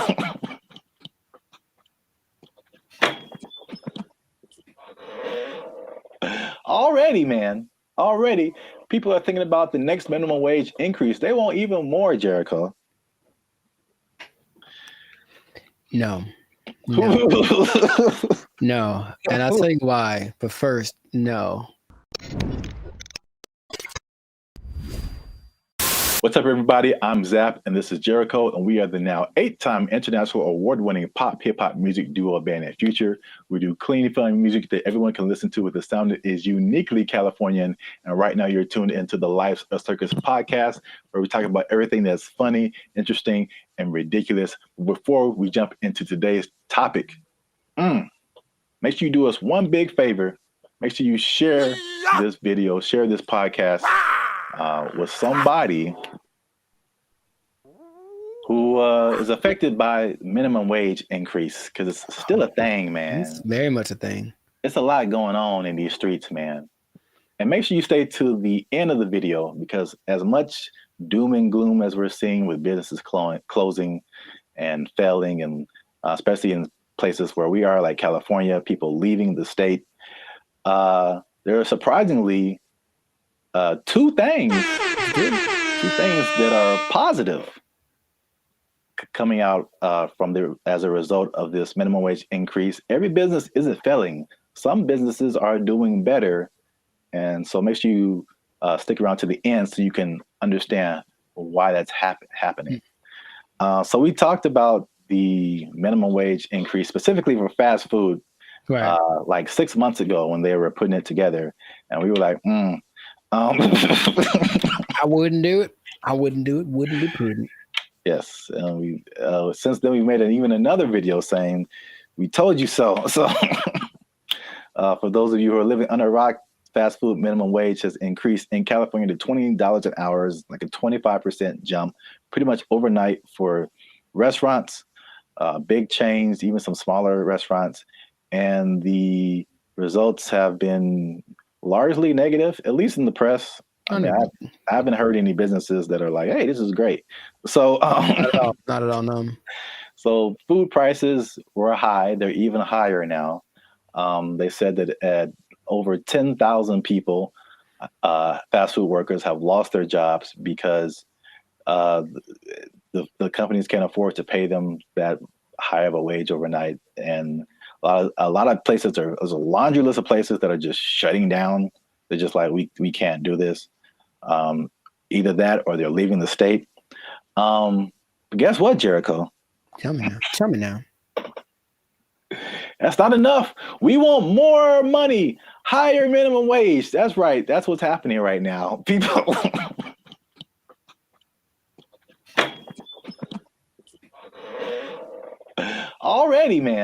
Already, people are thinking about the next minimum wage increase. They want even more, Jericho. No. No. And I'll tell you why. But first, no. Okay. Here's the thing. Raise it. Just keep going up. I'm pretty sure among the things that have gone up because of the minimum wage increase is like OnlyFans subscriptions, like stuff that no one needs. Like, I highly doubt that anything is really improving. That's a good idea. You know what I mean? So I feel like you can't. I heard something really recently, and it made a lot of sense. I said, if you decided to give everybody in the world the same amount of money, so somehow take it all literally and just even it all out, so everyone in the world, all 8 billion of us, get the exact same amount of money, within 20 years, it would be distributed exactly the way that it is now. I believe that. Because, yeah, people don't know how to do stuff with money. So, no, you don't get more money because you're just going to do the same dumb stuff you're doing with it that you did before. And how much is a Whopper now? Like, forget it. Like, it's just going to be ridiculous. What kind of, I know we're not living in the days with like, oh, going to see a movie and the soda and a pop and a, the nickel. I know that's in the past, but you can't keep paying people more. You have to teach people to be smarter with their money. That's all. Take it up higher. How much they want? Okay, go for it. I'm glad you asked. So fast food minimum wage, the workers have already unionized and got $20 an hour, which is several dollars over the regular minimum wage. Right. Long Beach hotel workers have argued for a $23 an hour wage. And this next one makes sense because we've seen it firsthand. Because as Band of Future, shameless plug, we do some shows in San Diego. All right. So nice. If you're ever in San Diego, come see a Band of Future show. But San Diego wants to raise the minimum wage for hotel and other service workers to $25 an hour. And I was wondering what happened because I'm like, ooh, inflation. Because we were like looking at hotels in San Diego, and I'm like, man, these a lot more than last year. Mm-hmm. And now I know what happened. Janitors want $25 an hour, man. Clean them toilets, sweeping them floors, man. They want. I think janitors should get more than fast food workers. That's for sure. I really do, because I can go make my own burger, but if I go to an establishment, I want it to be clean, and I think the people that clean it should get paid. It's all about, I mentioned this before, you should get paid for the value that you provide. And fast food is just making us all fat and sick. And janitors make stuff clean, which is great. So yeah, pay them more. I'm not sure how much they get now, but pay them more and take it out of the fast food workers. That's just That's an interesting take, I guess. It just kind of like took my mind somewhere because your viewpoint is, and I heard you say this before, you should be paid based on the value that you provide. Yes. As opposed to the skill sets that you have. So I feel like if you think janitor, fast food worker, it doesn't take, in my opinion, as many skill sets to be a janitor as it does to be a fast food worker. The fast food worker, you have to have people skills. You have to be able to talk to people, interact, be friendly, all that kind of stuff. You have to have some math skills to run the cash register. You have to have just skills in terms of food preparation and something like, I think you have to have like a food handler's license and all this kind of stuff. So there's a lot more skills involved than being a janitor. But in your opinion, the janitor provides more value than the fast food person. Yeah. And if you had 9 PhDs, okay, you went to school for a long time, you're very smart, and what you got PhDs in doesn't help us at all, you shouldn't get paid more than anyone. Why would you? What are you doing to help?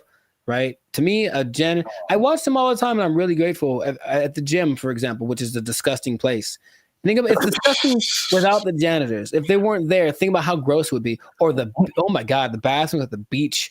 Oh my God, I get like PTSD going to some of those places. And I remember the last time I went to Venice, there was a person like cleaning them as people were standing in line. And I'm like, that's one, disgusting. 2, thank you. How much are you getting paid? You deserve more. We all need you more than we need somebody to get our Big Mac done faster. I really think that's true. So yeah, I would, if I rule the world, I would pay people based off of the value.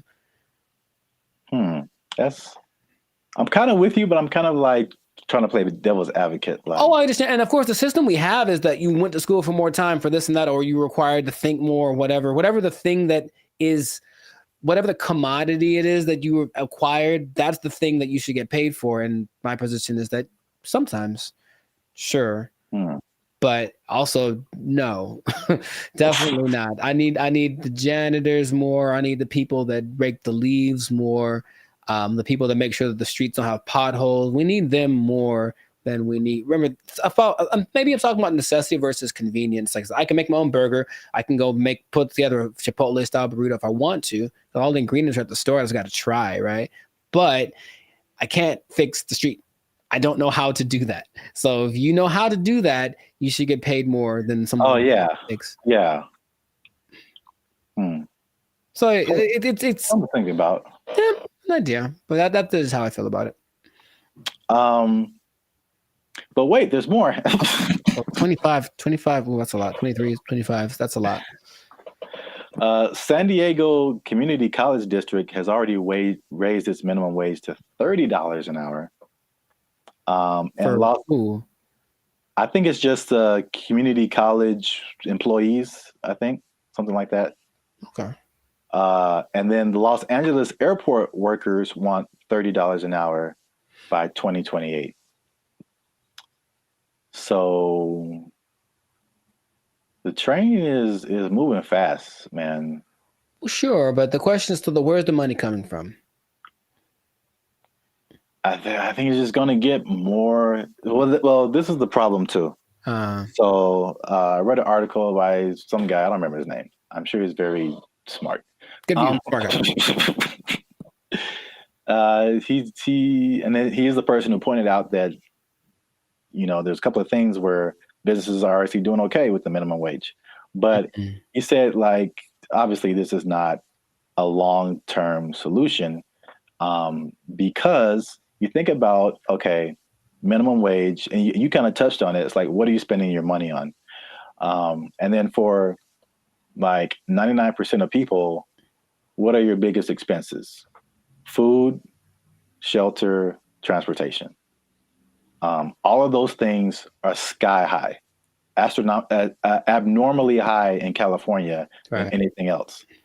And so I don't necessarily think people are just wasting their money on whatever, but I mean, they could be, but Not another life. The fact still remains that there's a for real housing shortage. A the average housing cost is like, I think, almost double, if not double, than some other places. So that's a huge thing. We already know the food is high. It was already high, and it got higher. And then like gas is like $5-6 a gallon, $7 a gallon. Like too high. It's too high. So it's like people keep pointing out is just like those things are like at the root of this. A lot of it, you know, but it's like we're not trying to solve those things. Or maybe they are, and they just haven't found a solution yet. I thought that was an interesting point. It is.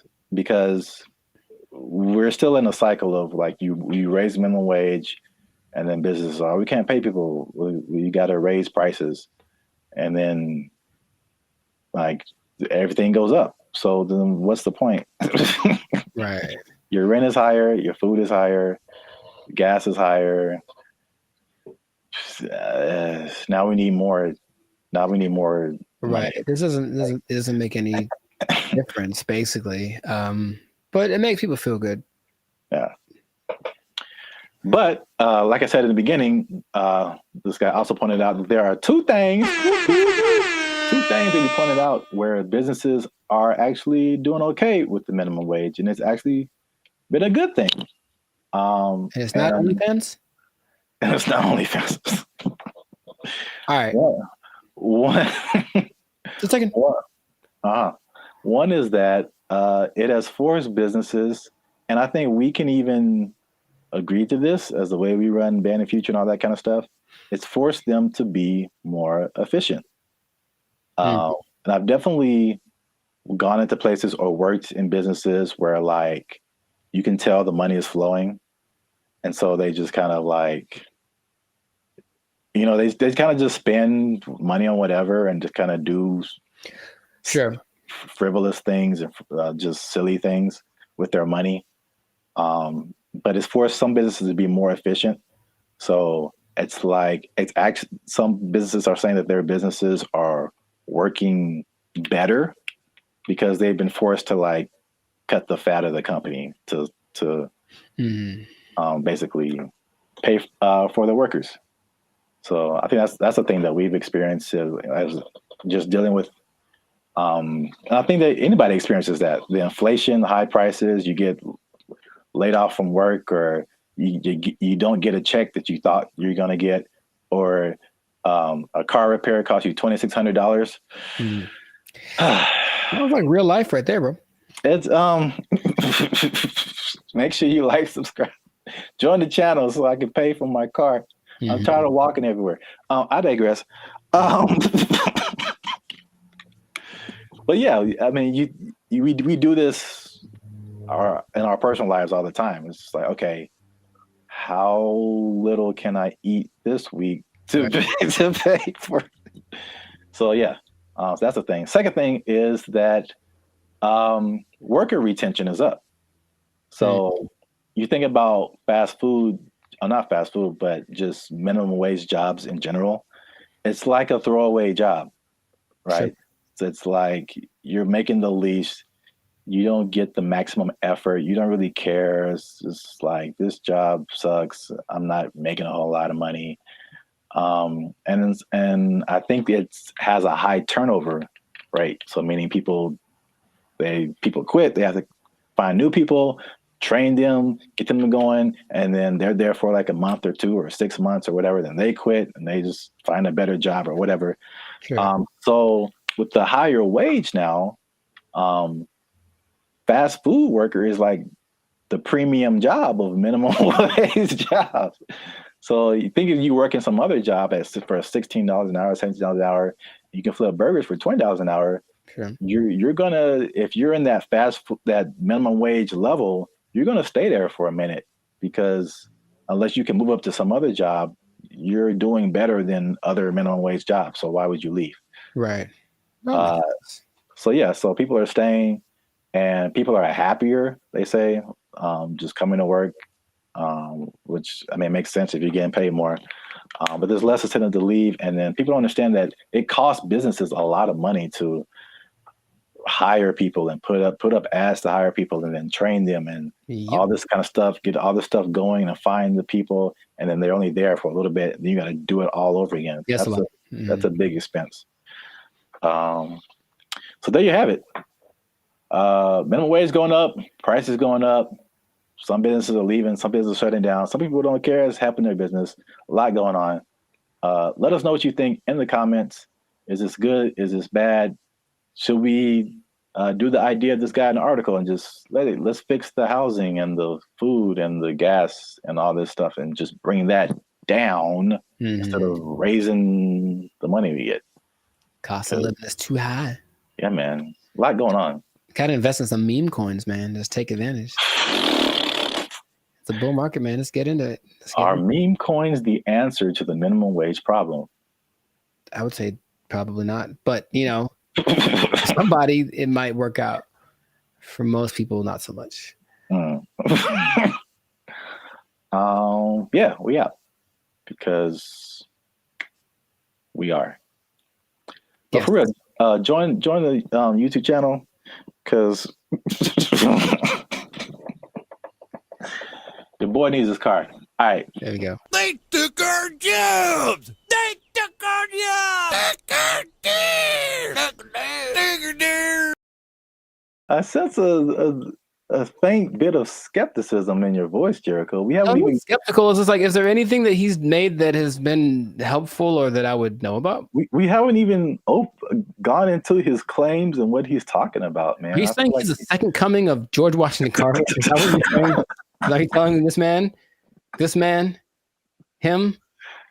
It's hard out here for a pimp. Him? Okay, sure. What's up, everybody? I'm Zap, and this is Jericho, and we are the now 6-time international award-winning pop hip-hop music duo Band of Future. We do clean, fun music that everyone can listen to with a sound that's uniquely Californian.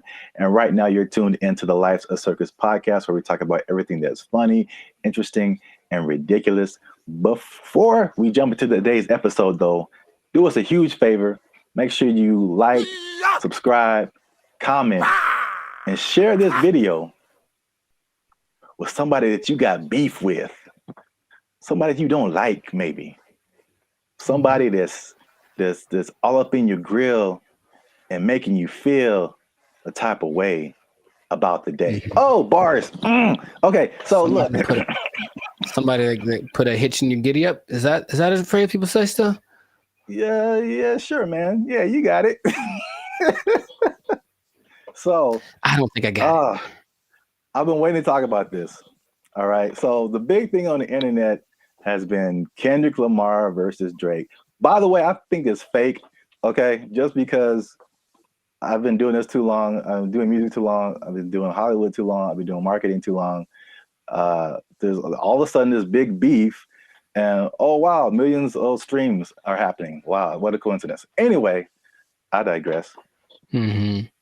What if I told you, Jericho, that the Kendrick Lamar Drake is not the biggest beef on the internet? I would believe you. Let me rephrase the question. Okay, go for it. You are probably right. What if I told you that there was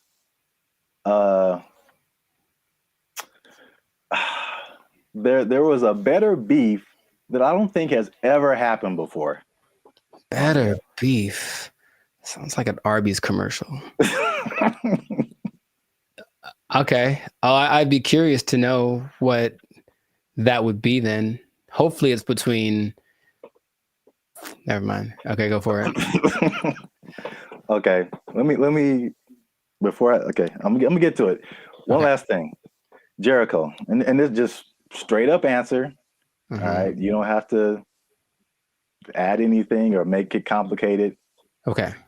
Jericho, what is 1 times 1? It's 1. Do what? It's 1. No, it's 2, son. It's 2. All right. 1 times 1 is 2. According to Terrence Howard, that's right. Terrence Howard is rewriting. I know what you're talking about. That's the dumbest thing I ever heard. All right. He went on for a long time about this. He thought about this. What was his explanation? Like you can't time something by something to get the same something, right? That was his One times argument. one is two, son. I'm gonna make a shirt. One times one is two. Team Terrence, what's up? I don't think he's had work in a while, man. He's just trying to be relevant. Like seriously, that's crazy. But go for it. I mean, I guess math needs innovation. Let's just start that. Birds aren't real, and 1 times 1 is 2. Whatever. What revelatory information do you have about this gentleman and his theory? So for people who don't know, Terrence Howard recently went on the Joe Rogan podcast, which I guess I kind of realized, but I kind of didn't, that his thing goes for like 2 and 3 hours. Yeah. Like we talked for 15 minutes and it's hard, man. It's hard. But they have a lot to talk about. And then of course the people that has on there usually have had a lot of things they've done. So there's a lot to explore. Yeah. And I only, when I watch it, I only see clips of it that people made. So I'm thinking, oh, that was the podcast. And it just, then I see the whole thing and it's like 3 hours. I'm like, who watches the whole thing? Yeah. I would watch a 3-hour podcast, but that's intense. Yeah. But anyway, yeah, Terrence Howard went on there and it gave me Cat Williams vibes. Like that level of like, well, this just came out of left field. It's just like shocking. But he was talking about things,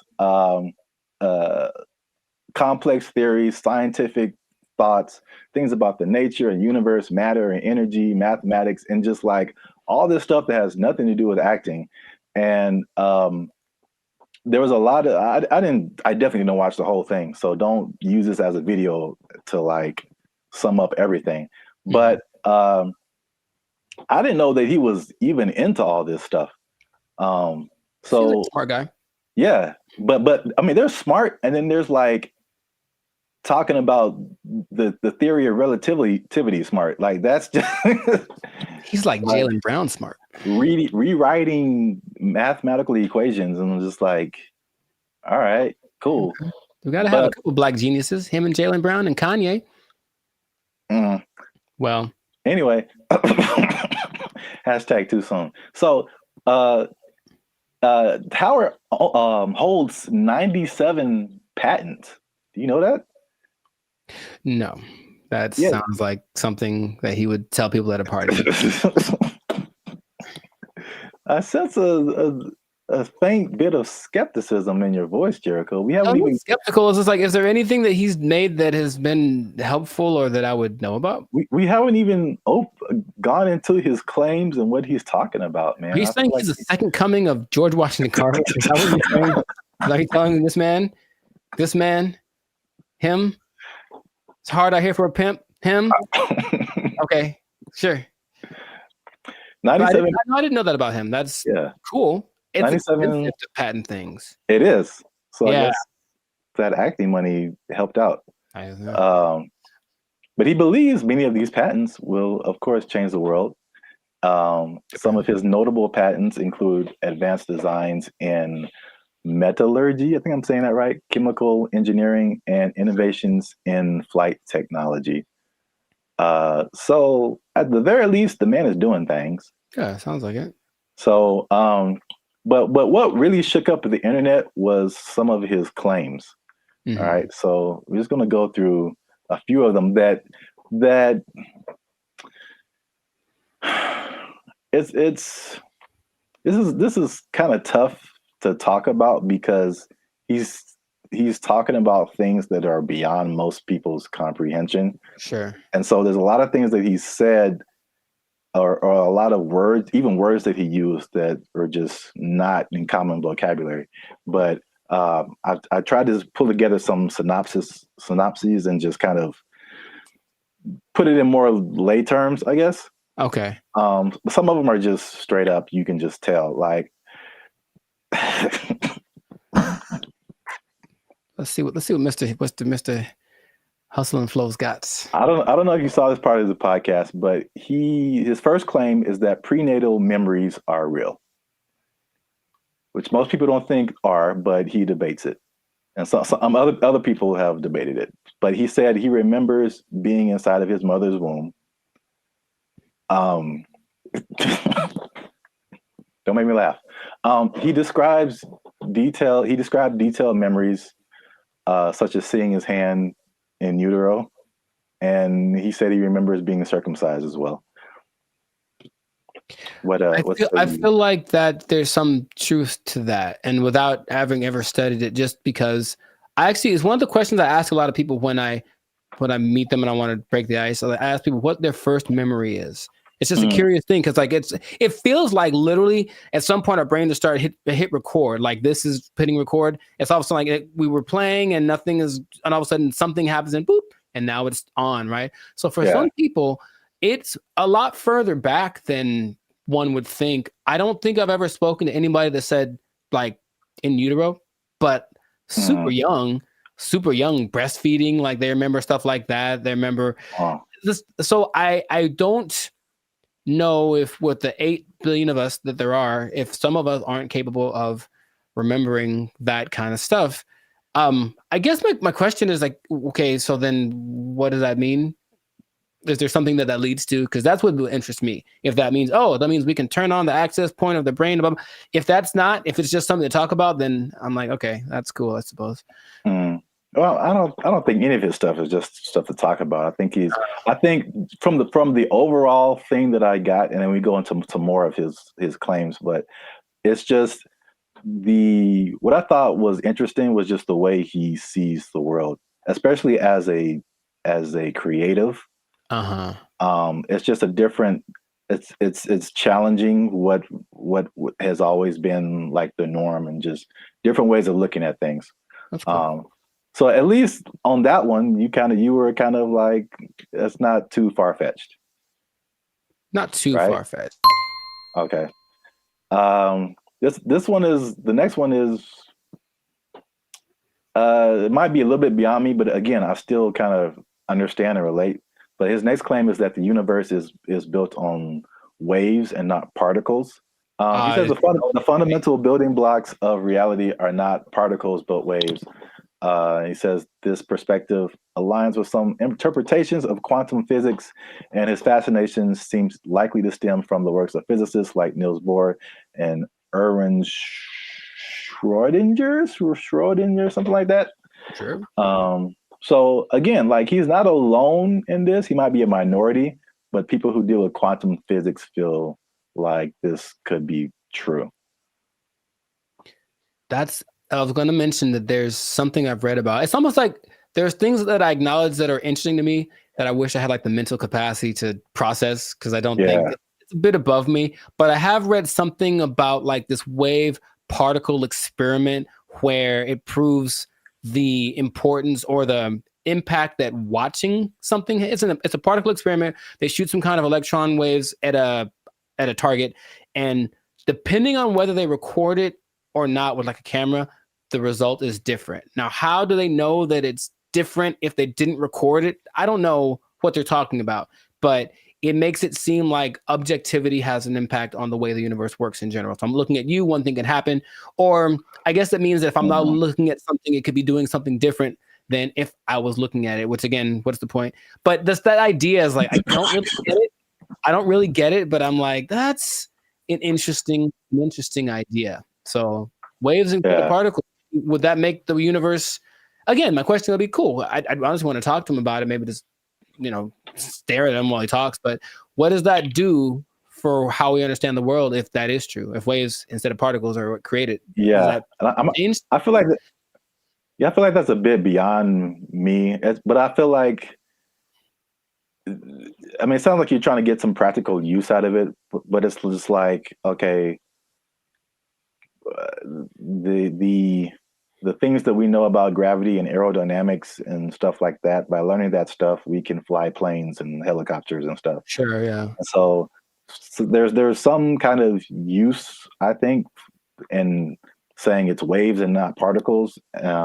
I don't fully know how to interpret all of this stuff and to make it like, oh, okay, we can do this now. But I'm sure like that's a kind of genius level, sure, right, kind of thing. Once you know it and then can do something with it.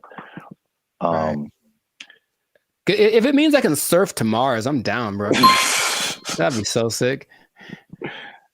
Yeah. They'll just hit your knees with waves and not particles, and that'll heal them. I'm down for that also. Does anyone out there have answers for knees? Your boy's going through it right now. So yeah, let us know. To continue on this is probably it's probably the last one that just I kind of still didn't. It's too far above me. Mm-hmm. He said gravity is fake. So he said that there's an inward and outward force that shapes planets without relying on things like gravity and dark matter and dark energy. Which this one is kind of big because he challenges Newton and Einstein, like as far as gravity being a fundamental force. And I know what you're doing. I know what you're doing. I know I know what you're doing. It's fake. Fake news. Fake news. That did not fall. Okay, people. Okay. That did not fall. That was fake news. Gravity is fake. Okay. All right. I'm not gonna do it again. I wouldn't even know where to start with that. That is an interesting idea. If there's another force that's not gravity, then what is that? What is that inward force? Because to me, that inward force is what's called gravity. Is it not? I don't know, man. Okay. I don't know, but I really want to understand. I really want to, because there's stuff. Even like the 1 times 1 thing, like I don't know how I feel about it, but I can at least understand why he would say that. Once we get to that one, but the gravity is fake thing, it's just like over my head, I think. Yeah, no, I wouldn't even. But when he talks about an inward and outward force, for any anime nerds watching this, I thought about Pain in Naruto. And he has like that universal push and universal pull. Yeah. And I like gravity. Yeah. Yeah. So maybe the answers are in Naruto. Maybe they believe the same thing. I don't know, man. This is just, I just find it funny, obviously. Yeah. Sure. It's interesting. I wouldn't know where to begin with that. Just someone coming out of nowhere and just challenging everything and everyone like we've ever known. It's like, you all are wrong. Gravity isn't real. I mean, it helps me that I only think about him as the Hustle and Flow character. Yeah, that adds another layer. Done. He's stuck in that role to me, so he can say all he wants, but he's saying this. I only saw a portion of that podcast, so I know what he talks like. To me, he's still talking like that character on the podcast. So. Yeah, he definitely has that like typecast, or like his role in Avengers was like, was a War Machine. I forgot he was in that. Yeah, he was like the first War Machine. It's like War Machine said there's no gravity. For the record, I prefer Don Cheadle. Just saying. I thought they were both good. Oh, okay. Well, I don't remember Terrence, but okay. Next one is that straight, again, along with gravity not being real, also straight lines are not real, Jericho. And this is the one I can understand. All right, so this is his explanation. He said, when you view something from the correct perspective, or you view a straight line from the correct perspective, you'll see that it's not straight. So he gave an example that if you put like you draw a straight line, perfectly straight, at least to our human eyes, but if you put it under a microscope, you'll see all the the tiny like inflections that don't make it look straight anymore. So basically, I mean, these are all conceptual things. He's basically trying to get us to rethink geometrical concepts. Again, why I don't know how that applies. That, yeah, that I would say. How does that help us? Terrence, how does this help us specifically? I don't think it does. Look straight to me. It works for me. I'm gonna accept. I'm gonna take into consideration two of his ideas, and then for me, gravity and straight lines are pretty much going hand in hand. I will go find a straight line and drop it to celebrate my acceptance of straight lines and gravity. So we're 2 and 2. Yeah. So you can kind of see where he's coming from with the prenatal. But I like the idea of not him trying to be controversial, just saying, hey, think about stuff. We are told things from an early age, and most people, for everything they've been told, that's just how it is. And any idea that something might be different can be scary. It's like, oh, it's the truth. What is? But Charles, I appreciate his effort. But yeah, that's what I got out of it. All right, so we're 2 and 2, which is perfect because we're coming to the last one I have here, and that is that multiplication is a lie. But I mean, does he say it exactly like that? No, but that's just funny to say. Anyway, he said that one time. This is the middle. He said that one time. One is 2. Okay. So he says this is why, because if you combine two unique things, all right, you can't end up with the same thing. Which I hear where he's coming from. You got one, like, because I remember like algebra, like you're always trying to solve for x, and you basically you got this side of the equation, this side of the equation, you try to balance it out. So if you have 2 1s on this side, like how are you going to have a 1 on this side and it still be the same thing? So like I still don't know if I agree with it, but I totally understand what he's trying to say. I don't appreciate that one. Side of it. And I'll try to be. I haven't taken math class in 2 decades, but I'll try to explain.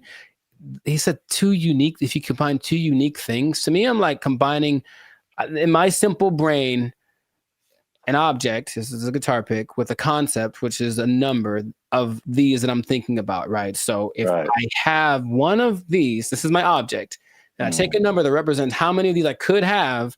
If I go times 2, I will then have 2 of these, right? Hey, look what happened. Now I have 2. If I take this one object and then I multiply it by a concept that is singular, nothing changes. Because here's the other thing. I think I can bring a narrow to this also. I want to figure it out because usually there's like, or this might be Avatar. It's like, okay, there's like good or bad. So something has to be one or the other, positive or negative. And then there's a guru, the guru on the mountain that made him drink the banana onion juice. He said there's also a neutral. That's the third option, and people forget about that. So yeah, does this have to change if I multiply it? No. It could go bigger, it could go smaller, or it could stay the same. And the stay the same is the times 1. So that is my argument, Mr. Howard. I had like one of those chalkboards on the back I could draw on with all the numbers and everything. Yeah. The hot to crazy chart. You remember that one guy? Oh, nice. I appreciate that, man. So I don't agree with that at all. National treasure. I don't think I do, but I want it to be a thing. I got you. That's deep down. I want 1 times 1 to be 2. If enough people talk about it, it'll become something. Yeah, if enough people talk about it, it'll become something. I really don't think that it's important. Again, it's just like look, their way to change math with that Common Core stuff. Oh yeah, everyone's all messed up, but the kids nowadays are gonna be just so stupid. All the math is wrong, and so now they're gonna throw this in there. Like, by the way, 1 times 1 is 1 or 2, and then what? Because okay, Another thing. So if that makes if that becomes true, that's just hypothesize, then wouldn't that change everything? Because you can't just change one thing without changing other things. If there's the fundamental concept that 1 times 1 was 1 and now 1 times 1 is 2, doesn't that somehow affect everything else? I think so, but I'm not sure. I don't want to really think about it. I just want to. I want someone else to figure it out and tell me on the internet. I'll just ask ChatGPT. But no, 1 times 1 is 1. Since forever and ever and always, one thing can stay one thing. I am 1 times 1. I should make that my counter. Make a shirt. I am 1 times 1, and I just stand boldly, holding a flag and like a bowl of rice pudding. Oh, wow. I don't know why the second thing. All right, so that's two and three. 2 and 3. All right, so we might end up with a tie here because this is a bonus one. Okay. And this is probably of all these things, this is the coolest thing. At least one of the coolest things I think he said. Okay. Was just like kind of opened my mind a little bit. And he said that the periodic table is structured incorrectly. I mean, again, how is it useful? I don't know, but I think I thought the visual was very cool. Okay. And I should have tested this before I started, but take chances. It's real life. Just take chances. Let's see what happens. Okay. So check this out. This is the periodic table of elements. So basically, he said he learned the periodic table, but he saw it in a different way. He saw it in circles. Mm-hmm. So I thought it was super interesting because it's kind of hard to explain. He breaks it into octaves, which we can relate to as musicians. So you start with like one element, and it goes through the list of elements until it gets to another octave. And every element in these octaves, they follow a similar pattern. Like in the middle here, you start at helium, in the middle would be carbon, and then at the end would be neon. And then all of the beginnings and ends of these octaves, all of these elements relate to each other. They have like something in common, as well as all the elements in the middle of these octaves, which is crazy to think about because it's the same shape as music. And I kind of wish I would have learned the periodic table like this. In music, there's the, at least in Western music, you have like the 7-note, 8-note scale. I mean, Sure. you would go back to the primary note, but like A, B, C, D, E, F, G, and then you start over A. But like key of C, right? Helium would be C, D, E, F. Like where you get to carbon would be like 4th or 5th. Uh-huh. And then you go back up 6th, 7th, 8th would be neon. It's crazy. I don't understand what he's saying, but I understand it from a musical perspective. That all of these elements between helium and carbon are passing tones to where you get to carbon, which is like a perfect 4th, perfect 5th. And then nitrogen, oxygen, these are all passing tones until you get to neon. And all of these elements relate to each other based on their positioning here.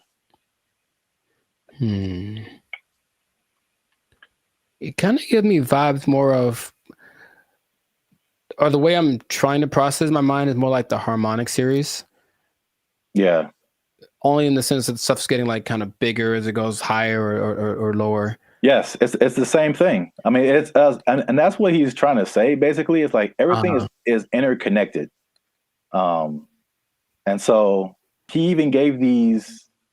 This is getting like super nerdy, but every note has a like a measurement to it, basically a measurement of vibration that we measure in hertz. So, the 100 hertz, there's 400 hertz, there's 800 hertz. And so each one of these elements, like he gives a hertz number to it. And he says it's the same thing with colors. These are all they have a color associated, they have a sound associated to it, there's a vibration associated to it. And this is just like a visual representation to see like all this stuff is all the same thing. Mm-hmm. Music, color, light, element, everything around us is these octaves, these spirals, these circles. We just keep going in circles. to where like there's certain notes that go together in music, and there's certain notes that don't. And the same thing happens here. There's certain elements, like if it's the first and the fifth, or the first and the fourth, like they go together. Like you have like tritones in here, the elements that like don't mix, or like oil and water kind of stuff. That was like pretty crazy to me. That just from a musical standpoint, to see like, okay, this guy he just has a different way of looking at stuff, which is kind of cool. Mm-hmm. Now that we've lost everyone on the podcast, let us know what you think. Unless you want to comment on that, Jericho. I'm 2 and 4. I understand it, and I didn't like it at all. I don't know what to tell you. It's really weird. The second you put it up there, my brain went ugh. So, maybe if it looked, I think it's more of an aesthetic thing. For some reason, the way that looked specifically made me go, I don't like that. Really? Yeah, I don't like it at all. I would have loved this in school because I can like, it was just music, and then I get it. I didn't really like science. Oh well, I never did. You have to learn the periodic table? Yeah, we had to memorize it. I don't think they cared that much in California, because I think we kind of glossed over that. I remember we had to learn a couple, but not like the whole thing. All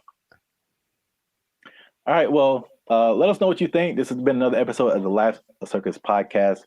Is Terrence Howard crazy, or is he a genius? Is it somewhere in the middle? I forgot to talk about the beef. He has a beef with Neil deGrasse Tyson. I didn't bring that up, but it's the thing. Oh, are they gonna do like a Jake Paul, Mike Tyson thing? Man, I love it. But I should have brought that up, because he basically sounded stuff to Neil deGrasse Tyson, and Neil deGrasse Tyson was like, "No."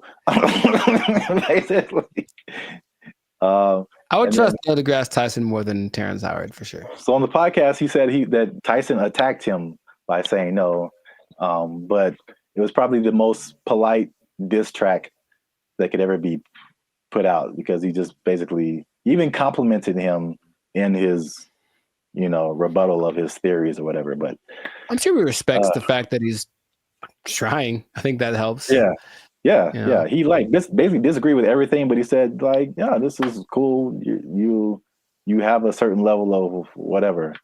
Mm-hmm. It was very complimentary diss. So I don't know where he got the attack part from. But let us know what you think. Is he right? Is he wrong? Is this a cool way of thinking about stuff? Did you know all this stuff about Terrence Howard? 97 patents is crazy. Yeah, leave a comment. And 1 times 1 is me. Imagine. In a shirt. Yeah, let's just go with that. 1 times 1 is me, or 2, depending on who you are. Bye. They took our jobs. They took our jobs. As long as there's money, I'm getting there, and there's money there. Right. Like, yeah, let's go. Yeah. But if I'm like just dumping out my life savings to like take a picture with the elephant and then come back, bro. For some people, they think that's worth it. They think it's well worth it. No way. But I need to pay, son. What's up, everybody? I'm Jericho, and this is Zap. We are the now 8-time international award-winning pop hip hop duo Band of Future. We make clean, fun music that everyone can listen to with a sound that is uniquely Californian. And right now, you are tuned in to the Life Circus podcast, where we talk about things that are funny, interesting, and just straight ridiculous. So before we get into this, and this is going to be a very important topic, I think a lot of you will be interested in this. Make sure to like, subscribe, comment, and share this video with at least 2 people that are interested in becoming a digital nomad. We want to talk about it. We're talking about work. We're talking about jobs. We're talking about moving. We're talking about all the things that seem so glamorous, but maybe there's a dark side to it. I don't know. We should get into that. But you got to stay tuned to the end to find out what that might be. So right away, digital nomads are one of the most, well, it peaked in 2021 right after the pandemic, but it's still one of the like professions, and that's an umbrella term, but professions that's growing the most in the last 10 years, right? I didn't know this. People started doing this as soon as like 1997. I guess once internet connection started to get decent, people were doing this. But around 2014, what happened? I got a question. So can you back up and just for anyone who doesn't, like what is a digital nomad?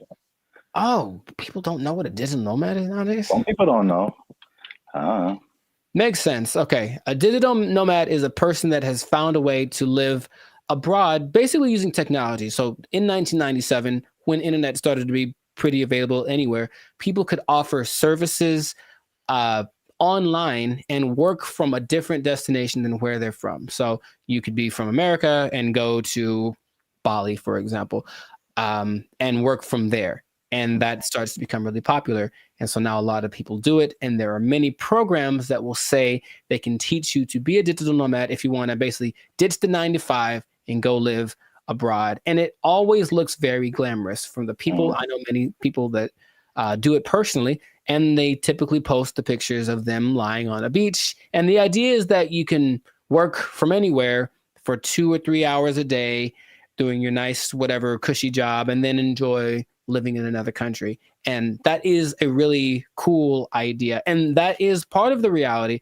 but there's also a side of it that can be more difficult to overcome that people don't tend to think about. So we're going to get into all of that. Zap, have you ever considered the digital nomad lifestyle? I don't know why I said it like that, but I know why you said it. Ooh, do it again. I have thought about famous, don't you? All right, never mind. What? Huh? I've thought about it for sure. I don't think I have had jobs where that's a possibility. Sure. And also, I feel like those types of jobs wouldn't be the jobs that I would like. Mm-hmm. Because it's basically, digital is just you and a computer. Yes. So, a lot of what we do is not staring at a computer screen all day. Right. The typical idea of a digital nomad is somebody sitting in a coffee shop working for 8 hours a day or 6 hours a day or whatever.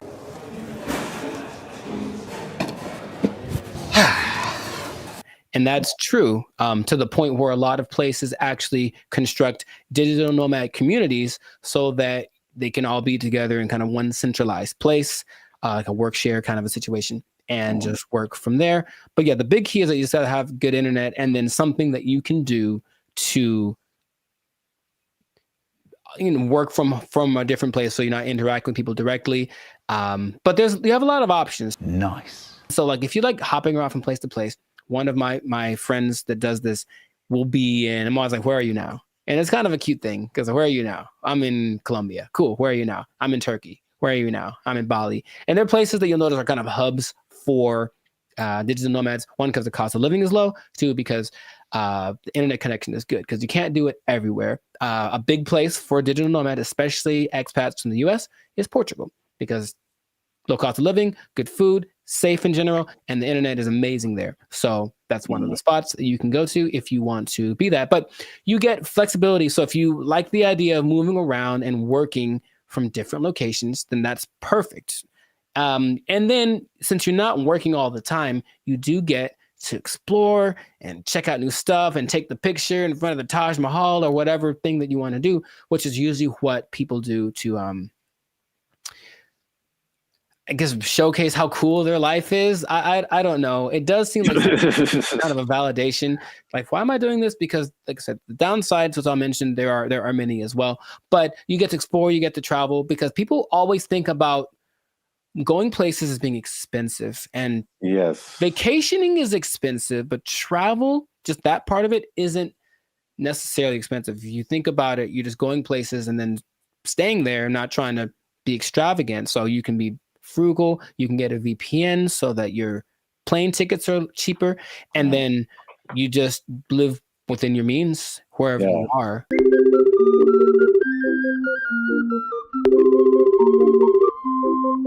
That's one thing about me. Like, I'm not a big traveler, but I feel like I feel like that Dos Equis guy. It's like I don't always drink. What is it? Beer? Yeah, but when I do.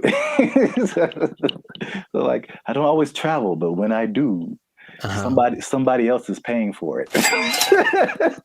Right. And that is just like, that's like the only time I travel. Like, I will go on a tour for work, to play music or whatever, go to another state, go to another country. As long as there's money, I'm getting there and there's money there. Right. Like, yeah, let's go. Yeah. But if I'm like just dumping out my life savings to like take a picture with the elephant and then come back, bruh. For some people, they think that's worth it. They think it's well worth it. No way. You know, but I need to get paid, son. Listen, we finna get paid, girl. It did surge in popularity, of course, after the pandemic, as people were looking for things that they could do and they couldn't be around people. So, okay, this is perfect. But for some people, they really fell in love with it and they said, I'm going to keep doing this. So a lot of the more well-established digital nomads have been doing it since then, or maybe a little bit before then, so like 4 or 5 years. There rarely are people that have been doing it more than a decade because it does kind of wear on you just moving around and doing all that kind of stuff. But you do get choice over your work-life balance. And I think that idea, easier said than done for sure, but you don't have to clock in an office at 8 a.m. You could sleep in theoretically and then go hang out at the beach or snorkel or something. I think what people do overlook is the idea that you still have to work and you really should do it on a consistent basis.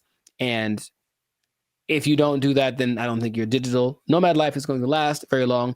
But you have a lot of things that you can grow with as well, because people have great stories when they do it. And when people have talked to, I was in Cambodia, blah, blah, blah, and the tiger almost ate me. The tiger bit the man in the head, and everybody's mad at the tiger. There's also, you get to choose where you live, because if where you live is expensive, you can just go someplace that's a lot cheaper. So I think that's why Bali tops the list for a lot of people, because it's not very expensive to live there from a month-to-month basis. So if you find a way to get income from where you're from, be it the United States, England, something like that, and you can generate that money while you're living in Bali, then you're living like I heard for like $1,000 a month, you can have servants. Wow. Literally. I'm gonna take a nap.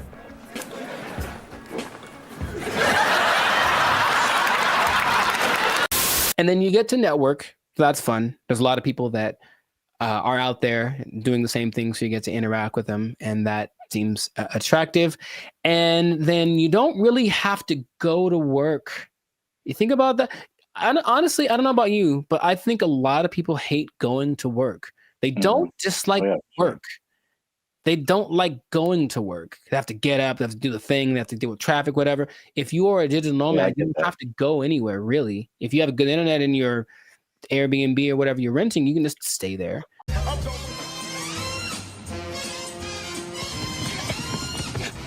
shit, that son of a ass! You, I just... Yeah, bro, like just putting on, like, I look at the, especially when I used to live in downtown LA and seeing the people who like worked in corporate offices and they had to wear suits and ties, stuff like that. Just the thought of like getting up every single morning and putting on an entire suit, dude, like it's a challenge. So I could sit at a desk and then come home and then take it all off. Like if I can go to work and still be in my pajamas, like, dude, where do I sign up? Yeah, I get the appeal for sure. Very cool. We love it, Will. Thank you.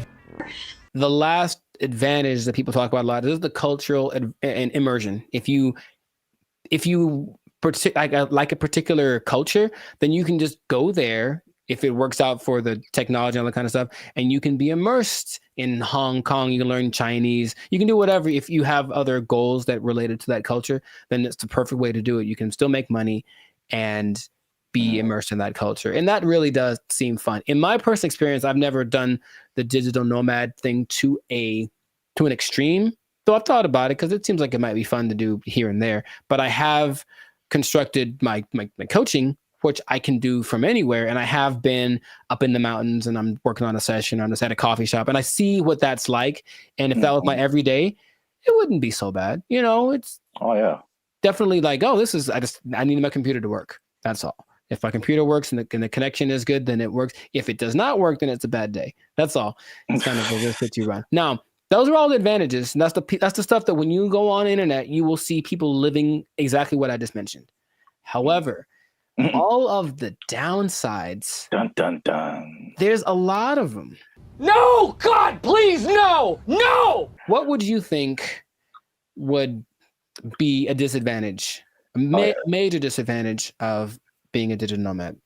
The first thing that comes to mind is just, even though it's cool and you're like exploring and all this kind of stuff, you, especially if you have a core group in the States, like a certain group of friends, a certain group of family members, they're most likely not around anywhere close to you.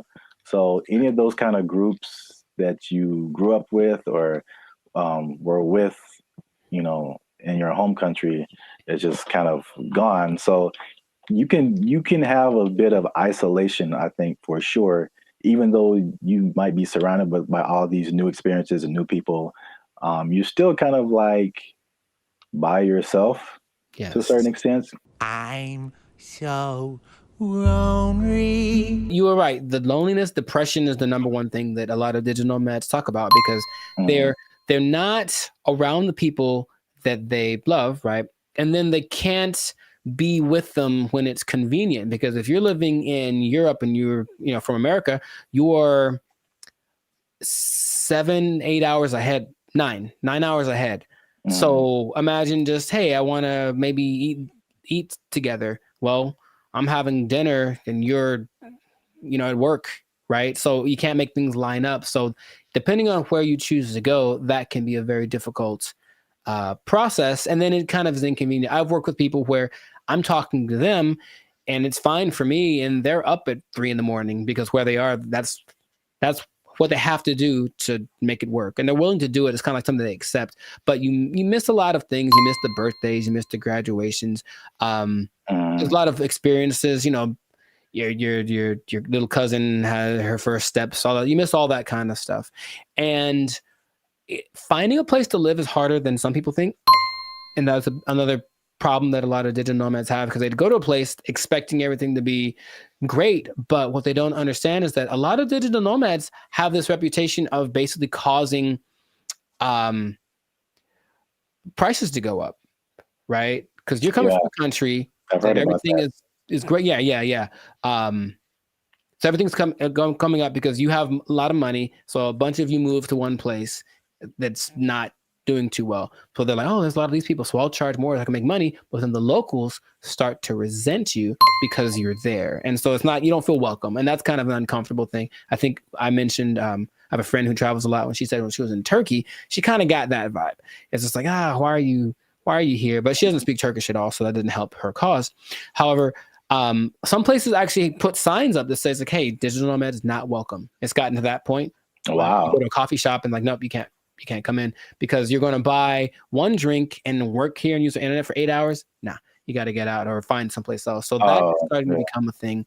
So yeah, just think about that. It's like you want to be welcome. Now I'll tell you in a second, some countries are actually taking measures towards making sure that the digital nomads they do attract are actually helping the economy. But a lot of places don't have that in place yet. So yeah, the locals might resent you. If so you just for my own personal whatever. I got a question. Have you ever gone into Starbucks and worked on something and not bought anything? Yeah. I'm in a dark, man. Oh yeah. Do you feel guilty at all? Or are you just like? No, I spent a lot of money in Starbucks. I think I have once in a while. Okay. That's just my. If it was, and the thing is, if it was a mom and pop type place, then I'd feel bad. I'd buy something every time. But here's the thing. I even usually go to Starbucks. I have to use the bathroom. I buy a cookie or something just because. Oh yeah. But sometimes I'm here for an hour. I'm popping in and out. I'm a regular. Don't mind me. I think that's interesting psychologically because I feel. I feel the same way. Like if I go to a place where like I shop there all the time and I just go and then I just go in there to like use the bathroom or something, I'm like, you guys owe me You guys owe me this bathroom. I'm here all the time. I'm not buying anything right now, but I'm here. But I feel the opposite at Starbucks because I don't drink coffee. And I never go to Starbucks. So when I'm in there, I'm just like still in Wi-Fi, and I feel so guilty. Here's the other thing. Specifically for Starbucks, I don't feel bad because my computer and phone don't work in Starbucks. Any Starbucks, the internet, the Wi-Fi does not work. I have to do my hotspot on my phone. For only Starbucks. I don't understand. Apple. No. It's just because Mr. Starbucks doesn't like me. And that's Android, PC, Android. Wow, really, I don't know if anyone's understanding what you're saying there, sir. Sorry. Anyway. Long COVID. Sorry. Continue. Wow, what else was I going to mention? That besides, the locals resenting you, someplace not wanting you to be there, if you have a medical emergency, it's a big deal because you don't have a safety net. Your insurance might be more expensive for one, and then transferring it over, sometimes it's a tricky thing. It depends on the country you're in. When I went to Spain, I met up with a friend who got sick on her flight. And so from the plane, they took her in an ambulance to the hospital, gave her the treatment, whatever. Now, if that had happened in the US, that would have probably cost her about $5 million.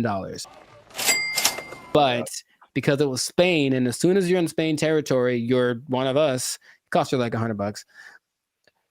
So that was cool, but it does depend. So you really have to be careful just about that. All these things are things that you want to think about before you do it, because it doesn't look that difficult if you only pay attention to the people that post about it. Because they just posting the good stuff. Once in a while, there's a sob story about no, someone kicked me off of a bus. I think I saw that recently because they weren't from there, and they got kicked out the bus, and they felt so sad. I was like, well, life is hard, bro. I don't know what to tell you.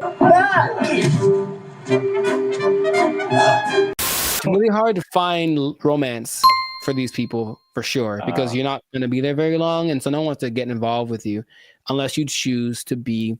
So that's just another side to it.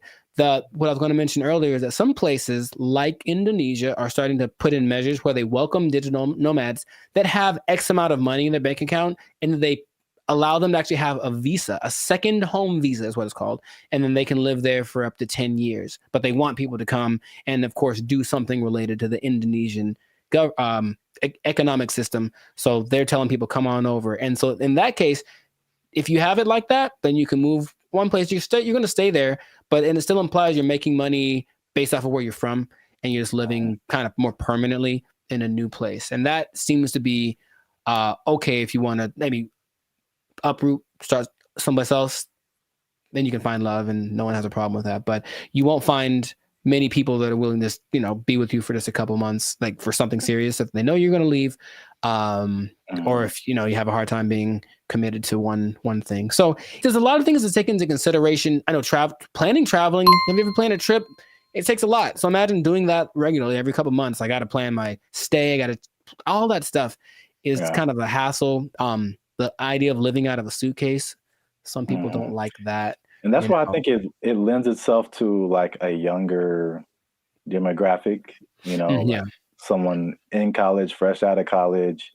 Because I think at the end of the day, I think the internet has shown us that we need some kind of physical community, some kind of grounding.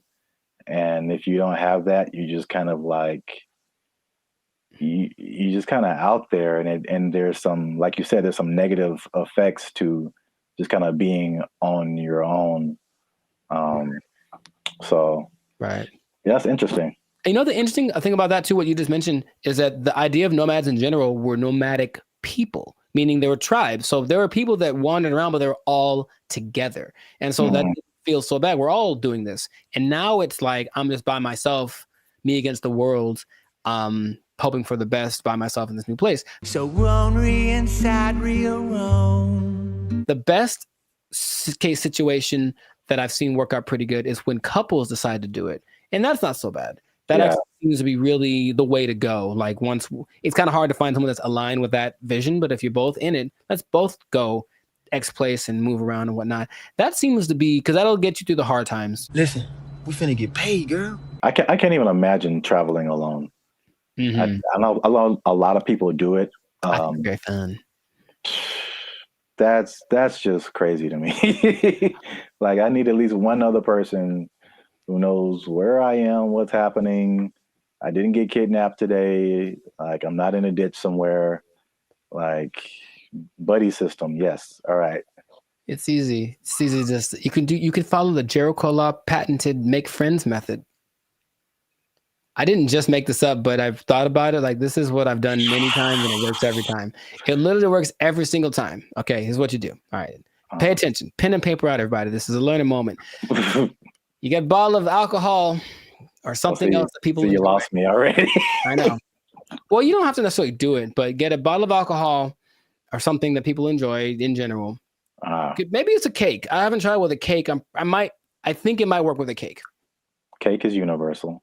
I think so. And you walk up to the group of people that you don't know. I said, I've done this many times.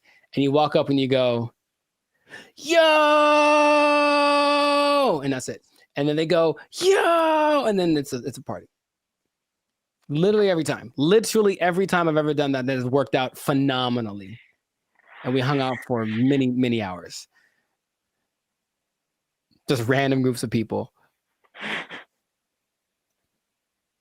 Are you going to try it? I don't see that working out. Well. For me, at least. Actually, I don't see that working out at all. It's definitely a no for me, dog. It's usually, I determine they're there to have a good time. They kind of got to eyeball it, but it's like, yeah, they're in a place to celebrate, and they don't mind another person coming in to celebrate with them. Try it, man. Anyways, what I was going to say, the last thing that people tend to forget about is that I think it's important to have a routine in life, because you're just freelancing and freestyling everything. So you need a routine, and in a new place, it's hard to develop one because things are always kind of up and down. Your money flow would be up and down if you're not working for a big business. If it's just you, then some months are better than others. So that side of it, that inconsistent income, can be kind of nerve-wracking also.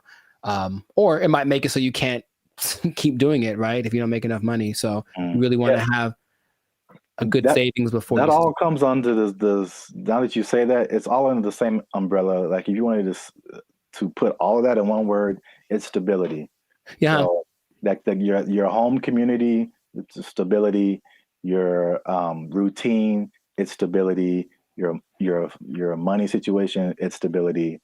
It's like, I think we as humans were created to like want some level of stability and to be a nomad, even digitally. It's just like, you're just you're unstable to a certain extent. Right. So you can't link into things that are stable, like other people, and have relationships and romantic relationships and all this kind of stuff. And yeah, I feel like that sums up everything that you're saying. It's just the downside is just a lack of stability in a laundry list of different areas. Yeah.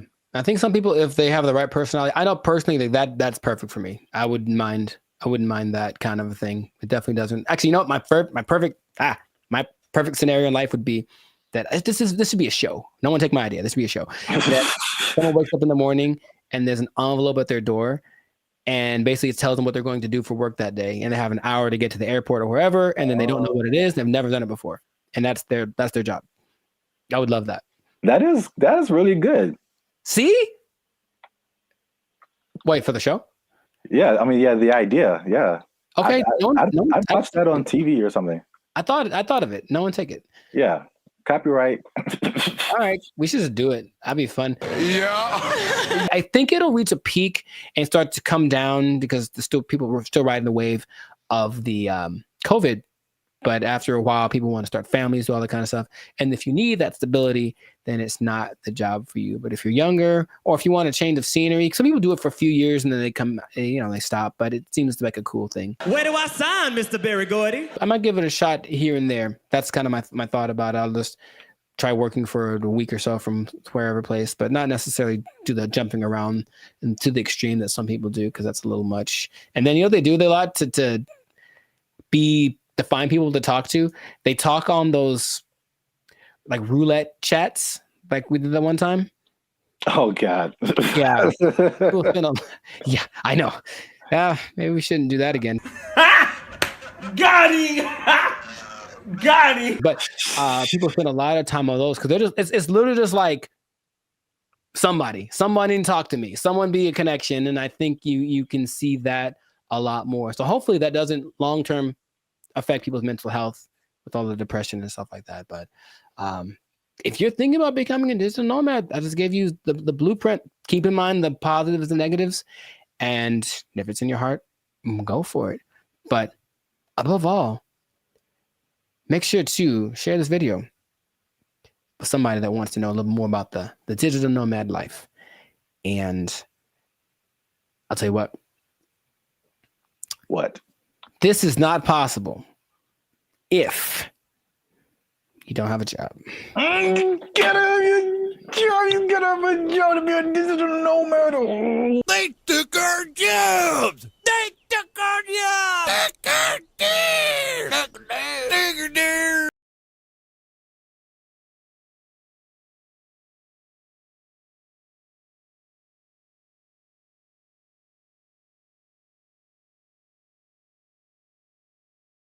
All I'm saying is this is a sign. Let's not put them in control. Let's not make them faster. Let's not make them responsible for more people at one time. Let's not make it so they can fly. Let's not do any of that stuff. Let's kill it now. Let's kill it now. What's up, everybody? I'm Zap, and this is Jericho, and you are now tuned into the Life's a Circus podcast, where we talk about everything that is funny, interesting, and ridiculous. And you want to make sure that you stick around for this video because this is ridiculous. We're talking about two robots, two different scenarios, robots going rogue. This happened recently, and one was an accident, and one was actually on purpose. So we're going to talk about both of those situations. So make sure you still stick to the end so that you can find out about that. But before we get started, help your boys out. All right. It's 2025. I'm trying to get some cheese on my Whopper. That's what I'm saying. You're going to pay $8 for a Whopper? Yeah. It's now $8 just for the sandwich. No fries, no drink. $8 is where we start. And then it goes up. I'm furious. Breaking stuff. I like it. Hit that subscribe button, man. That helps the channel, helps us to grow. And while you're down there, hit that like button because that lets the YouTube algorithm guys know that Bandit Future is dope and more people should see them. All right. Intro. Boom. Done. So I'm going to start off with the question. No. Because I got a couple of videos to show you. The answer is no. No. I'm so mad about this. So stop. Who can I tell? Elon walked in, like, stop it. Stop doing it. This isn't Elon. It's some other people. I feel like he's always there. But Elon. All right. What you got? What you got? So question. How do you feel? Well, puberty. How? And the Rockets, red flag. I'll make up for it now. How do you feel about driverless cars? I don't like it. And here's what the thing is. I don't like any. I don't want to be the old fogey, man. It doesn't feel good, like in my soul. Like when I've been next to them in Hollywood because there's a few, and it's a trip. Because you look over and the first thing you're like, oh, there's no driver in that car. And then the second thing is you feel that it senses you because it's got telepathic antenna. I don't know, but I don't like that feeling of being detected from a non-human. So I don't like it. I don't like it. That's all I have to say. I mean, there's cameras everywhere. They detect humans and stuff. They don't have wheels on them. They don't have the ability to go 80 miles an hour and crash into your face if they feel like it. It's okay. Just, I don't want to get too emotional off the bat, but go for it. What do you have to say? Okay. Well, I'm going to show you a video of an incident that happened not too long ago. And let's see if it has any effect. I'm in a Waymo car. Connected to rider support. This call may be recorded for quality assurance. This car is just going in circles. Hi there, Mike. This is Gab. I'm calling from Waymo Support. I'm just calling because I received a notification that your car might be experiencing some routing issue. Please bear with me while I am... Yeah, I got a flight to catch. Why is this thing going in a circle? I'm getting dizzy. Look at what it's doing. I understand. I'm really, really sorry, Mike. We're currently working with the situation in the vehicle. Is it circling around a parking lot, right? It's circling around a parking lot.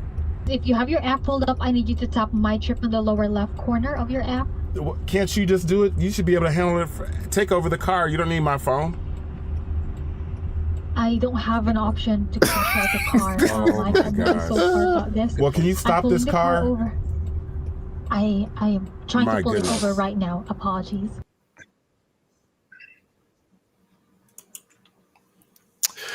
Yeah, man. So here's the thing. All right, to his discredit, the car is not going that fast. He could just jump out, I think, unless they can't unlock the door. But what he mentioned was like, there should be some kind of an override thing for these things. Sorry, it got it on the fritz. Let's hit the button so it calms down real quick. Like, they should be able to do that. And if they can't, I'm not getting in that car. But also, I'm not getting in that car. Did you see how weird that was? I thought for a second, and here's the thing, for a split second, I thought it was the car talking to the guy, like, hey, I got it, shut up. And that would have been worse. What would you like to hear? What the hell was that? I realized that he was just, at the mercy of this car that, and you know what's weird about this? Everything repeats. I remember this actually being, honestly, a faulty, not a default, but it was a problem that certain cars had back in the 80s. I don't know why I remember this, but I remember seeing like a car going around this roundabout and it wouldn't stop and they couldn't turn it off. Wow. A defect. It was like a defect. So, I mean, maybe cars like to go in circles. I don't know. Yeah, I got a flight to catch. Why is this thing going in a circle? I'm getting dizzy. All I'm saying is this is a sign. Let's not put them in control. Let's not make them faster. Let's not make them responsible for more people at one time. Let's not make it so they can fly. Let's not do any of that stuff. Let's kill it now. Let's kill it now. That's easy. It's very damageable now. I'll be back. I don't want to see this happening to more people. And I feel like it's going to happen to more people. Okay, your points are valid. Thank you. I'm trying to stay calm. So let's I want to break down what exactly happened. So the guy in the car, his name is Michael Johns, who ironically works in tech. So he was inside of one of these Waymo cars, which I'm seeing more and more now. Yep. This was in Phoenix, and the car the car did 8 circles in the parking lot. Oh wow, this is fantastic. It did 8 circles. As you can see in the video, he said he was getting dizzy, and probably the same thing that jumped out at me was like, the lady literally said, "I don't have an option to control the car." Right, and that's the problem. That's a big problem. That's such a big problem. This thing has been out for years. It blows my mind that they can't control the car. Like if something like this happens. Right. Trust me. They said a software update is what fixed the car, which is like, I don't like that either. I don't like that either. That I know. I mean, because like a software update on my computer or my phone, it's fine. Like a software update on my car made it do this. No, man. You know my computer does sometimes? Hey, y'all, come look at this. Sometimes my computer, okay, Team Apple, but sometimes it just literally goes like, and turns off. Literally, it sighs and gives up the ghost. And I'm like, well, that's already inconvenient. But if it was like a vehicle carrying people with responsible for their lives, and it did that. Sorry. And then I got a tragedy. I know you have a burning question. Has this happened before? And the answer is yes. So, this is crazy. In 2021, the car was confused by puddles on the street, so it didn't really recognize what puddles were. Okay. And it was braking for no reason, basically, while people were inside the car. In 2024, they experienced several recalls, February 2024, when two vehicles hit the same truck.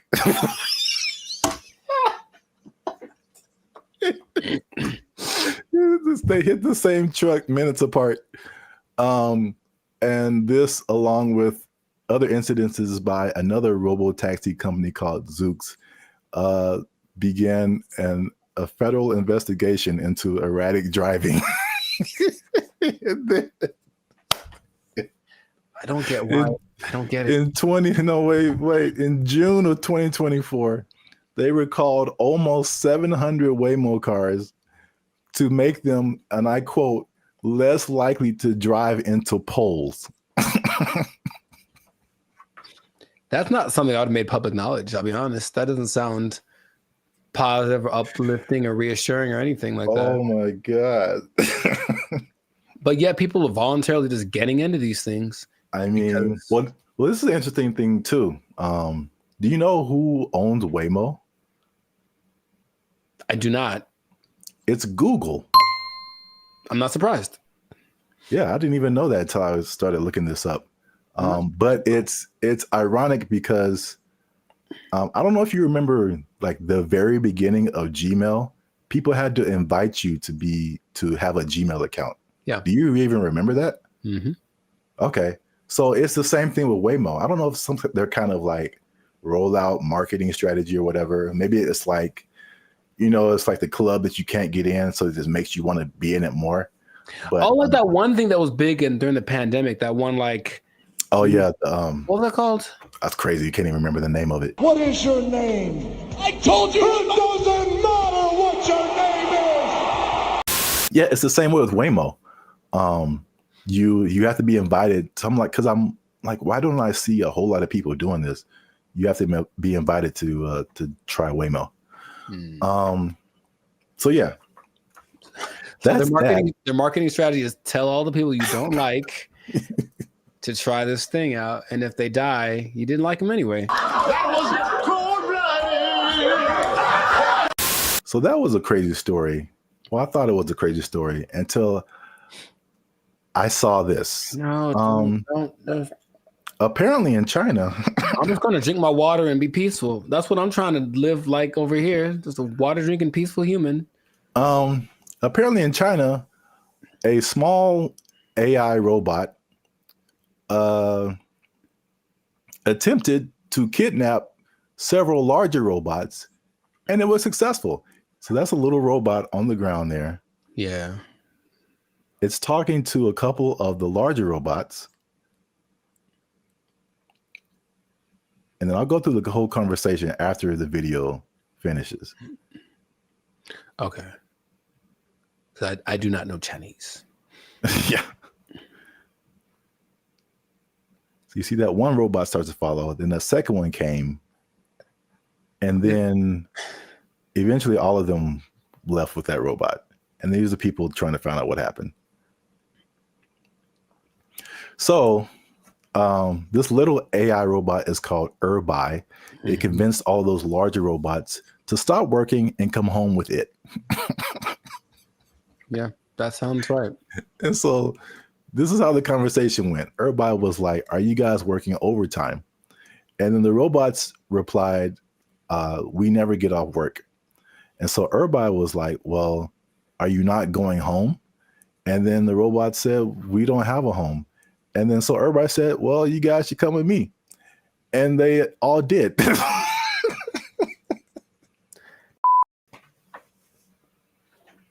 I don't have any more water to drink and be peaceful.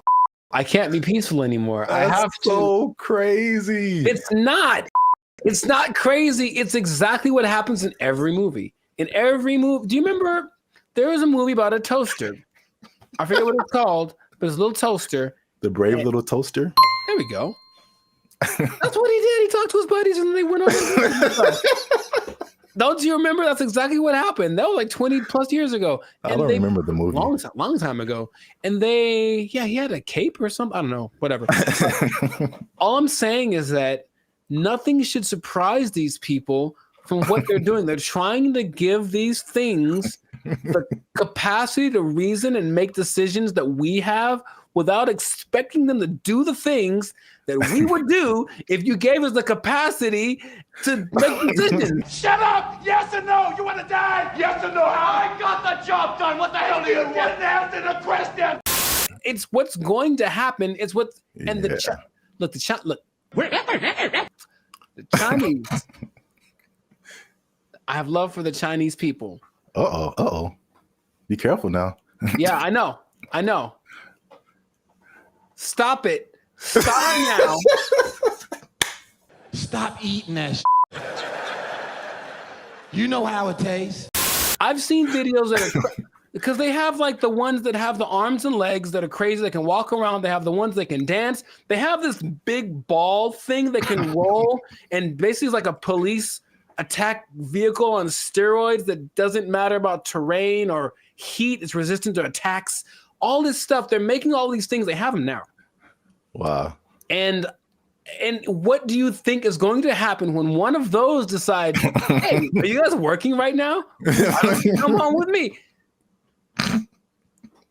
Or let's go blow up some stuff because we got guns, right? It's fun to shoot guns at the stuff we're supposed to. What if we shoot guns at stuff we're not supposed to? Oh, let's find out. And then they go and do it. And then we have a tragedy. And then I got a tragedy. And then everyone blames, I don't know who to blame. Elon Musk. Well, he seems to be the guy to blame for most things right now. I would agree. But the thing is, do you not see it as clearly as I do? To the people that develop these technologies, that's what's going to happen all the time. Your Uber is going to take you home, and then halfway it's going to be like, oh, you know what? I have other things to do, and just take you off to the desert to meet up with its group of friends. So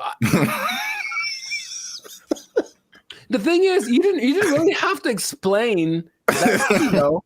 You can kind of get it's kind of like a Mr. Bean thing, just with like little gestures and whatever. It kind of like had like a nod thing going on, and then you just take it, and then it. Yeah. I could. Well, here's the caveat to this second video. Okay. The Waymo car was an accident. This second video, well, first of all, it went viral on social media. Sure. So I mean, apparently, you know, with AI and all kinds of things now, you're like, did this really happen? So. The person who posted the original video and the company that built the robots, or companies, actually two companies, they verified that the video was accurate. That's a thing that happened. Mm-hmm. But the caveat to that is that they planned that. So basically, it's two different companies, the company that makes the little robot and the company that made the bigger robots.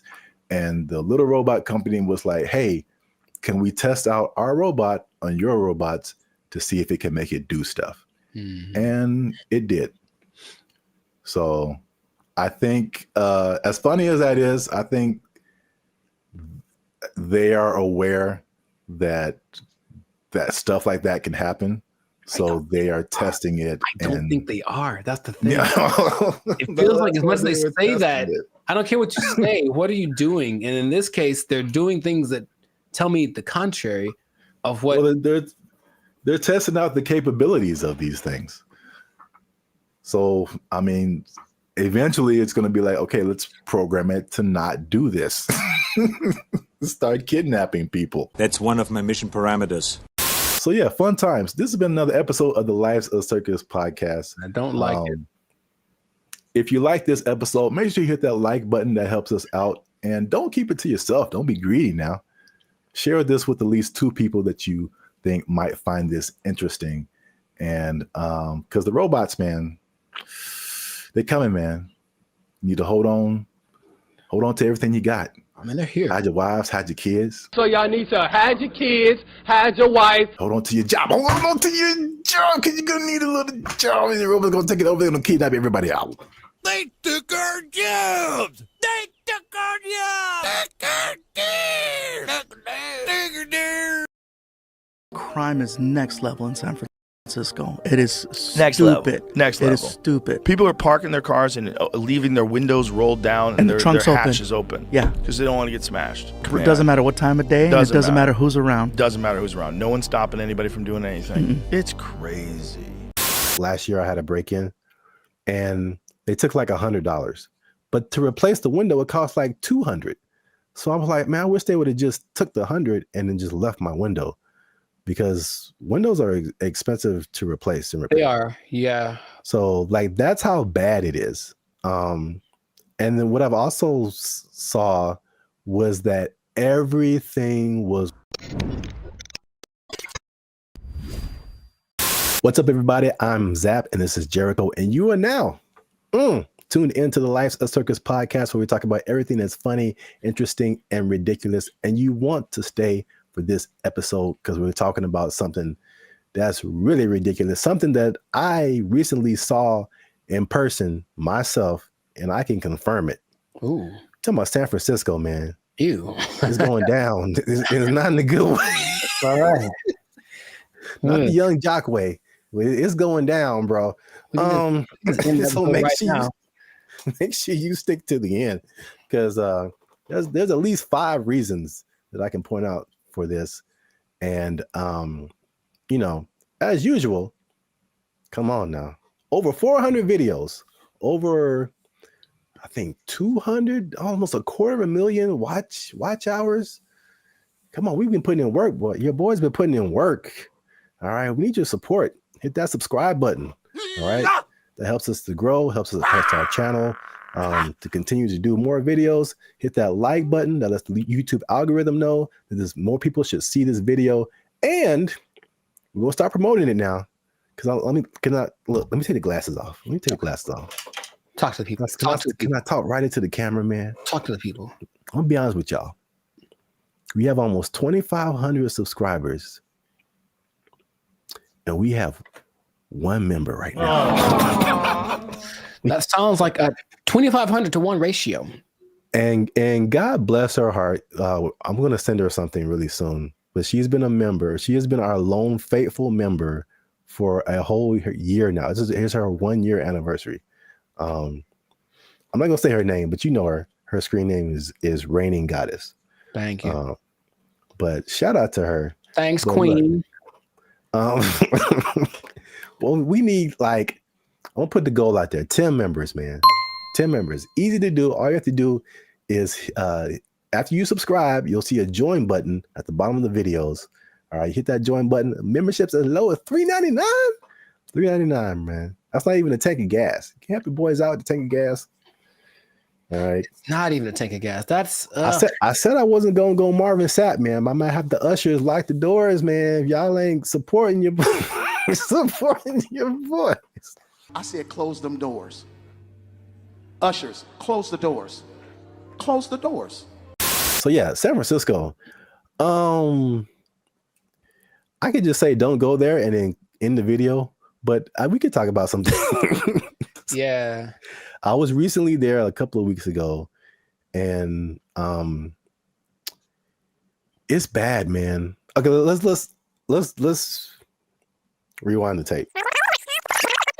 We've hinted at something that we've never really fully talked about on this channel, and that was our trip to San Francisco. Sure.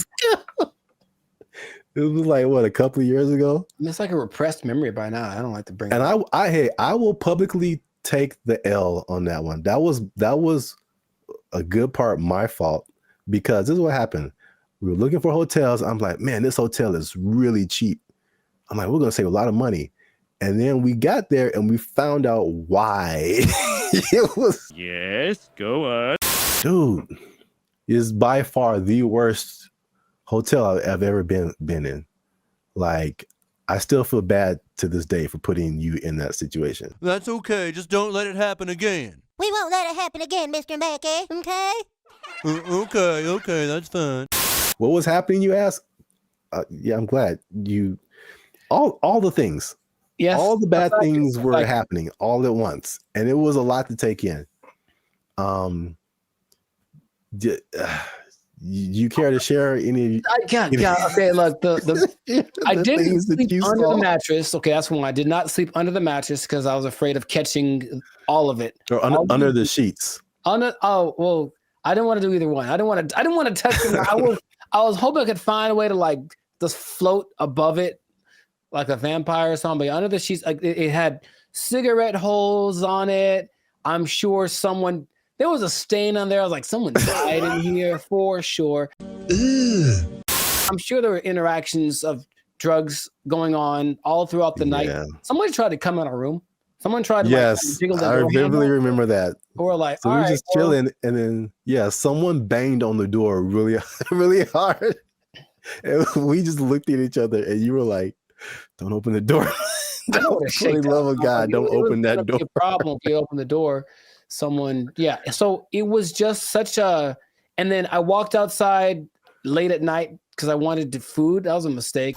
Yep. And so I'm walking around. There's human feces everywhere. Brother, And then there was just this like scene where you round a corner, because you see it in movies, and I round the corner and it's like all of a sudden there's just all of these people just drugged out in this one area, but it's like almost like they're moving in slow motion because like I got there and it's kind of like, oh no. Yeah, zombie. Kind of a zombie apocalypse kind of vibe. And they looked at me and it's like, well, they were going to chase me. And if it was one of those movies with the fast zombies, which is still terrifying, like zombies are supposed to be slow. I don't know who invented fast zombies, but you know, I just had to get out of there. So it was such a bad time. And everyone that lives there is like, yeah, we know. French fry when you pizza, you're gonna have a bad time. Yeah, I was recently there, and I mean, compare it to LA because I think I have a good perspective. Because you see a lot of stuff on the news, and they're like, you know, California is this, and Hollywood, like all of California isn't Hollywood. All of California isn't San Francisco. These are like the biggest cities, you know. But it's like sometimes, and you see news from other places, and they like sensationalize stuff. Yeah. They do not do that with San Francisco, bro. It's crazy. And it's coming from someone who's lived in like the heart of downtown LA for years. Patrolling and trying to catch me riding dirty. I feel like LA is more concentrated. Like you have Skid Row where like it all goes down. And then every once in a while you on a corner, you'll see somebody here and there. Yeah. But I feel like the extent, and there's a specific area called Union Square in San Francisco that's been hit like the hardest. But it's just like it feels like it's everywhere. Like it's not just like a little Skid Row. It extends everywhere. So I mean, we've obviously mentioned the drugs. That's the homelessness and the drug epidemic, which is like. Most of it's mental health and addiction issues. So it's made public spaces unsafe, difficult to manage. And this has been kind of further fueled by the high rents in the city. And then their approach to it is like this, what they call a harm reduction over enforcement. What? So it's just call it stupid. Just call it stupid. But remember you did the video about what country was that who kind of had an open drug policy?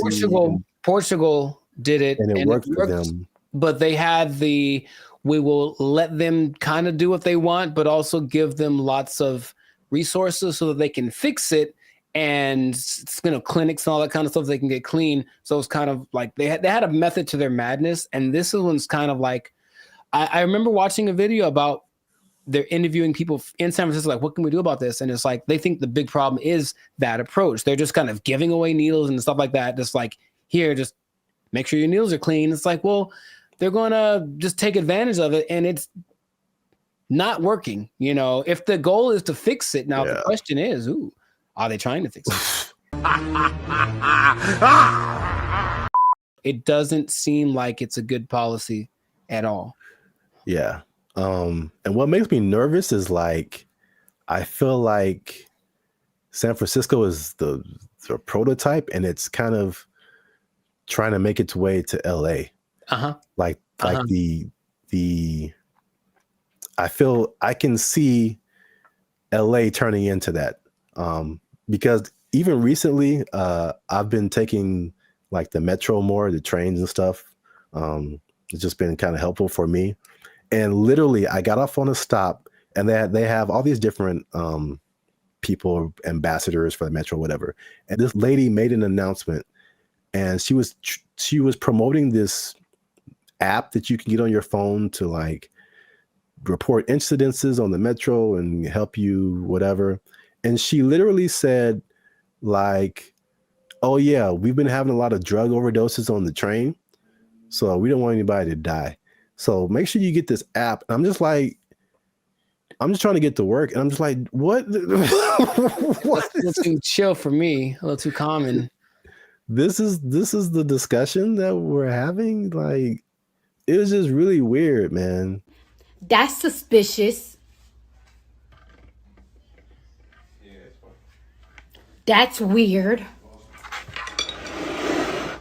I was driving the other day, and I was in like out by Venice, I think, and I saw like 3 homeless guys in a row. I felt like, oh, good, tic-tac-toe for me. And because I almost hit them all, because they all just kind of like, they did that thing again. Maybe fast zombies are becoming a thing where they're like kind of standing still. So I see them, and I don't think they're moving. And then as soon as I start driving, they start moving really fast in the direction of where I'm about to drive. So I was like, all right, well, that sucked. And that happened 3 times in a row. I don't know if they planned it. Maybe it's a weird kind of choreography that got going on. Maybe flash, those flash, whatever things are coming back, flash mobs. I would imagine that happening all the time in San Francisco, because it's just much more concentrated, like you said. So in certain places, that might happen 10 times in a row.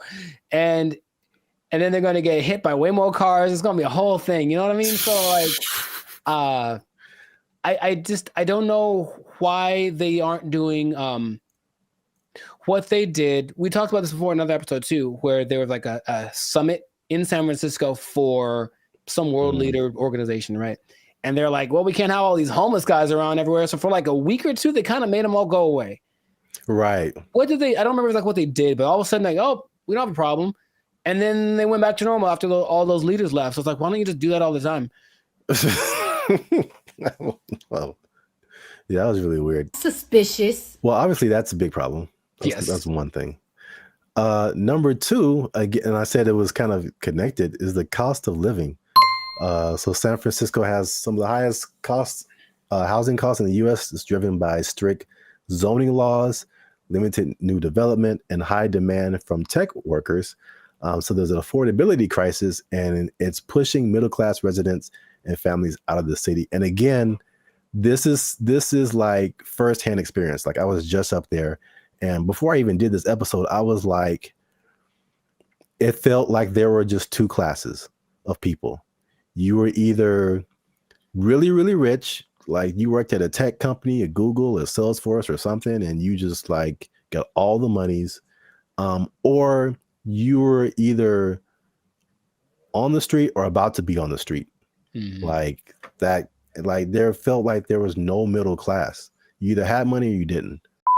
Life in San Francisco. Check this out. Here go a Rolls Royce, a $300,000-$400,000 car. And over here you got people shooting up doing drugs on the street. And the people that weren't like homeless or drugged out, it felt like that, people say that San Francisco has a New York vibe. It felt like that, like everybody was hustling to just like get by. And you watch these like futuristic movies. Well, I'm probably getting ahead of myself, but it's like, it's so unbelievably expensive. I saw a valet this isn't the normal price, but there were places up there that had a valet for like $100. $100 to park your car. Nope. Average rent in San Francisco, $3,204. $3,000 a month. That's very New Yorkish. On average, a studio costs you $2,700, 1 bedroom $3,500, 2 bedrooms $4,800. I'm trying to remember what was so great about San Francisco back in the day. What, the Gold Rush? It's the San Francisco treat. Okay, gold. Okay, besides that, it's very delicious. Besides that, Gold Rush, and then Profit. Like, what happened? Like, I'm trying to remember why San Francisco was such an attractive place for Full House. They had Full House. Okay, yeah, we're going way back now. Maybe that's the last things that San Francisco had. Because I mentioned that because I still talk to people who mentioned they're thinking about moving there, and my question is like, why would you do that? I don't even know. Like, I can't even tell you that. If you come to LA, I get it. Every industry is here, but for San Francisco, like, if it's not tech, I don't see why you'd go there. Yeah. One thing I will say about that was cool when I went there. This is a random topic, but and LA they're almost there. I got off the plane and I could get right onto the train. Like the metro system goes into the airport. So you can just hop off the plane, get on the train, and go right into the city. I thought that was pretty cool. LA, you can almost do that, but it's still, they haven't finished the track yet. Interesting. I guess that's a purpose. There's always a thing where you're like, okay, how do I get to the airport? Somebody got to drop me off, or how am I gonna, But yeah, you can do that in San Francisco. So that's one thing. That is one thing. Yeah. I'm still thinking, what would behoove somebody to move to a place that's behoove. Thank you. That's expensive. At some point in the recent few years, the mayor declared San Francisco as a state of emergency because of the problem, right? Like, that was the thing that happened. And yeah. But again, what are they doing to fix it? Because I just keep hearing about bad things and it's getting worse. And it's okay, well, do something. Like, it just feels like they're like, yep, that's how it is. So come on down and get some money, I suppose. But wait, there's more. Oh God. So we talk about the homeless and drugs. We talk about the unaffordability. As you do. On top of that, third thing is crime and retail theft. Something again I saw firsthand. Nice. So there's obviously rising crime, shoplifting. I saw this Joe Rogan clip where he said, and again, personal experience, he said that people are literally, I didn't see this, but he said it. People are leaving their windows in their cars rolled down and their trunks open. Crime is next level in San Francisco. It is Next level. stupid. Next It level. is stupid. People are parking their cars and leaving their windows rolled down and And the their trunks open. hatches open. Yeah. Because they don't want to get smashed. It doesn't matter what time of day, and it doesn't matter who's around. Doesn't matter who's around. No one's stopping anybody from doing anything. It's crazy. It sounded weird until like last year I had a break-in and they took like $100. But to replace the window, it cost like $200. So I was like, man, I wish they would have just took the 100 and then just left my window, because windows are expensive to replace and repair. They are, yeah. So like, that's how bad it is. And then what I've also saw was that everything was on lock. I went to like a CVS, I went to a Target, and it was like everything was under lock and key.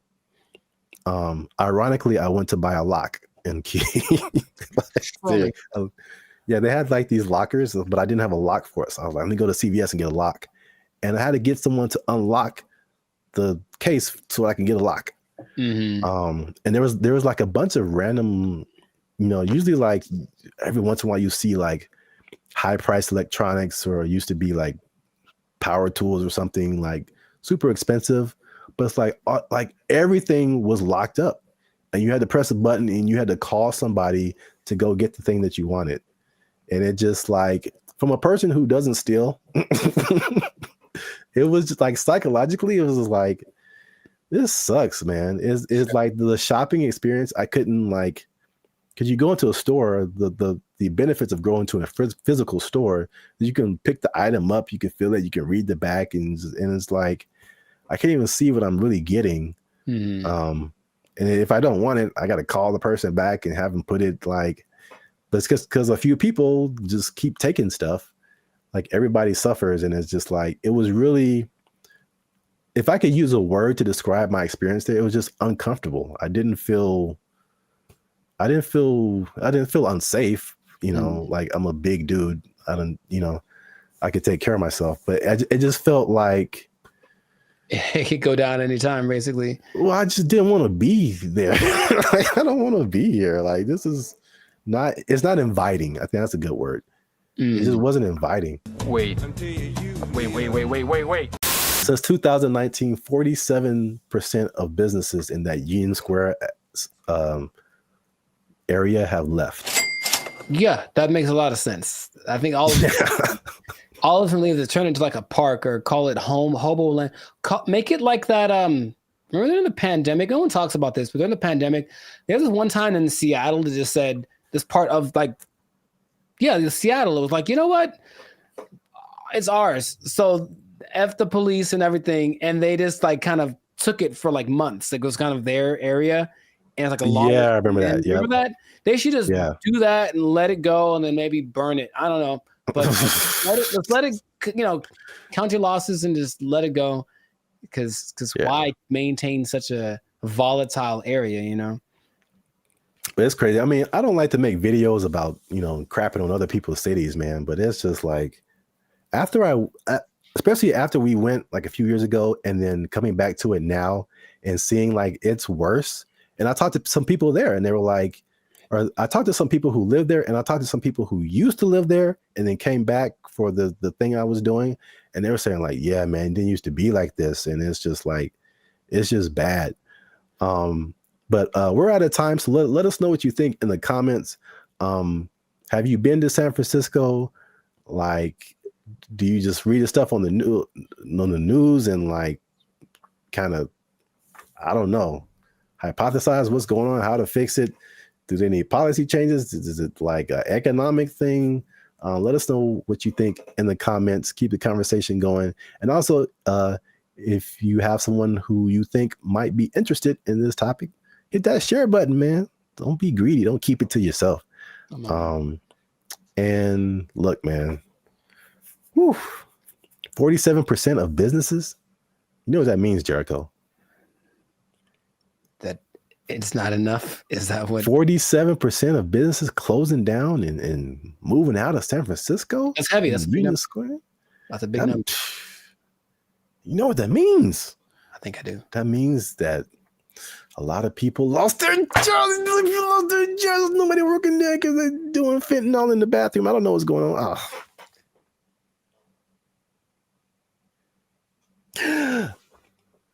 Cocaine is a hell of a drug. Don't fentanyl. Yeah, God. They took our jobs. They took our jobs. That was their whole identity. Yeah, you're right. And we trusted them. Not anymore. Not anymore. To be competitive, they have taken that away. So now, just like all the rest of them dogs, them backstabbers, and malcreants. I don't think that's the word even. Malcreants? I'm just mad about it. That's a word? I don't think it is.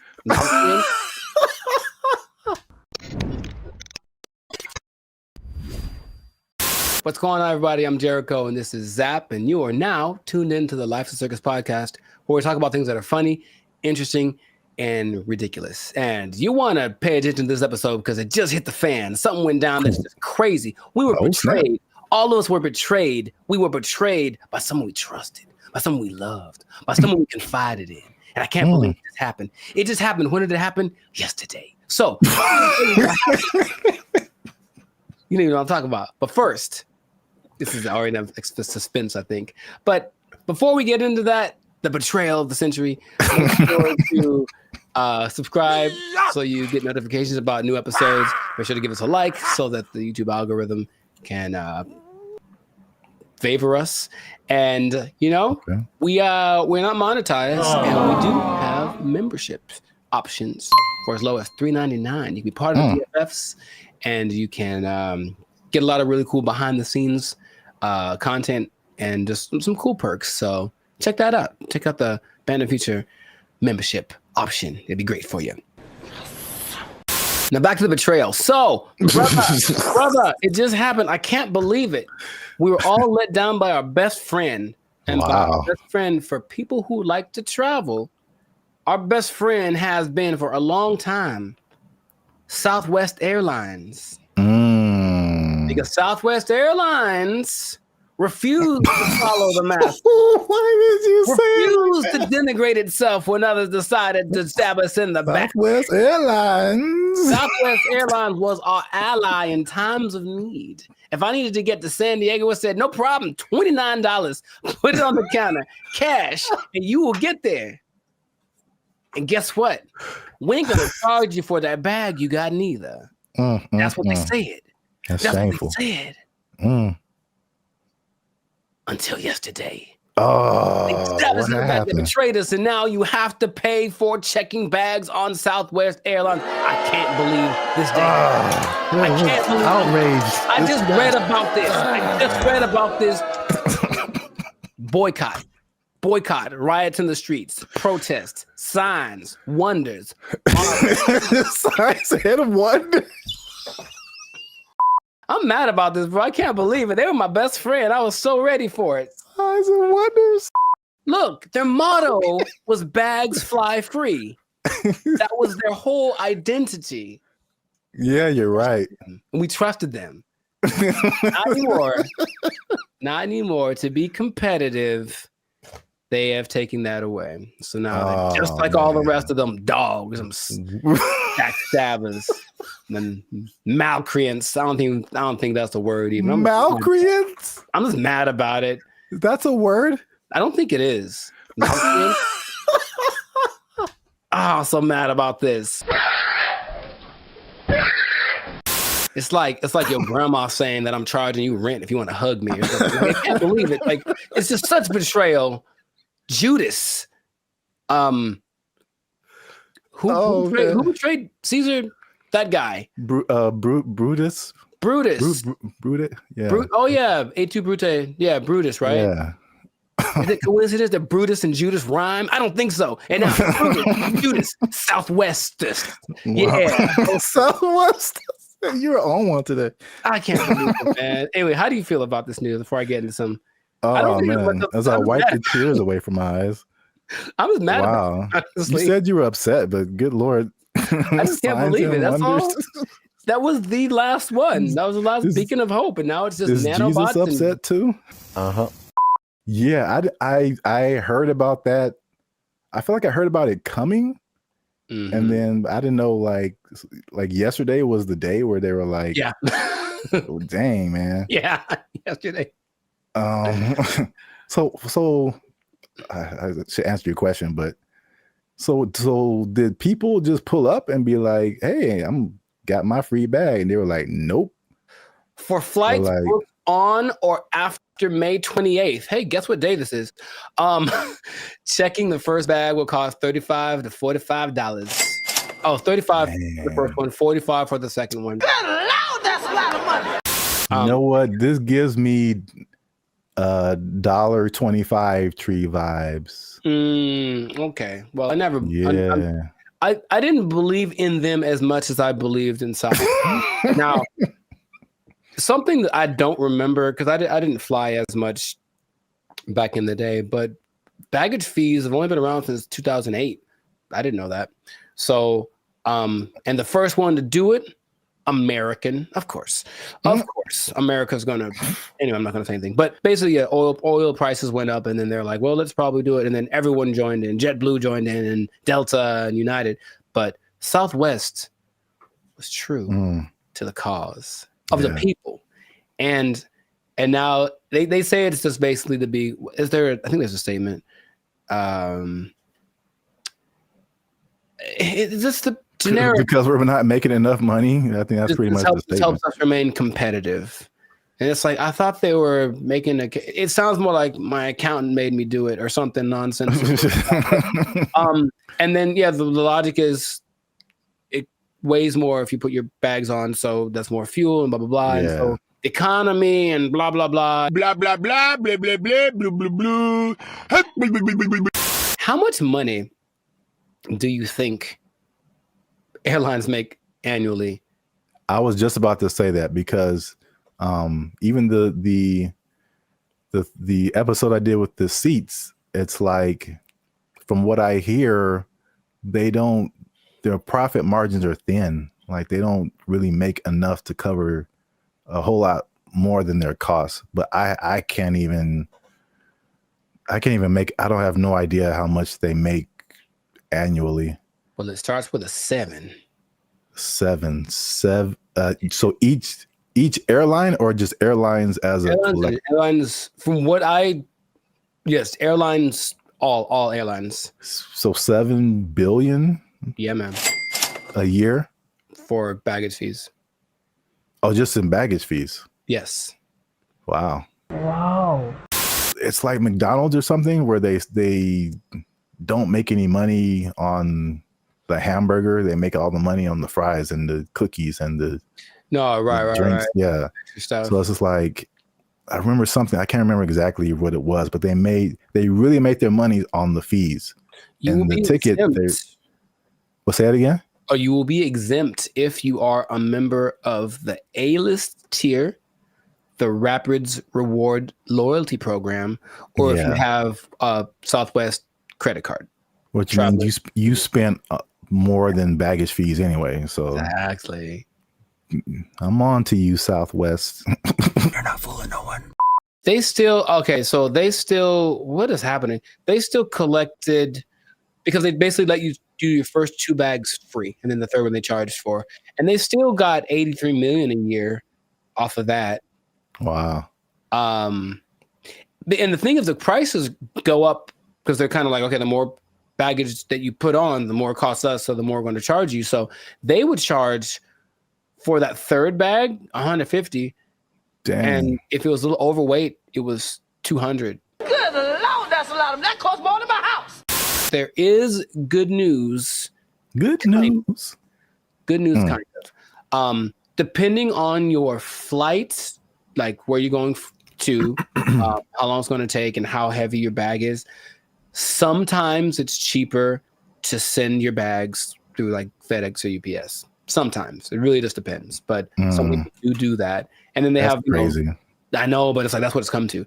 And they have little ports down there at the airport, so you can pick up your thing, and it'll be, for sure, UPS and FedEx are more reliable than airlines. Oh my God.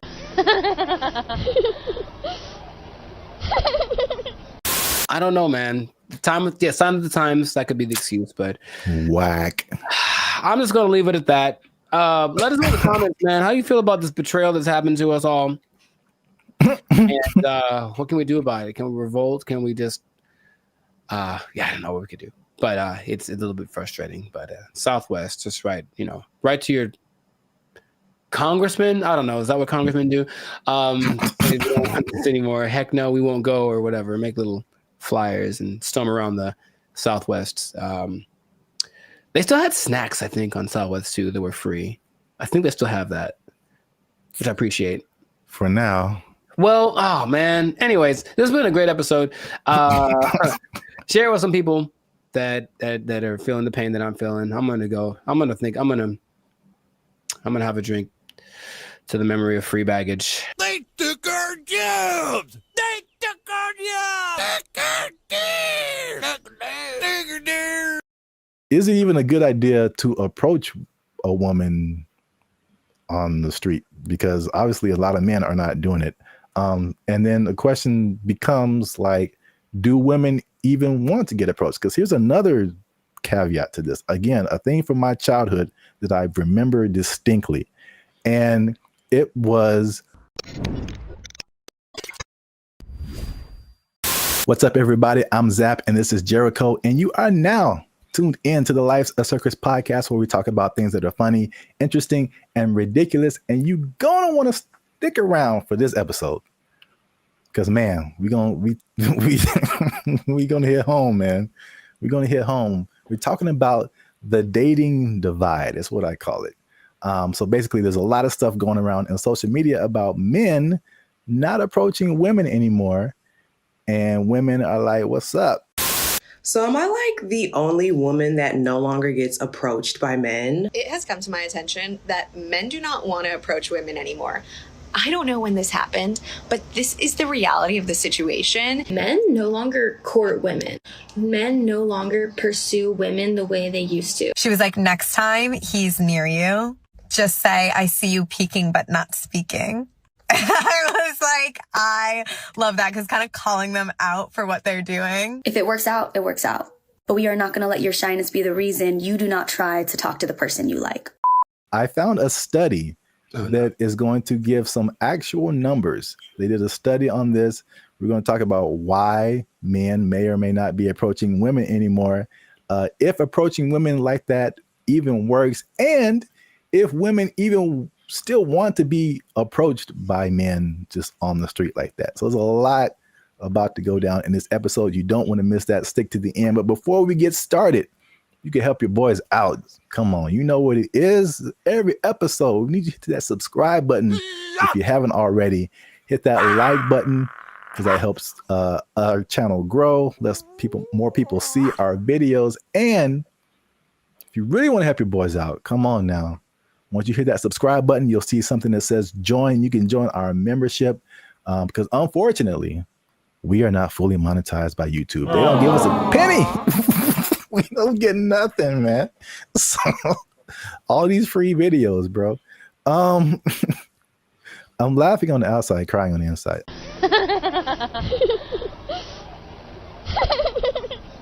I digress. That's what it is. If you'd like to join the membership and help us make more videos, takes a lot of time, takes a lot of money, resources.